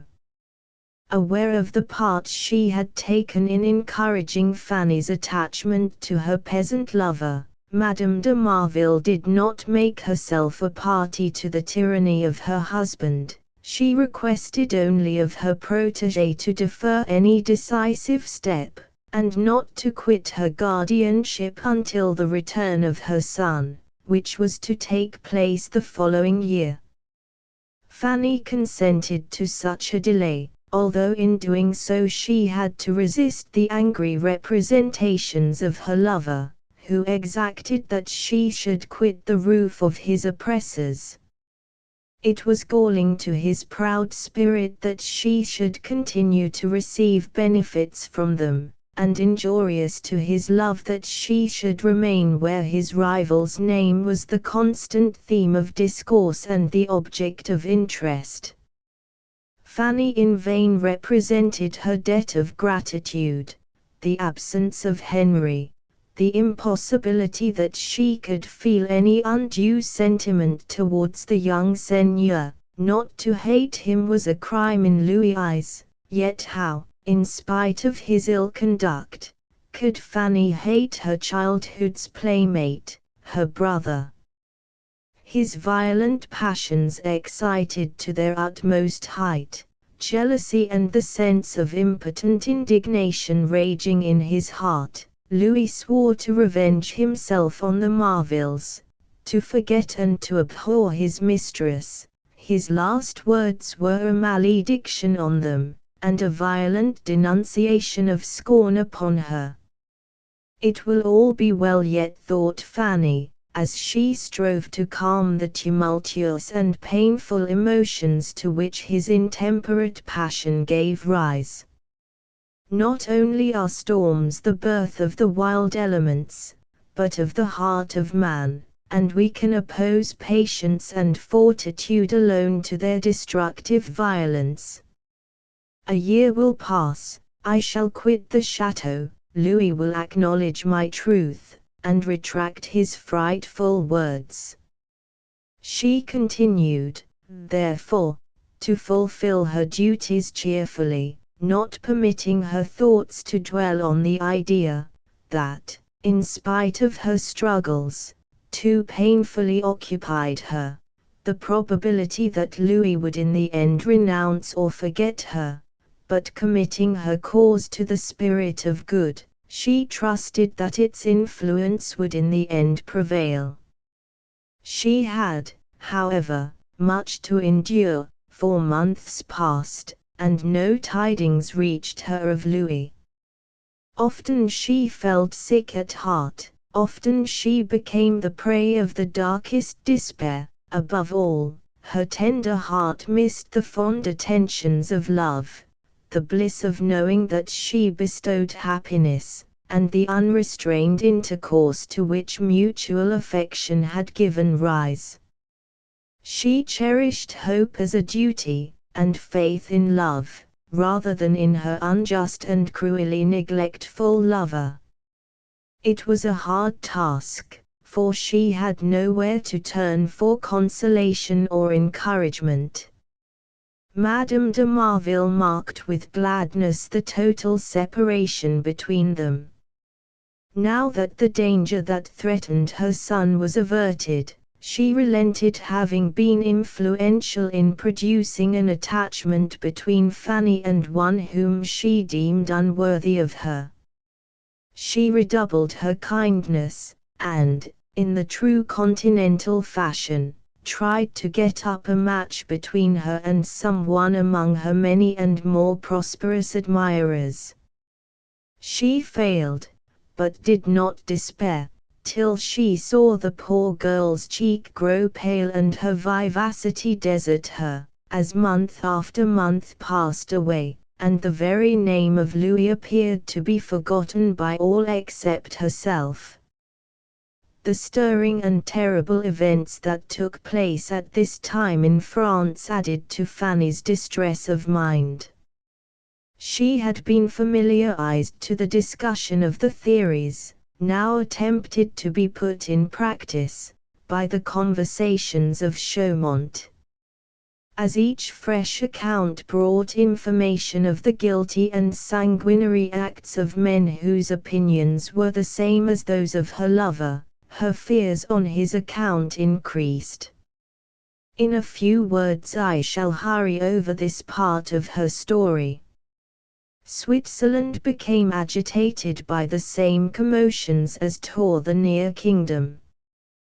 The peasantry rose in tumult, acts of violence and blood were committed, at first at a distance from her retired valley, but gradually approaching its precincts, until at last the Tree of Liberty was set up in the neighboring village.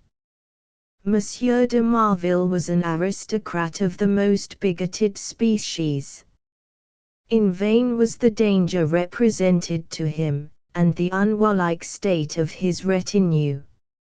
He armed them, he hurried down, he came unawares on the crowd who were proclaiming the triumph of liberty, rather by feasting than force. On the first attack, they were dispersed, and one or two among them were wounded. The pole they had gathered round was uprooted, the emblematic cap trampled to the earth. The governor returned victorious to his chateau.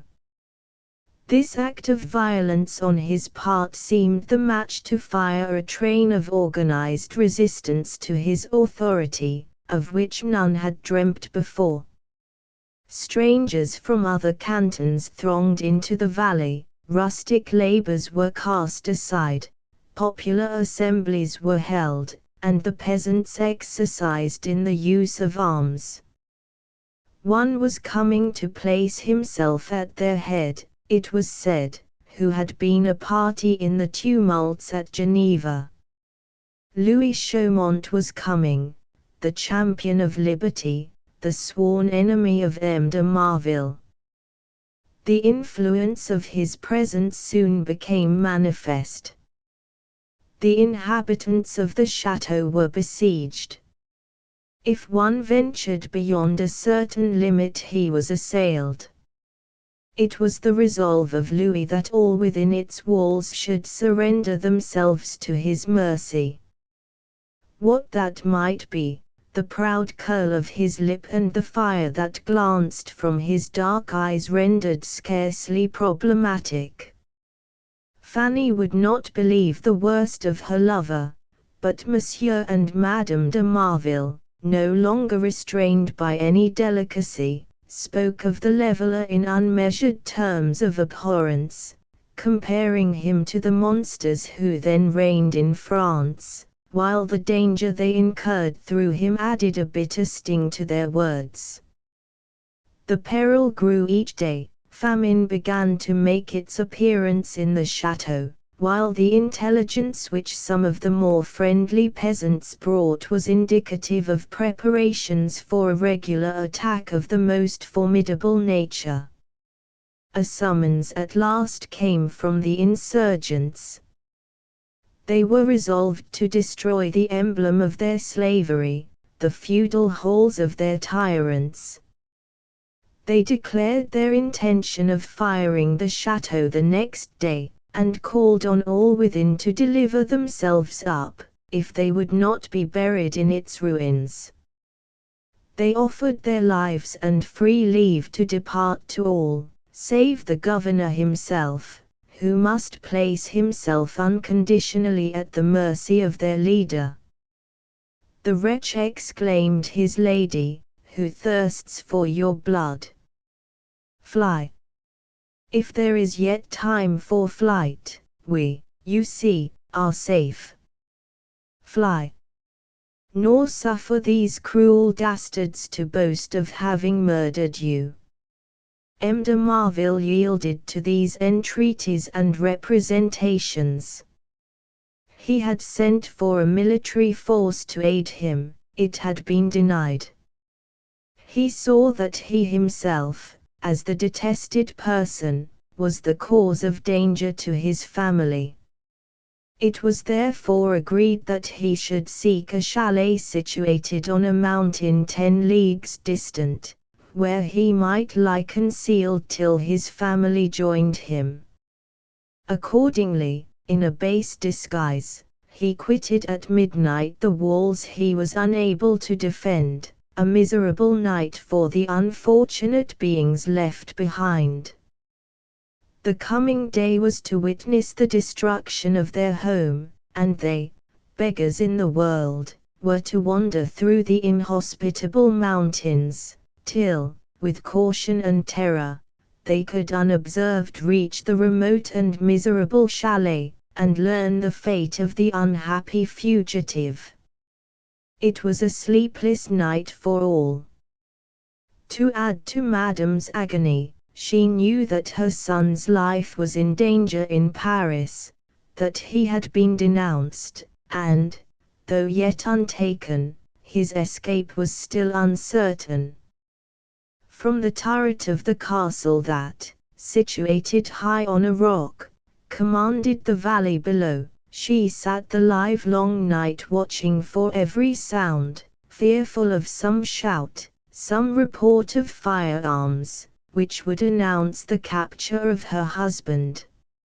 It was September, the nights were chill, pale and trembling, she saw day break over the hills. Fanny had busied herself during these anxious hours by preparing for their departure.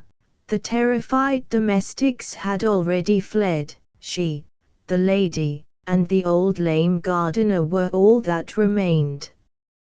At dawn she brought forth the mule, and harnessed him to the rude vehicle which was to convey them to their place of refuge. Whatever was most valuable in the chateau had already been sent away long before, or was secreted, a few necessaries alone she provided. And now she ascended the turret stairs, and stood before her protectress, announcing that all was ready, and that they must depart.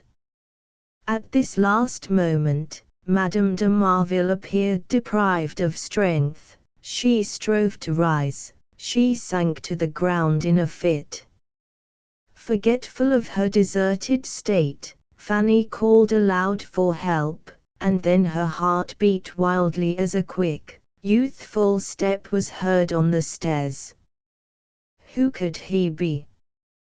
Would he come to insult their wretchedness, he, the author of their woe?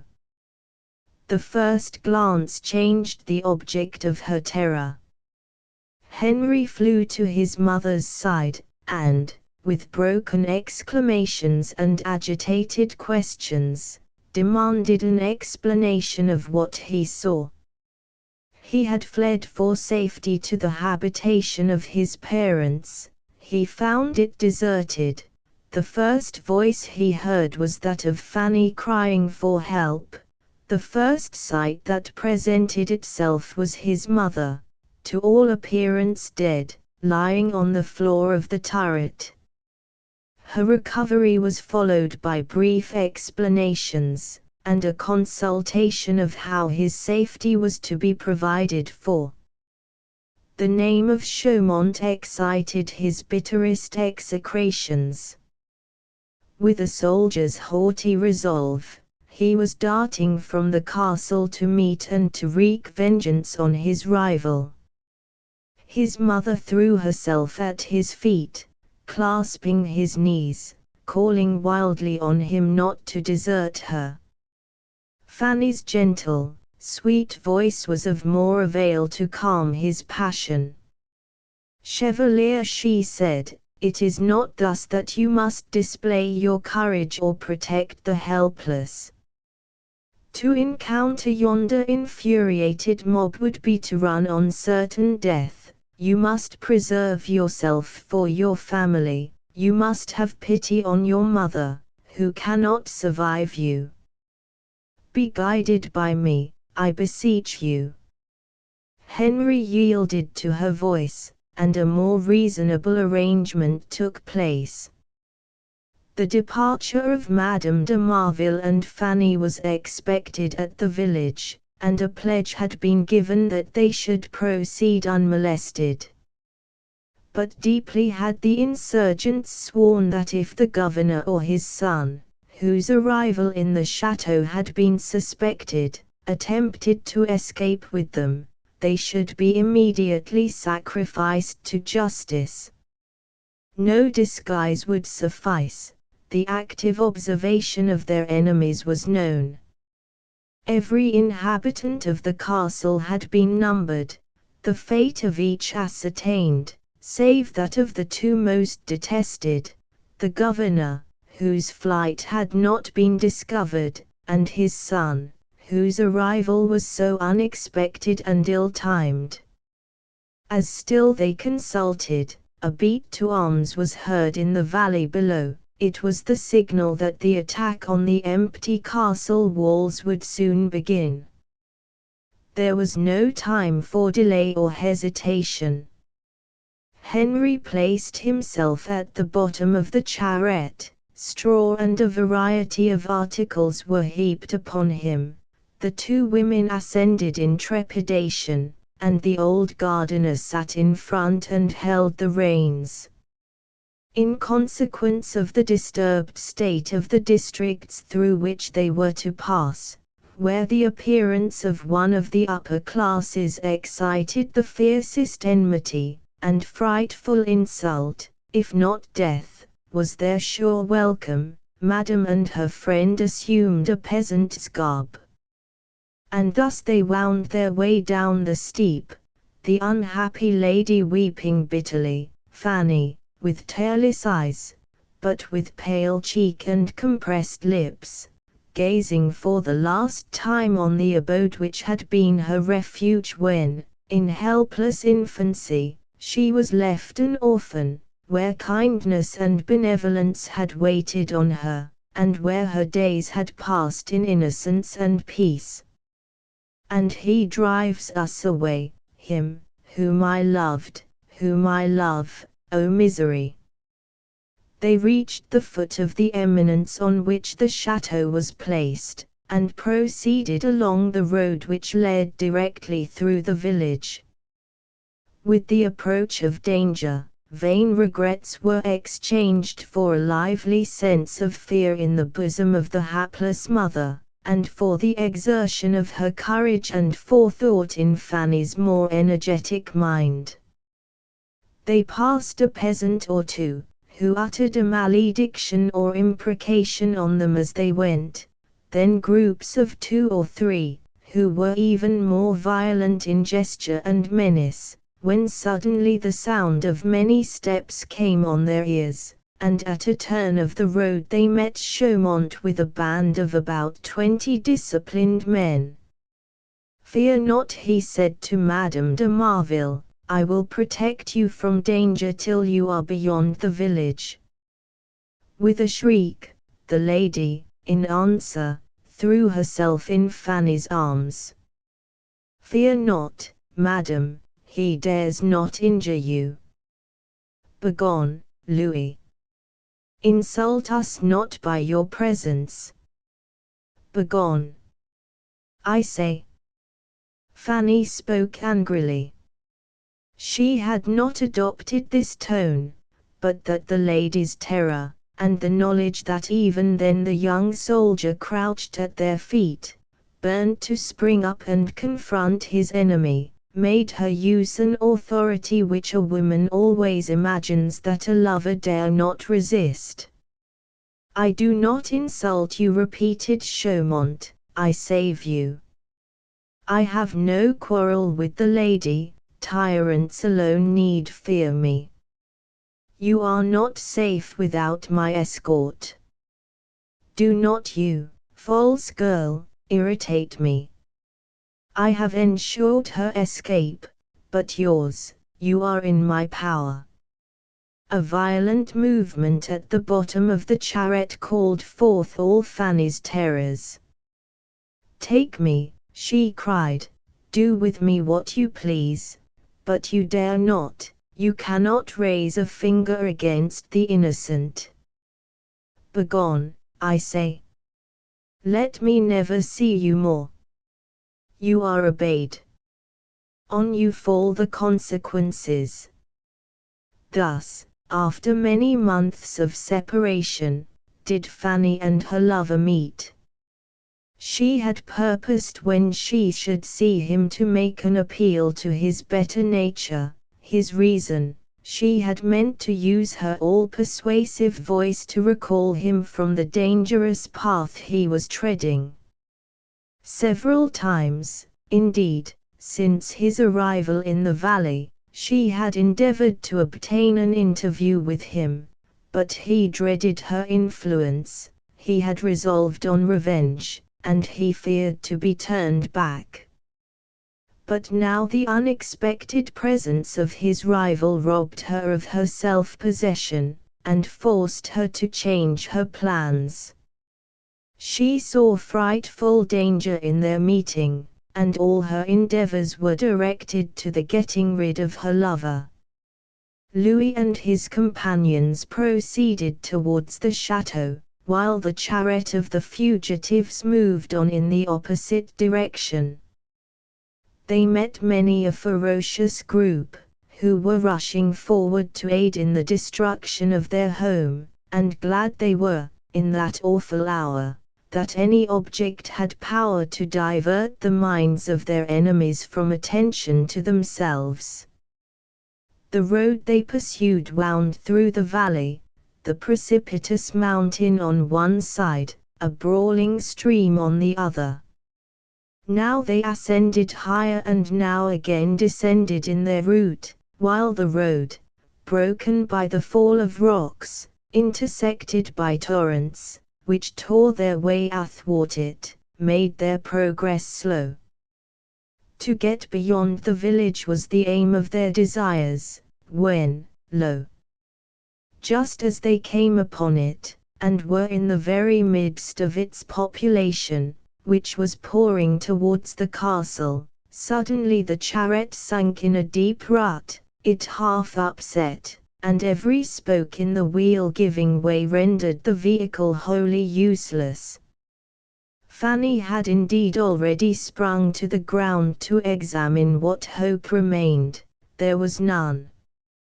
"Grand Dieu, we are lost," were the first words that escaped her, while Madame stood aghast, trembling, almost insensible, knowing that the hope of her life, the existence of her son, depended on these miserable moments.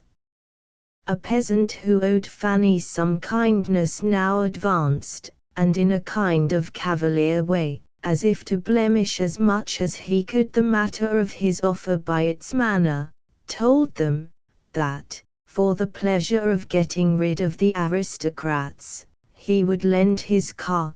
There it was, let them quickly bestow their lading in it and pursue their way. As he spoke, he caught up a box, and began the transfer from one car to the other. "No, no," cried Madame de Marville, as, with a scream, she sprang forward and grasped the arm of the man as he was in the very act of discovering her son's hiding place. "We will accept nothing from our base enemies. Begone with your offers, we will die here, rather than accept anything from such canaille." The word was electric.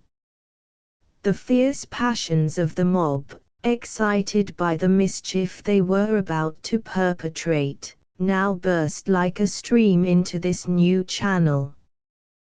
With violent execrations they rushed upon the unfortunate woman. They would have torn her from the car, but already her son had sprung from his hiding place, and, striking a violent blow at the foremost assailant, checked for a moment their brutal outrages.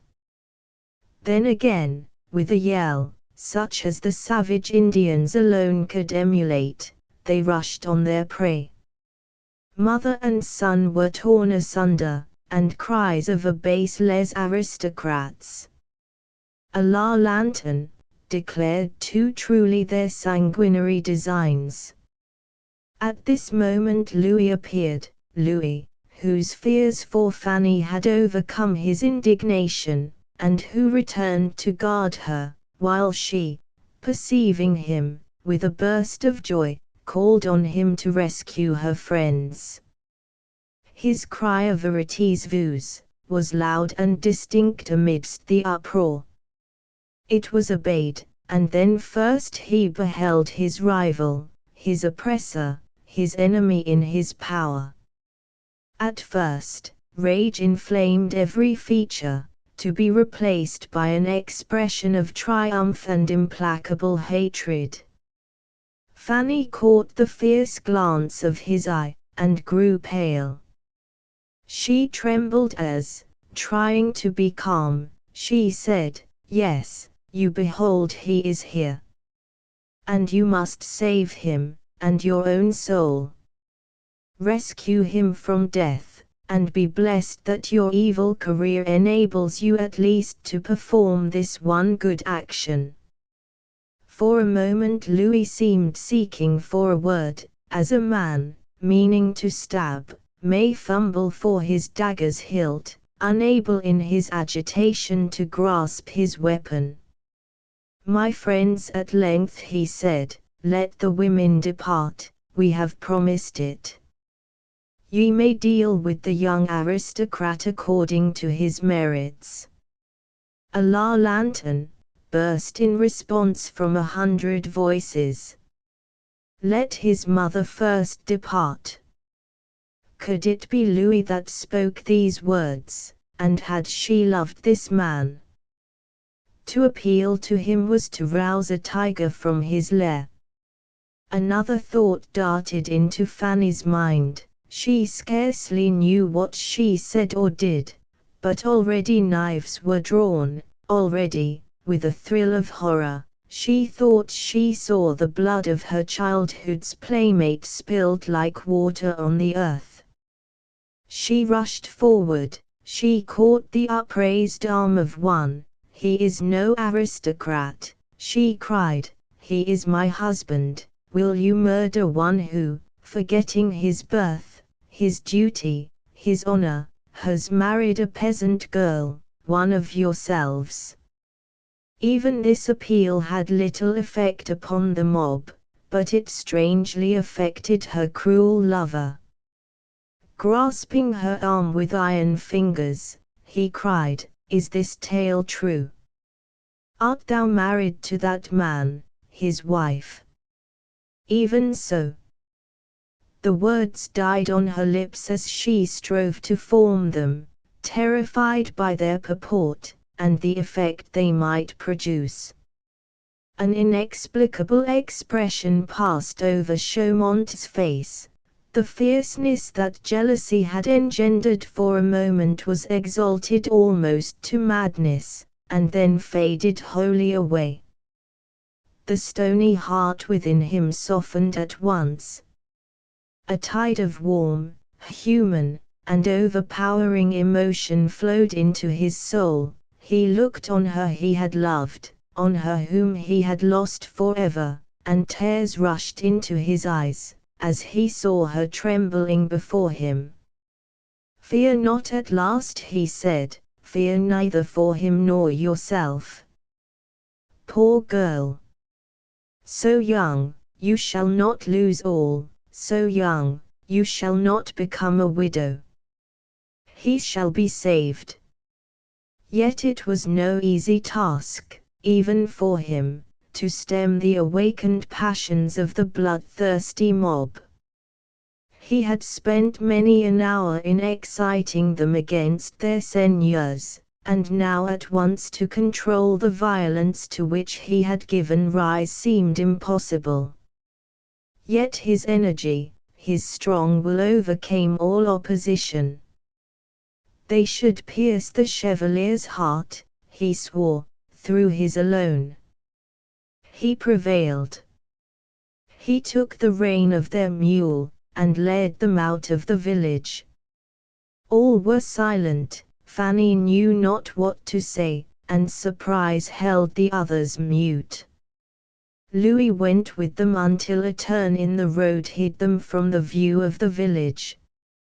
What his thoughts were, none could guess. He looked calm, as resigning the rein into the Chevalier's hands, he gently bade them farewell, touching his hat in reply to their salutations. They moved on, and Fanny looked back to catch a last view of her lover. He was standing where they left him, when suddenly, instead of returning on his steps into the village, she saw him with rapid strides ascend the mountainside, taking a well-known path that conducted him away from the scene of his late exploits. His pace was that of a man flying from pursuers. Soon he was lost to sight. Astonishment still kept the fugitives silent, as they pursued their way, and when at last joy broke forth, and Madame de Marville, rejoicing in their escape, embraced again and again her son, he with the softest tenderness thanked Fanny for his life. She answered not, but wept bitterly. Late that night they reached the destined chalet, and found Monsieur de Marville arrived. It was a half-ruined miserable habitation perched among the snows, cold and bare. Food was ill to be obtained, and danger breathed around them.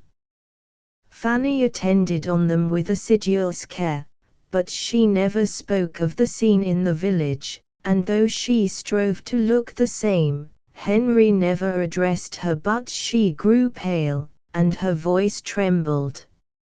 She could not divine her absent lover's thoughts, but she knew that he believed her married to another, and that other, earnestly though she strove to rule her feelings, became an object of abhorrence to her.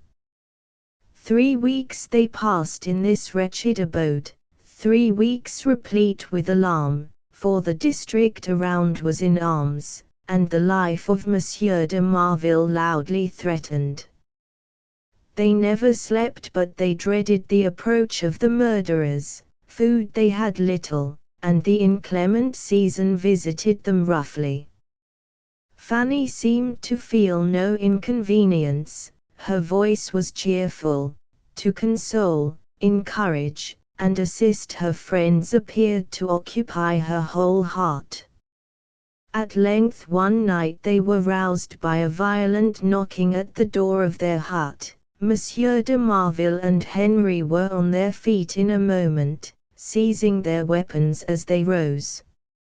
It was a domestic of their own, come to communicate the intelligence that the troubles were over, that the legal government had reasserted its authority, and invited the governor to return to Bern.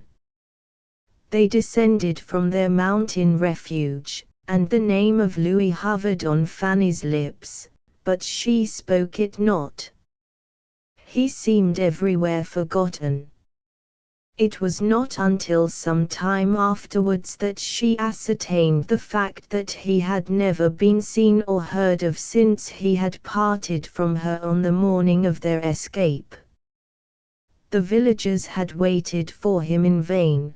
They suspended their designs, for they all depended upon him, but he came not. Monsieur and Madame de Marville returned to their chateau with their son, but Fanny remained behind. She would not inhabit the same roof as Henry. She recoiled even from receiving further benefits from his parents. What could she do? Louis would doubtless discover the falsehood of her marriage, but he dared not return, and even if he communicated with her, even though yet she loved him, could she unite herself with one accused too truly of the most frightful crimes? At first, these doubts agitated her, but by degrees they faded as oblivion closed over Chaumont's name, and he came not, and she heard not of him, and he was as dead to her. Then the memory of the past revived in her heart, her love awoke with her despair, his mysterious flight became the sole occupation of her thoughts. Time rolled on and brought its changes. Madame de Marville died, Henry was united to another, Fanny remained, to her own thoughts, alone in the world. A relation, who lived at Subiaco, sent for her, and there she went to take up her abode. In vain she strove to wean herself from the memory of Louis. Her love for him haunted her soul. There was war in Europe, and every man was converted into a soldier. The country was thinned of its inhabitants, and each victory or defeat brought a new conscription. At length peace came again, and its return was celebrated with rejoicing. Many a soldier returned to his home, and one came back who had no home. A man, evidently suffering from recent wounds, wayworn and sick, asked for hospitality at Fanny's cottage. It was readily afforded, and he sat at her cottage fire, and removed his cap from his brow. His person was bent, his cheeks fallen in, yet those eyes of fire, that quick animated look, which almost brought the bright expression of youth back into his face, could never be forgotten.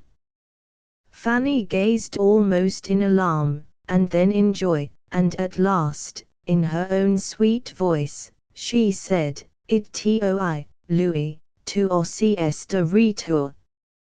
Louis had endured many a sorrow and many a hardship, and, most of all, he had been called on to wage battle with his own fierce spirit.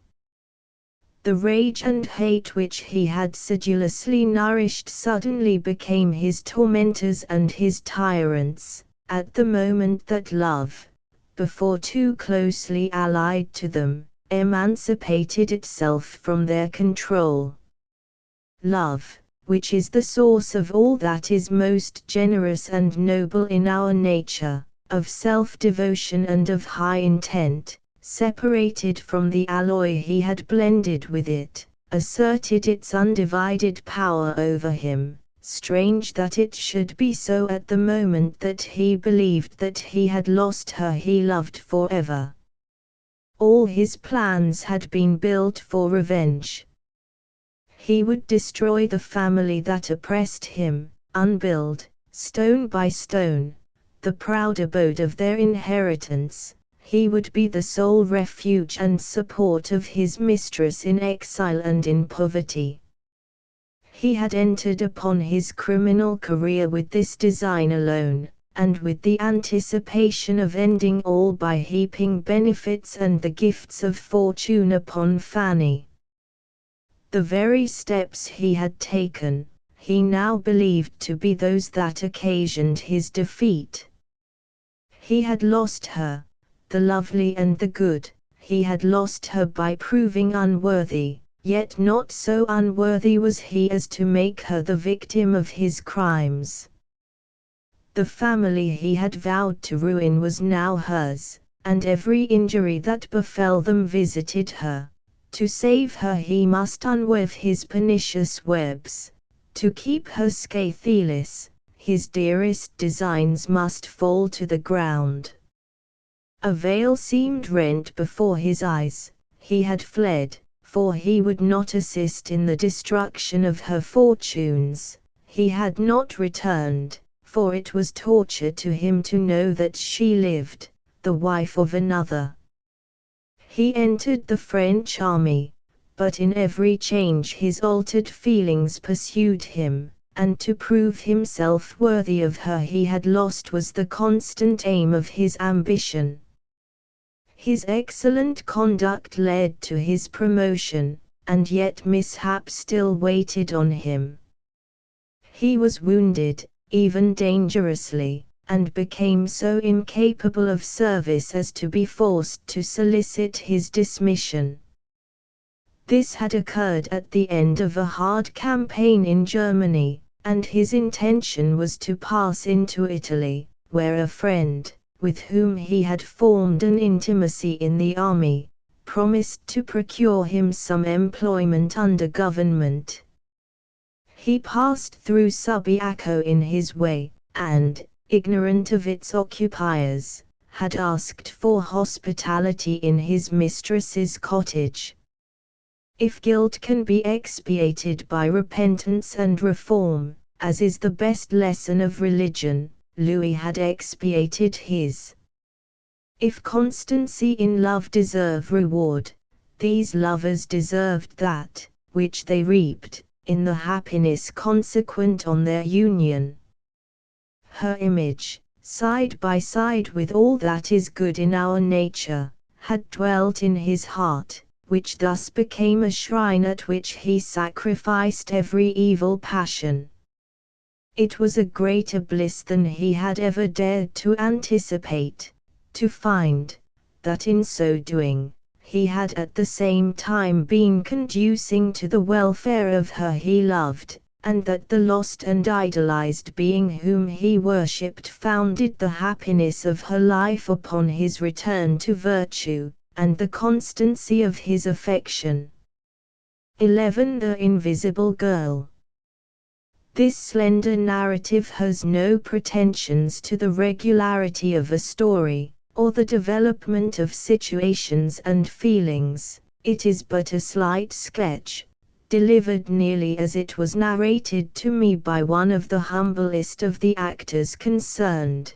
Nor will I spin out a circumstance interesting principally from its singularity and truth, but narrate, as concisely as I can, how I was surprised on visiting what seemed a ruined tower, crowning a bleak promontory overhanging the sea, that flows between Wales and Ireland, to find that though the exterior preserved all the savage rudeness that betokened many a war with the elements, the interior was fitted up somewhat in the guise of a summer house, for it was too small to deserve any other name. It consisted but of the ground floor, which served as an entrance, and one room above, which was reached by a staircase made out of the thickness of the wall. This chamber was floored and carpeted, decorated with elegant furniture, and, above all, to attract the attention and excite curiosity, there hung over the chimney-piece, for to preserve the apartment from damp a fireplace had been built evidently since it had assumed a guise so dissimilar to the object of its construction, a picture simply painted in water-colors, which deemed more than any part of the adornments of the room to be at war with the rudeness of the building, the solitude in which it was placed, and the desolation of the surrounding scenery. This drawing represented a lovely girl in the very pride and bloom of youth. Her dress was simple, in the fashion of the beginning of the 18th century. Her countenance was embellished by a look of mingled innocence and intelligence, to which was added the imprint of serenity of soul and natural cheerfulness. She was reading one of those folio romances which have so long been the delight of the enthusiastic and young. Her mandolin was at her feet, her paroquet perched on a huge mirror near her. The arrangement of furniture and hangings gave token of a luxurious dwelling, and her attire also evidently that of home and privacy, yet bore with it an appearance of ease and girlish ornament, as if she wished to please. Beneath this picture was inscribed in golden letters, "The Invisible Girl." Rambling about a country nearly uninhabited, having lost my way, and being overtaken by a shower, I had lighted on this dreary-looking tenement, which seemed to rock in the blast, and to be hung up there as the very symbol of desolation. I was gazing wistfully and cursing inwardly my stars which led me to a ruin that could afford no shelter, though the storm began to pelt more seriously than before, when I saw an old woman's head popped out from a kind of loophole, and as suddenly withdrawn. A minute after a feminine voice called to me from within, and penetrating a little brambly maze that screened a door, which I had not before observed, so skillfully had the planter succeeded in concealing art with nature, I found the good dame standing on the threshold and inviting me to take refuge within. I had just come up from our cot hard by, she said, to look after the things, as I do every day, when the rain came on. Will ye walk up till it is over? I was about to observe that the cot hard by, at the venture of a few raindrops, was better than a ruined tower, and to ask my kind hostess whether the things were pigeons or crows that she was come to look after, when the matting of the floor and the carpeting of the staircase struck my eye. I was still more surprised when I saw the room above, and beyond all, the picture and its singular inscription, naming her invisible, whom the painter had colored forth into very agreeable visibility, awakened my most lively curiosity. The result of this, of my exceeding politeness towards the old woman, and her own natural garrulity, was a kind of garbled narrative which my imagination eked out, and future inquiries rectified, till it assumed the following form. Some years before, in the afternoon of a September day, which, though tolerably fair, gave many tokens of a tempestuous night, a gentleman arrived at a little coast town about 10 miles from this place. He expressed his desire to hire a boat to carry him to the town of, about 15 miles farther on the coast. The menaces which the sky held forth made the fisherman loath to venture, till at length one the father of a numerous family, bribed by the bountiful reward the stranger promised, the other, the son of my hostess, induced by youthful daring, agreed to undertake the voyage. The wind was fair, and they hoped to make good way before nightfall, and to get into port ere the rising of the storm. They pushed off with good cheer, at least the fisherman did. As for the stranger, the deep mourning which he wore was not half so black as the melancholy that wrapped his mind. He looked as if he had never smiled, as if some unutterable thought, dark as night and bitter as death, had built its nest within his bosom, and brooded therein eternally. He did not mention his name, but one of the villagers recognized him as Henry Vernon, the son of a baronet who possessed a mansion about 3 miles distant from the town for which he was bound. This mansion was almost abandoned by the family, but Henry had, in a romantic fit, visited it about 3 years before, and Sir Peter had been down there during the previous spring for about a couple of months. The boat did not make so much way as was expected. The breeze failed them as they got out to sea, and they were fain with oar as well as sail to try to weather the promontory that jutted out between them and the spot they desired to reach. They were yet far distant when the shifting wind began to exert its strength, and to blow with violent though unequal blasts. Night came on pitchy dark, and the howling waves rose and broke with frightful violence, menacing to overwhelm the tiny bark that dared resist their fury.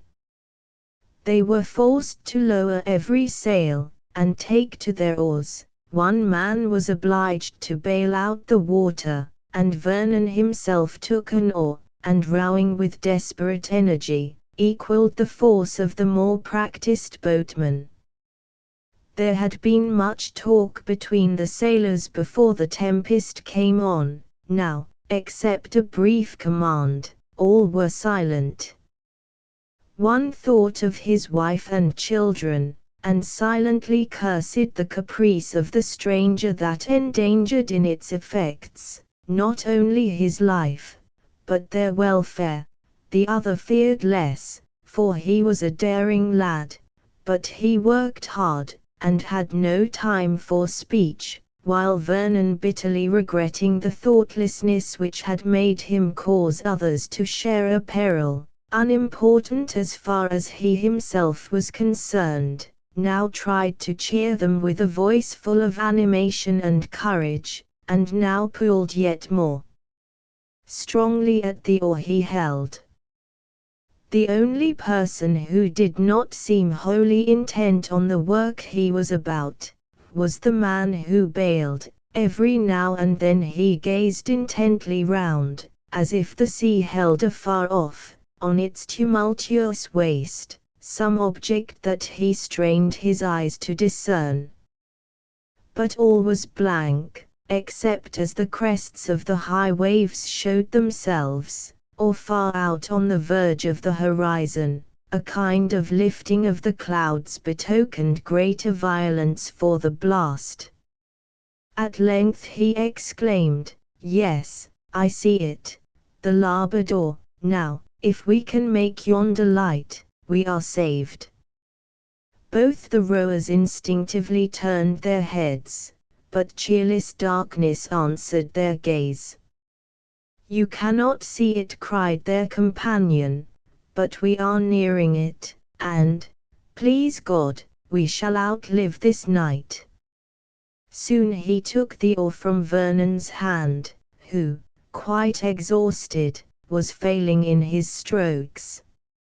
He rose and looked for the beacon which promised them safety. It glimmered with so faint a ray, that now he said, "I see it," and again, "It is nothing still." As they made way, it dawned upon his sight, growing more steady and distinct as it beamed across the lurid waters, which themselves became smoother, so that safety seemed to arise from the bosom of the ocean under the influence of that flickering gleam. "What beacon is it that helps us at our need?" asked Vernon, as the men, now able to manage their oars with greater ease, found breath to answer his question. "A fairy one, I believe," replied the elder sailor, "yet no less a true. It burns in an old tumble-down tower, built on the top of a rock which looks over the sea. We never saw it before this summer, and now each night it is to be seen, at least when it is looked for we cannot see it from our village, and it is such an out-of-the-way place that no one has need to go near it, except through a chance like this. Some say it is burnt by witches, some say by smugglers, but this I know, 2 parties have been to search, and found nothing but the bare walls of the tower. All is deserted by day, and dark by night, for no light was to be seen while we were there, though it burned sprightly enough when we were out at sea." "I have heard say," observed the younger sailor, "it is burned by the ghost of a maiden who lost her sweetheart in these parts, he being wrecked, and his body found at the foot of the tower. She goes by the name among us of the Invisible Girl." The voyagers had now reached the landing place at the foot of the tower. Vernon cast a glance upward. The light was still burning. With some difficulty, struggling with the breakers, and blinded by night, they contrived to get their little bark to shore, and to draw her up on the beach.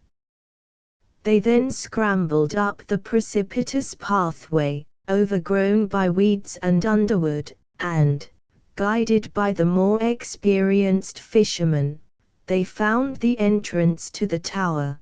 Door or gate there was none, and all was dark as the tomb, and silent and almost as cold as death. "This will never do," said Vernon. "Surely our hostess will show her light, if not herself, and guide our darkling steps by some sign of life and comfort." "We will get to the upper chamber," said the sailor, "if I can but hit upon the broken-down steps, but you will find no trace of the invisible girl nor her light either, I warrant."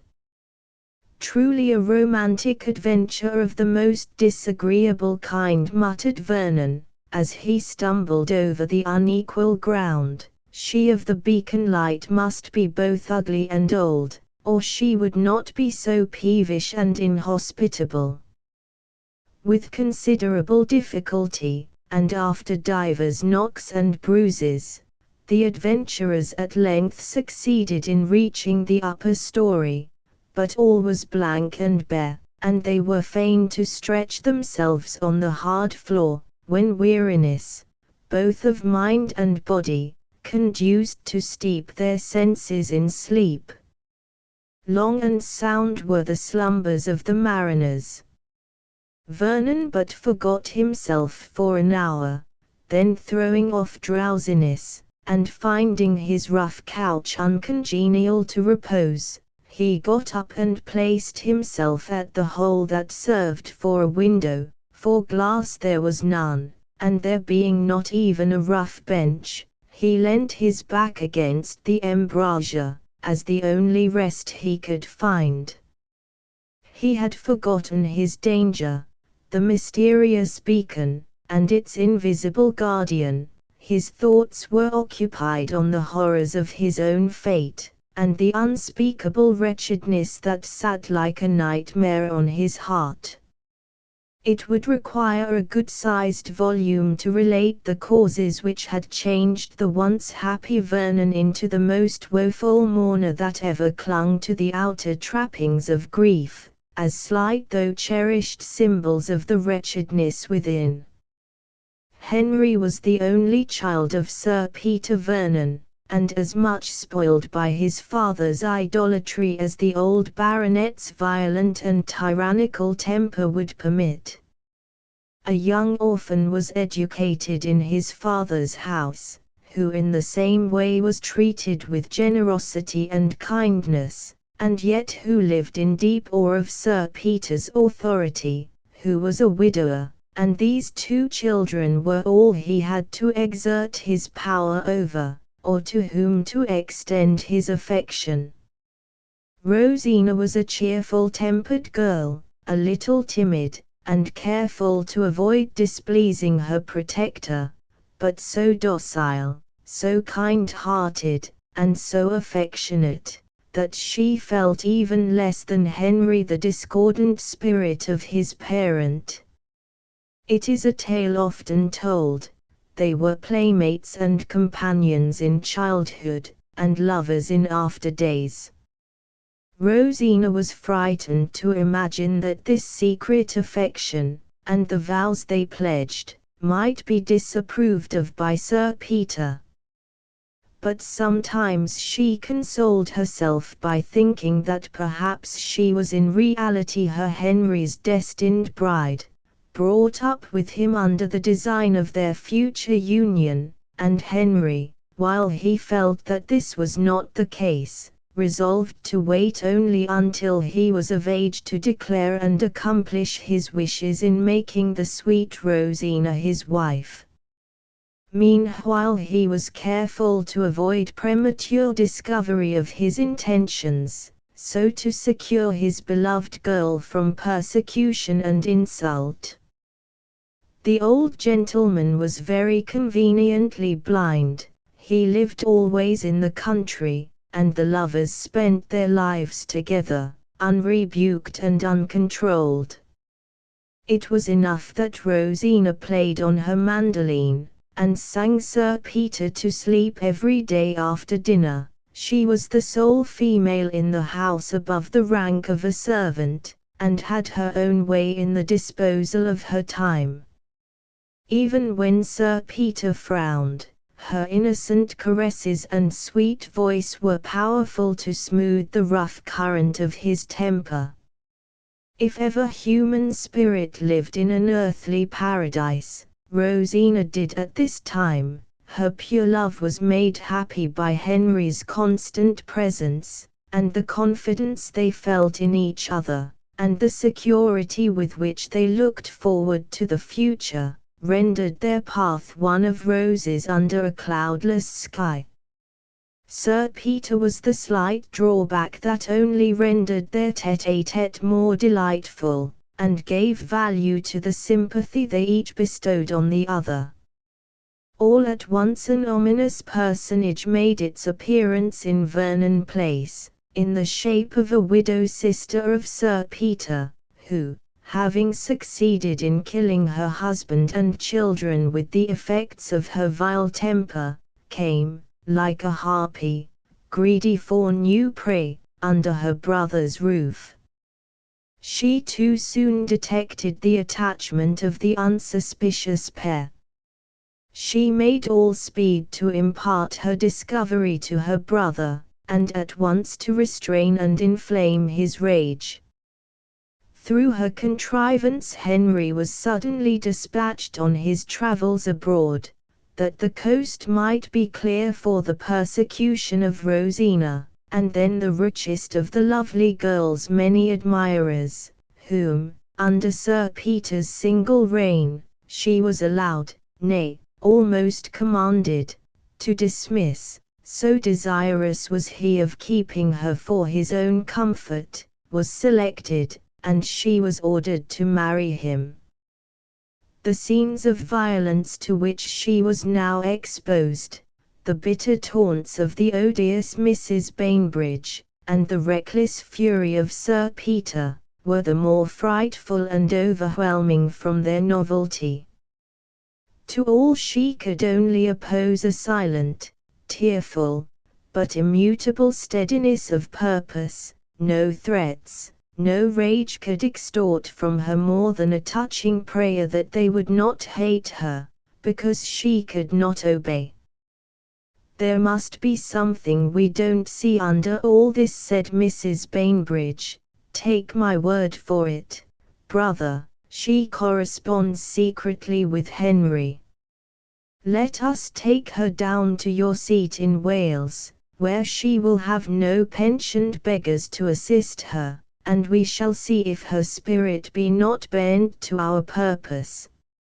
Sir Peter consented, and they all three took up their abode in the solitary and dreary-looking house before alluded to as belonging to the family. Here poor Rosina's sufferings grew intolerable. Before, surrounded by well-known scenes, and in perpetual intercourse with kind and familiar faces, she had not despaired in the end of conquering by her patience the cruelty of her persecutors, nor had she written to Henry, for his name had not been mentioned by his relatives, nor their attachment alluded to, and she felt an instinctive wish to escape the dangers about her without his being annoyed, or the sacred secret of her love being laid bare, and wronged by the vulgar abuse of his aunt, or the bitter curses of his father. But when she was taken to Wales, and made a prisoner in her apartment, when the flinty mountains about her seemed feebly to imitate the stony hearts she had to deal with, her courage began to fail. The only attendant permitted to approach her was Mrs. Bainbridge's maid, and under the tutelage of her fiend-like mistress, This woman was used as a decoy to entice the poor prisoner into confidence, and then to be betrayed. The simple, kind-hearted Rosina was a facile dupe, and at last, in the excess of her despair, wrote to Henry, and gave the letter to this woman to be forwarded. The letter in itself would have softened marble. It did not speak of their mutual vows, it but asked him to intercede with his father, that he would restore her to the place she had formerly held in his affections, and cease from a cruelty that would destroy her. For I may die, wrote the hapless girl, but marry another, never.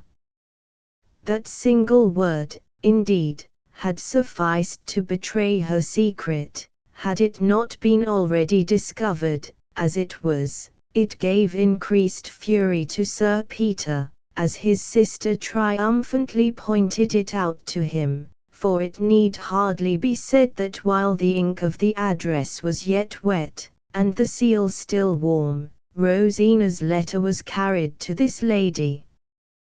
The culprit was summoned before them. What ensued none could tell. For their own sakes the cruel pair tried to palliate their part. Voices were high, and the soft murmur of Rosina's tone was lost in the howling of Sir Peter and the snarling of his sister. "Out of doors you shall go," roared the old man, "under my roof you shall not spend another night." And the words infamous, seductress, and worse, such as had never met the poor girl's ear before, were caught by listening servants, and to each angry speech of the baronet, Mrs. Bainbridge added an envenomed point worse than all. More dead than alive, Rosina was at last dismissed. Whether guided by despair, whether she took Sir Peter's threats literally, or whether his sister's orders were more decisive, none knew, but Rosina left the house. A servant saw her cross the park, weeping, and wringing her hands as she went.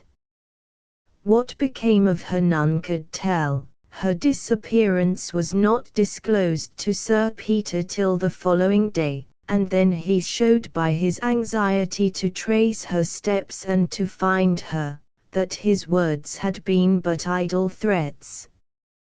The truth was, that though Sir Peter went to frightful lengths to prevent the marriage of the heir of his house with the portionless orphan, the object of his charity, yet in his heart he loved Rosina, and half his violence to her rose from anger at himself for treating her so ill. Now remorse began to sting him, as messenger after messenger came back without tidings of his victim. He dared not confess his worst fears to himself, and when his inhuman sister, trying to harden her conscience by angry words, cried, "The vile hussy has too surely made away with herself out of revenge to us," an oath the most tremendous, and a look sufficient to make even her tremble, commanded her silence. Her conjecture, however, appeared too true. A dark and rushing stream that flowed at the extremity of the park had doubtless received the lovely form, and quenched the life of this unfortunate girl. Sir Peter, when his endeavours to find her proved fruitless, returned to town, haunted by the image of his victim, and forced to acknowledge in his own heart that he would willingly lay down his life, could he see her again, even though it were as the bride of his son, before whose questioning he quailed like the veriest coward. For when Henry was told of the death of Rosina, he suddenly returned from abroad to ask the cause, to visit her grave, and mourn her loss in the groves and valleys which had been the scenes of their mutual happiness. He made 1,000 inquiries, and an ominous silence alone replied. Growing more earnest and more anxious, at length he drew from servants and dependents, and his odious aunt herself, the whole dreadful truth. From that moment despair struck his heart, and misery named him her own. He fled from his father's presence, and the recollection that one whom he ought to revere was guilty of so dark a crime, haunted him, as of old the Eumenides tormented the souls of men given up to their torturings. His first, his only wish, was to visit Wales, and to learn if any new discovery had been made, and whether it were possible to recover the mortal remains of the lost Rosina, so to satisfy the unquiet longings of his miserable heart. On this expedition was he bound when he made his appearance at the village before named, and now, in the deserted tower, his thoughts were busy with images of despair and death, and what his beloved one had suffered before her gentle nature had been goaded to such a deed of woe. While immersed in gloomy reverie, to which the monotonous roaring of the sea made fit accompaniment, hours flew on, and Vernon was at last aware that the light of morning was creeping from out its eastern retreat, and dawning over the wild ocean, which still broke in furious tumult on the rocky beach. His companions now roused themselves, and prepared to depart. The food they had brought with them was damaged by sea water, and their hunger, after hard labor and many hours fasting, had become ravenous. It was impossible to put to sea in their shattered boat, but there stood a fisher's cot about 2 miles off, in a recess in the bay, of which the promontory on which the tower stood formed one side, and to this they hastened to repair. They did not spend a second thought on the light which had saved them, nor its cause, but left the ruin in search of a more hospitable asylum. Vernon cast his eyes round as he quitted it, but no vestige of an inhabitant met his eye, and he began to persuade himself that the beacon had been a creation of fancy merely.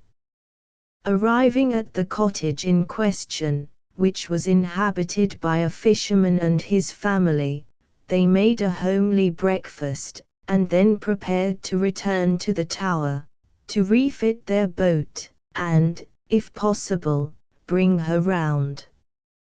Vernon accompanied them, together with their host and his son. Several questions were asked concerning the invisible girl and her light, each agreeing that the apparition was novel, and not one being able to give even an explanation of how the name had become affixed to the unknown cause of this singular appearance, though both of the men of the cottage affirmed that once or twice they had seen a female figure in the adjacent wood, and that now and then a stranger girl made her appearance at another cot a mile off, on the other side of the promontory, and bought bread.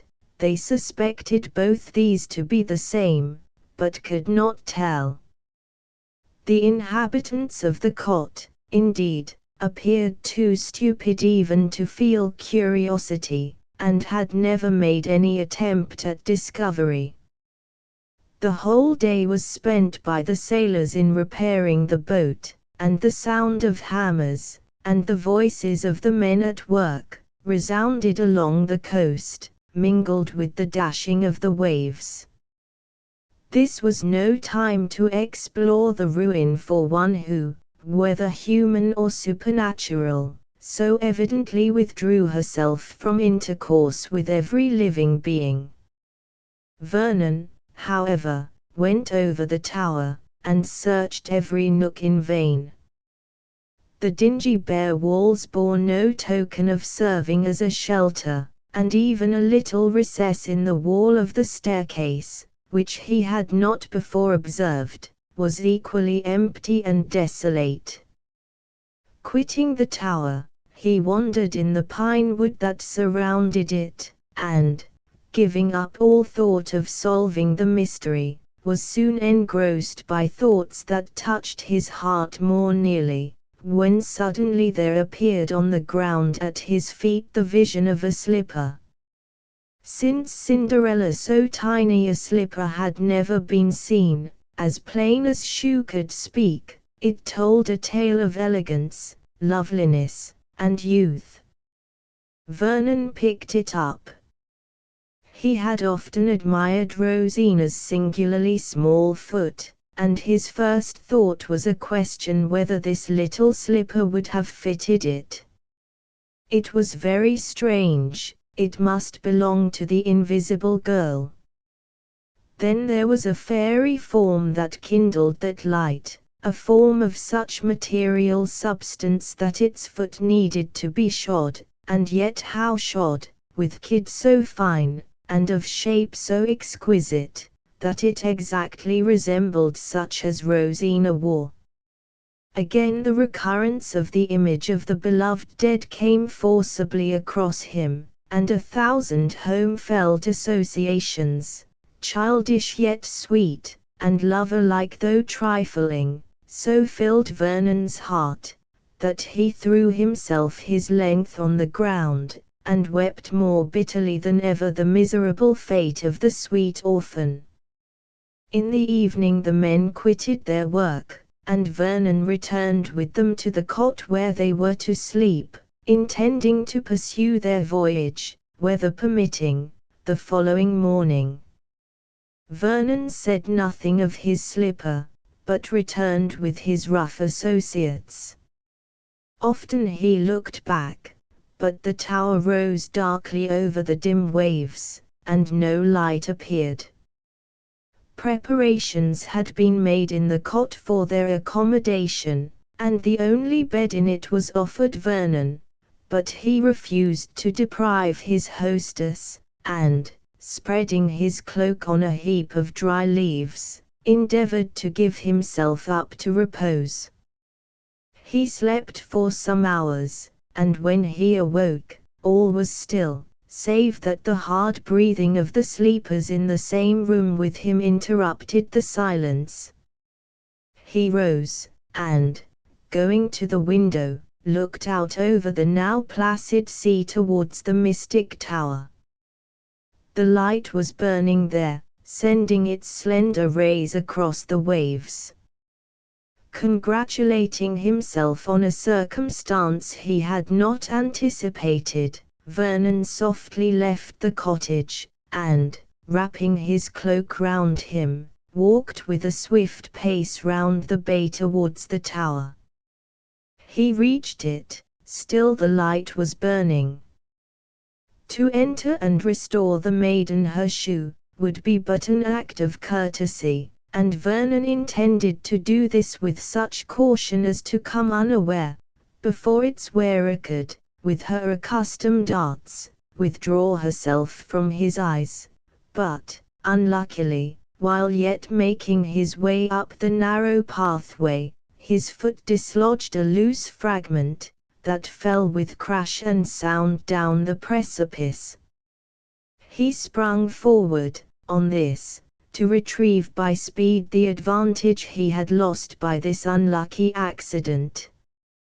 He reached the door, he entered, all was silent, but also all was dark. He paused in the room below, he felt sure that a slight sound met his ear. He ascended the steps, and entered the upper chamber, but blank obscurity met his penetrating gaze. The starless night admitted not even a twilight glimmer through the only aperture. He closed his eyes, to try, on opening them again, to be able to catch some faint, wandering ray on the visual nerve, but it was in vain. He groped round the room, he stood still, and held his breath, and then, listening intently, he felt sure that another occupied the chamber with him, and that its atmosphere was slightly agitated by another's respiration. He remembered the recess in the staircase, but before he approached it he spoke. He hesitated a moment what to say.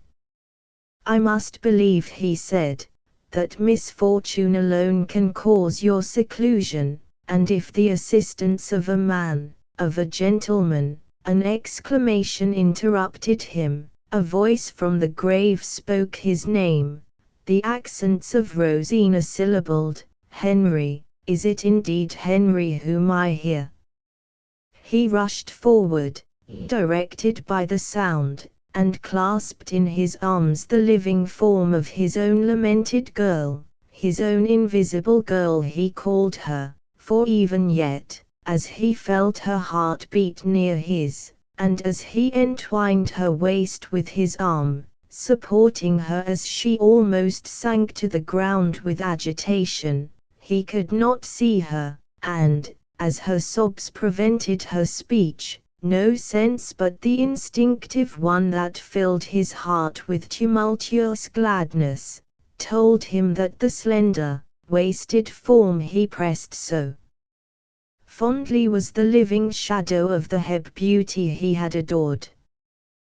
The morning saw this pair thus strangely restored to each other on the tranquil sea, sailing with a fair wind for L, whence they were to proceed to Sir Peter's seat, which, 3 months before, Rosina had quitted in such agony and terror. The morning light dispelled the shadows that had veiled her, and disclosed the fair person of the invisible girl. Altered indeed she was by suffering and woe, but still the same sweet smile played on her lips, and the tender light of her soft blue eyes were all her own.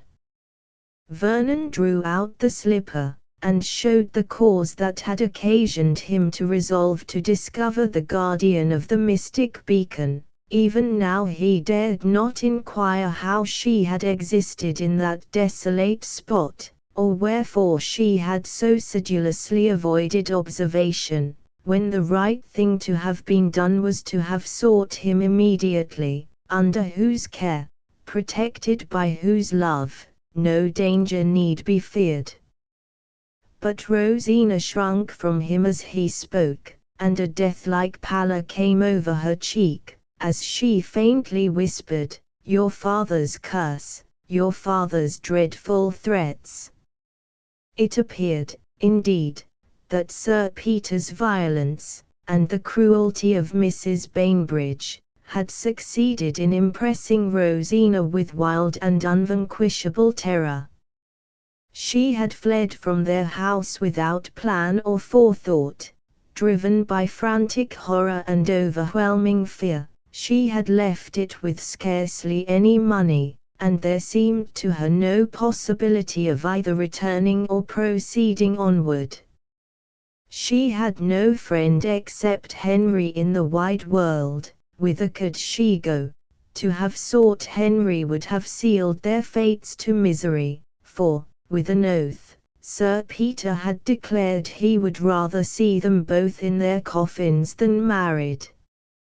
After wandering about, hiding by day, and only venturing forth at night, she had come to this deserted tower, which seemed a place of refuge.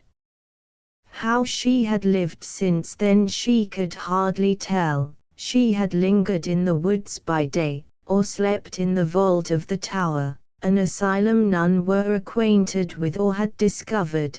By night she burned the pine-cones of the wood, and night was her dearest time, for it seemed to her as if security came with darkness. She was unaware that Sir Peter had left that part of the country, and was terrified lest her hiding place should be revealed to him. Her only hope was that Henry would return, that Henry would never rest till he had found her. She confessed that the long interval and the approach of winter had visited her with dismay. She feared that, as her strength was failing, and her form wasting to a skeleton, that she might die, and never see her own Henry more. An illness, indeed, in spite of all his care, followed her restoration to security and the comforts of civilized life. Many months went by before the bloom revisiting her cheeks, and her limbs regaining their roundness, she resembled once more the picture drawn of her in her days of bliss before any visitation of sorrow. It was a copy of this portrait that decorated the tower, the scene of her suffering, in which I had found shelter. Sir Peter, overjoyed to be relieved from the pangs of remorse, and delighted again to see his orphan ward, whom he really loved, was now as eager as before he had been averse to bless her union with his son. Mrs. Bainbridge they never saw again. But each year they spent a few months in their Welsh mansion, the scene of their early wedded happiness, and the spot where again poor Rosina had awoke to life and joy after her cruel persecutions.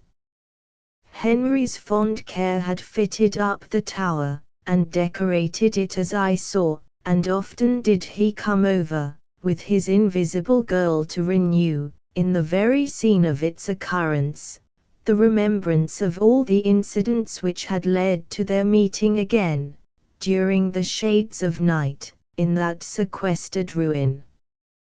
12. The Brother and Sister. An Italian Story.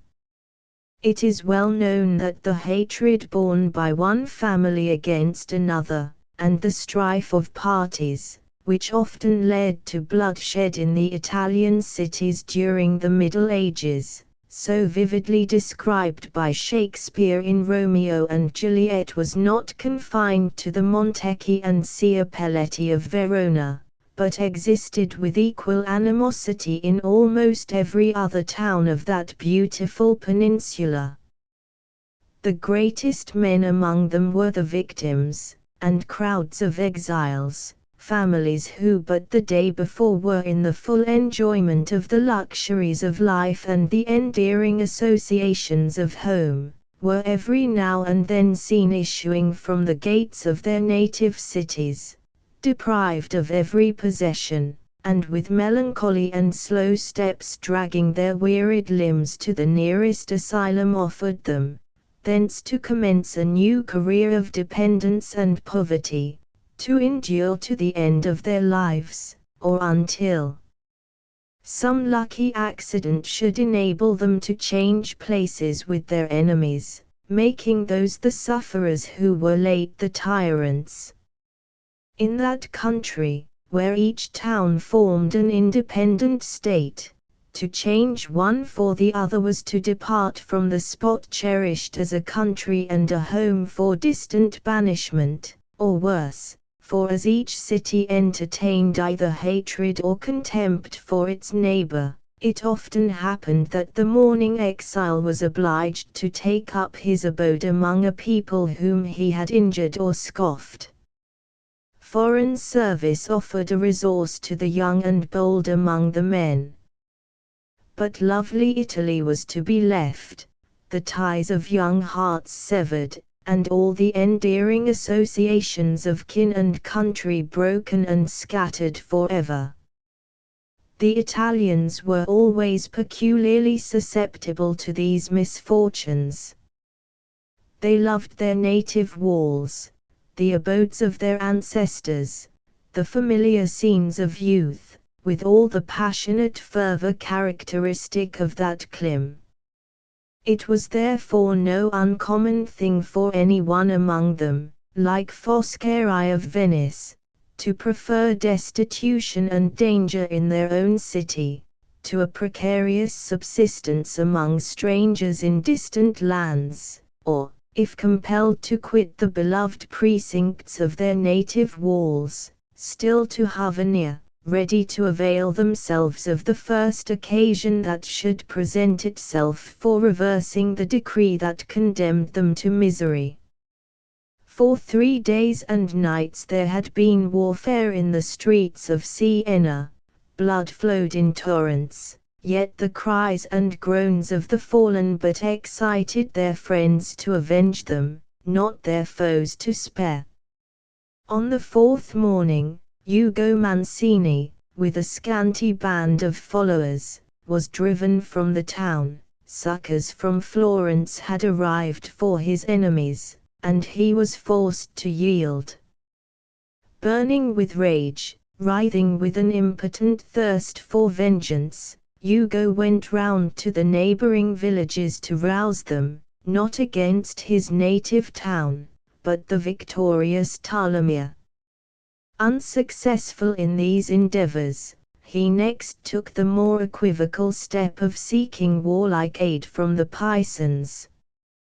But Florence kept Pisa in check, and Ugo found only an inglorious refuge where he had hoped to acquire active allies.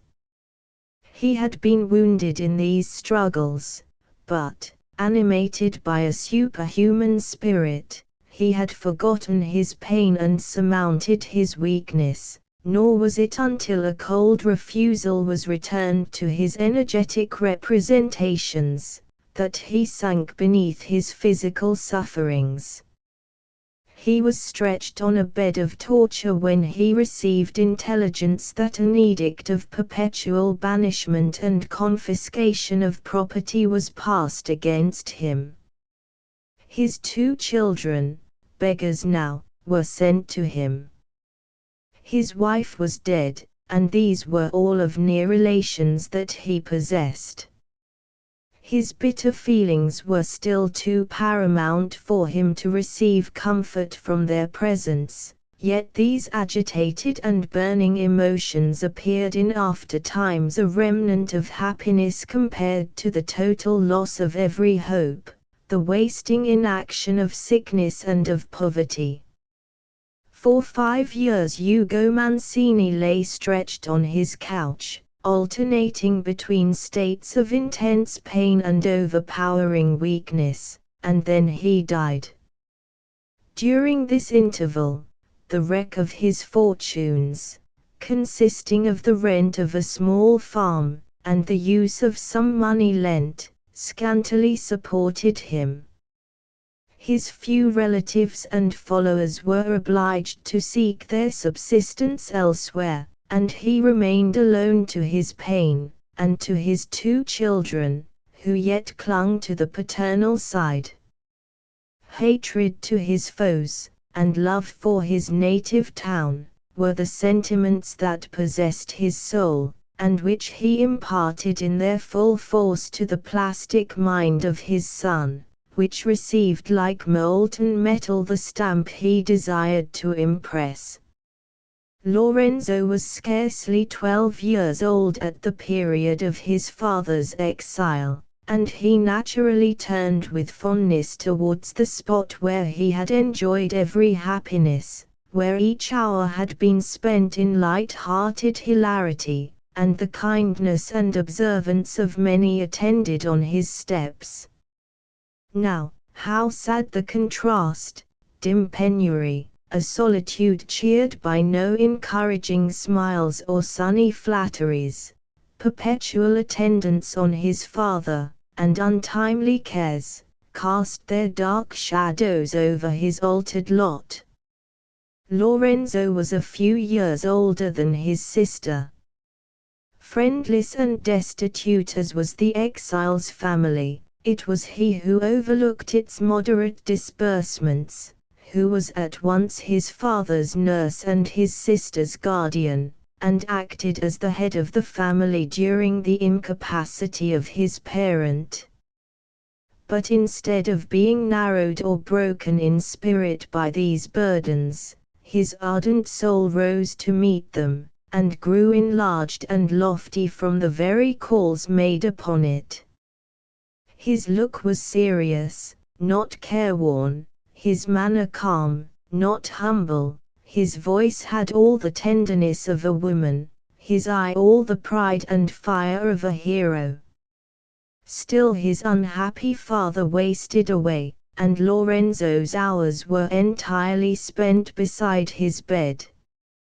He was indefatigable in his attentions, weariness never seemed to overcome him. His limbs were always alert, his speech inspiriting and kind. His only pastime was during any interval in his parents' sufferings, to listen to his eulogiums on his native town, and to the history of the wrongs which, from time immemorial, the Mancini had endured from the Ptolemy. Lorenzo, though replete with noble qualities, was still an Italian, and fervent love for his birthplace, and violent hatred towards the foes of his house, were the darling passions of his heart. Nursed in loneliness, they acquired vigor, and the nights he spent in watching his father were varied by musing on the career he should hereafter follow, his return to his beloved Siena, and the vengeance he would take on his enemies. Hugo often said, "I die because I am an exile." At length these words were fulfilled, and the unhappy man sank beneath the ills of fortune. Lorenzo saw his beloved father expire, his father, whom he loved. He seemed to deposit in his obscure grave all that best deserved reverence and honor in the world, and turning away his steps, he lamented the loss of the sad occupation of so many years, and regretted the exchange he made from his father's sick-bed to a lonely and unprized freedom. The first use he made of the liberty he had thus acquired was to return to Siena with his sister. He entered his native town as if it were a paradise, and he found it a desert in all save the hues of beauty and delight with which his imagination loved to invest it. There was no one to whom he could draw near in friendship within the whole circuit of its walls. According to the barbarous usage of the times, his father's palace had been razed, and the mournful ruins stood as a tomb to commemorate the fall of his fortunes. Not as such did Lorenzo view them. He often stole out at nightfall, when the stars alone beheld his enthusiasm, and, clambering to the highest part of the massy fragments, spent long hours in mentally rebuilding the desolate walls, and in consecrating once again the weed-grown hearth to family love and hospitable festivity.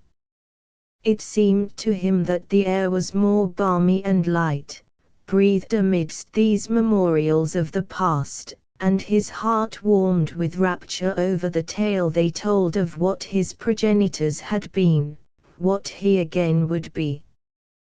Yet, had he viewed his position sanely, he would have found it full of mortification and pain, and he would have become aware that his native town was perhaps the only place in the world where his ambition would fail in the attainment of its aim. The Ptolemy reigned over it. They had led its citizens to conquest, and enriched them with spoils.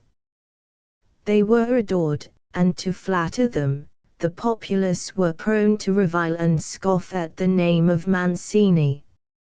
Lorenzo did not possess one friend within its walls.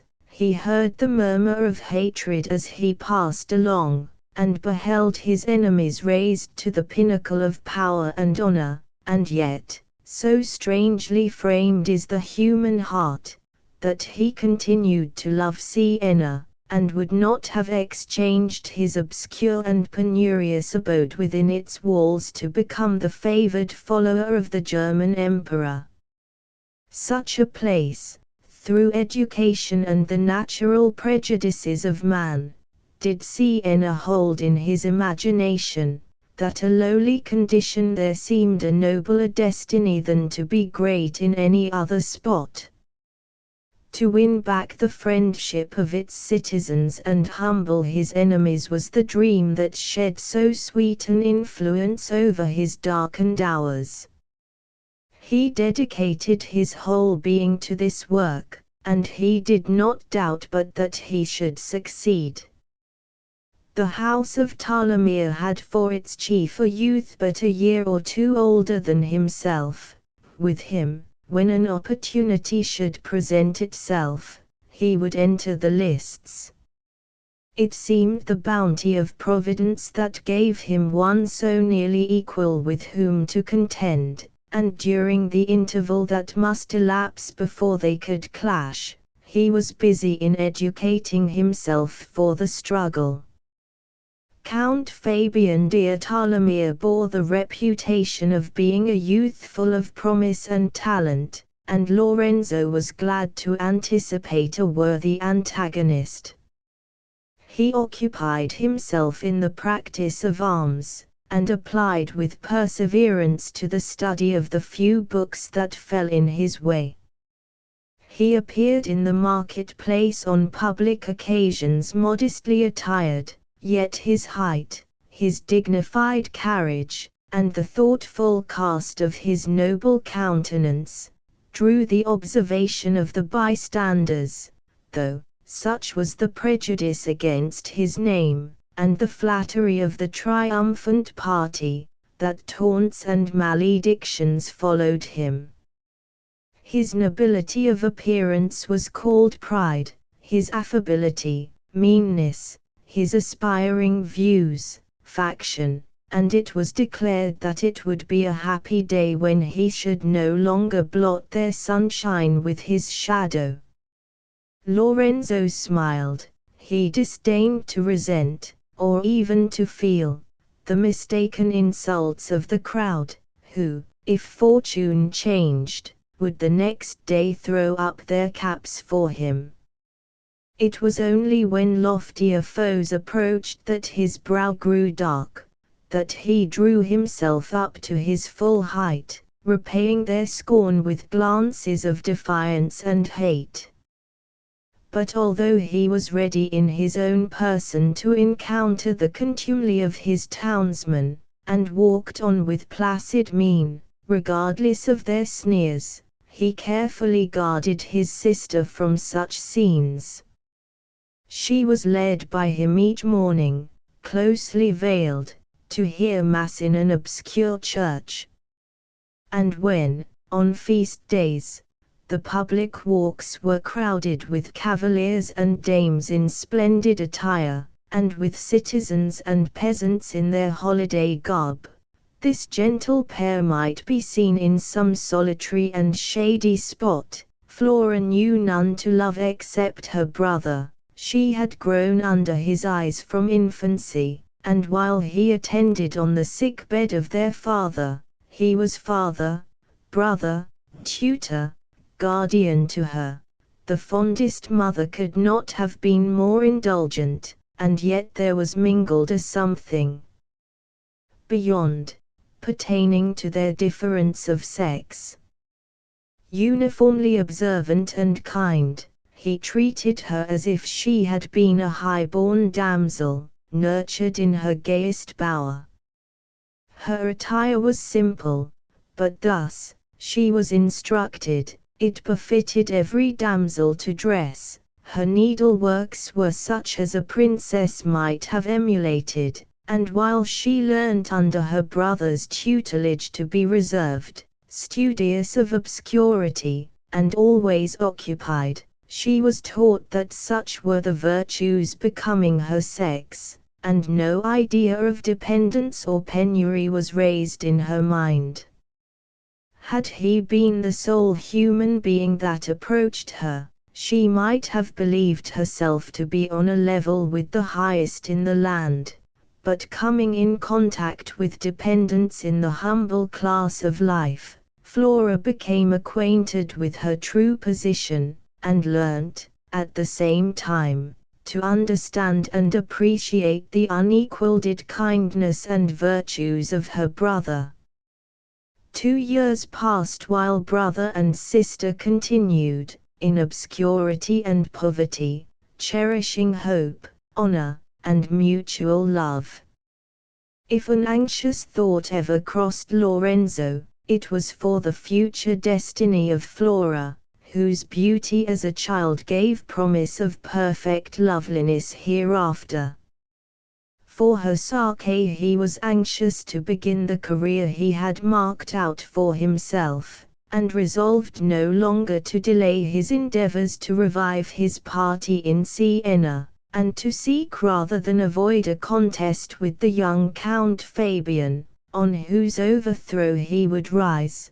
Count Fabian, the darling of the citizens, vaunted as a model for a youthful cavalier, abounding in good qualities, and so adorned by gallantry, subtle wit, and gay, winning manners, that he stepped by right of nature, as well as birth, on the pedestal which exalted him the idol of all around. It was on a day of public feasting that Lorenzo first presented himself in rivalship with Fabian. His person was unknown to the Count, who, in all the pride of rich dress and splendid accoutrements, looked with a smile of patronage on the poorly mounted and plainly attired youth, who presented himself to run a tilt with him. But before the challenge was accepted, the name of his antagonist was whispered to Fabian. Then, all the bitterness engendered by family feuds, all the spirit of vengeance, which had been taught as a religion, arose at once in the young noble's heart. He wheeled round his steed, and, riding rudely up to his competitor, ordered him instantly to retire from the course, nor dare to disturb the revels of the citizens by the hated presence of a Mancini. Lorenzo answered with equal scorn, and Fabian, governed by uncontrollable passion, called together his followers to drive the youth with ignominy from the lists. A fearful array was mustered against the hateful intruder, but had their number been trebled, the towering spirit of Lorenzo had met them all. One fell, another was disabled by his weapon before he was disarmed and made prisoner, but his bravery did not avail to extract admiration from his prejudiced foes. They rather poured execrations on him for its disastrous effects, as they hurried him to a dungeon, and called loudly for his punishment and death. Far from this scene of turmoil and bloodshed, in her poor but quiet chamber, in a remote and obscure part of the town, sat Flora, occupied by her embroidery, musing, as she worked, on her brother's project, and anticipating his success. Hours passed, and Lorenzo did not return. The day declined, and still he tarried. Flora's busy fancy forged 1,000 causes for the delay. Her brother's prowess had awaked the chilly zeal of the partisans of their family. He was doubtless feasting among them, and the first stone was laid for the rebuilding of their house. At last, a rush of steps upon the staircase, and a confused clamor of female voices calling loudly for admittance, made her rise and open the door. In rushed several women. Dismay was painted on their faces. Their words flowed in torrents. Their eager gestures helped them to a meaning, and, though not without difficulty, amidst the confusion, Flora heard of the disaster and imprisonment of her brother, of the blood shed by his hand, and the fatal issue that such a deed ensured. She grew pale as marble. Her young heart was filled with speechless terror. She could form no image of the thing she dreaded, but its indistinct idea was full of fear. Lorenzo was in prison. Count Fabian had placed him there. He was to die. overwhelmed for a moment by such tidings, yet she rose above their benumbing power, and without proffering a word, or listening to the questions and remonstrances of the women, she rushed past them, down the high staircase, into the street, and then with swift pace to where the public prison was situated. She knew the spot she wished to reach, but she had so seldom quitted her home that she soon got entangled among the streets, and proceeded onwards at random. Breathless, at length, she paused before the lofty portal of a large palace. No one was near. The fast fading twilight of an Italian evening had deepened into absolute darkness. At this moment the glare of flambeaux was thrown upon the street, and a party of horsemen rode up. They were talking and laughing gaily. She heard one addressed as Count Fabian. She involuntarily drew back with instinctive hate, and then rushed forward and threw herself at his horse's feet, exclaiming, "Save my brother!" The young cavalier reined up shortly his prancing steed, angrily reproving her for her heedlessness, and, without deigning another word, entered the courtyard. He had not, perhaps, heard her prayer. He could not see the suppliant. He spoke but in the impatience of the moment. But the poor child, deeply wounded by what had the appearance of a personal insult, turned proudly from the door, repressing the bitter tears that filled her eyes. Still she walked on, but night took from her every chance of finding her way to the prison, and she resolved to return home, to engage one of the women of the house, of which she occupied a part, to accompany her. But even to find her way back became matter of difficulty, and she wandered on, discovering no clue to guide her, and far too timid to address anyone she might chance to meet. Fatigue and personal fear were added to her other griefs, and tears streamed plentifully down her cheeks as she continued her hopeless journey. At length, at the corner of a street, she recognized an image of the Madonna in a niche, with a lamp burning over it, familiar to her recollection as being near her home. With characteristic piety she knelt before it in thankfulness, and was offering a prayer for Lorenzo, when the sound of steps made her start up, and her brother's voice hailed, and her brother's arms encircled her. It seemed a miracle, but he was there, and all her fears were ended.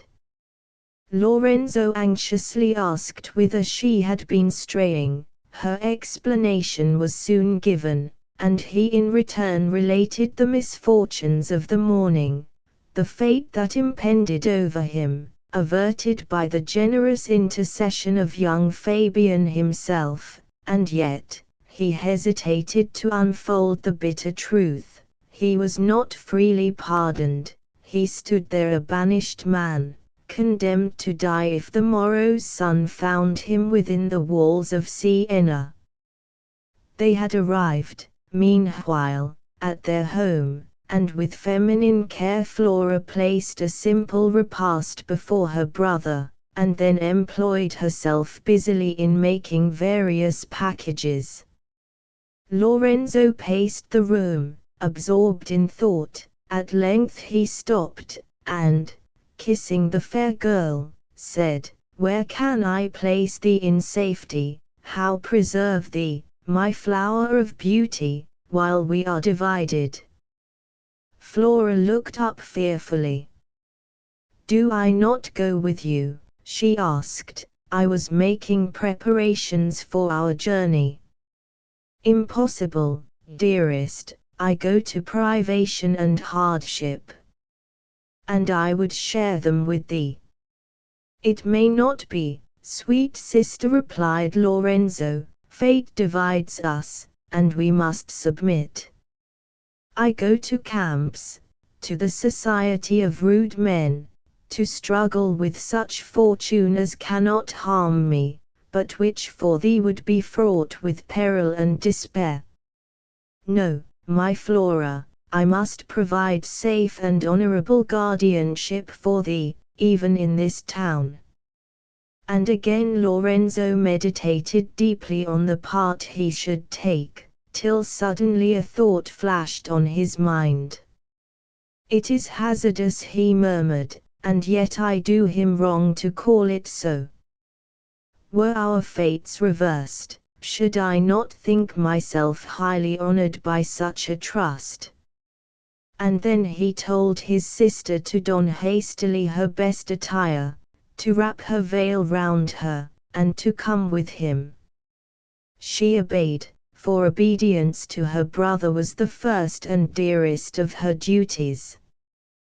But she wept bitterly while her trembling fingers braided her long hair, and she hastily changed her dress. At length they walked forth again, and proceeded slowly, as Lorenzo employed the precious minutes in consoling and counseling his sister. He promised as speedy a return as he could accomplish, but if he failed to appear as soon as he could wish, yet he vowed solemnly that, if alive and free, she should see him within 5 years from the moment of parting. Should he not come before, he besought her earnestly to take patience, and to hope for the best till the expiration of that period, and made her promise not to bind herself by any vestal or matrimonial vow in the interim. They had arrived at their destination, and entered the courtyard of a spacious palace. They met no servants, so crossed the court, and ascended the ample stairs. Flora had endeavored to listen to her brother. He had bade her be of good cheer, and he was about to leave her. He told her to hope, and he spoke of an absence to endure 5 years, an endless term to her youthful anticipations. She promised obedience, but her voice was choked by sobs, and her tottering limbs would not have supported her without his aid. She now perceived that they were entering the lighted and inhabited rooms of a noble dwelling, and tried to restrain her tears, as she drew her veil closely around her. They passed from room to room, in which preparations for festivity were making.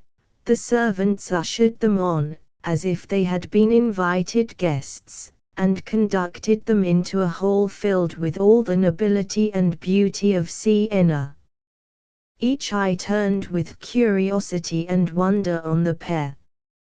Lorenzo's tall person, and the lofty expression of his handsome countenance, put the ladies in good humor with him, while the cavaliers tried to peep under Flora's veil. "It is a mere child," they said, "and a sorrowing one. What can this mean?" The youthful master of the house, however, instantly recognized his uninvited and unexpected guest, but before he could ask the meaning of his coming, Lorenzo had advanced with his sister to the spot where he stood, and addressed him. "I never thought, Count Fabian, to stand beneath your roof, and much less to approach you as a suitor.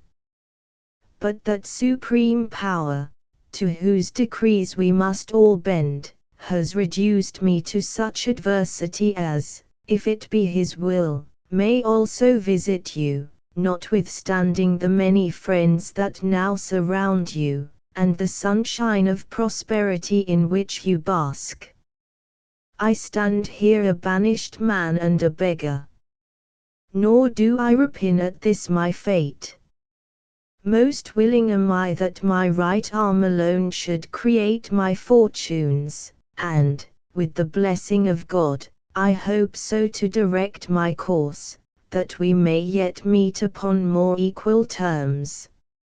In this hope I turn my steps, not unwillingly, from this city, dear as its name is to my heart, and dear the associations which link its proud towers with the memory of my forefathers. I leave it a soldier of fortune. How I may return is written in the page where your unread destiny is traced as well as mine. But my care ends not with myself. My dying father bequeathed to me this child, my orphan sister, whom I have, until now, watched over with a parent's love. I should ill perform the part entrusted to me, were I to drag this tender blossom from its native bower into the rude highways of life.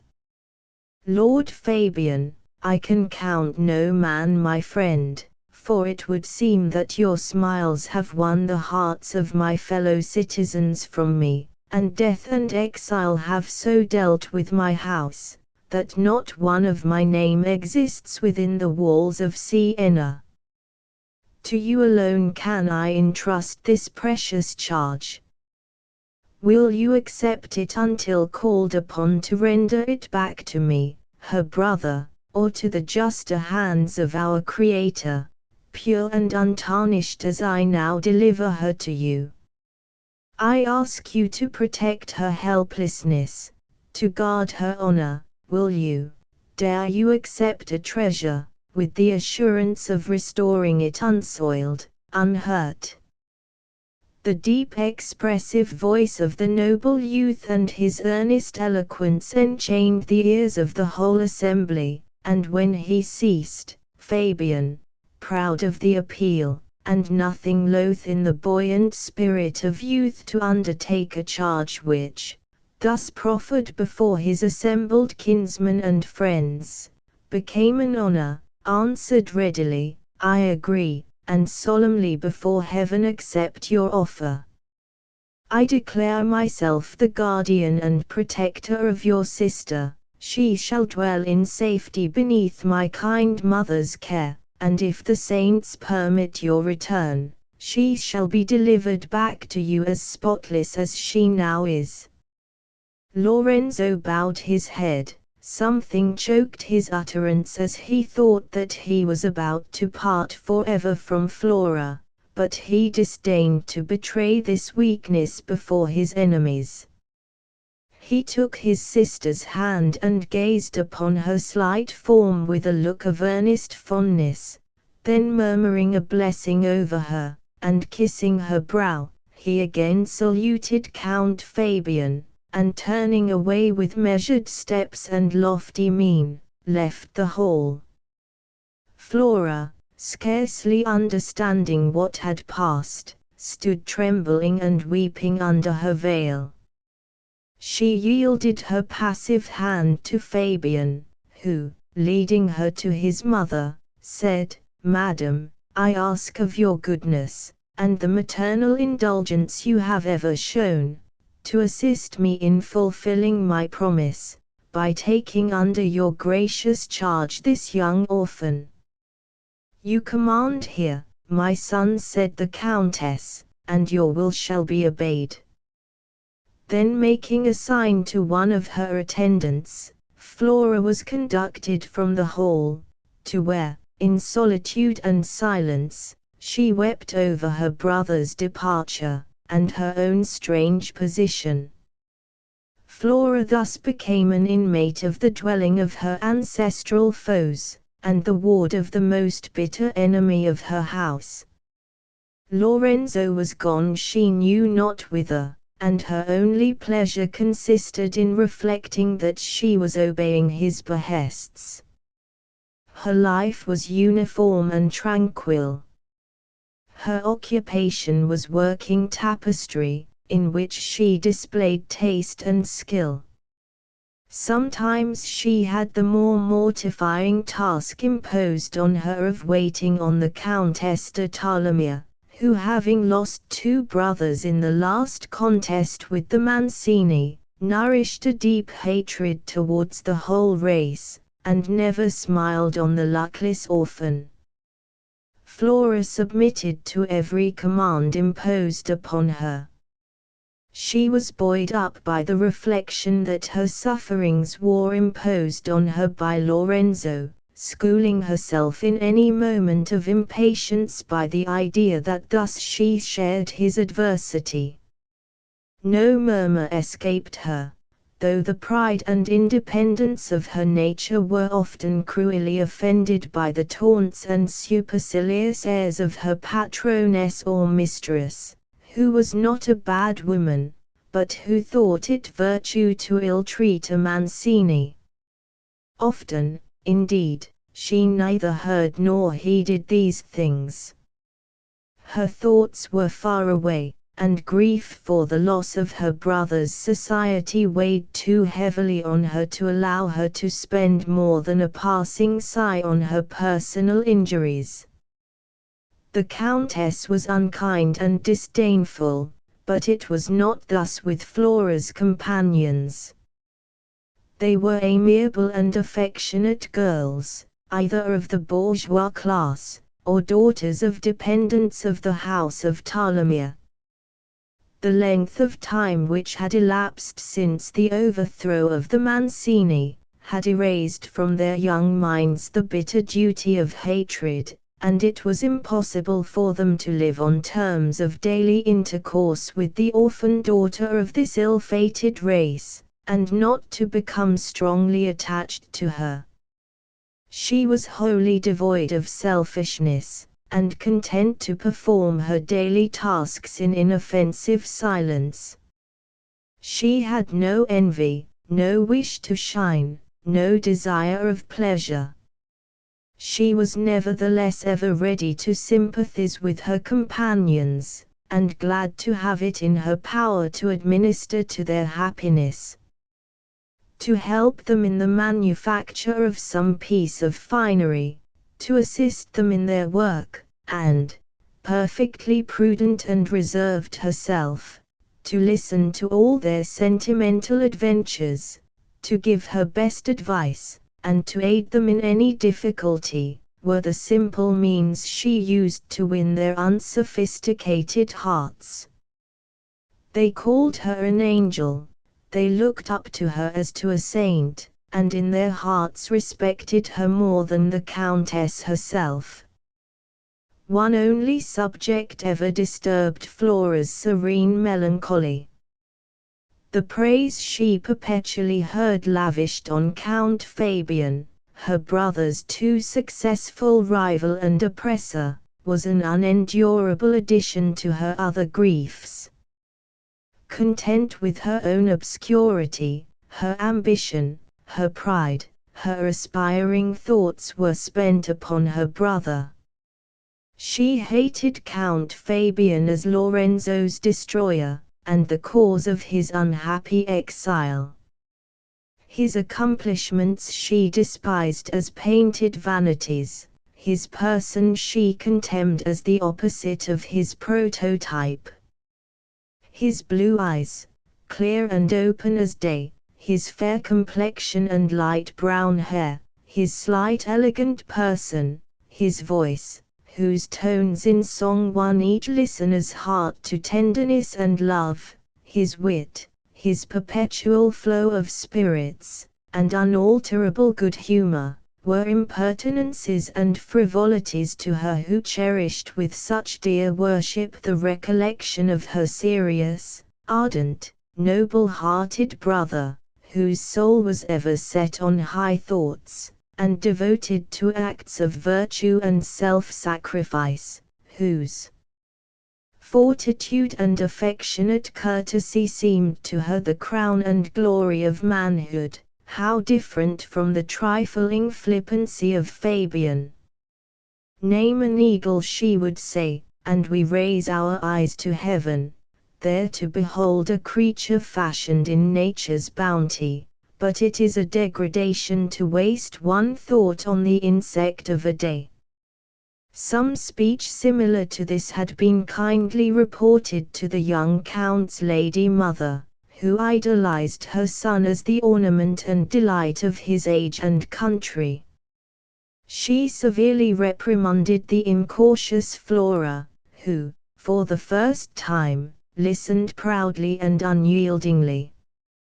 From this period her situation grew more irksome. All she could do was to endeavor to withdraw herself entirely from observation, and to brood over the perfections, while she lamented yet more keenly the absence of her brother.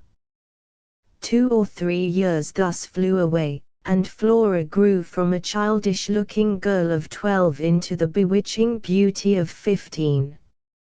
She unclosed like a flower, whose fairest petals are yet shut, but whose half-veiled loveliness is yet more attractive. It was at this time that, on occasion of doing honor to a prince of France, who was passing on to Naples, the Countess Talamir and her son, with a bevy of friends and followers, went out to meet and to escort the royal traveller on his way.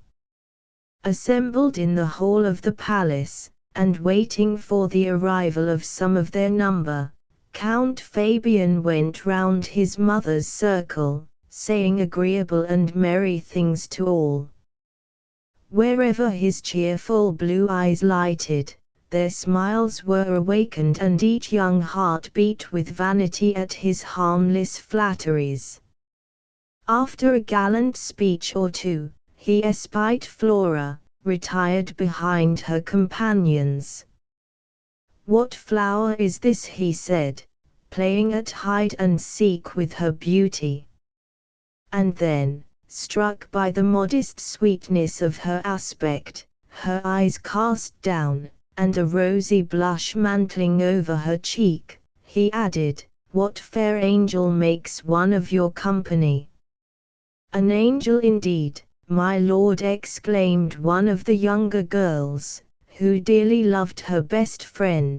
"She is Flora Mancini." "Mancini!" exclaimed Fabian, while his manner became at once respectful and kind.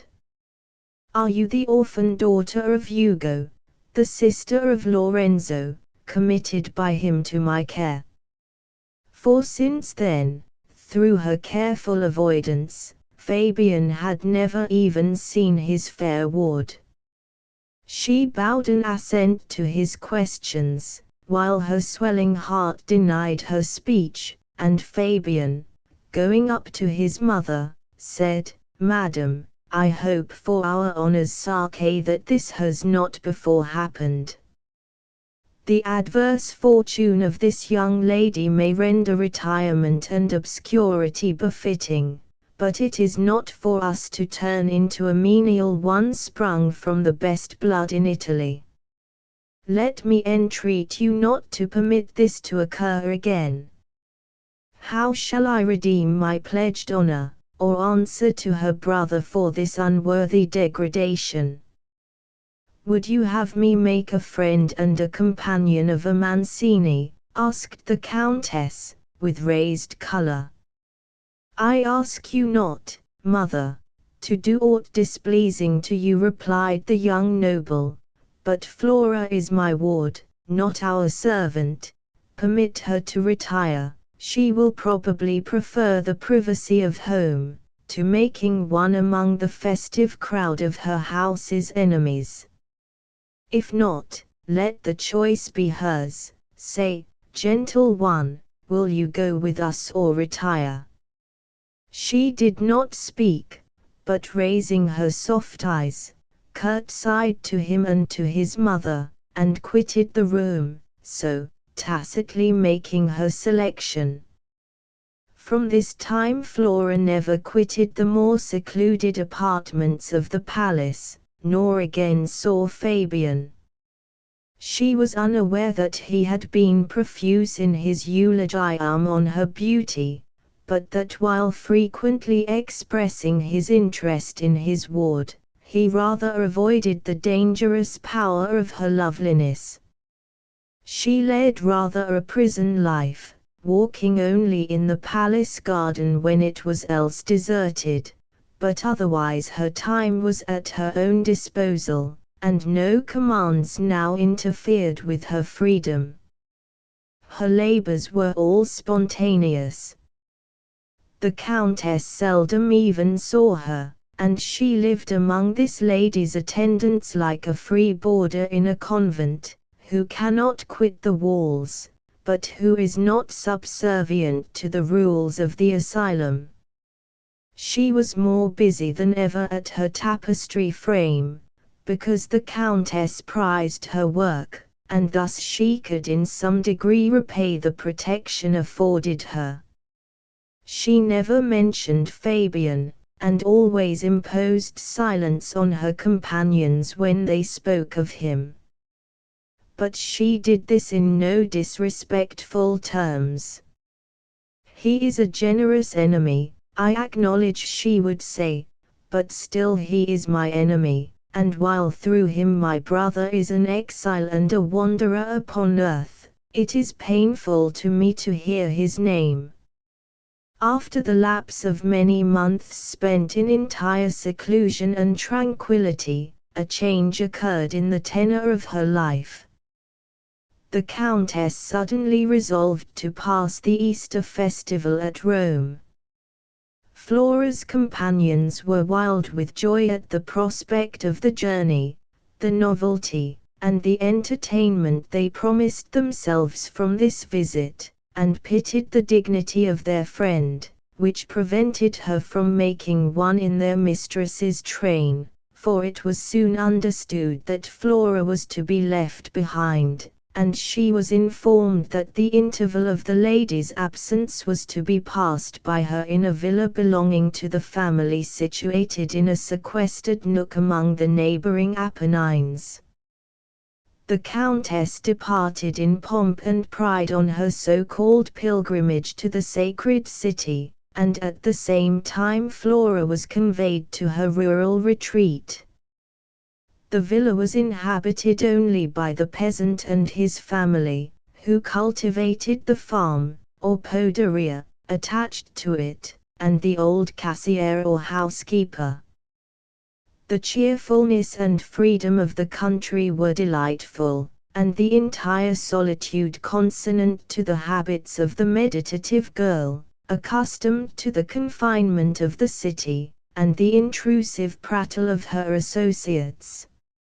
Spring was opening with all the beauty which that season showers upon favored Italy. The almond and peach trees were in blossom, and the vine-dresser sang at his work, perched with his pruning knife among the vines.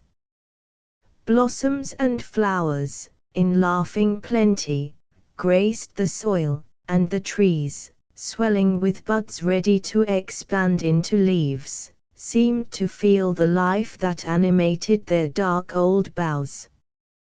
Flora was enchanted, the country labors interested her, and the hoarded experience of old Sandra was a treasure house of wisdom and amusement.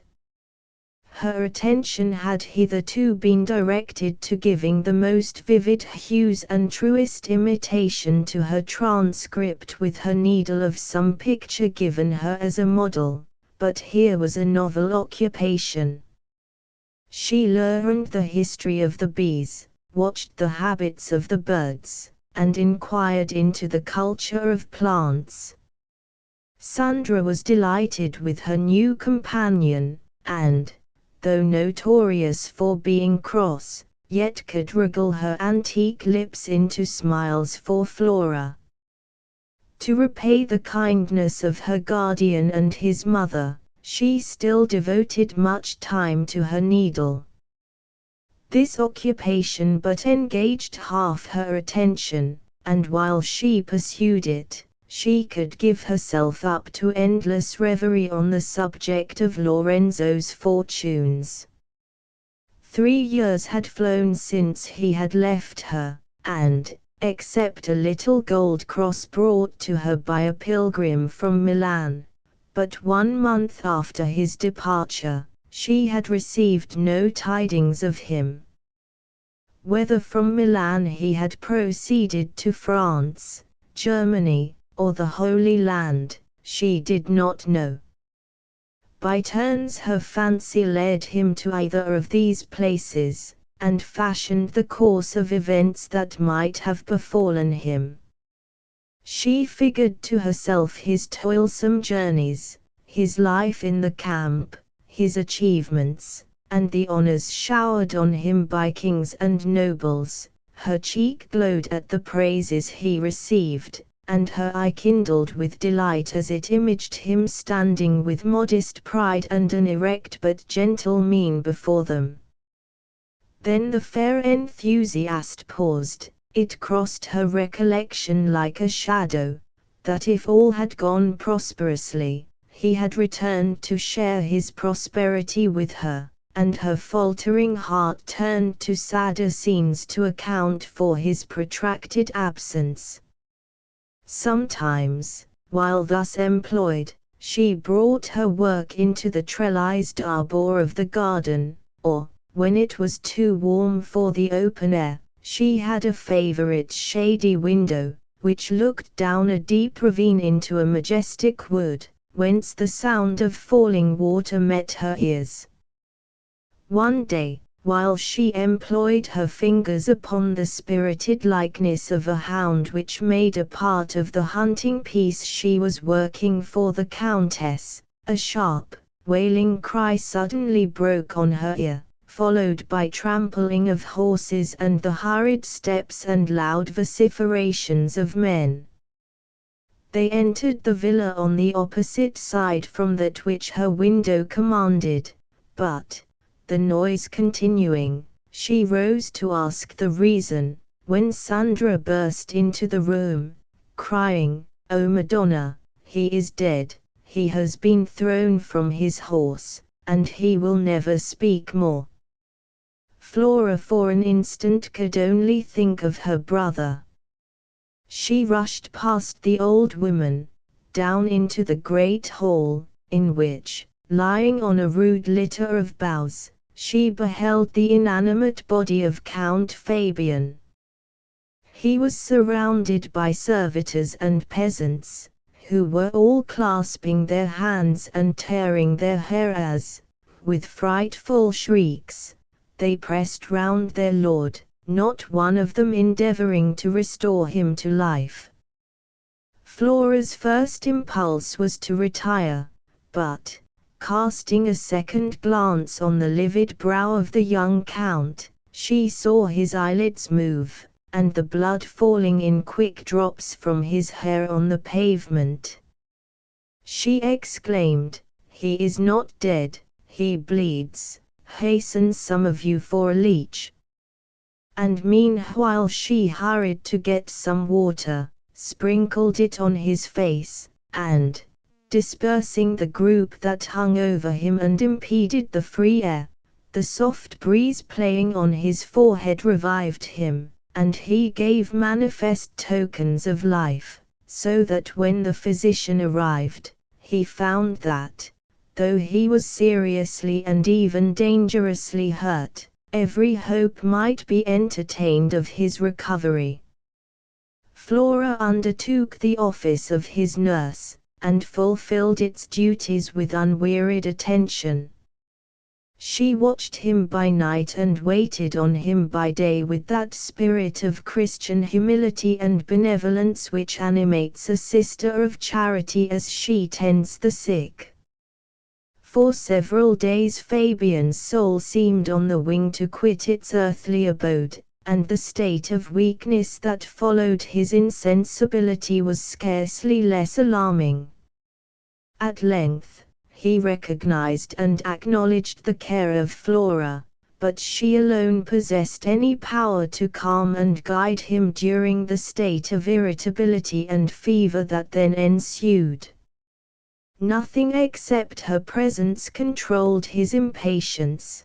Before her he was so lamb-like, that she could scarcely have credited the accounts that others gave her of his violence, but that, whenever she returned, after leaving him for any time, she heard his voice far off in anger, and found him with flushed cheeks and flashing eyes, all which demonstrations subsided into meek acquiescence when she drew near.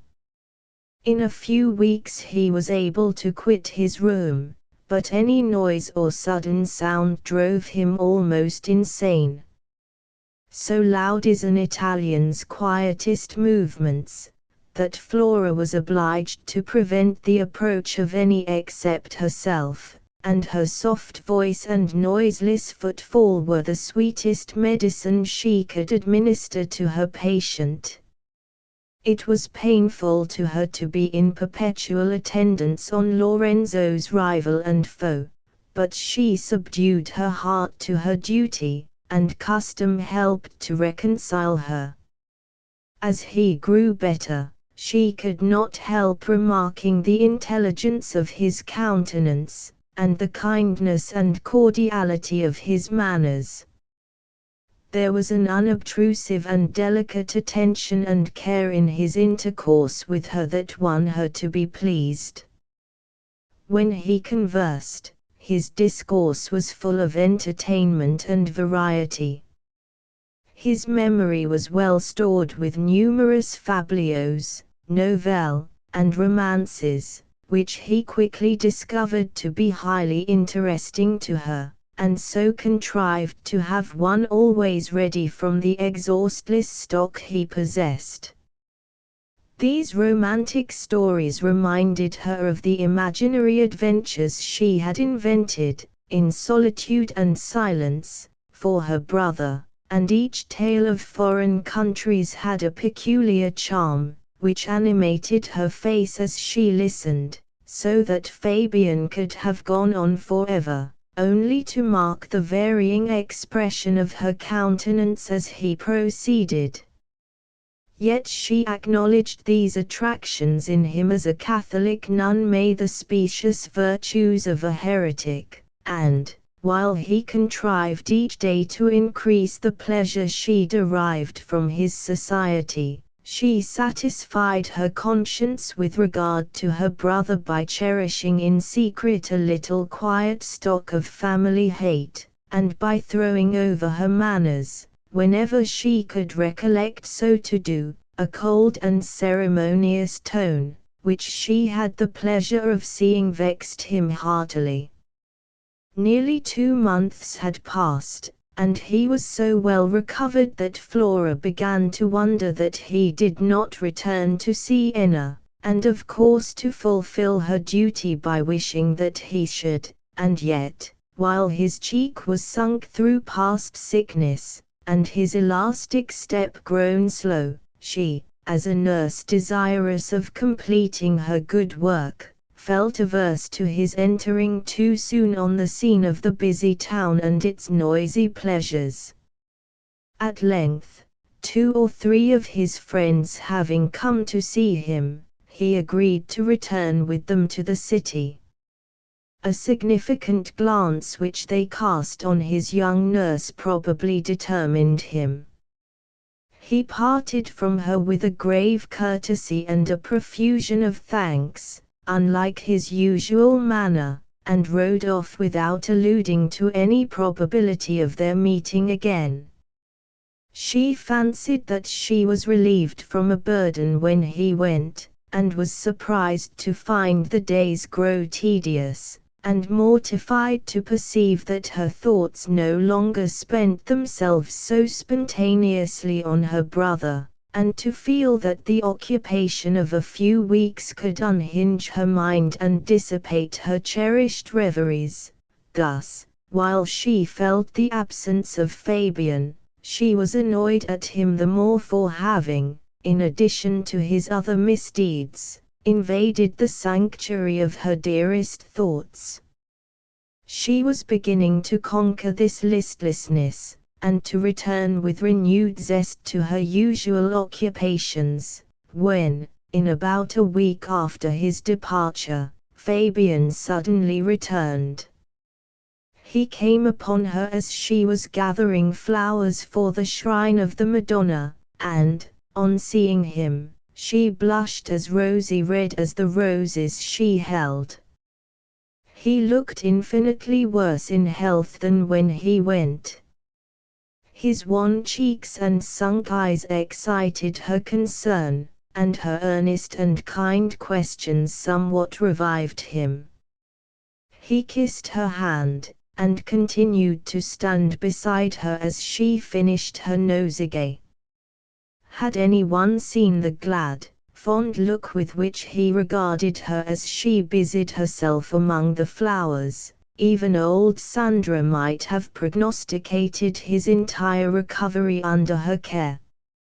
Flora was totally unaware of the feelings that were excited in Fabian's heart, and the struggle he made to overcome a passion too sweet and too seductive, when awakened by so lovely a being, ever to be subdued.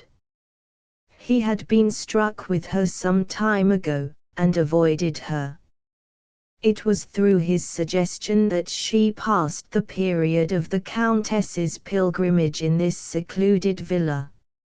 Nor had he thought of visiting her there, but, riding over one day to inquire concerning a foal rearing for him, his horse had thrown him, and caused him that injury which had made him so long the inmate of the same abode.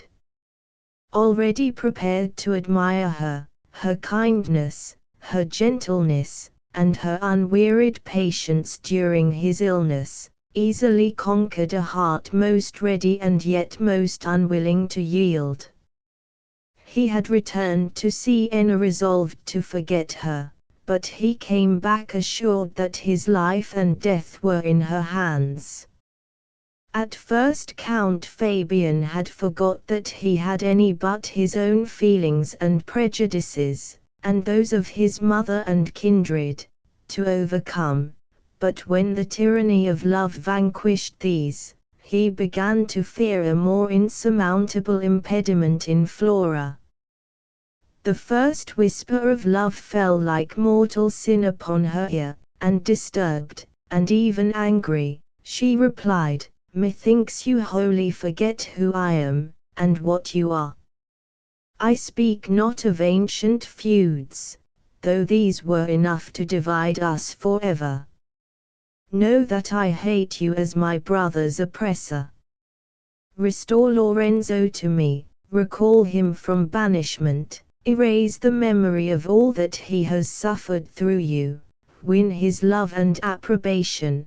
And when all this is fulfilled, which never can be, speak a language which now it is as the bitterness of death for me to hear." And saying this, she hastily retired, to conceal the floods of tears which this, as she termed it, insult had caused to flow, to lament yet more deeply her brother's absence and her own dependence. Fabian was not so easily silenced, and Flora had no wish to renew scenes and expressions of violence so foreign to her nature. She imposed a rule on herself, by never swerving from which she hoped to destroy the ill-omened love of her protector. She secluded herself as much as possible, and when with him assumed a chilling indifference of manner, and made apparent in her silence so absolute and cold a rejection of all his persuasions, that had not love with its unvanquishable hopes reigned absolutely in young Fabian's heart, he must have despaired. He ceased to speak of his affection, so to win back her ancient kindness. This was at first difficult, for she was timid as a young bird, whose feet have touched the lime twigs. But naturally credulous, and quite inexperienced, she soon began to believe that her alarm was exaggerated, and to resume those habits of intimacy which had heretofore subsisted between them. By degrees Fabian contrived to insinuate the existence of his attachment, he could not help it. He asked no return, he would wait for Lorenzo's arrival, which he was sure could not be far distant. Her displeasure could not change, nor silence destroy, a sentiment which survived in spite of both. Entrenched in her coldness and her indifference, she hoped to weary him out by her defensive warfare, and fancied that he would soon cease his pursuit in disgust. The Countess had been long away. She had proceeded to view the feast of San Gennaro at Naples, and had not received tidings of her son's illness. Her return was now expected, and Fabian resolved to return to Siena in time to receive her. Both he and Flora were therefore surprised one day, when she suddenly entered the apartment where they both were. Flora had long peremptorily insisted that he should not intrude while she was employed on her embroidery frame, but this day he had made so good a pretext, that for the first time he was admitted, and then suffered to stay a few minutes. They now neither of them knew how long. She was busy at her work, and he sitting near, gazing unreproved on her unconscious face and graceful figure, felt himself happier than he had ever been before. The Countess was sufficiently surprised, and not a little angry, but before she could do more than utter one exclamation, Fabian interrupted, by entreating her not to spoil all. He drew her away. He made his own explanations, and urged his wishes with resistless persuasion. The Countess had been used to indulge him in every wish. It was impossible for her to deny any strongly urged request. His pertinacity, his agitation, his entreaties half won her, and the account of his illness, and his assurances, seconded by those of all the family, that Flora had saved his life, completed the conquest, and she became in her turn a suitor for her son to the orphan daughter of Mancini. Flora, educated till the age of 12 by one who never consulted his own pleasures and gratifications, but went right on in the path of duty, regardless of pain or disappointment, had no idea of doing aught merely because she or others might wish it. Since that time she had been thrown on her own resources, and jealously cherishing her individuality, every feeling of her heart had been strengthened by solitude and by a sense of mental independence. She was the least likely of anyone to go with the stream, or to yield to the mere influence of circumstances. She felt, she knew, what it became her to do, and that must be done in spite of every argument. The Countess's expostulations and entreaties were of no avail. The promise she had made to her brother of engaging herself by no vow for 5 years must be observed under every event. It was asked from her at the sad and solemn hour of their parting, and was thus rendered doubly sacred. So constituted, indeed, were her feelings, that the slightest wish she ever remembered having been expressed by Lorenzo had more weight with her than the most urgent prayers of another. He was a part of her religion. Reverence and love for him had been molded into the substance of her soul from infancy. Their very separation had tended to render these impressions ineradicable.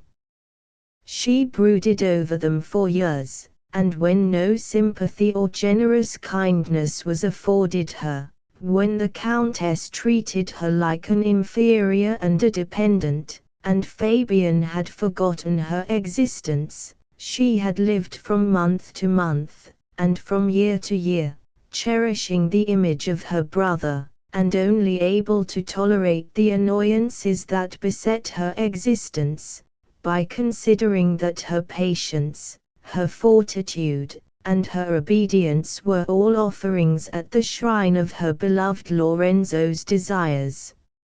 It is true that the generous and kindly disposition of Fabian won her to regard him with a feeling nearly approaching tenderness, though this emotion was feeble, the mere ripple of the waves, compared to the mighty tide of affection that set her will all one way, and made her deem everything trivial except Lorenzo's return, Lorenzo's existence, obedience to Lorenzo. She listened to her lover's persuasions so unyieldingly that the Countess was provoked by her inflexibility, but she bore her reproaches with such mildness, and smiled so sweetly, that Fabian was the more charmed. She admitted that she owed him a certain submission as the guardian set over her by her brother. Fabian would have gladly exchanged this authority for the pleasure of being commanded by her, but this was an honor he could not attain, so in playful spite he enforced concessions from her. At his desire she appeared in society, dressed as became her rank, and filled in his house the station a sister of his own would have held. She preferred seclusion, but she was averse to contention, and it was little that she yielded, while the purpose of her soul was as fixed as ever. The 5th year of Lorenzo's exile was now drawing to a close, but he did not return, nor had any intelligence been received of him. The decree of his banishment had been repealed, the fortunes of his house restored, and his palace, under Fabian's generous care, rebuilt. These were acts that demanded and excited Flora's gratitude, yet they were performed in an unpretending manner, as if the citizens of Siena had suddenly become just and wise without his interference. But these things dwindled into trifles while the continuation of Lorenzo's absence seemed the pledge of her eternal misery, and the tacit appeal made to her kindness, while she had no thought but for her brother, drove her to desperation. She could no longer tolerate the painful anomaly of her situation, she could not endure her suspense for her brother's fate, nor the reproachful glances of Fabian's mother and his friends. He himself was more generous, he read her heart, and, as the termination of the 5th year drew nigh, ceased to allude to his own feelings, and appeared as rapt as herself in doubt concerning the fate of the noble youth, whom they could scarcely entertain a hope of ever seeing more. This was small comfort to Flora. She had resolved that when the completion of the 5th year assured her that her brother was forever lost, she would never see Fabian again. At first she had resolved to take refuge in a convent, and in the sanctity of religious vows. But she remembered how averse Lorenzo had always shown himself to this vocation, and that he had preferred to place her beneath the roof of his foe, than within the walls of a nunnery. Besides, young as she was, and, despite of herself, full of hope, she recoiled from shutting the gates of life upon herself forever. Notwithstanding her fears and sorrow, she clung to the belief that Lorenzo lived, and this led her to another plan. When she had received her little cross from Milan, it was accompanied by a message that he believed he had found a good friend in the Archbishop of that place. This prelate, therefore, would know whither Lorenzo had first bent his steps, and to him she resolved to apply. Her scheme was easily formed. She possessed herself of the garb of a pilgrim, and resolved on the day following the completion of the 5th year to depart from Siena, and bend her steps towards Lombardy, buoyed up by the hope that she should gain some tidings of her brother. Meanwhile Fabian had formed a similar resolve. He had learned the fact from Flora, of Lorenzo having first resorted to Milan, and he determined to visit that city, and not to return without certain information. He acquainted his mother with his plan, but begged her not to inform Flora, that she might not be tortured by double doubt during his absence. The anniversary of the 5th year was come, and with it the eve of these several and separate journeys. Flora had retired to spend the day at the villa before mentioned. She had chosen to retire thither for various reasons. Her escape was more practicable thence than in the town, and she was anxious to avoid seeing both Fabian and his mother, now that she was on the point of inflicting severe pain on them. She spent the day at the villa and in its gardens, musing on her plans, regretting the quiet of her past life, saddened on Fabian's account, grieving bitterly for Lorenzo. She was not alone, for she had been obliged to confide in one of her former companions, and to obtain her assistance. Poor little Angeline was dreadfully frightened with the trust reposed in her, but did not dare expostulate with or betray her friend, and she continued near her during this last day, by turns trying to console and weeping with her. Towards evening they wandered together into the wood contiguous to the villa. Flora had taken her harp with her, but her trembling fingers refused to strike its chords. She left it, she left her companion, and strayed on alone to take leave of a spot consecrated by many a former visit. Here the umbrageous trees gathered about her, and shaded her with their thick and drooping foliage. A torrent dashed down from neighboring rock, and fell from a height into a rustic basin, hollowed to receive it.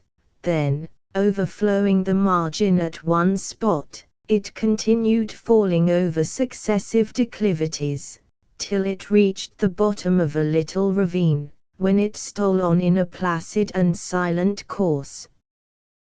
This had ever been a favorite resort of Flora.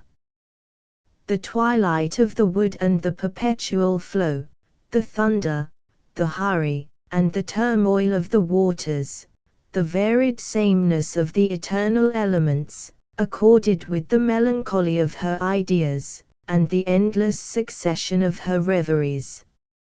She came to it now, she gazed on the limpid cascade, for the last time, a soft sadness glistened in her eyes, and her attitude denoted the tender regret that filled her bosom. Her long bright tresses streaming in elegant disorder, her light veil and simple, yet rich, attire, were fitfully mirrored in the smooth face of the rushing waters.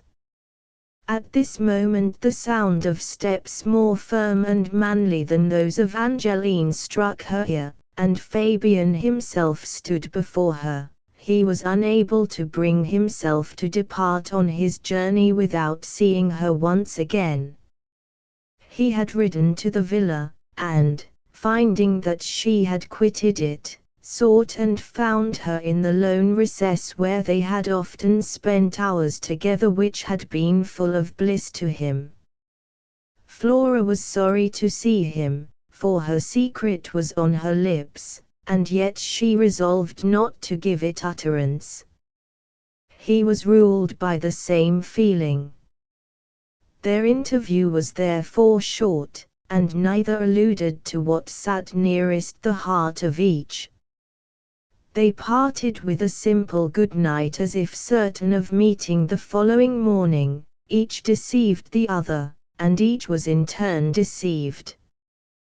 There was more of tenderness in Flora's manner than there had ever been. It cheered his faltering soul, about to quit her, while the anticipation of the blow he was about to receive from her made her regard as venial this momentary softening towards her brother's enemy. Fabian passed the night at the villa, and early the next morning he departed for Milan. He was impatient to arrive at the end of his journey, and often he thrust his spurs into his horse's sides, and put him to his speed, which even then appeared slow.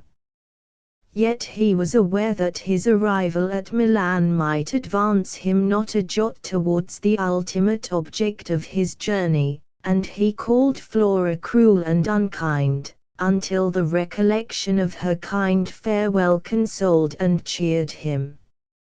He stopped the first night at Empoli, and, crossing the Arno, began to ascend the Apennines on the northern side. Soon he penetrated their fastnesses, and entered deep into the ilex woods. He journeyed on perseveringly, and yet the obstructions he met with were many, and borne with impatience. At length, on the afternoon of the third day, he arrived at a little rustic inn, hid deep in a wood, which showed signs of seldom being visited by travelers. The burning sun made it a welcome shelter for Fabian, and he deposited his steed in the stable, which he found already partly occupied by a handsome black horse, and then entered the inn to seek refreshment for himself. There seemed some difficulty in obtaining this. The landlady was the sole domestic, and it was long before she made her appearance, and then she was full of trouble and dismay. A sick traveller had arrived, a gentleman to all appearance dying of a malignant fever. His horse, his well-stored purse, and rich dress showed that he was a cavalier of consequence, the more the pity. There was no help, nor any means of carrying him forward, yet half his pain seemed to arise from his regret at being detained, he was so eager to proceed to Siena. The name of his own town excited the interest of Count Fabian, and he went up to visit the stranger, while the hostess prepared his repast. Meanwhile Flora awoke with the lark, and with the assistance of Angeline attired herself in her pilgrim's garb. From the stir below, she was surprised to find that Count Fabian had passed the night at the villa, and she lingered till he should have departed, as she believed, on his return to Siena. Then she embraced her young friend, and taking leave of her with many blessings and thanks, alone, with heaven, as she trusted, for her guide, she quitted Fabian's sheltering roof, and with a heart that maintained its purpose in spite of her feminine timidity, began her pilgrimage. Her journey performed on foot was slow, so that there was no likelihood that she could overtake her lover, already many miles in advance. Now that she had begun it, her undertaking appeared to her gigantic, and her heart almost failed her. The burning sun scorched her, never having before found herself alone in a highway. 1,000 fears assailed her, and she grew so weary, that soon she was unable to support herself. By the advice of a landlady at an inn where she stopped, she purchased a mule to help her on her long journey. Yet with this help it was the third night before she arrived at Empoli, and then crossing the Arno, as her lover had done before, Her difficulties seemed to begin to unfold themselves, and to grow gigantic, as she entered the dark woods of the Apennines, and found herself amidst the solitude of its vast forests. Her pilgrim's garb inspired some respect, and she rested at convents by the way. The pious sisters held up their hands in admiration of her courage, while her heart beat faintly with the knowledge that she possessed absolutely none. Yet, again and again, she repeated to herself, that the Apennines once passed, the worst would be over. So she toiled on, now weary, now frightened, very slowly, and yet very anxious to get on with speed. On the evening of the 7th day after quitting her home, she was still entangled in the mazes of these savage hills. She was to sleep at a convent on their summit that night, and the next day arrive at Bologna. This hope had cheered her through the day, but evening approached, the way grew more intricate, and no convent appeared. The sun had set, and she listened anxiously for the bell of the Ave Maria, which would give her hope that the goal she sought was nigh, but all was silent, save the swinging boughs of the vast trees, and the timid beating of her own heart. Darkness closed around her, and despair came with the increased obscurity, till a twinkling light, revealing itself among the trees, afforded her some relief.